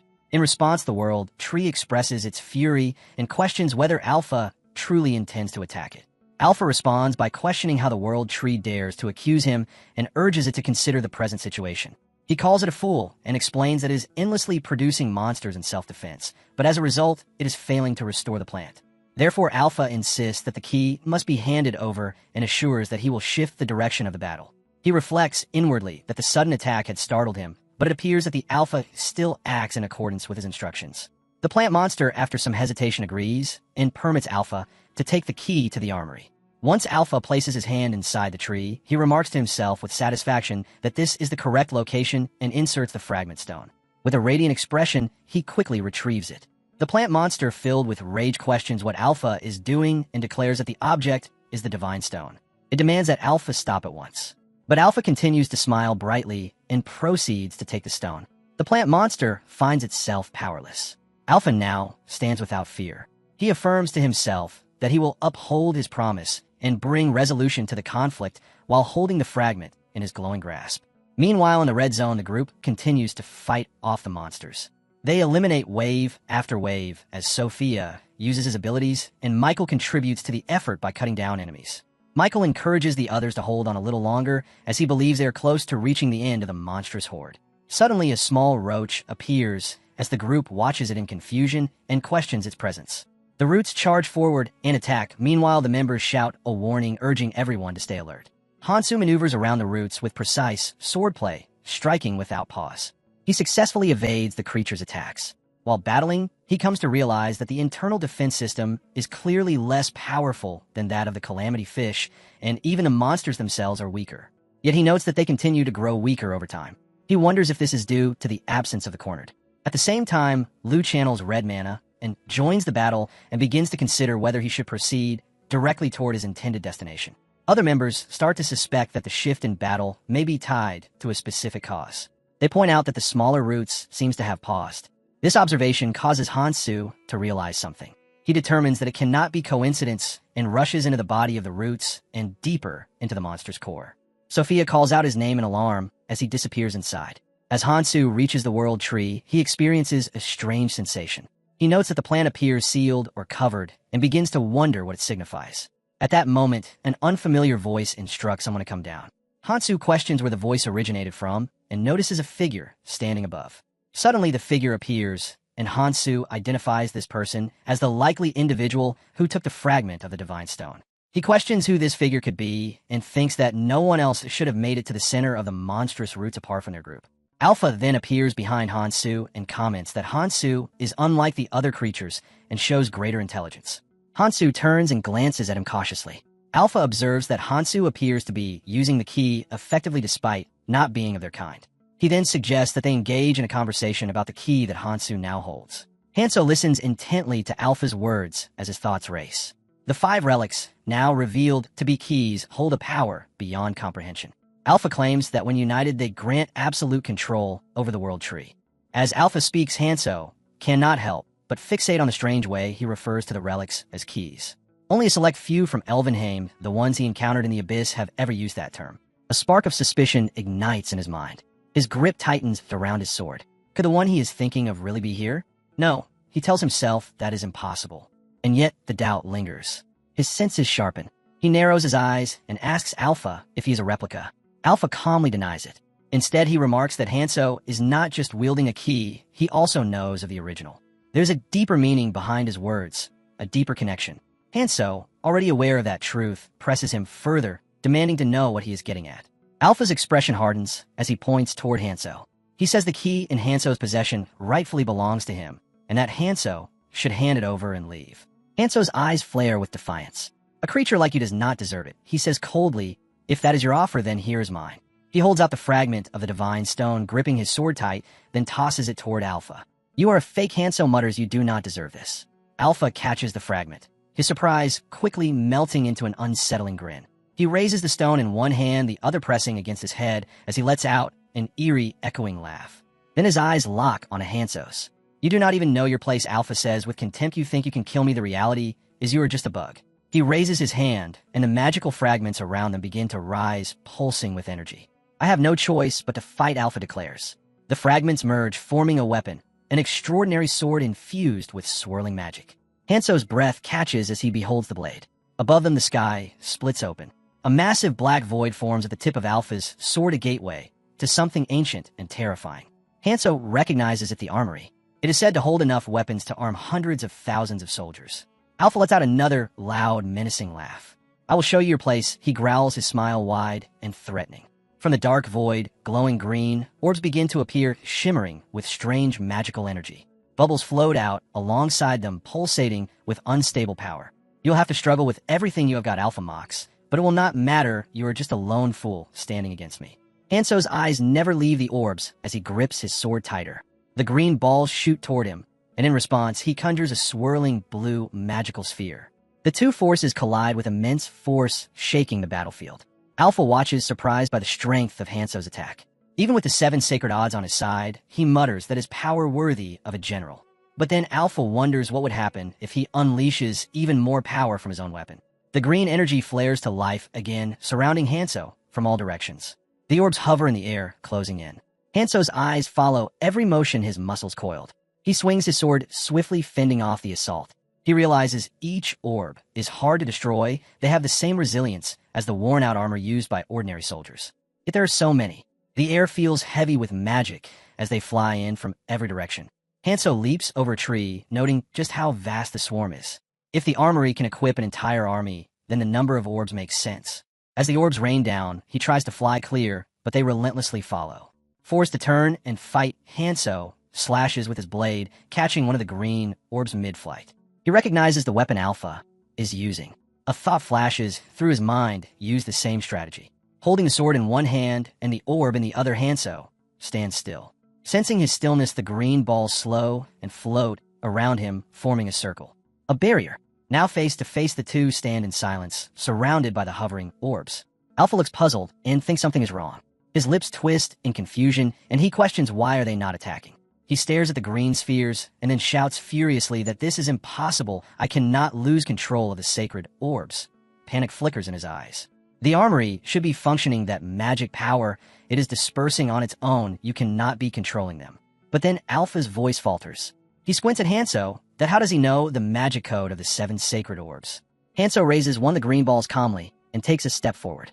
I warned you, he says coldly. With one swift motion, he performs a cross/slash, slicing through the orbs. A memory surfaces of a faint voice from the past, someone who once told him about the sacred orbs and how to handle them. Hanso steps forward again, now certain. Even if Alpha is a clone, he has the ability to summon the armory, but Hanso has the skill to defy it. He slices through another orb, prompting a flicker of surprise in Alpha's expression. A good weapon worth, Hanso says, is determined by the skill of the one who wields it. Then he leaps into the air blade, glowing eyes locked on his opponent. Is it all he has got? He roars. After listening this, Alpha freezes. Blue mana streams from Hanso's eyes as he delivers a chilling glare. His presence is overwhelming. Alpha cannot move, rooted in fear. And then Hanso strikes with a final swing. His blade tears through the space between them. This is the end for you, Hanso declares. But in a sudden twist, he narrowly dodges the blow. With sharp, fearless eyes, he growls, damn you. Unleashing his immense power, Hansu looks utterly dangerous, an overwhelming force. Then, with a fierce roar, he yells, go to hell. He steps forward with unwavering resolve and launches into a relentless assault. In a blur of motion and raw strength, he drives his elbow directly into Alpha's face with brutal force. Alpha stumbles back, feeling the jarring recoil through his arm.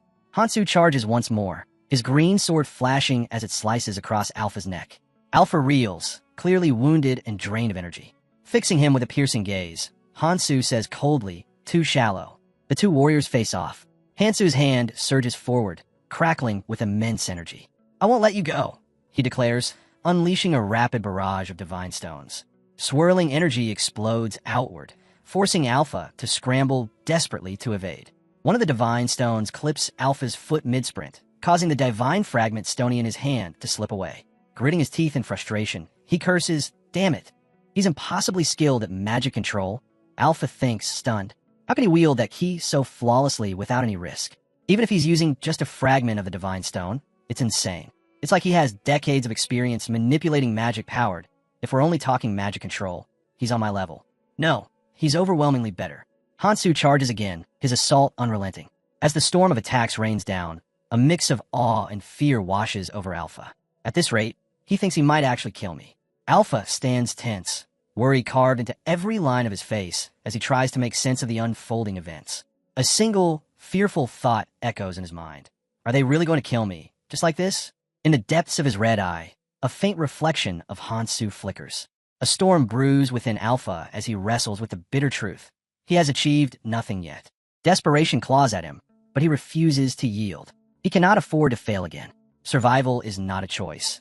It is a necessity for the sake of his goal. Hansu suddenly charges, breaking the silence like a storm. Alpha, taken aback, tightens his resolve. Dying here is not an option. He focuses, bracing for impact, but something feels off. The blow lands, yet he senses no pain, no damage. Confusion flashes through his mind. This form, it is unlike anything he's faced before. Hansu steps back, his eyes narrowing as he gauges the power before him. His face hardens with grim determination. Alpha watches carefully, his suspicion confirmed. There is no mistake now. This is solo numbering 6, the Heavenly Soldier Armor. An invincible set of armor that feeds on weaponry to evolve. With every armament it consumes, its resistance grows. No conventional weapon can break through it once absorbed. Hansu's voice carries a low edge of unease. The situation just became more troublesome. Now, more than ever, he has a reason to bring Alpha down. With renewed energy and fierce focus, Hansu surges forward. His piercing gaze remains locked on the target. The armor's durability is no surprise, but remains irritatingly resilient. His power crashes against it, yet it holds. Alpha remains standing, absorbing the pressure. The armor may not block everything, but it is doing enough to keep him alive. The tide of battle is shifting. Worse still, the armory is unusable. If he could combine its power with a heavenly soldier armor, he might be able to turn the tide. But without it, defeat inches closer. Even then, he clings to a single hope. The weapons from the armory still exist. It isn't destroyed, only disabled by the magic power code. The tools for victory are still out there, waiting. He just needs a way to reach them. Hansu, wielding powerful magic, charges forward with unwavering focus and determination. Meanwhile, Alpha thinks, if I channel all the weapons into the heavenly soldier armor, then, during the rush, Hansu questions what Alpha is planning, noting that he shouldn't be able to use armament production. He suddenly hesitates, realizing something isn't right. Weapons begin to materialize within the armor and surge toward Alpha, prompting him to activate Weapon Eater. The weapons are absorbed into his body. Alpha declares that even if Hansu has figured out, it's already too late, and he's about to demonstrate the true power of armament production. With frenzied eyes and mounting anger, he senses the effects of erosion. The armor appears to be attempting to consume its user due to the excessive number of armaments it was fed. He acknowledges that even with his current strength, he can't hold out much longer. He refuses to believe Hansu could endure it either and knows there's no more time to waste. Resolving himself, he decides to act. Channeling energy, he stands against the colossal hand, stating that this is what Hansu wanted all along. Seeing the concern on Hansu's face, Alpha proceeds to transfer authority over the heavenly soldier armor to him, all while bracing for the overwhelming force. A hint of fear and disbelief flashes in Hansu's eyes as power erupts from his armored form, lightning crackling around him while his body strains under the surge. Alpha watches coldly and mutters that it's pointless.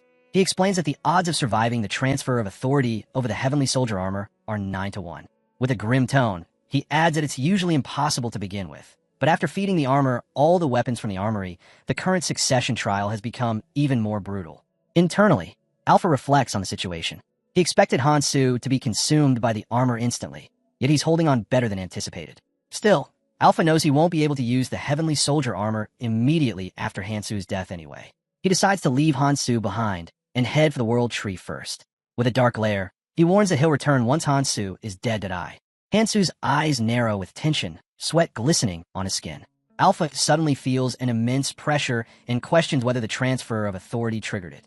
The situation is clearly dangerous. One wrong move could kill him. He considers pushing his Dragon Chi arts to the limit, but doing so could cost him his life. Still, he realizes there's no time to hesitate. At that moment, Hansu's power bursts forth. Fiery energy blazes from his body as he channels his rage into a full-force release. Hansu, with sharp, angry eyes, said coldly, "Well, that's that." He added, "Looks like he ran away after all. He must have used teleportation. He wouldn't have left this behind otherwise." He stared at the object in his hands. "The heavenly soldier armor," he muttered. The moment Hansu held the divine fragment stone, a surge of overwhelming power coursed through him. He could feel it, strength beyond imagination. With a firm grip and an intense gaze, he thought, "I like it. It responds perfectly to my will." He carefully placed the divine fragment stone into his bag. Aside from its unique weapon-devouring ability, the armor had another remarkable feature. It offered extraordinary defense, especially against weapons similar to those it had previously consumed. Hansu's sharp mind quickly pieced things together. It must have already completed its red evaluation, he thought. The guy probably fed it every weapon from the armory. Now armed with the armor's immense power, Hansu appeared fearless and energized. "I suppose it won't need any more feeding for now." Hansu's fist is clenched, the ring on his finger gleaming brightly. He smirks, looking confident, as he wonders if the parasitic locusts have finally stopped coming. Michael asks Sophia where Kong Hansu had gone. Sophia, slightly tense and muttering, said she had seen him rush off earlier, but didn't finish her thought. Michael questioned if Hansu had abandoned her. Lu smirked and remarked that Hansu had left despite telling them to follow him, calling it irresponsible. Michael noted that even so, Beacon had been following quite well. Lu responded that they simply had no other choice. He thought to himself that if Hansu hadn't submerged them in the Persona water, they would have been able to leave. In Lu's view, Beacon had intended to withdraw from the start. He stood with a smug, menacing smile and challenged anyone to speak up if they had something to say. Behind him, Hansu stood calm and focused, silently watching, unmoved by the provocation. Lu, still thinking, wondered where Hansu had gone. Suddenly, he was shocked and alarmed to see him and exclaimed in surprise, asking when he had returned. Hansu replied that he had gone to take down the main body. Michael, visibly anxious, asked if Hansu had succeeded. Hansu flinched slightly and admitted that it wasn't him. Michael, now sweating, asked who had done it. Hansu told them to follow him and that he would lead them to the surface. Michael paused, thinking it over. Lu silently considered the situation. Hansu then stated that they were free not to listen to him, as he had never given them any orders. He added that he would prefer not to repeat himself. Lu's expression turned serious, showing his determination, while Michael narrowed his eyes, filled with suspicion and wary focus. Michael panics, his mind spiraling with frustration, wondering why he didn't get back. Lu's expression hardens as anger rises within him. His teeth clench in barely restrained fury. Hansu reflects bitterly, noting that although the main body was taken down and a fragment of the Divine Stone has been secured, something about the situation still feels off. The tension breaks as Lu suddenly raises his voice, sharp and forceful. Hansu, unfazed, continues analyzing the events. The clone, he realizes, had the appearance and power to wield the full authority of the king. His eyes narrow with a cold resolve, fury simmering just beneath the surface. If that truly is the case, he thinks grimly, the situation is about to spiral into something far worse. He suspects that the clone is now headed directly toward the flower. Elsewhere, deep in a forest surrounded by towering trees, Alpha stands defiantly before the dormant main body. He feels no regret over the loss of the heavenly soldier armor. To him, the sacrifice was worth it. Now, he believes, he will finally gain all of the king's authority. Yet something gnaws at him. He clenches his teeth in frustration, questioning why the main body still remains dormant even after granting him such immense power. His anger deepens as he recalls the state of the world. The world tree has withered, and Elvenheim has been lost. The main body responds calmly, acknowledging the loss, but pointing out that humanity now thrives below, ready to take the place of those who are gone. Declaring its intent, the main body resolves to correct the mistakes of the past. Alpha does not hesitate in his own conviction. Every step, every sacrifice has been made to revive his kin. His face burns with fury, eyes sharp and unyielding. In his mind, one thought echoes above all others. He will claim all of Acheron. At that place, Alpha declared that you failed to save your kin, failed to save Elvenheim, and even lost yourself in the end, a cowardly king. He told you to watch from where you stand because he would take care of everything. He believes the key lies with a man called First. To succeed, he must recover Galadriel's sword, Echidron's beads, and Fabian's bracelet. Since Echidron and Fabian are two yet one, he is certain Fabian's bracelet is also in his possession. After reclaiming the administrator's authority, he must enter the flower. Alpha concludes that this task will require great and overwhelming power, not mere tricks. Alpha clenched his teeth, eyes fixed forward with lethal calm. He threatened to use Ouroboros. Gripping the rope, he dropped into view, his descent sharp, fluid, and unbroken. Every movement radiated strength, controlled, confident, and relentless. He pressed onward, steady and fearless, as if nothing could slow him down. Standing tall before the flower, he silently placed a hand on his lower back and took in the scene ahead. Fully composed and present, he commanded the threat to move, questioning how it dared bare its fangs at its creator. Suddenly, a swarm of screeching, deadly insects erupted around him. He stood his ground and drove his hand upward with force, crackling with dangerous energy. He reflected on the failure of the original, which lost its kin and consequently its authority. Declaring himself the true original now, he laughed coldly and proclaimed that from this moment onward, he is Techeron. Out of nowhere, Hansu and Alpha appeared. Hansu stood still, facing away. Alpha remarked that he thought Hansu had died without even putting up a fight, but it seemed he had returned alive from that place. Sophia remained tangled in silent reflection. Michael asked what she was thinking about, but then said he was sure they were thinking the same thing, so it was pointless to ask. Michael recalled how that man had killed the Calamity Fish and the Disgorging Root. Much had changed in the Red Zone since his arrival. He admitted he had almost given up, as even that man said it was impossible. Michael himself couldn't fathom slaying a single Calamity. Yet in the end, the man did it alone. Michael was confident that the newcomer would earn the man's favor and would likely cross into the Orange Zone safely. From now on, the Red Zone would become a safer place, meaning many coming from the tutorial could survive. If that happened, his sibling might survive the zone as well. He planned to save 1 billion lives. Sophia chuckled deeply. Michael tilted his head and asked why she was laughing. She replied that she felt something absolutely ridiculous might actually come true. Michael smiled knowingly, acknowledging that he understood. Suddenly, a blue eagle soared overhead. A girl looked up and asked what it was. The man beside her, visibly scared, said they looked like carrier pigeons. More eagles appeared, flying toward them in increasing numbers. He wondered why there were so many. At that spot, people ran frantically, glancing back with terror in their eyes. Suddenly, one tripped over a rock and fell to the ground. The others continued running, too afraid to stop. The fallen man raised his hand and shouted for help. Some turned back, panic evident on their faces. Sweat dripped as fear tightened its grip. He screamed again, begging not to be left behind. Blood poured from his mouth. Then the terrifying, monstrous creatures descended upon him and attacked. The parasitic locusts brutally killed him. All the people stood frozen before the terrifying locusts.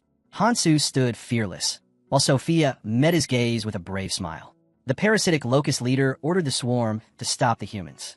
Until full control over Ouroboros was achieved, preventing escape was their duty. Behind its razor-edged smile, danger waited patiently. The locust leader commanded the swarm to halt the humans and stop them from crossing into the orange zone. The parasitic locusts stood poised to strike, feral and relentless. Their numbers swelled, each one thirsting for blood. In the leader's gleaming eyes, Hansu and Sophia's reflections flickered, targets locked. Out of nowhere, they appear. Moving swiftly, a swarm of parasitic locusts advances, striking fear into the hearts of everyone present. Faces turn pale, bodies drenched in sweat as panic spreads. The locusts surge toward the tents like a dark, relentless tide. Someone shouted a warning about the danger ahead, raising a trembling finger to point at the oncoming swarm. A command was given for everyone to prepare themselves. The order was clear.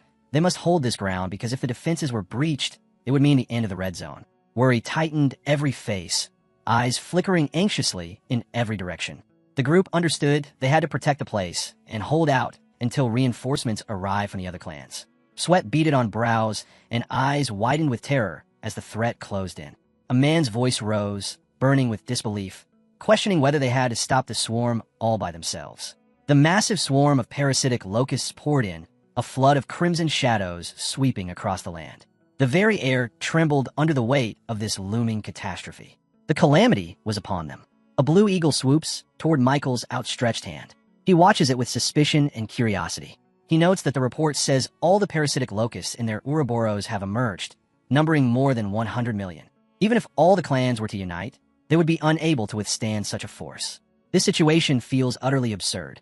A subtle tension flickers across Hansu's expression. Michael's mind races. Parasitic locusts advancing so suddenly?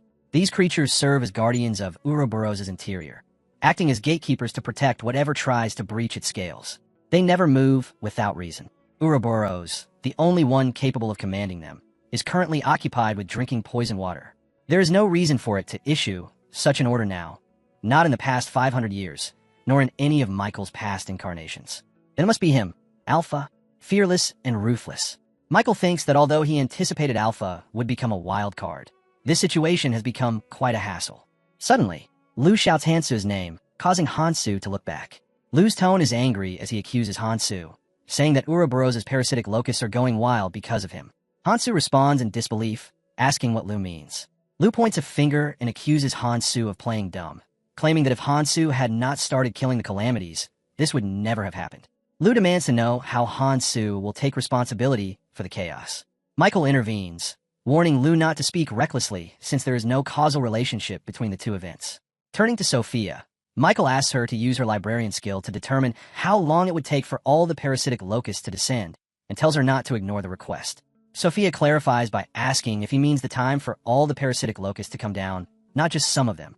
Hansu thrust a finger skyward and shouted the name Ouroboros, asking how long it would take for it to descend. Sophia's eyes widened, and she looked tense. The boy explained that this would not simply stop the locust advance.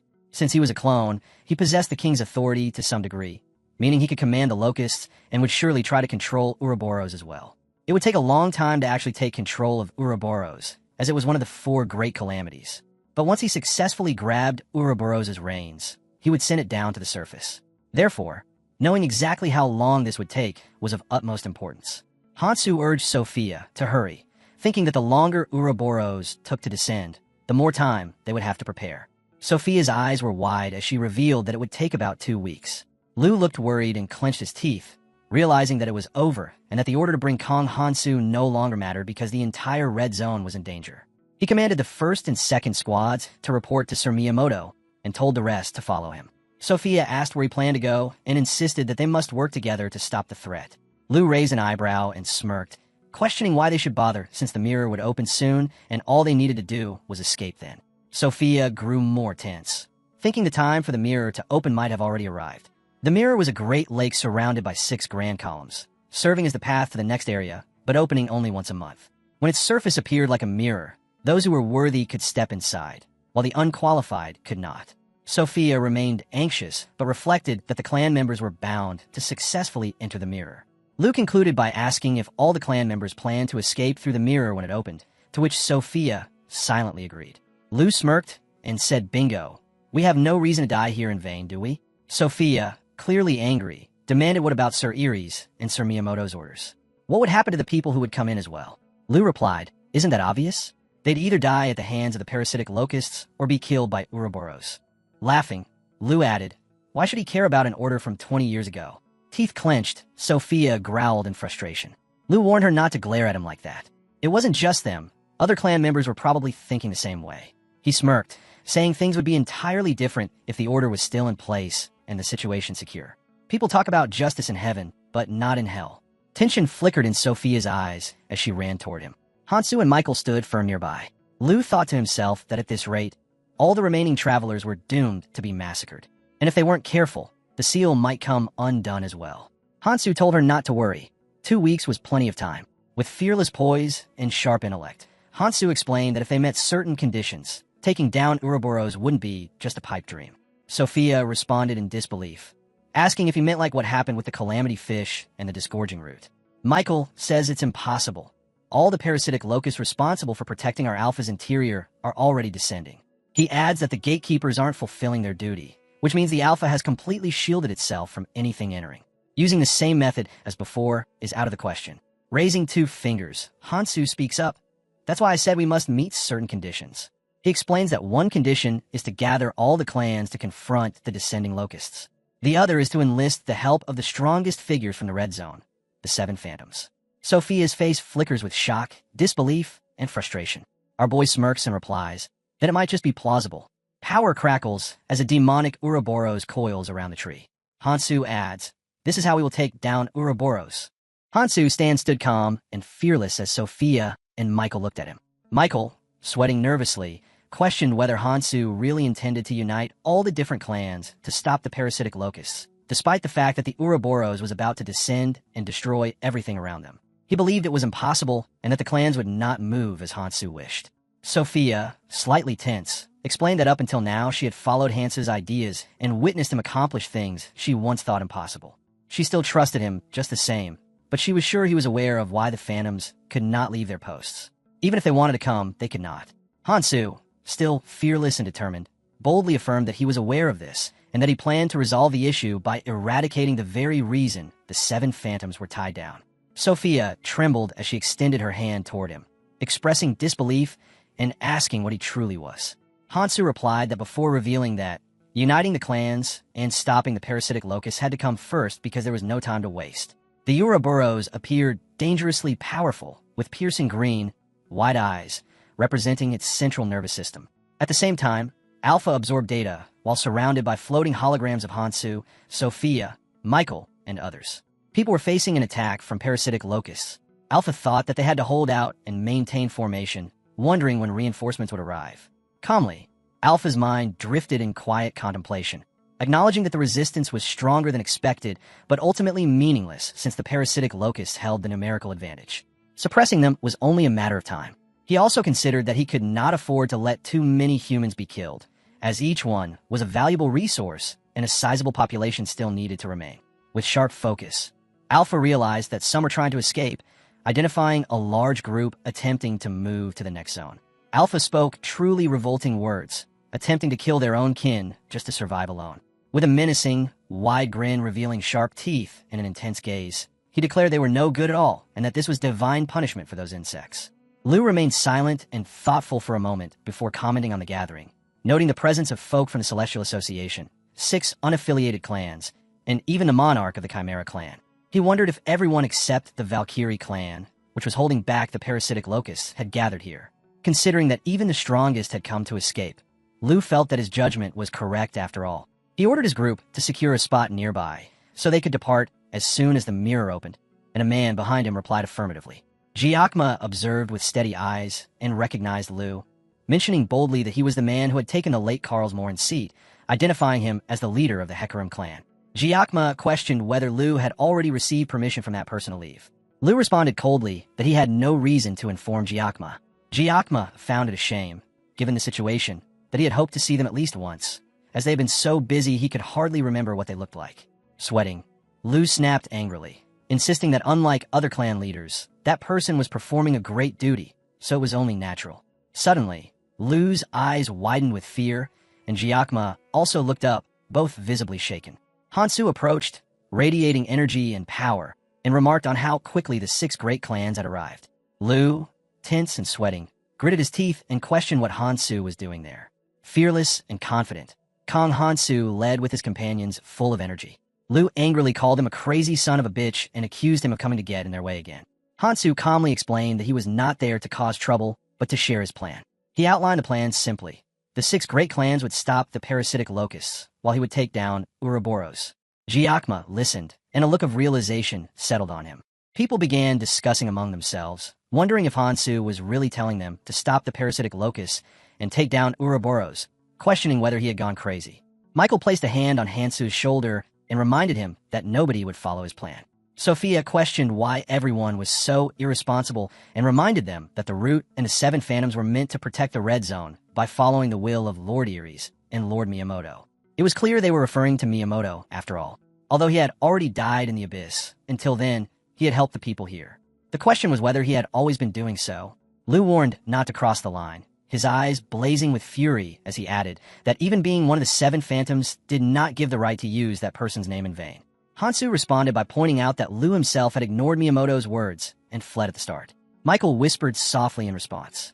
Hansu then locked eyes with him and suddenly exclaimed loudly.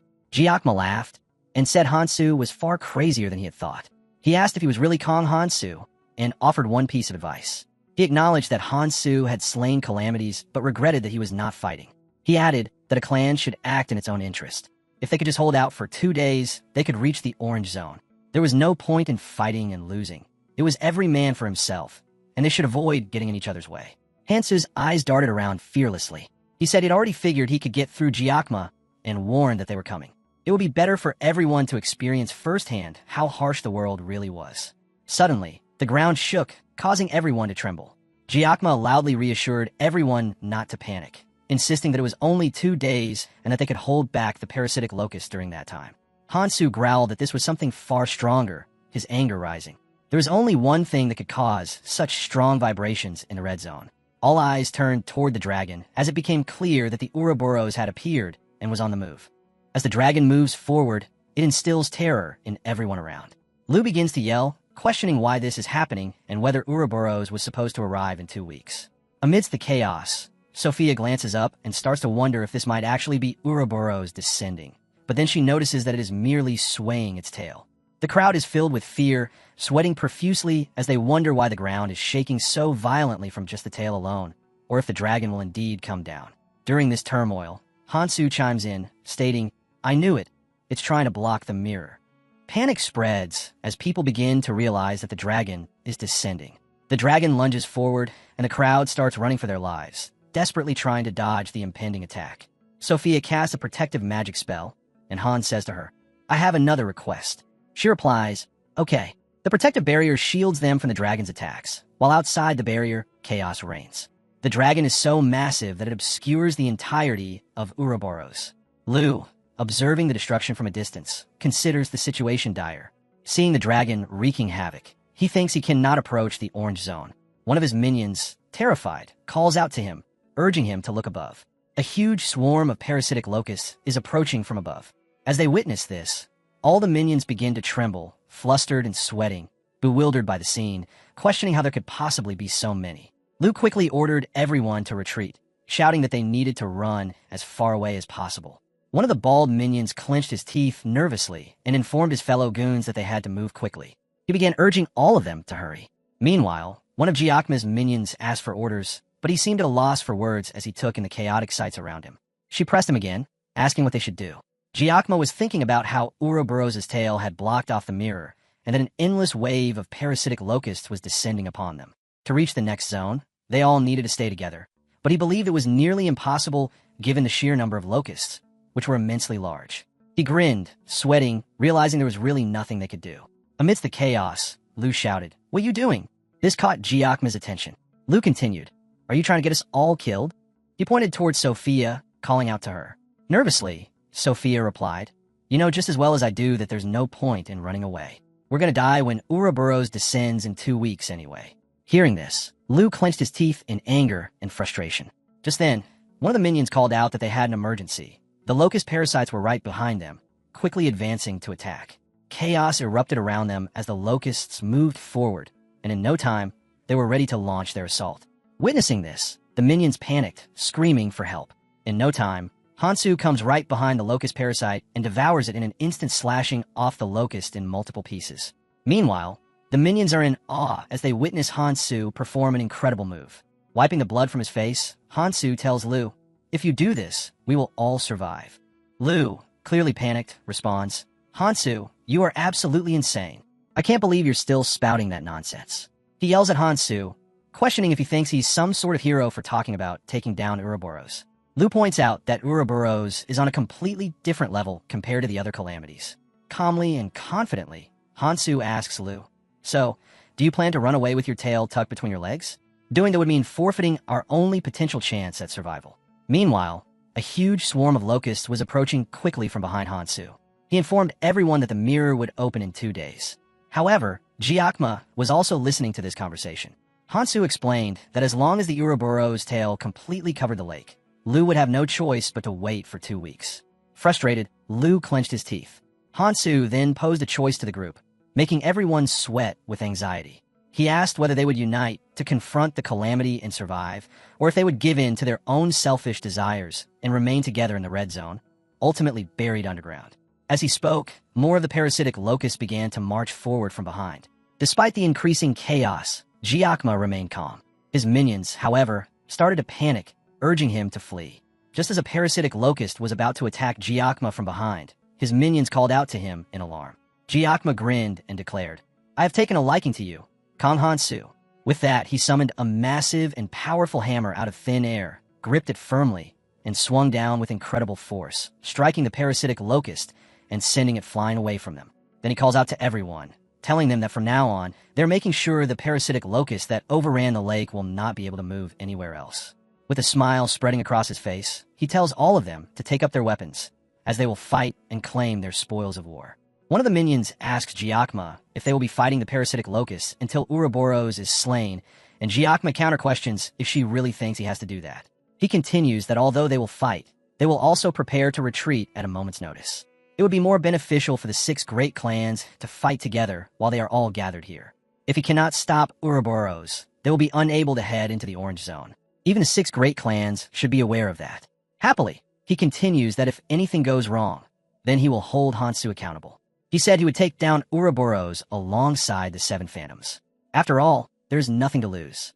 Meanwhile, Hansu is seeing all this with a cold expression. The dragon and the parasitic lotus are causing chaos. Meanwhile, all the minions are ready and eager to take them down. The swamp of parasitic lotus marches forward, but the minions aren't backing down. They start to defeat them one by one. Some of the folks from the Lu clan are speechless at the scene of chaos and fighting around them. They are terrified and sweating, unsure if they're facing the parasitic locusts. They realize that other clans are also participating, and they wonder if they will have to fight too. One of the minions calls out to the Lu clan, asking what they will do now, but Lu is nowhere to be found. It seems he has fled. We discover that Lu is actually running for his life. He thinks to himself that if he had known the situation would escalate like this, he would have been more careful in preparing for it. He views everyone else participating in the battle as fools, convinced they have lost their minds. Lu cannot fathom how they will stop the endless assault of the locusts while also holding out until the Ouroboros is subdued. As the chaos continues around him, Lu considers the plan impossible, believing there's no way such a reckless strategy could succeed. His attention is drawn to Hansu, who is effortlessly dispatching locusts with his sword, as if it were mere child's play. Lu thinks that this plan must surely be flawed. Continuing his retreat, he decides he should return to warn a certain individual, intending to say it took him some time to learn more about Hansu. Meanwhile, the scene shifts to Mikhail, who notices something and seems speechless. Sophia asks him if he sees anything, but he replies that there is nothing. Hansu approaches Sophia and Mikhail reveals that, following the Hecarim clan, The other clans have adhered to the plan and have successfully delayed the descent of the parasitic locusts.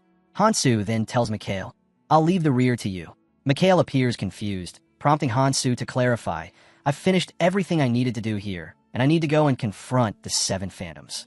He also mentions that it's time to meet Miyamoto. Sophia and Mikhail both look confused. Mikhail asks Hansu if he is telling him to stay back, to which Hansu replies, "Bingo." He reminds Mikhail that during their last conversation, he said he would ensure Hansu receives aid from the helpers. Hearing this, Mikhail shrugs off the gravity of the situation, but acknowledges Hansu's directive with a simple, "Okay." Meanwhile, at the Beacon headquarters, a report comes in that parasitic locusts have occupied the mirror. The 6 great clans, led by the Giacomo, are currently the ones trying to stop them. After the Valkyrie clan completely eradicated the first wave of the descending parasitic locusts, they began moving towards the mirror. This situation has forced the clans to consider whether they should hide within the seal and wait for the threat to pass or continue defending the seal as they are now. A meeting is underway among the Phantom representatives. The Martian art from the 4th Phantom suggests that it might be best to hide near the seal and wait for the situation to stabilize, believing that the threat isn't that severe.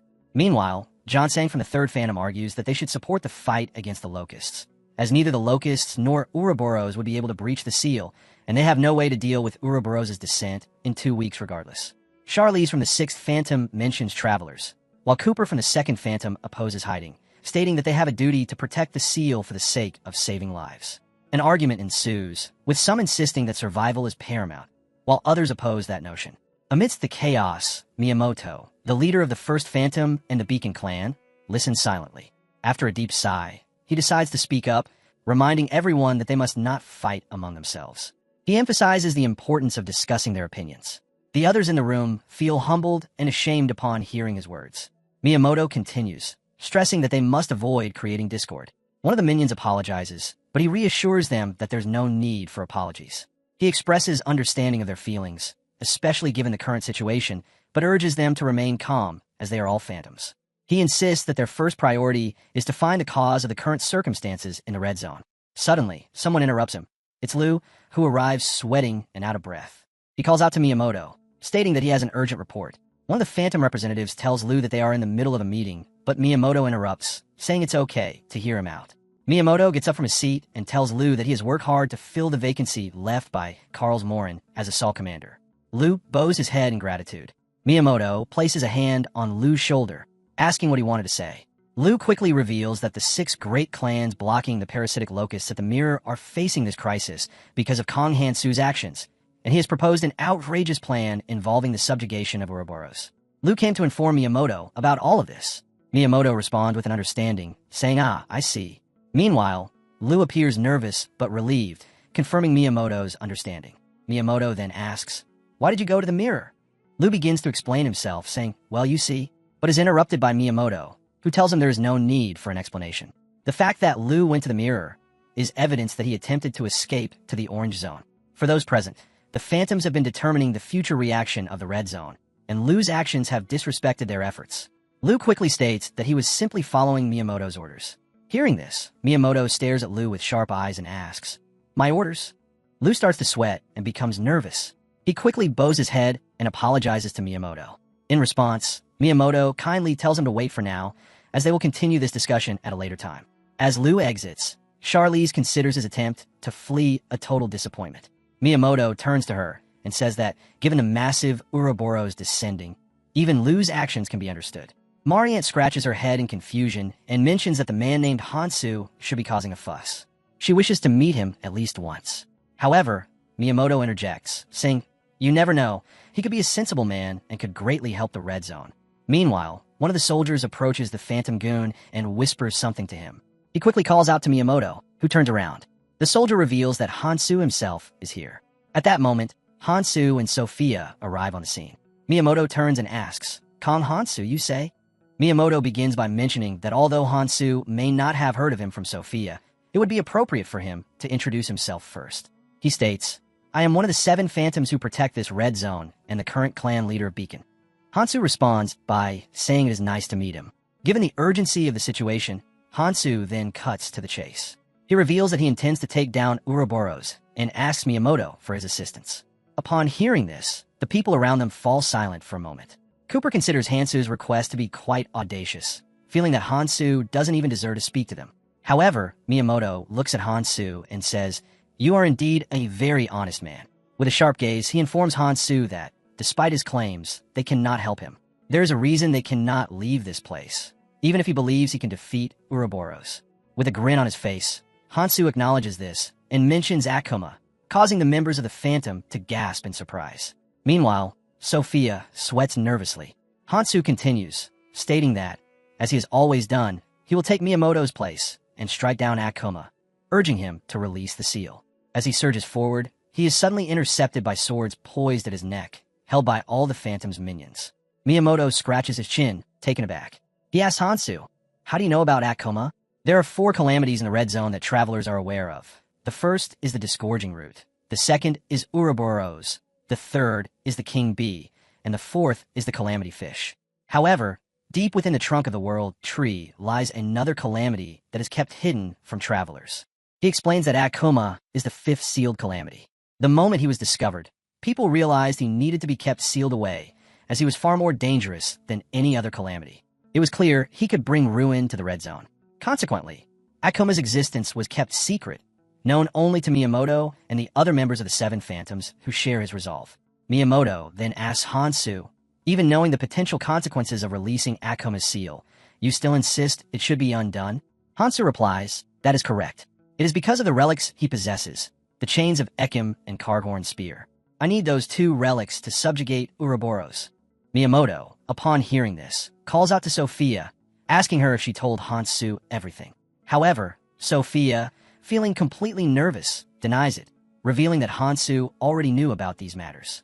Miyamoto expresses confusion, noting that it hasn't been long since Hansu arrived in the red zone, yet he is already aware of the specifics regarding Akuma. Some of the Phantoms begin to speak up, arguing that it isn't important for Hansu to know about Akuma. They insist that he must be eliminated immediately, claiming that Hansu's true goal is the reward for obtaining the relics and defeating Akuma. They continue to assert that Hansu is a man consumed by greed to the point of disregarding any danger. They conclude that this is why he targeted the other 4 calamities. Unable to listen any longer, Sophia shouts for everyone to calm down, thinking to herself that Hansu is nothing like that. Charlize turns to her and asks, "Sophia, do you believe in him?" Sophia replies, "I didn't at first. I thought of him as a madman, especially since he so easily said he would kill the calamity fish. However, Hansu really did do it. He also took down the disgorging root, all by himself. Anyone who has witnessed his feats would believe him when he says he could take down Akuma. These miracles are all possible because he is Kong Hansu." Miyamoto interjects, saying, "Miracles, I see." With that, he orders everyone to sheath their swords. Miyamoto tells Hansu, "I understand what you are saying. However, the spirits of those who were massacred speak to me as well. They tell me of how hopelessly overwhelming his destructive power was." Miyamoto then asks Hansu, "What do you possess that we do not?" Upon hearing this, Hansu responds, "What do you want to know?" He then showcases his powerful aura, which causes everyone to step back in shock. As he fully prepares for battle, he declares that he will prove to Miyamoto that he can take down Akuma. He urges everyone to come at him all together. Jansang, with a piercing stare at Hansu, says he is overflowing with bravado. He challenges Hansu, stating he will test him. Miyamoto and some of the other minions are taken aback by this challenge. 3 of the Phantom Forks rush forward with their swords, attacking Hansu. Jansang swings his sword at Hansu, but Hansu effortlessly intercepts the attack with a mere flick of his own sword. Charlize and Cooper are prepared to showcase some of their powers. Meanwhile, Jansang is having a face-to-face confrontation with Hansu. He tells Hansu that they are the Phantoms and that his judgment, believing he could take all of them, the Guardians of the Red Zone, was merely arrogance. In response, Hansu activates his Guardian armor, asserting that he is definitely stronger than a normal traveler and worthy of the title of Phantom. Upon hearing this, Jansang asks Hansu what he means. Hansu channels all his power into the Guardian armor, ready to end the confrontation quickly. As Charlize and Cooper rush down towards him, Hansu's Heavenly Soldier armor attempts to intercept them, but they easily evade it, scraping past the armor. Hansu views this as a perfect test for his armor. The scene shifts into a series of flashbacks where Hansu asks Iris about Miyamoto, wanting to know what kind of person he was. Iris questions why Hansu is inquiring about Miyamoto all of a sudden. Hansu explains that he heard Miyamoto was managing the Red Zone, but died shortly after the Abyss opened. He believes that they will eventually encounter him, so he wants to hear Iris' thoughts on him. Aries reveals that Miyamoto was different from other clan leaders. He led without the usual marks of authority. His inherent skills were focused on defense and buffs, with some debuff abilities as well. Most notably, while other leaders pursued rewards, built their foundations, and crossed into the orange zone for various reasons, he remained in the red zone. He chose to protect Akuma's seal out of his own will, sacrificing his opportunities for the greater good. Aries assures Hansu that if he meets Miyamoto, he can trust him, adding with a grin that Miyamoto was a man of justice, more steadfast than any other traveler in the red zone. In the present, Miyamoto has had enough and shouts at everyone, demanding to know what they are doing. He tells them that they lack sufficient forces, even if they all work together, and urges them to focus on the impending threat. Ouroboros will descend in 2 weeks. Cooper apologizes to Miyamoto, who lets out a sigh of relief. He then approaches Hansu and acknowledges his strength, suggesting that Hansu put away his weapon, Eater. Instead, he extends his hand and proposes that they reach a decision, as many lives are at stake. They all move into a tent, where Miyamoto opens the discussion by recognizing Hansu's strength, but he clarifies that strength alone cannot undo the seal. He cautions that no one can predict the consequences of breaking the seals, emphasizing that Akuma's seal must never be released. Approaching the seal makes one acutely aware of Akuma's overwhelming presence. Miyamoto then asks Hansu if he has a concrete plan for taking down Akuma. Hansu responds confidently that he does have a plan. He explains that out of the 5 relics of Elvenheim, 2 are being used to maintain the seal, and he possesses the other 3. He asserts that if they can suppress Akuma's strength with 2 relics, it should be possible to subjugate him by harnessing all 5. Hansu believes this establishes a viable strategy and inquires about Miyamoto's thoughts. Miyamoto reflects on both his own heavy responsibility and Hansu's willingness to risk his life without showing fear. He thinks about Aries and sees her reflection in Hansu. Just then, one of the phantom folk calls out to Miyamoto, but he seems lost in thought. She calls his name again, and, as he steadies his drink, he admits he was merely reminiscing about the past. Unlike Kong Hansu, who makes quick decisions, Miyamoto tends to be more tentative. He asks Hansu if he may take some time for final thoughts before answering his questions, to which Hansu agrees. Miyamoto begins, hypothetically discussing the possibility of following their plan to release Akuma's seal to confront him. He poses the question, what if they fail? He also envisions a full-scale war against the Calamities, but quickly dismisses those thoughts, considering the potential sacrifices involved. With Ouroboros currently on the move, he wonders what would happen to the Red Zone if even Akuma were to assist them. He continues, saying that it's not that he doesn't believe in Hansu, who has faced the Phantoms and even managed to subjugate 2 Calamities. Miyamoto explains that there are always variables in any plan. The smoother things go according to plan, the more varied one must be. He then asks if that's why he came up with this idea, which tenses Hansu. He proposes the possibility of using the relics Hansu has sealed. The only issue is that the Phantoms would then be free to move, allowing them to deal with the locusts occupying the mirror. Miyamoto believes they could help all the travelers in the Red Zone by allowing them to pass through the mirror. Before Ouroboros descends, he thinks they can take everyone with them into the Orange Zone. Miyamoto's minions start to brag about his cleverness, expressing disbelief that he came up with such an idea. At this point, Miyamoto asks Hansu how he feels about it, and if this plan isn't more rational. Hansu confidently states that the plan's logic is indeed sound. However, Miyamoto's reply is cut off when Hansu declares that he will refuse. Hansu explains that the relics were not made to be used in that manner. Miyamoto then levels a sharp gaze at Hansu, questioning whether he has a selfish, personal desire. Hansu continues, stating that the relics must be used elsewhere. Miyamoto, curious, asks if Hansu can reveal where that will be. In response, Hansu confidently asks if it's acceptable as long as he takes down Akuma, assuring everyone that he will handle it swiftly, so there's nothing to worry about. Both Miyamoto and Hansu stare at each other confidently. Miyamoto then stands up, declaring that he will leave the decision in Hansu's hands. Sophia, clearly tense, asks Miyamoto what that means. He tells her that, given their situation, they have no choice but to believe in her. Miyamoto confidently states that he will place his faith in Mr. Kong Hansu.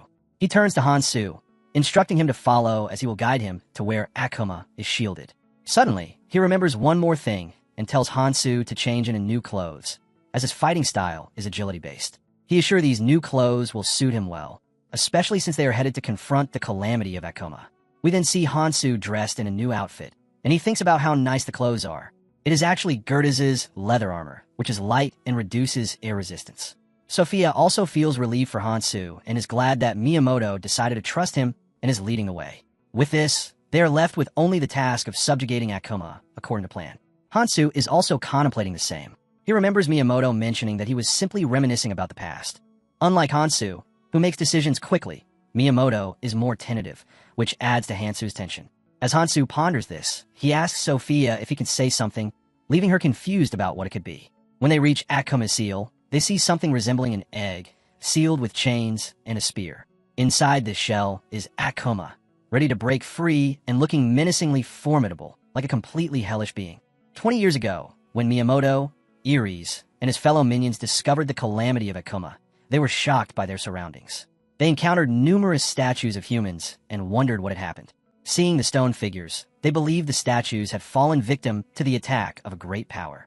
They could not fathom that this destruction was the work of a single being who was sealed within the area.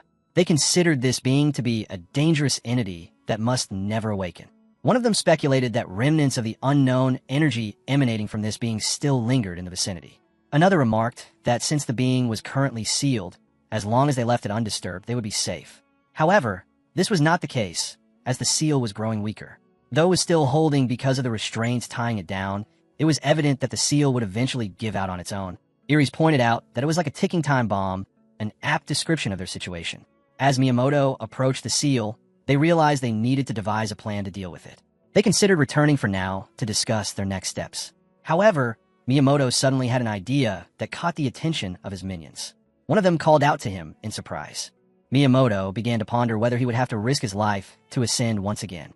As he did, more of the aura from his rings started to emit, and a huge spirit emerged out of thin air, quickly moving to reinforce the seal. Miyamoto believed that his weapon eater might be the strongest option available, but he would have to start over again once he reached the next zone. He focused the weapon eater's energy onto the seal.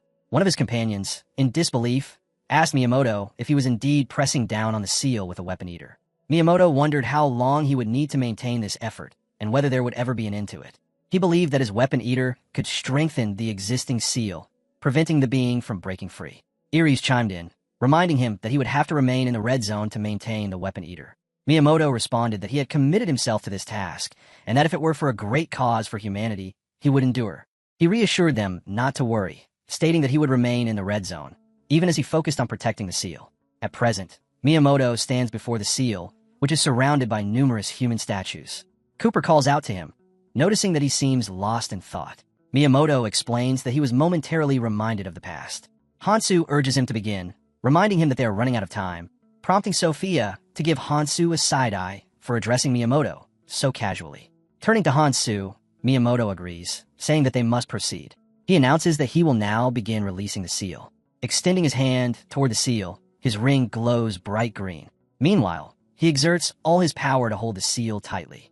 Hansu observes that it appears Miyamoto has fed his weapon eater a considerable number of weapons. Despite its inferiority compared to the heavenly soldier armor, it possesses immense strength.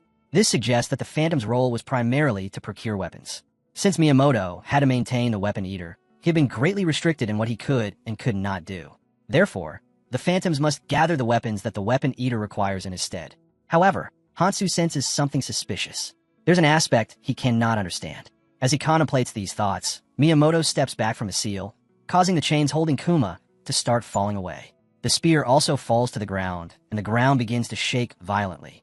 The shell encasing Kuma's seal starts to crack, and before long, he is released from the seal, unleashing an immense amount of power all around. As Akuma is released, Hansu is in front of him, staring at him coldly, while Sophia seems surprised to see him.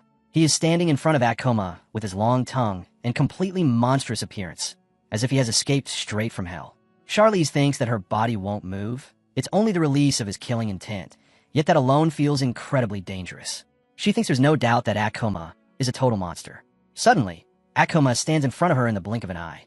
Charlize is just staring at Akuma, while Akuma is about to kill her.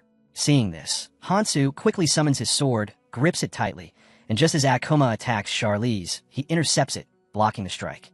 A huge amount of immense power blasts out from the impact. As the small explosion of force settles, Hansu is holding off Akuma, and in no time, he strikes back, slashing brutally at Akuma's hands.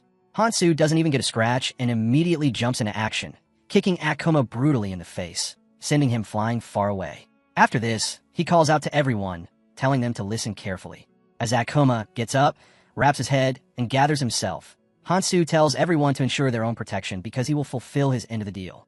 With this, he announces, "I will face him alone." After saying so, he quickly rushes toward Akuma, who is also ready to face off against Hansu. Meanwhile, Akuma is not about to back down either. He unleashes a fierce sword from his bare hand and charges toward Hansu with immense power all around. They're both about to go head-to-head, one-on-one, holding nothing back. Meanwhile, at the orange zone, Gyakma feels the ground shaking violently. One of his minions wonders if it's because of the locusts, but Gyakma informs her that it isn't. The tremors are actually coming from below, where a fierce battle is taking place between Akuma and Hansu. Akuma attempts to deliver a powerful punch to Hansu, who effortlessly dodges the attack. Witnessing the chaos, the members of the Phantoms are surprised, thinking this looks like a fight between two monsters. Akuma is determined to land a solid hit, yet Hansu continues to evade all his attacks with ease. In response, Hansu summons a magical ball and hurls it directly at Akuma's face, landing a solid hit. This only angers Akuma further, as he realizes that the situation is slipping from his control. Just as Akuma lands a powerful punch, Hansu quickly retreats. Seizing the opportunity, Akuma charges at Hansu, ready to overpower him. However, Hansu is prepared. He summons the spirit of his armor, gearing up to launch a counterattack. Noticing the attack, Akuma swiftly dodges, leaving Hansu momentarily shocked as Akuma appears right behind him, ready to deliver a crushing blow. Akuma connects with a solid punch, but to his surprise, Hansu also dodges and retaliates with his sword, striking straight for Akuma's face.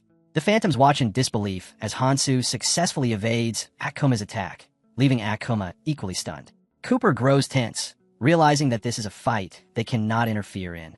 Whether due to their speed or powers, they feel outmatched.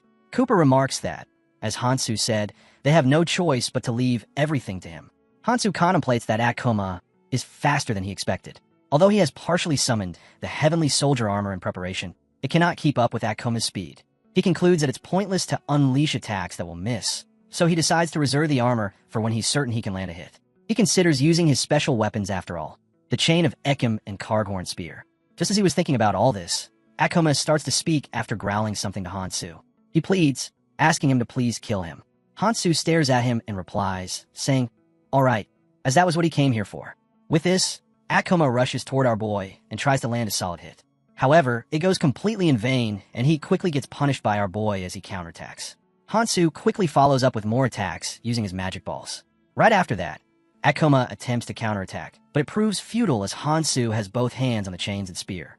Hansu feels relieved, knowing the chains are very effective. As he rushes forward in the blink of an eye to strike at Akuma, he activates the chains, which swiftly begin to wrap around Akuma from all sides. They ensnare him tightly. While Hansu believes he has successfully restrained Akuma with the chains, he knows it won't be long before Akuma escapes. He must finish him off before that happens. With his hands on the spear, he aims at Akuma just as he prepares to attack. However, something unusual catches his attention. When he looks down, he can't believe what he sees. His body isn't moving as he intends. He feels something pushing him down, causing him to tense up.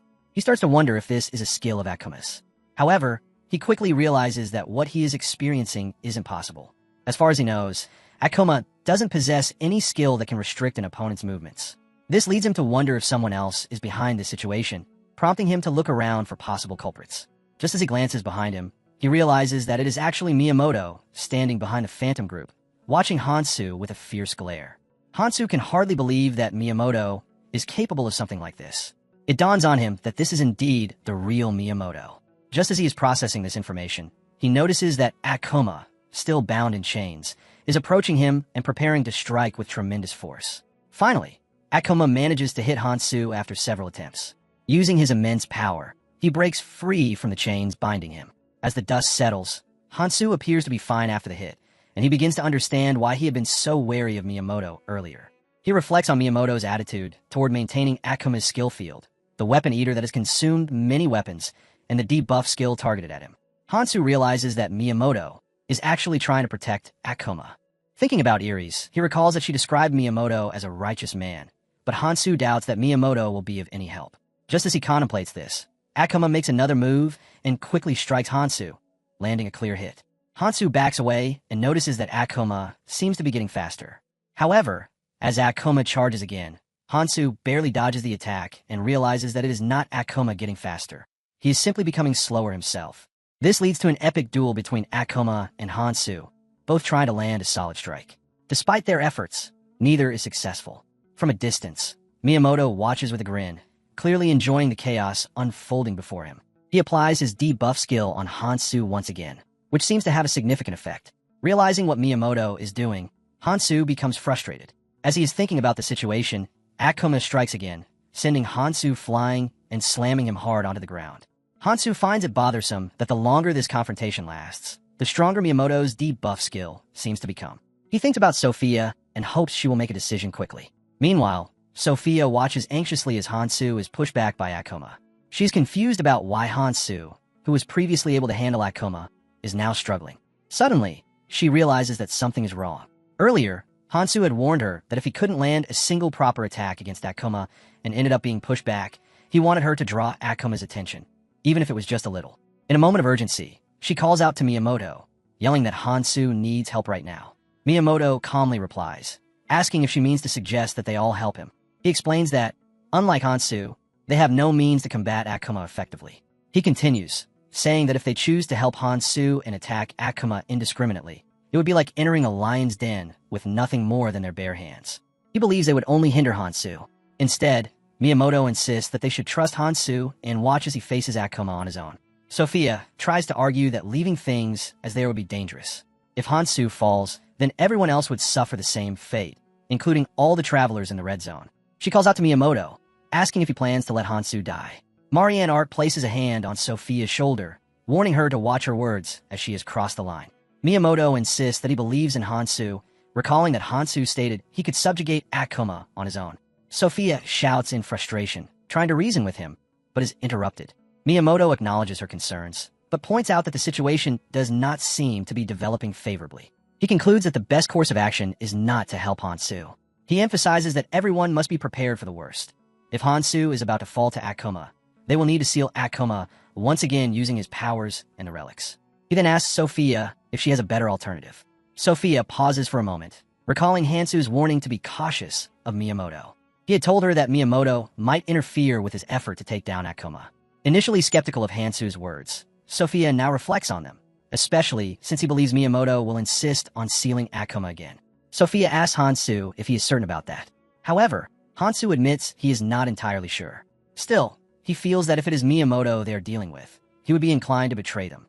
With this, what Hansu had told her about Miyamoto intending to protect the seal, and Hansu suddenly being pushed back, she finally realizes that Miyamoto intends to kill Hansu. Miyamoto, scratching his chin, thinks that Akuma is a calamity that must be killed. However, he believes that this is wrong, as Hansu only sees Akuma that way because he views him as an enemy that must be eradicated. Miyamoto thinks that if they can just maintain the seal, then Akuma is no different from a beast in a cage. As long as they can chain him, his usefulness could be endless. With Akuma under his control, Miyamoto believes having the red zone under his command would be child's play. He considers Hansu nothing more than an arrogant fool, lost in his own delusion of heroism. As punishment for that arrogance, Miyamoto believes Hansu should drown in despair. However, just as he glances at Hansu, who is about to land a solid hit, Miyamoto debuffs him again, and Hansu realizes it, clenching his teeth mid-air. In the blink of an eye, Akuma seizes the opportunity and lands a solid hit straight to Hansu's stomach, sending him flying and crashing to the ground. The impact causes Hansu to lose a significant amount of blood.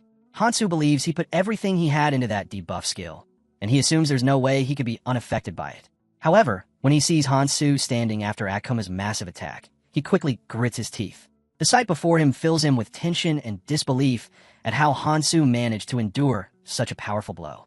Hansu took several deep breaths, trying to regain his composure.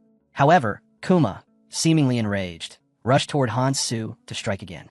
Just as Kuma was about to close in on him, his attack was suddenly intercepted by a wall of ice. Confused, Kuma momentarily halted as he realized it was Sophia who had used her magic spell to block him. Miyamoto yelled at her, "What do you think you're doing? Didn't I tell you? Interference will only put us in more danger. We must let Gang Hansu fight Akuma alone." He continued to shout, "Why aren't you listening to me?" In response, Sophia coldly told Miyamoto that she was disappointed in him. She explained that they should be helping the man who was risking his life to protect everyone in the red zone, including themselves. She pointed out that the one person willing to withstand Akuma's attacks, even in the slightest, was refusing to step forward because he couldn't bear putting himself in any danger. With this, Sophia asked Miyamoto. Do you not feel any shame whatsoever? At this, Miyamoto clenches his teeth, taken aback by what Sophia is saying. Akuma also becomes furious and quickly shifts his attention toward the force of the Phantom, rushing at them with immense power to take them down. One of the witches of the Phantom sees Akuma approaching and freaks out, realizing that Akuma's attention has been drawn their way. Sophia calls out to everyone, telling them to prepare themselves. Miyamoto seems extremely angry at Sophia, and just as Akuma is charging at them, Hansu shouts, "Don't you turn away from me!" Hansu is right behind him, ready to strike, declaring, "I am your opponent." With this, he delivers a powerful blow, lashing out at Akuma with his sword with immense force. Akuma screams in great pain and turns around. Sophia becomes tense in that moment, and just as she's about to call out to Hansu, yelling at him, Akuma grabs Hansu's head firmly and hurls him away with immense power. Hansu crashes into the wall. However, it's nothing for him. On the other side, Sophia casts a magic spell, Path of the Descent, which helps Hansu. Hansu grins, considering it a nice bit of support from her. With that, he quickly rushes toward Akuma to take him down. However, just as he's approaching, he notices something unusual. Hansu looks at Akuma and sees that he has grown a large number of horns all over his body. In no time, Akuma unleashes all of them at Hansu, like bullets or rockets. The members of the Phantom can't believe their eyes. They hadn't known Akuma had that kind of attack. However, Hansu doesn't back down easily. Akuma's attacks are quickly intercepted by Hansu using his magic balls. As he clears the way to Akuma, he activates the chains behind him. These chains, regenerated through the injection of magic, rush at Akuma and in no time wrap around him, binding him firmly. Hansu calls out to Akuma, telling him to just wait a little longer, while he gears up a spear and vows to end him. With this, he aims the spear at Akuma and, in no time, unleashes it with immense power. The spear lands directly in Akuma's stomach, causing him to scream out in agony. The members of the Phantom can't believe their eyes and consider it incredible that Hansu has actually taken down Akuma. Miyamoto clenched his fist, his body tense with anger. He realized that if he didn't stop Hansu, Akuma would be in danger of dying. Time was of the essence. He needed to prevent Hansu from moving until Akuma could regain his strength. With this thought in mind, Miyamoto activated all of his debuff skills, directing them towards Hansu. However, this time, Hansu easily intercepted the attack. Miyamoto, shocked and frustrated, couldn't believe that Hansu had countered his efforts. Hansu then called out to Miyamoto, asserting that he was done with his nonsense. He coldly instructed Miyamoto to wait, as he intended to deal with Akuma first. Enraged, Miyamoto gritted his teeth, feeling that his memories were resurfacing due to Hansu's presence. These memories were of a feeling he had long forgotten, the feeling of awe. He recalled a time when he, alongside his minions, had watched in astonishment as Ares defeated a horde of monsters, standing proudly before them. The scene then shifted to Hansu, who emanated the same powerful aura that had left a lasting impression on Miyamoto for the past 20 years. This time, however, what he felt was not awe, but rather a deep sense of envy. Miyamoto pants heavily, weakened and battered. A massive monster towers before him, its presence crushing, while eagles circle high above. The monster readies its attack, and Miyamoto, too exhausted to dodge, braces for the blow. Suddenly, glowing circles shimmer around him, forming a protective shield. Ares appears in an instant, striking down the monster's assault with swift precision. She raises a barrier and speaks calmly. "You're safe now, Miyamoto. I've got this," she says. Memories flood Miyamoto's mind. He recognizes Ares immediately, who is the sovereign of another world, someone he once revered deeply. He recalls how everyone in the Red Zone honored her with respect and admiration. Yet, in his darkest moments, he had cursed her name. Now, confronted with her strength and calm presence, regret wells inside him. Gratitude is what he should have felt all along. Gathering his strength, Miyamoto starts packing his case. His thoughts drift to a secret long buried that is a hidden calamity called Akuma. He remembers how he kept the seal intact by injecting small amounts of power, fooling everyone in the Red Zone.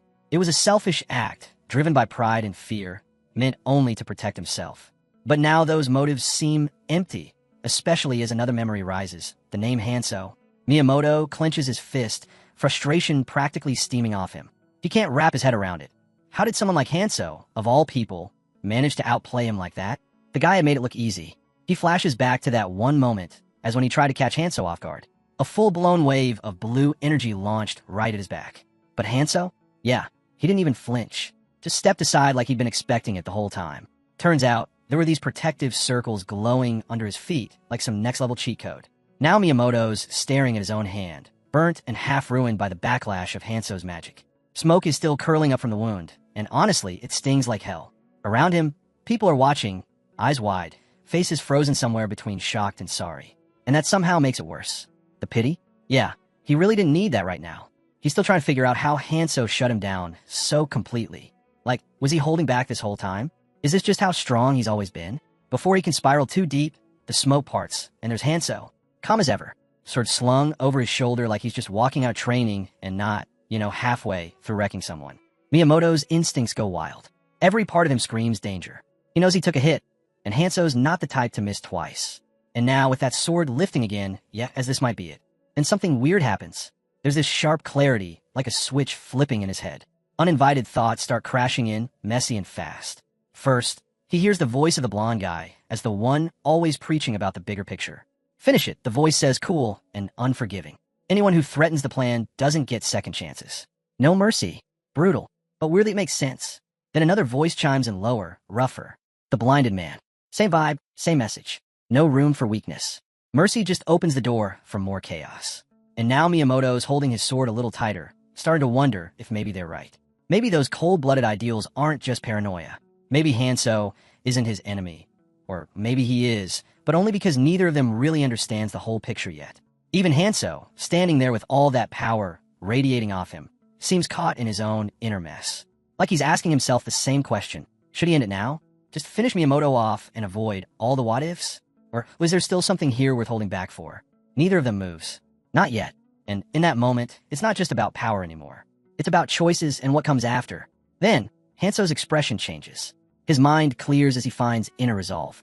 The blue hue returns to his eyes, and Eri speaks softly, reinforcing Hanso's sense of purpose. She tells him that humanity's hope lies within him, and reminds him that saving lives, even those lost to darkness, can still be a noble path.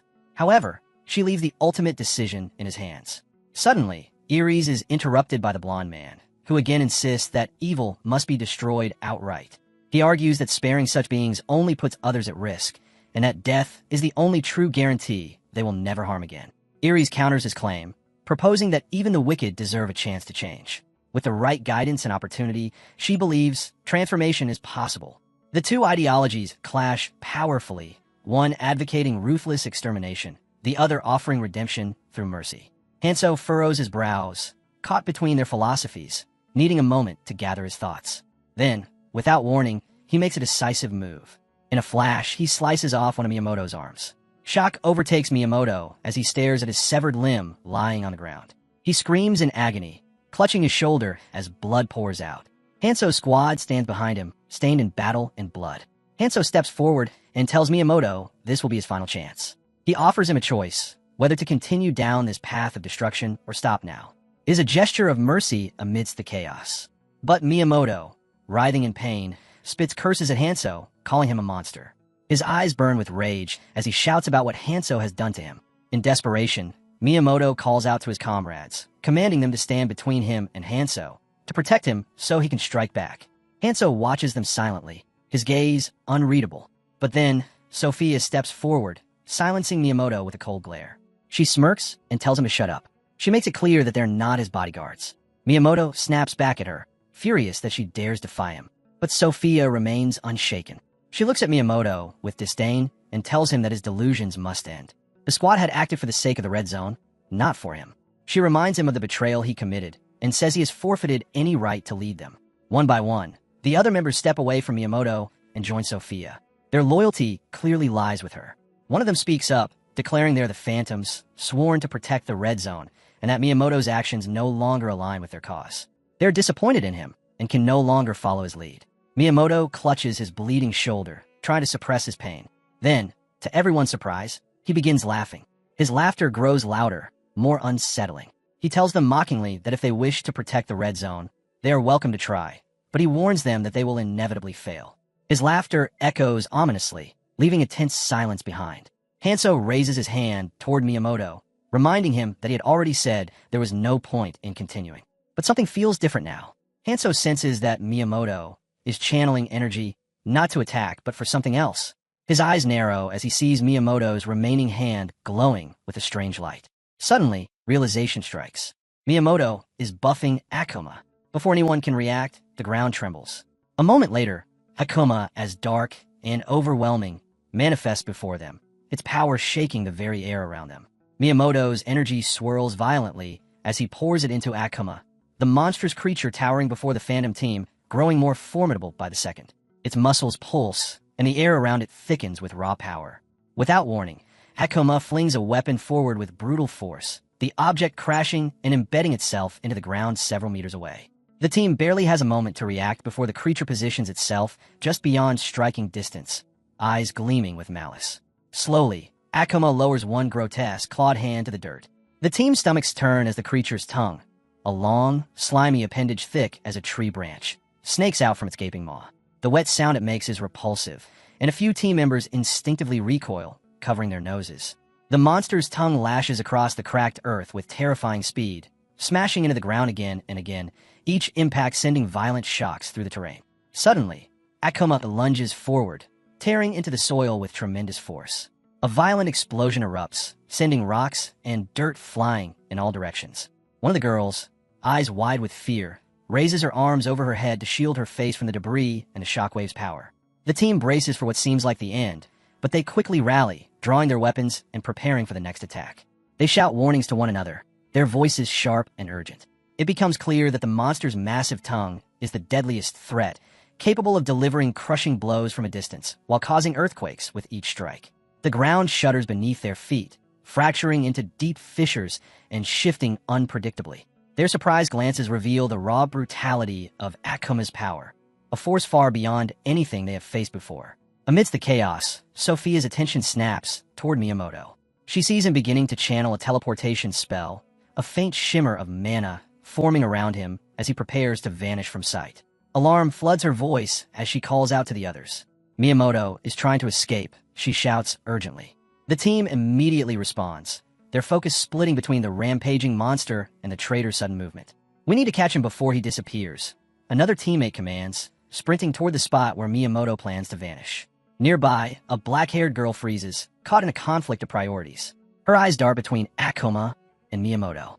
The decision weighs heavily on her. Should she stay to fight the monster or pursue Miyamoto before he escapes? The tension is thick, and hesitation threatens to cost them dearly. Stepping forward with authority, Hanzo raises his voice to calm the group. Stay calm. I'll handle Akuma. The rest of you focus on stopping Miyamoto. His tone leaves no room for argument, though a blunt teammate voices doubt. Can you really take that thing down alone? They ask, skepticism clear in their voice. Hanzo's gaze is steady as he replies with quiet confidence. I'm prepared for this. The team splits with purpose. Hanzo positions himself directly in front of Akuma, standing side by side with Sophia. You should regroup with the others, Hanzo tells her. Sophia shakes her head firmly. I want to see what happens next. If needed, I can contact the others later. Her resolve is clear as she focuses on the beast before them. She senses a level of killing intent, so intense it chills her. Akuma's presence is heavier, more dangerous than ever. She suspects Miyamoto's energy buff has enhanced the monster's abilities in ways they can barely comprehend. A flicker of doubt crosses her mind. Can Hanzo really defeat this transformed creature? Without warning, Hanzo lifts his hand. Sophia's eyes widen as she watches his sword rise from the ground, hovering in midair like a ghostly specter. What are you doing? She asks, curious and concerned. Hanzo offers a reassuring smile. Don't worry. He lowers the sword gently at his feet and declares, I don't need it anymore. Sophia is caught off guard by his boldness, but before she can question him further, Akuma charges forward at full speed. Hanzo's sharp eyes catch the glowing red aura that surrounds the creature. It is the unmistakable sign of regeneration magic. The monster's buff not only increases its strength, but enables it to heal rapidly, allowing it to fight without fear of permanent injury, even at the cost of exhausting its own life force. Akuma crashes into Hanzo with tremendous impact, the force sending him flying through the air. But Hanzo lands firmly, rolling smoothly, and regaining his footing and heartbeat. Closing the gap once more, he places his hand gently on the monster's massive head and calls softly, Akuma. A red energy field pulses between them as Hanzo attempts to connect with the monster's consciousness. The transformation that follows surprises everyone.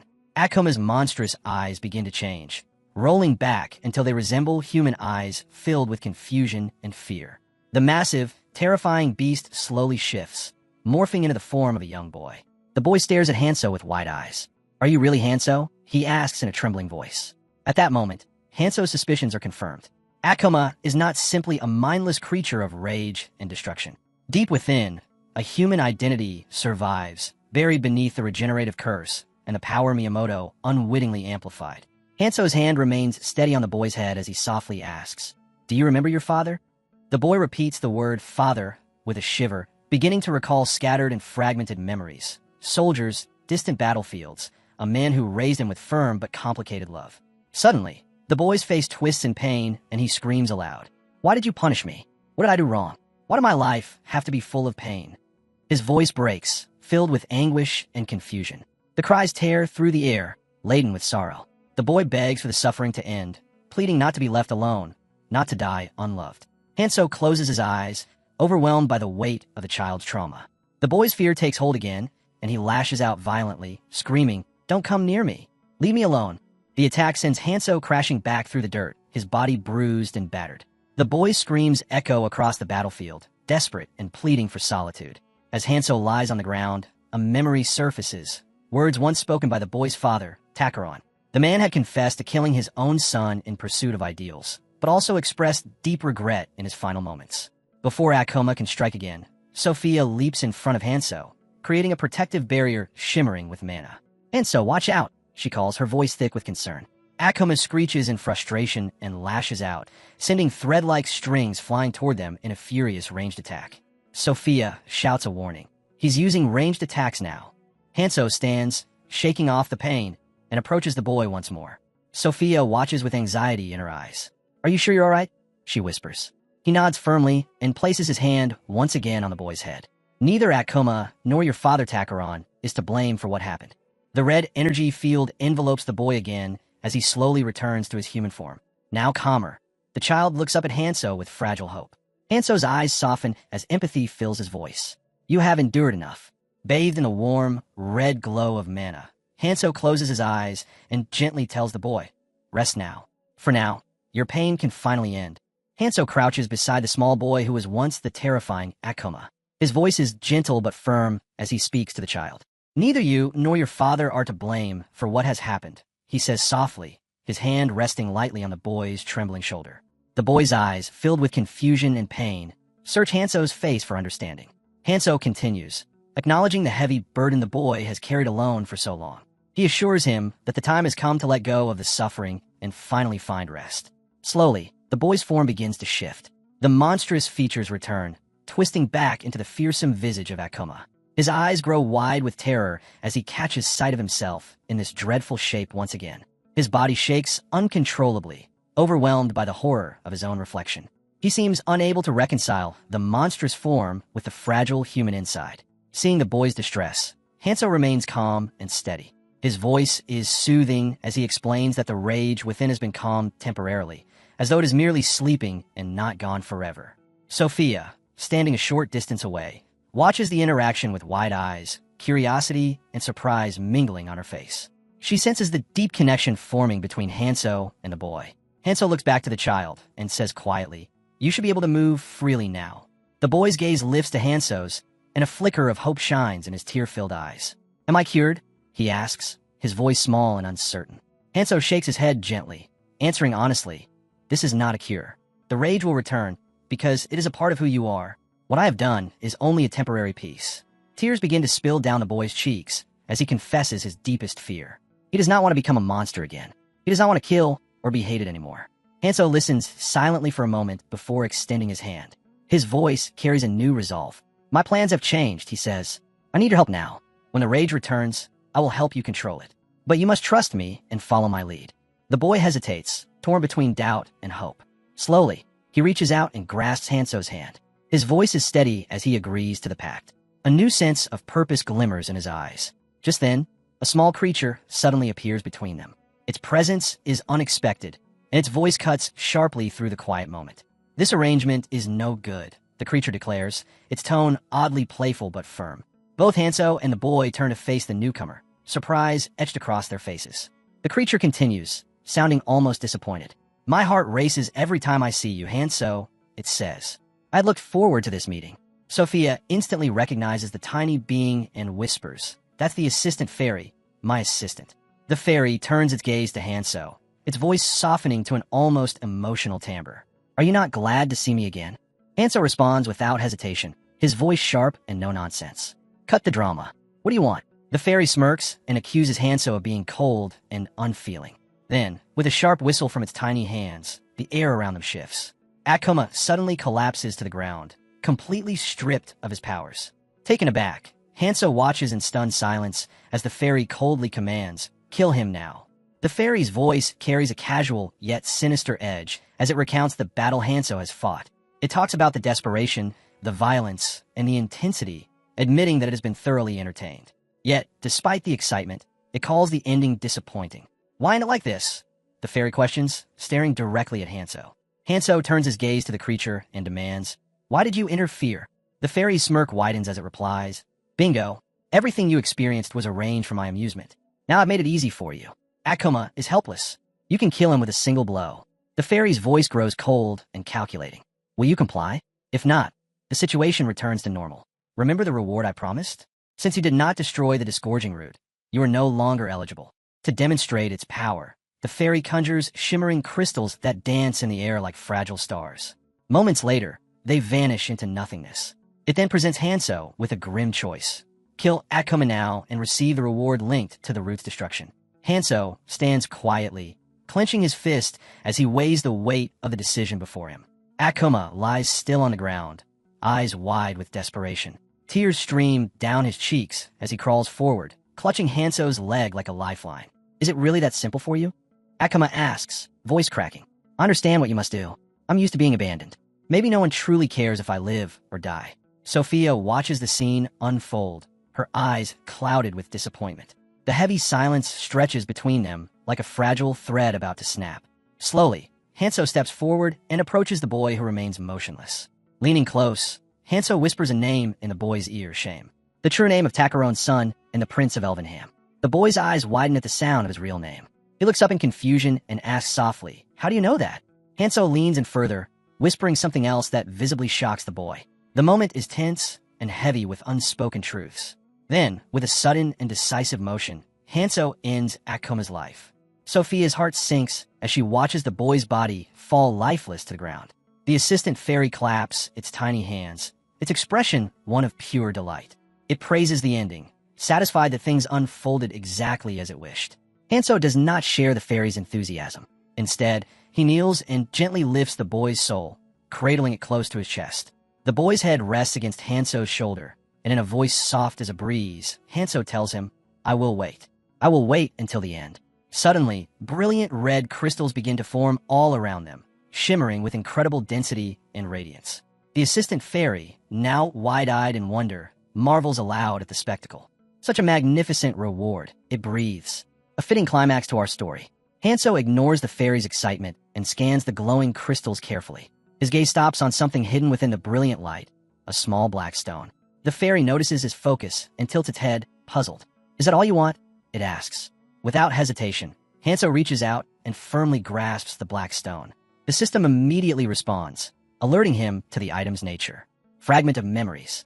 Hanso looks down at the stone and states simply, "That is all I need." Hanso kept his emotions under control, even as the weight of his decision lingered in the air. Behind him, Sophia watched in silence, concern etched across her face. Above them, the assistant fairy hovered among the drifting red crystals. His voice cut through the stillness, light but clear. "Everything all right down there?" he asked. After a brief pause, Hanso turned his head. "It is," he said. "This was the plan all along, even if it played out differently than expected." He took the lead without hesitation, eyes scanning the environment. They were close to their goal now. Signaling forward, he motioned for the others to follow, adding that they might need to wait a little longer. The assistant fairy fell quiet, his gaze lingering on Hanso as if studying something beneath the surface. Sophia's concern deepened, but she said nothing. The fairy offered a sly smile, showing his small sharp teeth in a mischievous grin. Meanwhile, Hanso's thoughts drifted. He reflected on the choices he had made, the consequences they had unleashed, and the memories they continued to stir. Despite the heaviness, he pressed forward, his purpose unwavering. "You're not even a little worried about what comes next?" the assistant asked, voice now tinged with curiosity. "There's no need to worry," Hanso replied. But when the fairy pushed further with another question, Hanso halted. His sharp glare turned toward the floating figure, irritation breaking through his composure. I'll show you something truly interesting soon, he said coldly. Just be patient. The assistant grinned mockingly, folding his arms with amusement. I'm eagerly awaiting it, he said. I'll make sure not to be disappointed. As Hanso advanced, his eyes settled on the relic's site. Scattered weapons and heavy chains marked the area. These were the final components he needed. The red crystals shimmered faintly as he approached, reacting to his presence. Hanso focused his energy and extended a hand. Slowly, precisely, the relics began to float toward him, drawn by his will. A glowing mark appeared on the back of his hand. It pulsed with light, the shape unfamiliar but unmistakably powerful. It was an administrator's seal. The sight triggered a wave of memory. His previous role, the privileges that came with it, the control he once wielded. But something was off. The system's voice rang clearly in his mind. Temporary administrator rights granted. Full access restricted to native citizens of Alphanium. Hanso narrowed his eyes. So, I only get a taste of what I used to have, he muttered. Fair enough. Though it lacked permanence, it was enough. He now had the means to confront the enemies that stood against him. Holding the relics close, Hanso envisioned himself facing them. Across the world, they were strong, dangerous, and determined. But so was he. Sophia's communicator buzzed. A message came in from the Phantoms. Miyamoto had been located. They had caught up to him at last. She turned toward Hanso with urgency. They found him, she said. The team caught up to Miyamoto. We should regroup. Hanso didn't answer immediately. He pressed a finger to his chin, deep in thought. Then he spoke low and deliberate. There's something we need to handle first, he said, before we meet the others. Sophia blinked, confused. What could be more urgent than this? Hanso leaned closer, whispering his plan. As it took shape in her mind, her eyes widened. What at first seemed reckless now felt like strategy. Her confusion gave way to cautious hope. All right, she said, her voice steadier. Let's do it. The scene shifted to a quiet, dense forest. There Miyamoto was on his knees, surrounded by phantom operatives. His voice trembled with regret.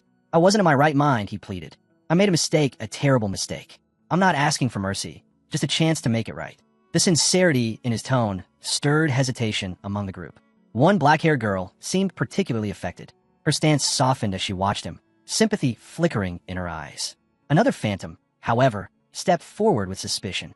Don't fall for it, he warned. He could be faking it. He's tricked us before. The girl hesitated. Her gaze dropped to Miyamoto, then back to her team. Maybe we leave his fate to Hanso, she said quietly.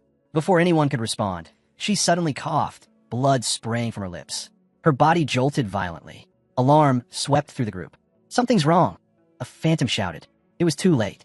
Miyamoto erupted in a burst of dark purple energy, sending out a shockwave that locked them all in place. The air cracked with power as the trees shook violently. A massive explosion followed, and dust exploded into the sky. Miyamoto's voice rang out over the chaos, wild with desperation. If I must survive alone, then so be it, he screamed. Even if I lose everything, I will not die. Red crystals pulsed and scattered through the air as his form vanished into the smoke. Far across the red zone, war erupted. The phantoms struggled against a relentless horde of monstrous creatures. Flames lit the battlefield, and the sound of steel clashing against claws echoed through the chaos. The front lines buckled, morale faltering. One phantom, crouched behind the ruins of a stone wall, looked to the sky and shouted over the sound of battle. Where's Hanso? What could he possibly be doing right now? Suddenly, the sky was filled with motion. Blue birds, glowing softly with ethereal energy, descended like falling stars. Each bird carried a message. As they landed beside the phantom members, their wings opened and released scrolls. Every soldier received one. Silently, they began to read. The words were brief, but powerful. Encouragement radiated from the ink. Stay together. You're stronger than you know. This battle is not the end. The effect was immediate. Heads lifted, weapons steadied. A new wave of determination spread through the ranks. The battle had not yet been won, but the fire to keep fighting had returned. Then came a new notification from the system. Golden Pigeon, deployment complete. Priority message delivered. Among the phantoms, the black-haired girl from earlier held the golden scroll. She opened it carefully and read its contents. A quiet smile crossed her face, not of joy, but of understanding. Her grip on her weapon tightened. Elsewhere, another phantom boy received the same message. He read the words and muttered softly under his breath. So that's the plan, he said. All right then. He looked out toward the battlefield, where fire and smoke churned under a blood-colored sky. For now, he whispered, I'll stay quiet. He stepped back into the shadows, waiting. The forest lies thick and silent around Sophia, the weight of loss pressing down on her chest like a stone. She stands motionless, her body trembling, caught in a storm of sorrow and anger. All around her, the ground is littered with the fallen forms of her teammates. Their bodies, cold and still, echo the silence of the woods. Each fallen friend is a stark reminder of the brutal cost they have paid. Sophia's eyes scan the somber scene, disbelief and grief mingling as she struggles to breathe through the shock. Her voice cracks the quiet like fragile glass breaking, desperate and raw. How could everyone be dead? Miyamoto, she cries, the sound echoing through the trees. Her words are a plea, a hope against hope that the missing teammate might somehow still be alive. Behind her, Hanso stands calm and composed, his posture steady, betraying no sign of the turmoil that grips Sophia. His voice is quiet, measured, as he speaks without turning around. We should give up on Miyamoto. Sophia spins to face him, eyes wide with disbelief and fierce resolve. Give up? What do you mean? She demands, her voice trembling but defiant. She wants to argue, to push back against the despair in his words, but the reality weighs heavily, making her words falter. A moment passes between them, a tense silence thick with unsaid thoughts. Hanso's tone remains calm as he gently reminds her of their mission. Don't lose sight of the primary objective, he says. We have faced darker paths and greater pain than this. Despite the grief etched deep into her features, Sophia's expression softens. She nods, a reluctant acceptance settling over her. She wipes the tears from her cheeks, steadying herself. What's the next step? She asks, her voice barely above a whisper. Hanso answers with quiet certainty. We head back to the central point. Others are waiting to support us now that the phantoms have been dealt with. Farther along the forest's edge, another team fights for survival, trapped in the midst of a relentless swarm of locusts. The sound of their buzzing fills the air like a storm. Among the group, a blonde girl's face is etched with worry. We can't stay here any longer, she urges, voice sharp with fear. The black-haired boy standing beside her remains composed, his gaze steady. We have no choice, he explains. I promised Hanso we would meet here. We have to keep that promise. Frustration bubbles in the blonde girl's eyes as she throws her hands into the air. I'm starting to get fed up with Hanso and all this madness, she confesses, her tone edged with exhaustion and resentment. The tension in the group thickens, the pressure of their situation bearing down on everyone's nerves. Nearby, Unchai catches whispers from her teammates, words laced with gossip about her and Sangjin. Her eyes flash with anger. Stop wasting time with rumors, she snaps, her voice cutting through the murmurs. Focus on finding your partners. Her fury then shifts, aimed directly at Sangjin. This chaos is your fault, she accuses him, voice fierce and biting. Sangjin looks at her, confusion clouding his face. Why are you blaming me? He asks quietly, struggling to understand the sudden attack. Yunqi's scolding continues, her voice harsh as she berates the group. Suddenly, a young girl from the back, quiet and nervous, steps forward. Her voice is barely above a whisper as she warns, the locusts have surrounded us. Everyone's heads snap toward the warning, eyes wide as the massive swarm descends, encircling them like a living net. Without hesitation, Sangjin grips his weapon, muscles tensing as he prepares to fight. Just then, a new figure emerges, calm and confident. Hanso steps forward, his sword gleaming in the filtered sunlight. A tattoo marks his hand, a symbol that speaks of strength and resolve. With one swift, fluid motion, Hanso sweeps his blade through the swarm, cutting a path that leaves the team momentarily stunned by the ease of his strike. Turning to Sangjin with a casual smile, Hanso greets him warmly. How have you been? Sangjin's face lights up with recognition and relief. I'm doing completely fine, he replies with a bright smile. The warmth in his voice speaks of old friendships rekindled. Noticing Sophia standing quietly behind Hanso, Sangjin calls out her name with clear happiness. The reunion brings a brief moment of light amid the chaos. Stepping closer to Hanso, Sangjin places his hand over his chest and speaks sincerely. I'm ready to help. Use me however you need. Hanso glances at him sideways, a small smirk touching his lips. That's a good mindset, he says. You'll need to keep that resolve. Hanso's eyes then shift to Monarch Lee, who stands nearby with glowing red eyes, his presence unsettling. The memory of Lee stirs unease in Hanso's heart. He wonders silently if Lee's return signals an unavoidable confrontation. Before Hanso can dwell further, his attention is drawn to a young girl who suddenly collapses. Monarch Lee rushes to her side with concern. Are you hurt? He asks, his voice softening. The girl smiles faintly and calls him Dad, reassuring him that she's all right. Hanso watches the tender exchange in silence, deciding it's not the moment to worry. Lee then approaches Hanso with a faint smirk playing on his lips. You must be the one Hanso won't stop talking about, he says with a teasing edge. Hanso meets Lee's gaze evenly, recalling a conversation about having a younger sister.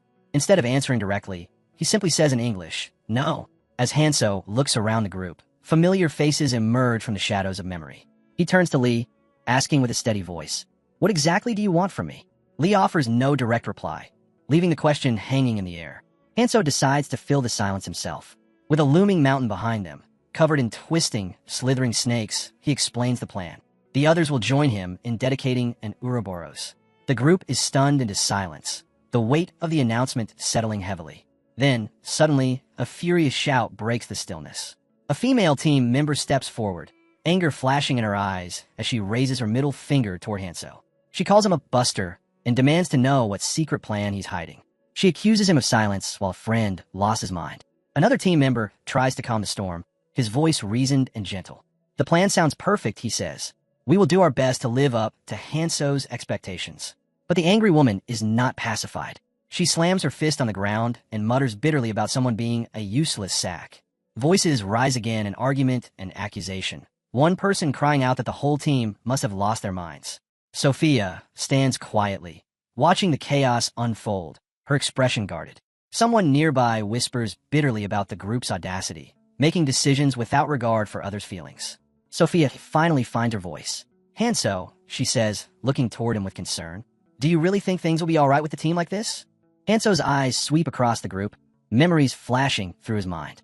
He sees moments of the old phantoms in their own times of chaos and doubt. His voice is calm, filled with quiet confidence. "Don't worry," he assures her. "Everything will be fine." Just then, a figure steps forward from the crowd, a young woman with sharp eyes that seem to pierce the very air. Hanso immediately recognizes her, a flicker of recognition passing over his face. She adjusts her hair with a calm gesture and softly calls his name, the sound carrying both warmth and challenge. The sun filters through the dense canopy of the forest, casting dappled shadows across the moss-covered earth. The young woman steps lightly across the undergrowth, her eyes locked on his Songjin's group. Her movement is calm but confident, almost too casual for a place so deadly. Songjin turns at the sound of her footsteps and catches sight of her. His lips curl into a small, awkward smile, and a giggle escapes him before he can suppress it. He finds her striking, and it shows in the way his eyes linger. Hanso, standing a short distance away with Sophia, watches the scene quietly. His gaze drifts from the approaching woman to the forest beyond, his expression unreadable. Sophia doesn't speak. She observes the interactions silently, her eyes flicking from Songjin to the woman with mild curiosity. Eventually, Hanso takes a step back and lowers himself under the shade of a nearby tree. The moment his back touches the bark, a deep sigh leaves his lips. His mind wanders to the mission still ahead. Finding the trailer is essential. Completing the Ouroboros depends on it. The weight of uncertainty presses heavily on his shoulders. Can he really do this? Can he really lead these people? In a place far from the peaceful seeming forest, deep within a hidden chamber, a man stands before a glowing orb. The swirling light within the orb casts strange patterns onto the walls, illuminating the deep lines of shock on his face. His breathing quickens as he processes what he is witnessing. His voice trembles with disbelief. Administrator privileges? For Hanso, that outsider's not even from Elvenham. His hand clenches into a fist, trembling with barely contained rage. How has Hanso survived the succession of the heavenly soldier armor? That feat alone should have killed him. And worse still, he has recruited 5 members. That means Hanso qualifies as an administrator, a title the man believes belongs to him alone. His eye twitches. The orb glows brighter as he focuses on Hanso's designated region. "He's no different than me," the man growls. "An insect, nothing more." He brings a hand to his mouth, covering it slowly, as if trying to smother a scream. A single eye, unblinking and filled with raw resentment, remains exposed. That eye glows with a fury that seems to pierce through the very fabric of space between them. Meanwhile, in a small village of quaint cottages, terror overtakes the streets. Chaos reigns as parasitic locusts pour in from the skies, descending like a black plague upon the villagers. Screams echo, mingling with the sounds of destruction and panic. Some fight bravely, others simply flee. One defender raises a spear and shouts to his companions, "Ready yourselves. If we fall here, it's over." Amidst the madness, a black-haired man crouches behind a shattered stone wall. His chest rises and falls rapidly, sweat beading on his forehead. He peers over the edge, eyes wide with fear. Running seems like his only chance. This is Commander Lee, and he has no intention of dying here. There are too few. Clan headquarters is nearly empty, and mounting a true defense would be suicidal. In the midst of the confusion, he makes his move. As he slips away, a voice rings out behind him. "Commander Lee." He freezes mid-step, every muscle in his body tightening. Spinning around, he finds himself face-to-face with a man whose gaze leaves no room for deception. Lee stammers, "I was just, heading to the bathroom." The man narrows his eyes. "No time. A critical situation has developed. Come." Inside a nearby structure, the atmosphere turns grim. On a stretcher lies Miyamoto, bruised, bloodied, and barely conscious. Medics work quickly to stabilize him. When Lee enters, he immediately straightens and gives a respectful nod. "Sir." Miyamoto turns his head, his gaze slow but deliberate. His eyes lock with Lee's, and in them, Lee sees a reflection that chills him. The room feels 10 degrees colder. Miyamoto's voice is sharp, accusing. "Who did this to me?" Lee takes a step back, trying to regain composure. But before he can answer, Miyamoto barks an order. "Everyone out." The medics hesitate. One opens his mouth, but Miyamoto's voice thunders again. "I said out." Silence. In moments, the room is empty. Only Miyamoto and Lee remain. The silence between them buzzes with tension. Suddenly, Miyamoto shoots forward and grabs Lee's hand with surprising strength. His fingers tighten like a vice. "Look at me, Lee." Lee meets his gaze, and a shiver crawls down his spine. Miyamoto's words cut deep. "This is all Hanso's doing. Bastard. I'll never forgive him." Lee stands frozen, unable to respond. Then his voice comes, quieter but firm. "If you're still strong enough to say that, then I know I've already lost. You've surpassed me." Miyamoto's expression shifts. He releases Lee's hand and places it calmly on his shoulder. "It's all right. I'll tell you where the secret armory is." Lee nods slowly. Deep inside, something cold begins to crystallize. "I'll take down Hanso, but once I do, I'm coming back for you." Back in the forest, Hanso moves swiftly through the trees, sword flashing as he cuts down locust after locust. His face is focused, movements precise. The hilt of his weapon is soaked in blood, his arms aching, but he doesn't stop. His eyes scan the battlefield. Just a bit farther, he mutters. Behind a tree, Unchai crouches, her breathing shallow. Hanso calls to her. "Unchai, we move." Miyamoto won't wait. She nods silently, already on her feet before he finishes speaking. Not far off, a young girl looses arrow after arrow with machine-like rhythm, picking off the insects that fly too close to her comrades. Sophia raises her hands and forms a luminous barrier, shielding Monarch Lee and his daughter from a descending swarm. Sang-jin, crouching behind a gnarled trunk, swings his sword wildly. "I'm at my limit," he gasps, barely managing to keep a locust from landing on his shoulder. The young girl beside him wipes her brow. "Same here. I can't keep this up." Unchai steps out from cover and turns to Hanso. "We won't last much longer like this." Hanso's jaw tightens. He looks at the group around him, then gives the command. "We're pulling out." Unchai nods, her voice bitter. "We're strong, but not strong enough for the red zone. If we stay, we die." Her words strike something in Hanso. He clenches his fist tightly, lips pressed into a line. Yinchi's tone softens. She looks away, ashamed. "I'm not like you. I don't want glory. I don't want war. I want to live." Tears well in her eyes. "I'm scared. Every day, I calculate what gives me the best chance to survive. But if nothing changes, I know I'll die." Sang-jin's voice rises, anger lacing his tone. "Then just follow Hanso. He's giving you a way out."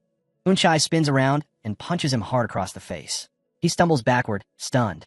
"Stop talking nonsense, Sang-jin. You never know when to shut up." Their argument explodes into a flurry of accusations. Sophia watches from a distance and sighs.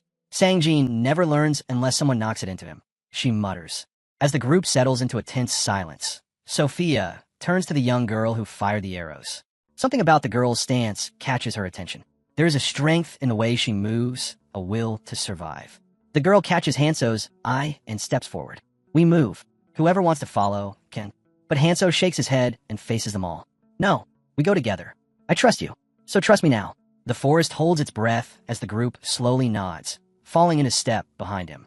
The group stands in a rough semicircle, dust swirling faintly around their feet.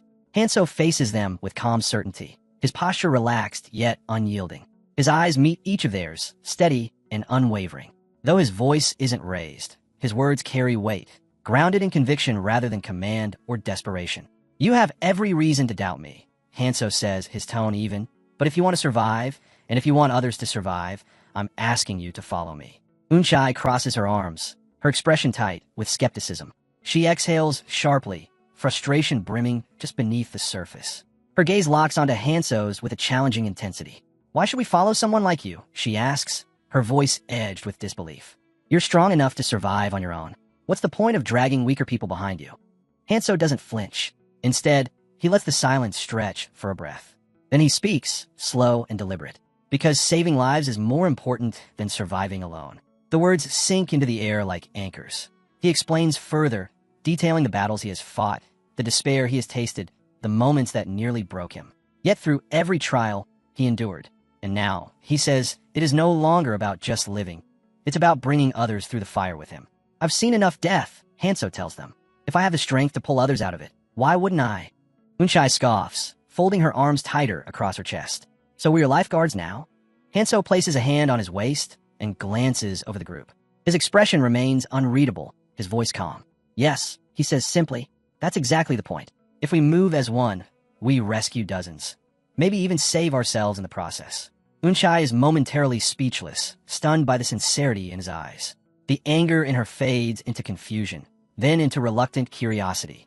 Hanso doesn't wait for a reply. He turns away from them, his back straight, steps purposeful. Nothing comes without cost. He calls over his shoulder. I intend to make you stronger. But if you want to leave, Unchai, I won't stop you. I respect your choice. Just know this. If you walk this road with me to the end, you won't regret it. The group watches him move forward. Sophia and the young girl stand to one side, their eyes following his retreating form. Unchai lingers behind, her fists clenched, her mind racing. A faint smile twitches at the corner of her mouth as she mutters to herself. That guy must be crazy, she whispers. Completely out of his mind.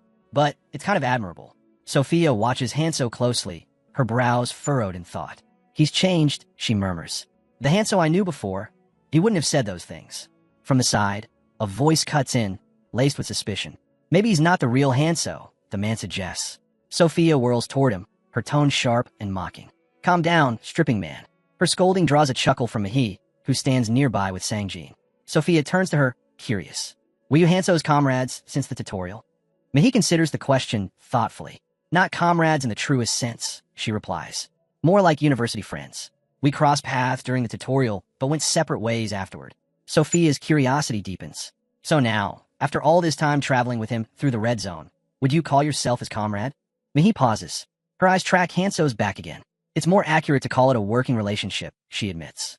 Hanso is a lone wolf. You can rely on him, but he keeps his distance. Their eyes meet.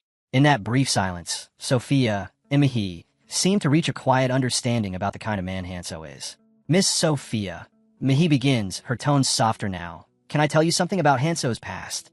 Before Sophia can respond, Mahi continues, her gaze distant, voice tinged with emotion. Hanso is the type who charges ahead, no matter what's in front of him.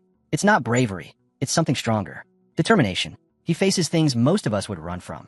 She grows quiet for a moment, then adds with a hint of sadness. He sees something none of us do, a vision that drives him, and that makes him difficult to understand. He invites you to follow, but never lets you get close. Mahi sighs, her voice barely above a whisper. I can't follow him of my own will, not when his strength is so far beyond mine.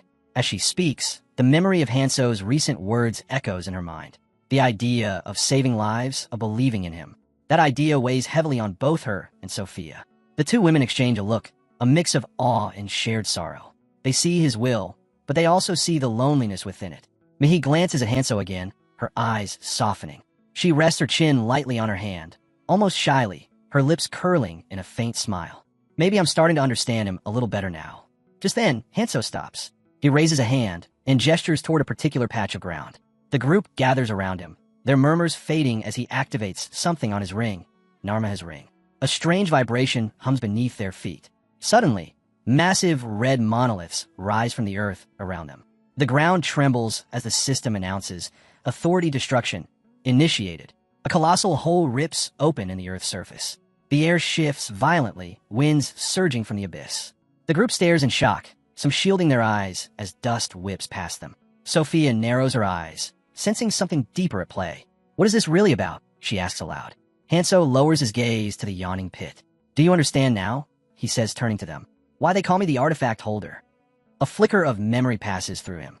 A red-haired man, Characte, once stood before him, revealing secrets. In that distant conversation, Characte spoke of a hidden treasure, a skill so rare that even Miyamoto never learned of its existence. A treasure buried where no one could reach it, something not even available in the upper zones. Now, standing here, Hanso sees it realized. The group begins whispering among themselves. Eyes widen as realization sets in. Artifact Hoarder, one of them echoes. Sophia and Sangjin look at Hanso, stunned. Their shock only deepens when a massive collection of drones and artifacts appears before them. More than any of them imagined. The array is vast, powerful, enough to arm an entire battalion. Sophia breathes out in disbelief. This is insane. There's enough gear here to boost an army. The twin brothers cheer loudly, already grabbing enchanted armor, gauntlets glowing as they equip them. The system chimes. You have acquired Gauntlets of the Titan. Strength increased. Unchai stares at her own artifact, speechless. My stats are in the triple digits now, she mutters. Questions begin to bubble inside her. How did Hanso find this place? Who exactly is he? Sangjin turns, his brow furrowing. He looks around. Wait, where's Hanso? Panic flickers, but before it can grow, Hanso's voice rings out. Looking for this? He asks, raising a stone in his hand. Sangjin spins toward him, relief flooding his face. Yes, you scared the hell out of me. Hanso walks forward, holding the stone up for all to see. This stone holds a skill called Lord of the Dead, he says. It's powerful, but it's not for me. He offers it to Sangjin, explaining its rarity and value. Sangjin hesitates, but Hanso encourages him. Don't hoard it. Use it. As the others continue collecting items, Sophia suddenly senses danger. She lunges forward, raising her shield just in time. A blast slams into it, hot, fast, and violent. From the swirling dust, Li Hong steps into view. His glare locks on Sophia. Traitor, he spits. You'll all fall before Hanso gets back.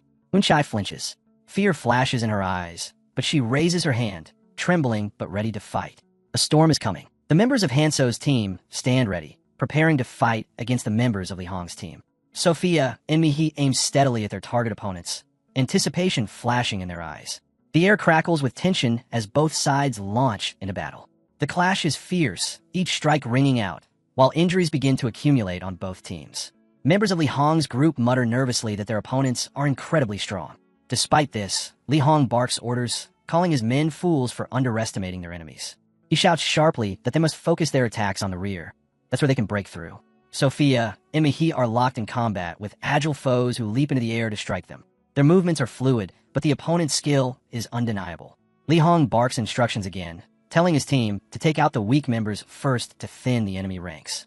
Meanwhile, Unchai stands frozen in terror, her hands covering her face as she tries desperately to protect herself. Suddenly, Mihi spins around and shouts loudly for everyone to be careful. Her eyes widen as she spots a particular attacker moving straight toward Unchai. She calls out Yinshi's name, but Yinshi's shock renders her motionless. The attacker comes closer, a sword raised in his hands aimed directly at her. One of the fighters yells at Unchai to dodge instead of standing there like a frozen doll. The archer nearby frowns with worry. Sweat drips down Yinshi's face as she closes her eyes, trembling in fear. The attacker's voice turns harsh and devilish, warning her to watch his attack carefully. Time seems to slow as memories flood into Yinshi's mind. Flashes of her past overwhelm her. She recalls scenes of brutal fighting, blood splattered everywhere, and bodies falling in heaps. A chilling memory emerges. She bows before a man holding a sword, his lips curling into a cruel, evil smile. She feels weak, thinking the only reason she has survived this long is sheer luck. Unchai slowly opens one eye and looks at the attacker. She muses that death is only natural, inevitable. As the sword swings toward her, ready to strike, a voice echoes in her mind, the words of Hanso. His message about believing in him and following his lead resonates within her. Suddenly, a firm hand rests on her shoulder, grounding her. Courage wells up inside her as she declares to herself that this time she will fight back. Passion and ambition ignite within her. Fear no longer holds sway. She clenches her fist, and flames burst into existence, swirling around her hand. Her eyes widen in shock as she realizes just how much she has changed. Without hesitation, Unchai throws a powerful punch at the attacker. The entire atmosphere shifts. The force behind her blow is so strong that the attacker is sent flying backward, surprised and pained. Everyone watching gasps, astonished at Yinshi's sudden display of strength. Sophia and Mihi exchange stunned glances, both amazed by what they see. Another opponent curses loudly and lunges at Unchai from behind, sword raised to strike. However, his weapon shatters into pieces the moment it connects with her armor. Unchai dodges the attack with ease, moving with newfound confidence. She quickly moves toward the attacker whose sword broke, and with a brutal strike, she slams him into the ground. Blood gushes from his mouth, and the impact cracks the earth beneath them. The boy screams in agony, his body trembling from the pain. Other members of Li Hong's team freeze in place, staring in shock at the injured man. Unchai, breathless but resolute, looks down at her armor and then back at her team. She urges everyone to trust themselves. Her voice rings out passionately as she declares that they have become incredibly strong. Hella strong, she says with fierce determination. Hanso puts a hand over his mouth in surprise. He admits he hadn't anticipated this turn of events. Sang-jin remains silent, observing quietly. Mihi comments that even she and Sophia couldn't have done what Eunchai just did. She has handled the situation all on her own. Now, the team looks to Eunchai, hoping she will take down every opponent. Their words grate on her nerves, and she grows slightly annoyed by their dependence on her newfound power. Hanso thinks carefully, considering the odds. He realizes they would have been at a severe disadvantage due to the enemy's numbers, if not for Yinchi's sudden strength. He studies their opponents and concludes that they have somehow acquired powerful runes and artifacts, which help explain their ability to suppress Hanso's team without suffering casualties. Eunchai glances shyly at Hanso, who returns her look with a side eye. Then Hanso speaks, saying it is their turn to end this battle. He draws a stick from his side, a weapon crackling with blue mana energy. Li Hong screams and shouts at the sight of it, panic flashing in his eyes. Hanso calls out to Li Hong, telling him he must answer some questions first. He demands to know whether Miyamoto has revealed the location of the treasury. Li Hong screams in fear, begging Hanso not to come any closer. But Hanso advances quickly, placing his foot firmly on Li Hong's body. Hanso's demeanor turns wild and fierce as he warns Li Hong that he will not repeat himself. He presses down, demanding to know where Miyamoto is hiding.